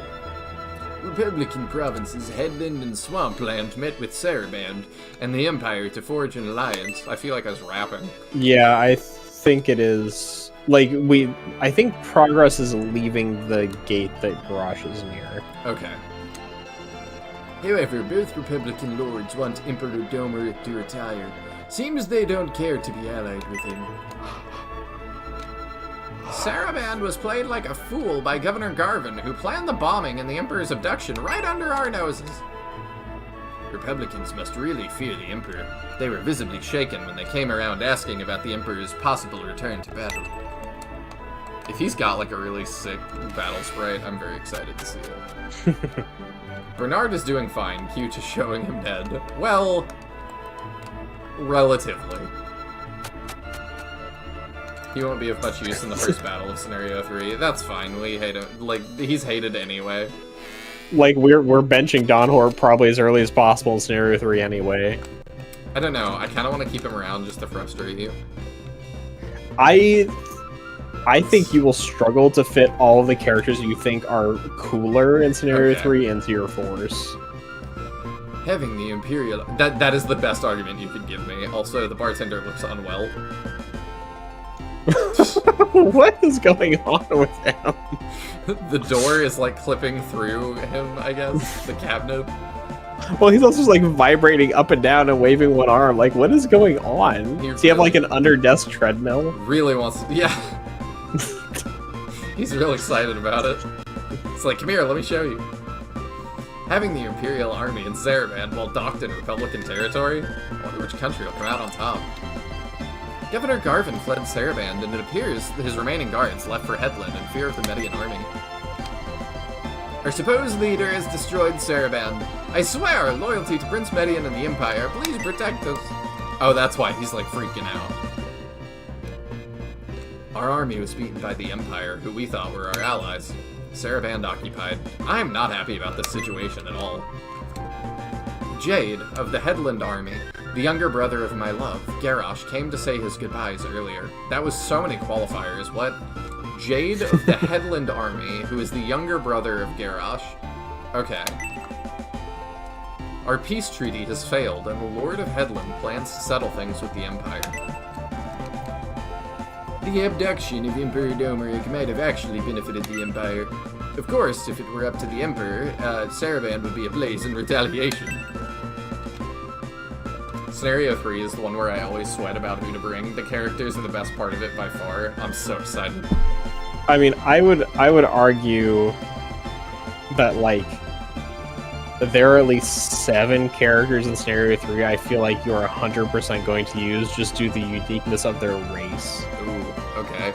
And that's just like, I think either 4 or 5 of them are races we have never had playable in the Shining series prior. Then we gotta use those. And then the other 3 are notable compared to the versions of it we have. So like, and that's aside from the characters who you'll want to use that are things we've seen before. Dang. So you're really going to struggle to fit all the characters you like, much less trying to fit Dawn Horde in there too. I mean, we might just rotate people. That might be what we end up doing. That would be surprising. Saraband has no mainland territory, yet we've been occupied. Being independent was an advantage of a floating city. Why couldn't we remain independent? What if y'all just sailed into the sunset right now with everybody important here? Should consider it. What the hell is Saraband Guard doing? Just because they were beat by the Median army, they shouldn't abandon the country and run away. After the attack on Saraband and the Emperor's abduction, we were occupied by the Imperial Army. Why Saraband? There's so many other countries. And by so many, I mean one.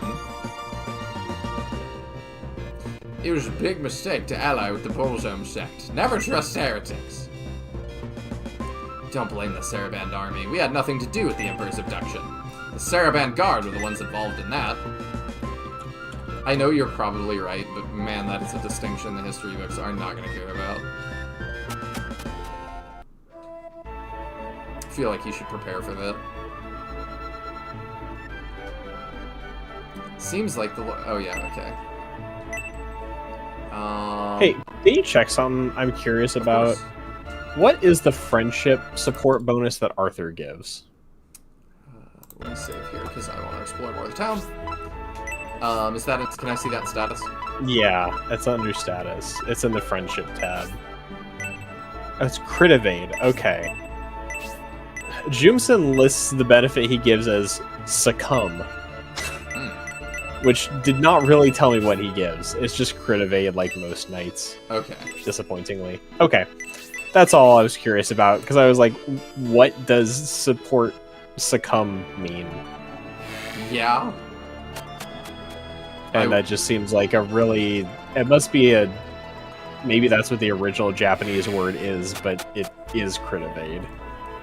I don't mind them making that clear. Yeah, that's a lot clearer on what that actually means. We heard of the Median army's victory only a short while ago. When the battle shifted to favor Median, the nobles were suddenly nowhere to be found. Imagine that. The High Priest didn't return. Was he defeated in the battle in the Governor's Mansion? All his knowledge gone. The Median army is stronger than we thought. Could I have left him alive? I don't think so. Night, well. Good night, Sirius Lol. We're gonna wrap up in just a couple minutes anyway. I'm just doing the talking so that when we start, we can just move on.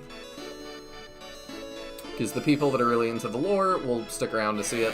Those that just want to see battles, will get that next time. What was Governor Garvin thinking, joining forces with Prince Erdogan to get rid of Emperor Domeric? Dangerous business indeed. If I were the Emperor, I would make different... Okay. I believe Saraband became weak because our leaders allied with that evil Bolzome sect, and acted based on their own selfish interests. I mean, that was, like, a very rudimentary understanding. I'd have said instant death chance was such a name. Yeah, it was really unclear. Well, I could have seen that, and I could have seen it being, like, resistance to bad status or something. If there's no turning back, seize Prince Median as well! Okay. He just, like, grabs you by the shoulders.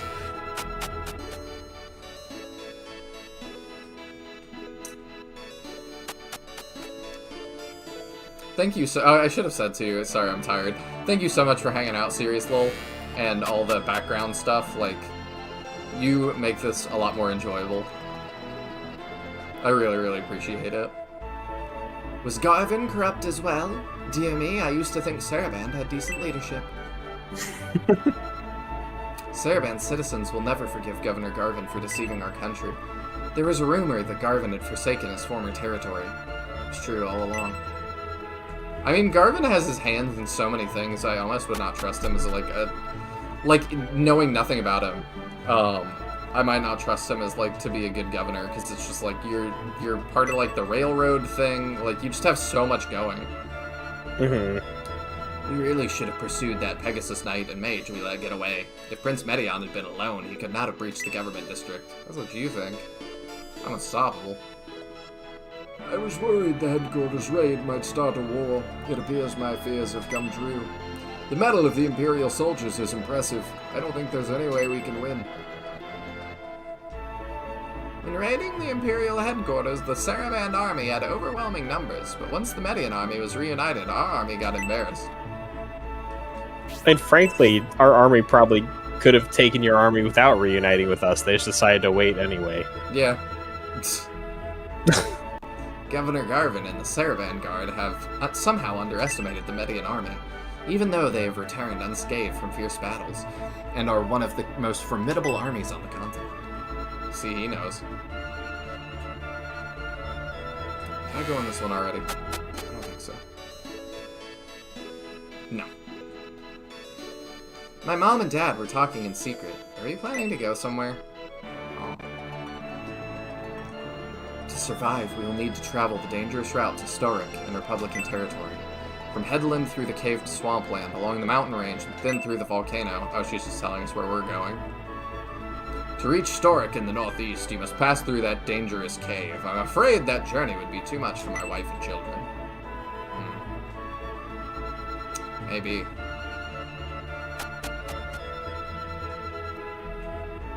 I would say probably. I mean, unless he's a soldier, it's too much for him. I've seen the town people, the health bars. Our commander said the Median army was arrested to keep the peace in Saraband, but I found out it was to aid the Imperial army. Everyone was lied to, but the truth eventually came out. A commander without an army is usually prone to rash action, but not Prince Median. You calmly entered the government complex and rescued your army. You're an ideal commander. Come with me. Get a portrait. The Empire respects the law, but Prince Median reverts to his commoner birth. He is an excellent soldier, though. The battle was exhausting. Saraband is a fairly new trading nation. Battle is not our strength.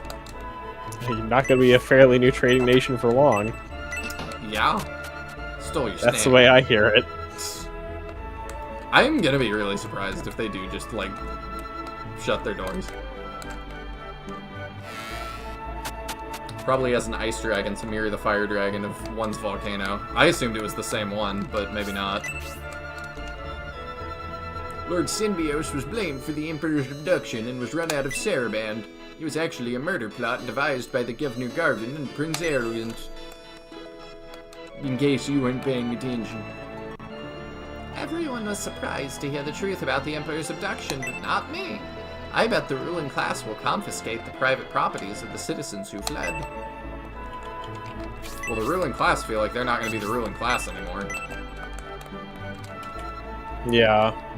Which, speaking to Domeric, seems likely. He does not seem like the forgiving type.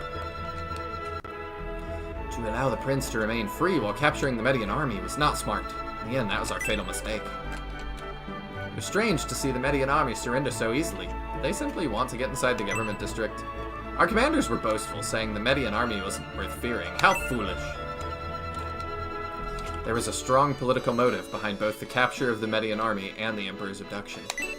Soldiers are always pawns in the politicians' schemes. We never know the intentions behind our orders.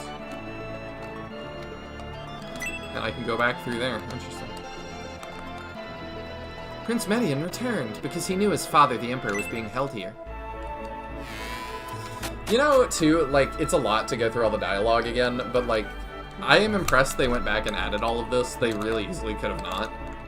Mm-hmm. My lady always demands to know when her meals will be ready, but today she's been quiet. Maybe she's wondering if her husband survived the battle in the government district today. The Imperial military is known to be aggressive. Prince Median only fought to release his captive army. Not many outside the Western District know about the Median army's rise.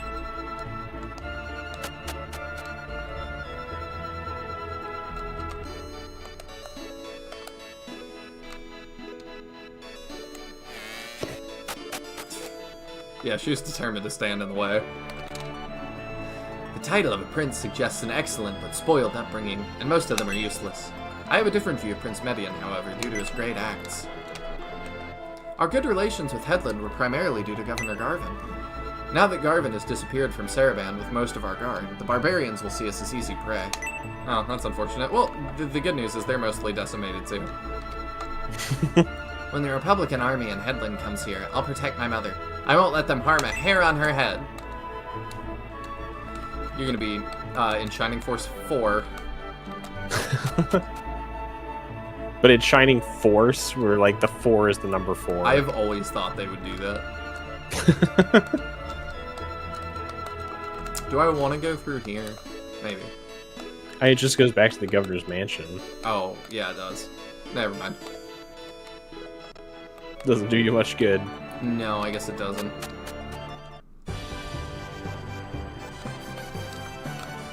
I'm betting there's nothing here, but if I were them, I would have hidden something here again at some point, but maybe they didn't. Yeah. They just always hide stuff in these little nooks and crannies, so I feel like after every battle I've got to check it. Mm-hmm. So we have our area left, and we have, I think, the Republican area left.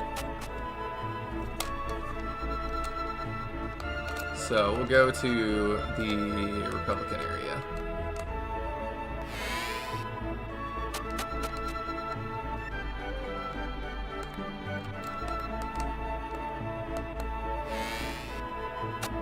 There was something in the first battle, yeah. I just feel like I would have hid like a character standing on that dock or something that's like contemplating. Like maybe that's where I would have put Garrosh. Where could Papa have gone? He said it's already over and walked away staggering. Oh. Now where was that secret hiding spot? We have so much stuff to take. We can't bring everything. The trip will be difficult enough as is. My son still hasn't returned. Till he does, we can't leave. We plan to head to Storic. We must make it there no matter what. Can I search your stuff? She says that like they have more stuff to find, but I bet not. Nah. Whoa! It's moldy.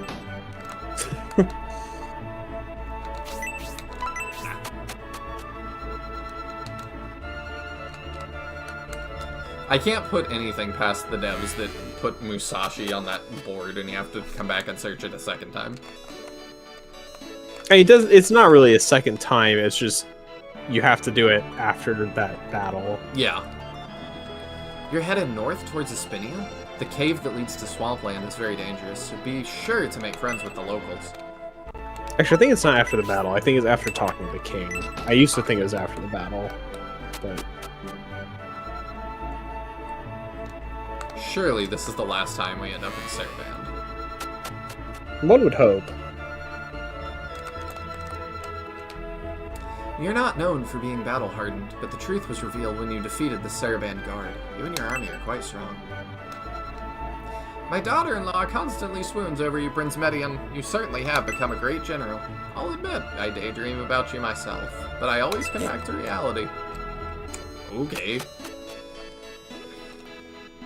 Kind of, it reminds me of this, but like I would never say SF3 is even remotely that guilty. But I watched a video the other day from, I think it was Fire Emblem Bros, who, it came up in a podcast I listened to that he was in, that they were talking about like how many unique maps there are in Fire Emblem Three Houses. And somebody in chat was like, there's like 40 or something, and he was like, that is an insane take. Like, you're so off base, it's crazy. But he was like, I don't actually have the, like, exact answer for you now. So he made a, like, 6-minute video follow-up where he was like, let me tell you how many there actually are that are unique. Which, by his definition, is you only play them once. Gotcha. 2. And, like, that's the end of the video. It was, like, the whole... He, like, went through each route and was like, you know, this is each time that this map is used. Oh, so you're saying there's 2 that are only played once? I believe that. It was 2 or 6, I don't remember. It's in the single digits, it's very low. Okay, so it's not really the total amount of maps there are, it's just the number of ones that are never reused. Yes. Okay. Because his frustration with Three Houses, which I had as well, was that, like, you think you're going to play a completely different game, and then it's the same maps that you've already played over and over and over and over again. I'm trying to think of any of the battles after the Escape from Saraband have used the same maps. No, this, like, is perfect. I mean, even the ones that I haven't liked, at least it's not the same. Yeah. The Emperor's abduction wasn't all our fault. The people of Saraband believe it's only right for the others who are involved to take their share of responsibility. Well, they're alive and they're running, so... Well, I also feel like one of the things that's interesting about the bad maps in this game is I feel like a lot of the bad maps in Shining Force 3 are ones where it feels like they tried to do something ambitious and it just did not really make for a good map. Like the Elbasam Temple cores. Where it's like, I see what they were going for and they were trying to do something ambitious and it just doesn't quite work. To me, it almost felt like they're obligated, that it's like, we did the Laser Eye, we did the Prism Flowers, we need to have our SF3 version of that. It's tradition. Yeah. And that's like every Shining Force has one. That's what they could come up with. Mm-hmm. If we stay in this climate, my flowers will wither before they bloom. Oh. What will happen to Saraband, Prince Medion? You don't want to make it a colony of the Empire, do you? Yes. They aren't opposed to the Empire here. Prince Arrogant even came all the way to Headland to sign a peace treaty with the Republican lords. You didn't respond to what I said at all. After how Saraband was involved in the abduction of Emperor Domeric, you're willing to forgive us? You're so very generous. Saraband lost many soldiers during the Emperor's abduction. They were replaced with mercenaries who showed no solidarity. Despite having superior military strength, they were defeated by the Median army.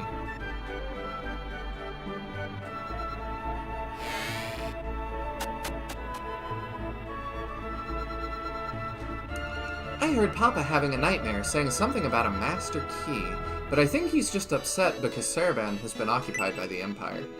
Well, that seems important.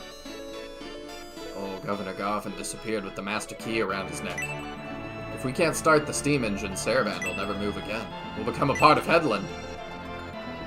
Oh. Yeah, we're definitely gonna have to come back here.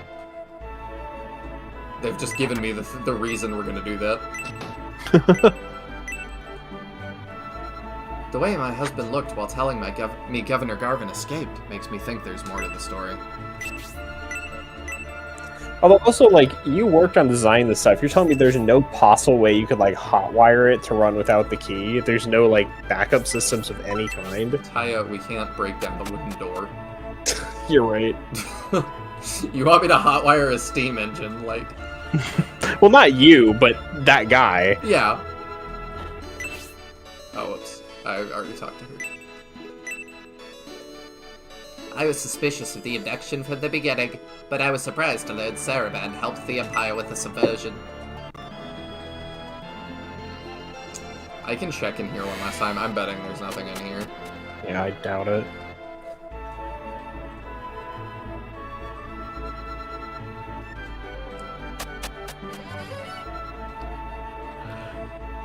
I'm not gonna check every room. I'm just gonna kind of glance. I wonder if that 50 coins has respawned. I should check that. It'd be interesting if it did. Mm-hmm. The speedrun. The miscode this one bookshelf, it respawns every time you leave the map, so you can really get infinite money by going in and out of this room a million times. No. Okay. Disappointing. Could have found something unique.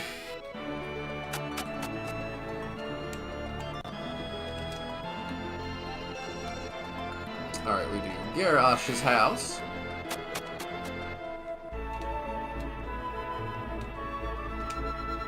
I suppose your army has been wondering why soldiers are not given more respect in Saraband. I think Saraband has learned too late how important it is to have an army for protection. You think? That abduction has driven everyone crazy. It could have cost my daughter her love, and still might doom Saraband. I wouldn't blame Garrosh if he decided to leave. Big Brother Garrosh left. Me and my sister want to leave Saraband too, to follow him into battle.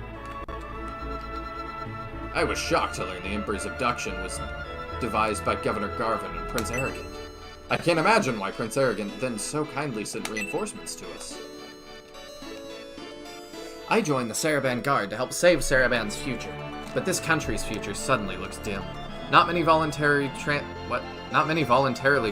from the Imperial Army. Oh, I see. Oh, I just can't get past you. Go this way. If Saraban surrenders to the Empire, I may not be able to serve here anymore. Please let me join your army. The Median army consists of military veterans and probably have no use for recruits like me. Man, you have no idea.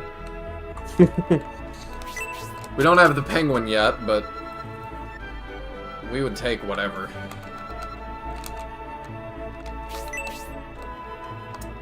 I didn't do... Did I do these houses? Don't recall. I can double check. Not sure if faster than egress, really. Don't know. Okay, yeah, this... We did not see. My mama and brother are scaring me, saying if I don't pack quickly, the Headlam army will come and attack. When my dad was alive, he always said we couldn't trust the Saraban Guard. The reason Saraban was occupied was that we depended on them for protection. Saraban is collapsing and in crisis. Even if my husband were alive, we would still have been occupied.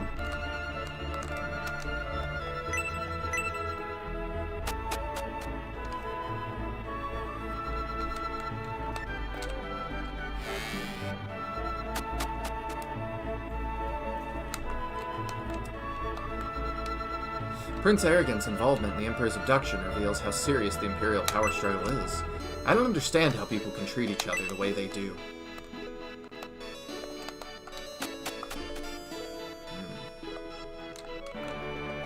Alright, I think that's everybody. I wanted to, read...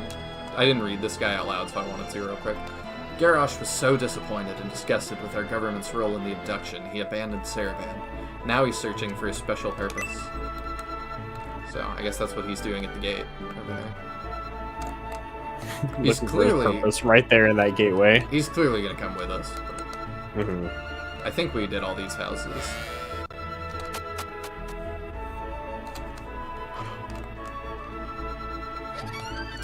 Yeah. This is the one that's obsessed with us. Yes. Alright, I think we just have our area now. The headquarters. And, the little building on our side. Mm-hmm. Oh, we also have the church. There's a lot of dialogue to go through. Yeah. Saraban's a big town. It might be the biggest one we've been to.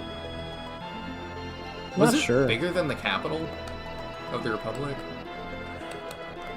I'm not sure. It kind of feels that way.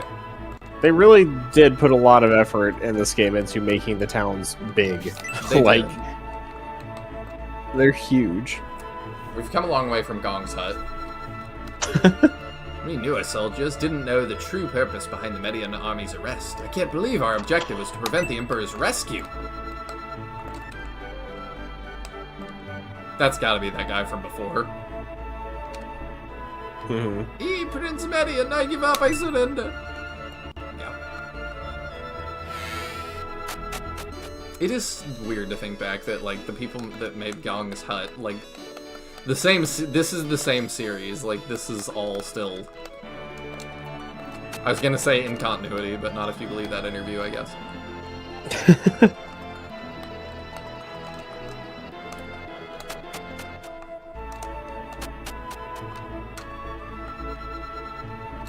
Is technically two towns. Well, but in the context of the world, it's one town. That's not divided by how much you get to see in gameplay.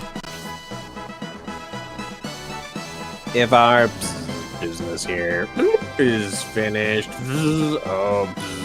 Z has made my nose ache.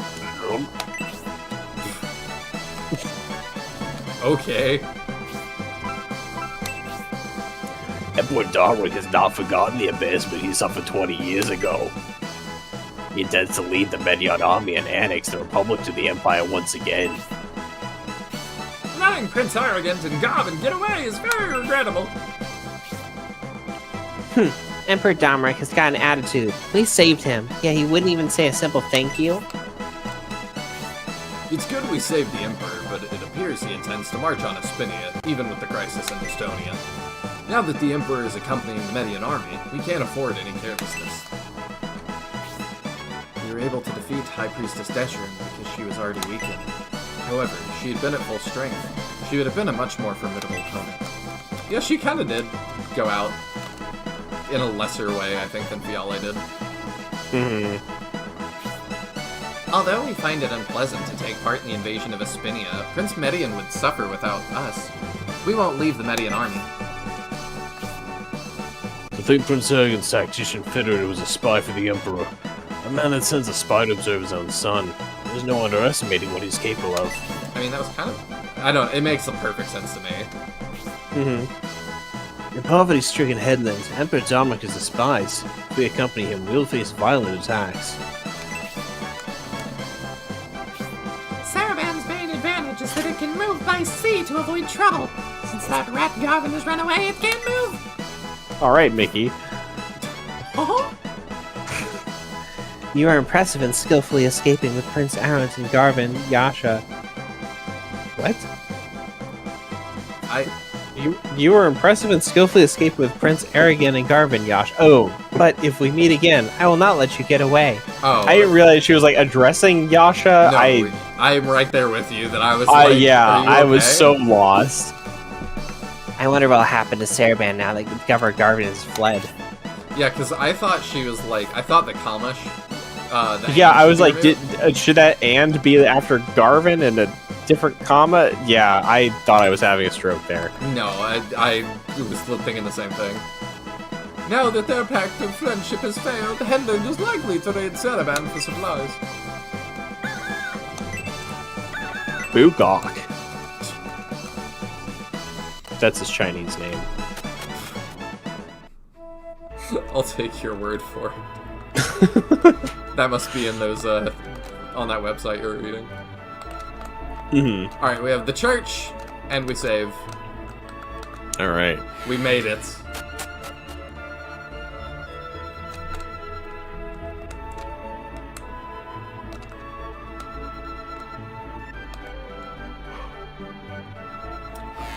I am very much looking forward to making these lore videos when I finish all these.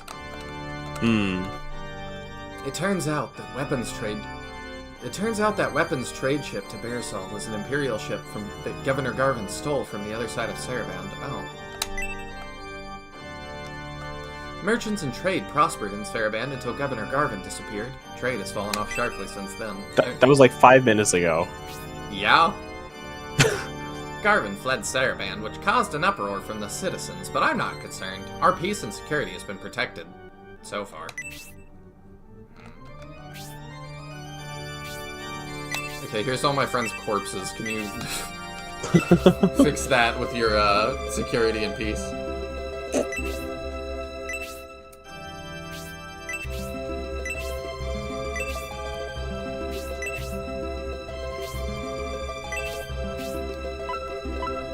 I think that's everything. I can go through Cure. Okay, we're good.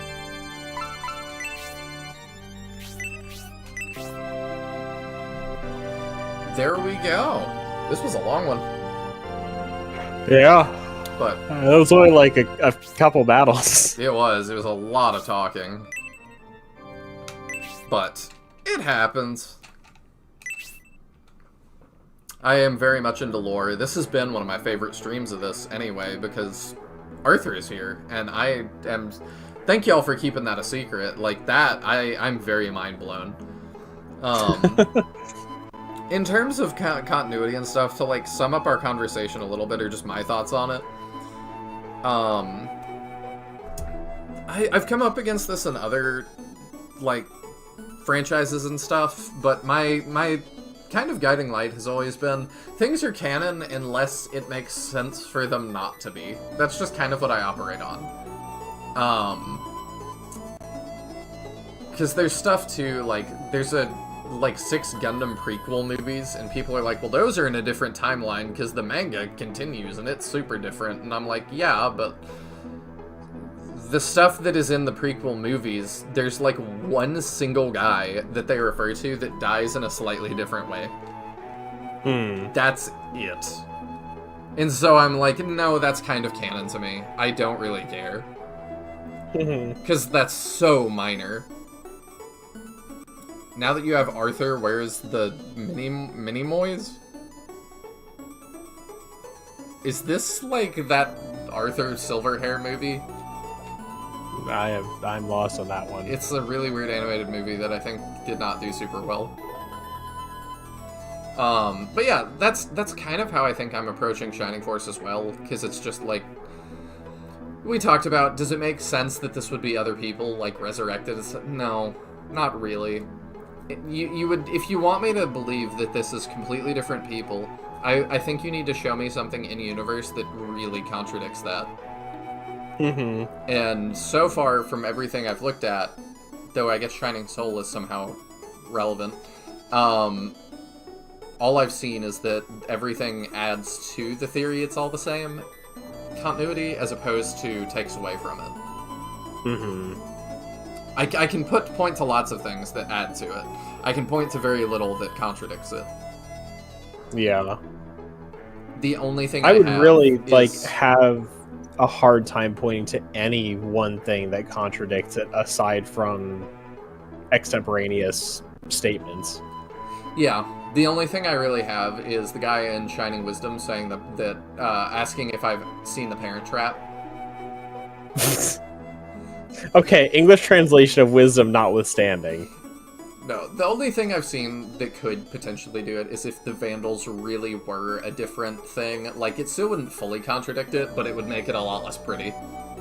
Yeah, and I think the biggest problem with that ever being a thing is they're never going to come right out and address that in-game because they're just not discussing the devils in this game if they were a separate thing. And secondly, there's so little consistency in what a devil or a vandal looks like that we can't use any kind of design cues to differentiate one from another. Yeah, I mean, Dark Soul and Xeon look nothing alike, and wildly different. The minor devils, it's like Gesh. Well, they look different from Creed. Like, Creed's a greater devil too. True. He looks like the Flying Dutchman or whatever. And then you have, Geshp as a minor devil is a goblin. Is he minor? I thought. Zalbard could maybe be a goblin. Mishayla is not. Geshp is a greater devil, at least according to the fandom wiki. I think like all of the named like villains in Shining Force 2 are greater devils. Oh, they're just not devil kings. Yes, I feel like it's people commonly conflate greater devil and devil king, but like greater devil is a much broader category. Okay. Like they would all be vandals. They're just not, the big vandals level. I honestly think the devil kings. Nick says, I honestly think devil equals vandal, just a retcon of the word. That's what we think. It makes the most sense. And it also makes sense when you look at, like, the crosses were censored out of Shining Force 1. Lucifer was censored out of Shining Force 2. I could see when they hit 3, them going, okay, if we're gonna go super into lore, let's just change the things, what they're called. Let's just distance ourselves from religion a little bit, like real-world religion, so that we can do what we want, and it's not a thing. I actually have a somewhat different take on that to some degree.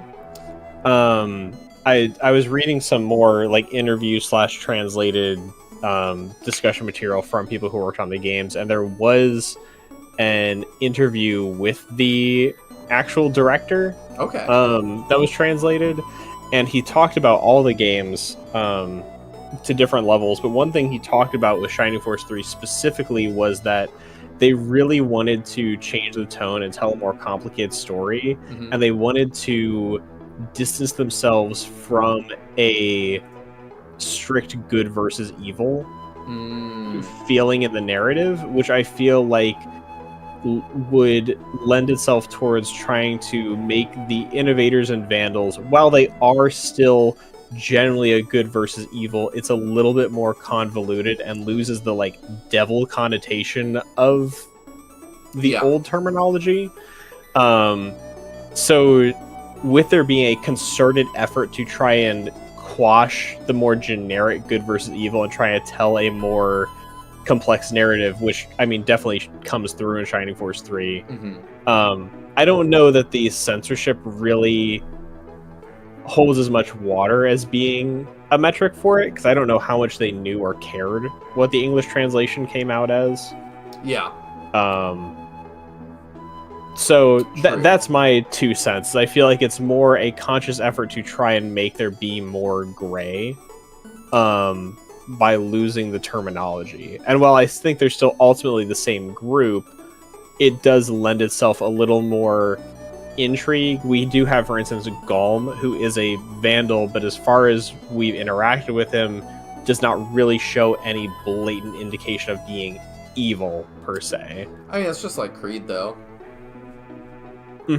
Yeah, exactly. Where it's like there's still some gray, even to the way the Greater Devils were portrayed, but the terminology being broadened, or I guess softened a little bit, allows it to feel more gray in some ways. Yeah, in some ways. I still am like... I'm very curious how they'll do in Scenario 3, I think is where we're gonna tie this up, and I'm gonna decide how nuanced it is.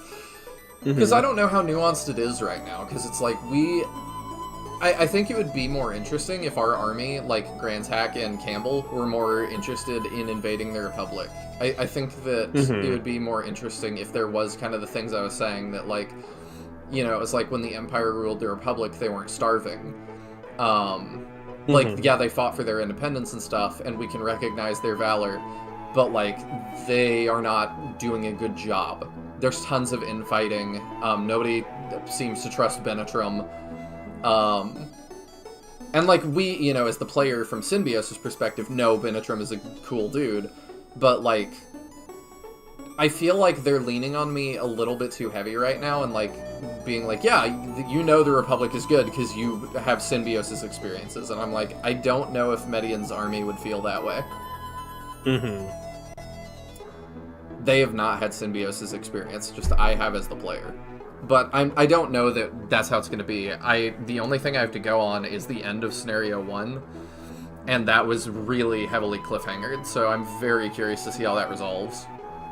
It will get a little more convoluted. I do feel like it won't get as complex as I think we would wish, and I think as much as they originally intended. Because one thing he went on to discuss further in that interview is ending up softening that stance a little bit to not lose the audience that liked their old type of storytelling, which I can respect.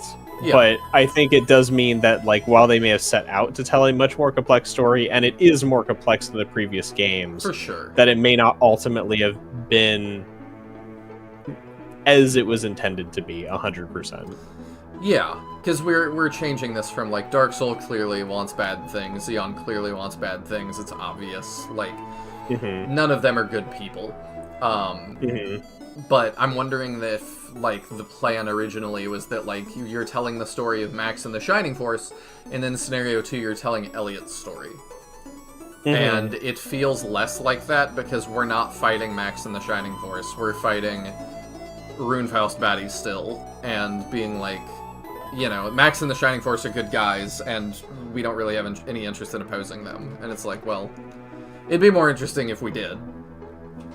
It feels almost more like, you know, we've got Guardiana's force, and we've got Runefaust's force, but over here's just like Arc Valley's force, and we're all fighting them. Yeah. The monks definitely, and it is, again, the Vandals, I guess. The Vandals slash Devils being the unifying, like, thing that we're fighting. But I don't know, I'm very curious to see where next stream goes, because Domeric, like, we're gonna be invading the Republic, maybe. And I'm like, maybe we have some mixed feelings about that. I'm kind of surprised the elves didn't have more to say. They were like, we'll stay with you. It's like, I would have thought that that would be the time to be pretentious and be like, well, humans sure are petty and vindictive, huh? Like, oh, there was, like, this stain on his legacy or whatever, like, that he would go to war over something so stupid. And that would be an interesting way to, like, bring in the elves that it's like, well, y'all have a lifetime that's like 1,000 years or more. Domeric's time is running out. Less than a tenth of that, probably. Nick says, Golem really is the one mysterious entity among the sea of power-hungry people. He is definitely the most mysterious. There's still some other ones. I don't really get Gracia yet, or like exactly what he wants.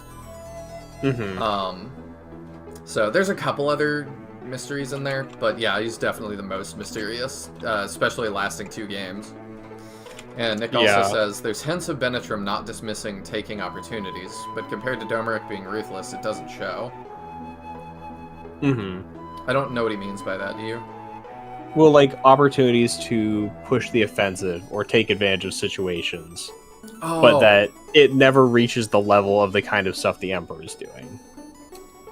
I guess I don't know that, though. Because, like, him and Conrad and Duke Pulsus led some sort of rebellion and uprising that... Maybe it was super ruthless, I have no idea. We don't really see it. That would have been really cool to, like, have a novel about that. It's very, very light. It's just kind of, your dad was this great warrior who led us to this, and the Empire has some bitter feelings about it still. But mostly Domeric. Like, I'm a little surprised the Empire doesn't have more feelings on it. That like, half of their nation split off, essentially. I would expect the people to care a little more. Maybe on borders. Because, yeah, if you're really deep in Imperial territory, that probably didn't matter to you a lot. There's people that are excited to ride the train. Like, their concerns are just so much smaller. It's more day-to-day. But yeah, I am loving this game so far, and I've been very excited to experience it with all of you and share that with you. Teodrin, you got anything else? I don't think so. Alright. Next week is Christmas Day on a Thursday, so shockingly, I will not be streaming that day. I don't know when the next stream is going to be. I might be traveling for the holidays some. I don't really know. So, just keep your eyes on the Discord, and I'll announce it as much in advance as I can. It's also hard for me to do that while traveling sometimes. Nah, I can use my laptop. I just don't like editing thumbnails on it very much, but I can do it. But yeah, I think that's everything. Keep an eye on the Discord for what we do next. Teodrin, do you know if you'll be streaming on Monday? I don't know. I'll probably try to. I'll probably be soon shifting to Tuesday streams, because that's the night we're playing to run tabletop games, because I am planning to stream our GURPS campaign. So sweet. That's hopefully starting in January. We'll have to advertise that on the Discord too. Yeah, hopefully some people will find it interesting. It's going to be in my Sundial setting, so that'll be interesting, an introduction to that setting for people who haven't really seen it. Is this going to be a canon tie-in? No, but it falls in place with some events that will appear in the games, so. Okay. And then New Year? Oh, is New Year's? Oh, New Year's. Yeah, GURPS mentioned. New Year's is also on a Thursday. That is, and I'll actually be out of town probably. I don't know what I will be doing for that. Probably not streaming there either, so we may reconvene in mid-January. Yeah, we'll have to see. You guys might get like a stream from me here or there. I might do some off stuff if Teodrin and I can't get together. I'll probably want to keep Shining Force 3 on Thursdays, so the regulars can all be here. So you might get something from me in a different day. I'm also trying If we can coordinate something, maybe I'll make you play the randomizer. That'd be good. I owe you that. I'm also trying to put together a little Christmas gift for you all, so hopefully I can get that done. We'll see. But yeah, I've been meaning to do another pickup stream of just SRPG grab bag. I have some devs that have sent me keys, and I have not taken a look at that stuff yet. So I would like to. So I think it's mostly demos. So you guys will probably get that at some point. And I also want to take a look at Jevister's game. Alright, I think that's everything. So, with that, I think it's bedtime, like the wizard beat us to. Good night, everybody. Oh, wait, I forgot. Nick said, and then New Year. Either way, see you next stream, hopefully. Have a good set of holidays, Merry Christmas, and get a pie for New Year's. I will absolutely do that. Won't be here next week, at least, so enjoy your late year block. Alright. Merry Christmas to all, and to all, a good night. Good night.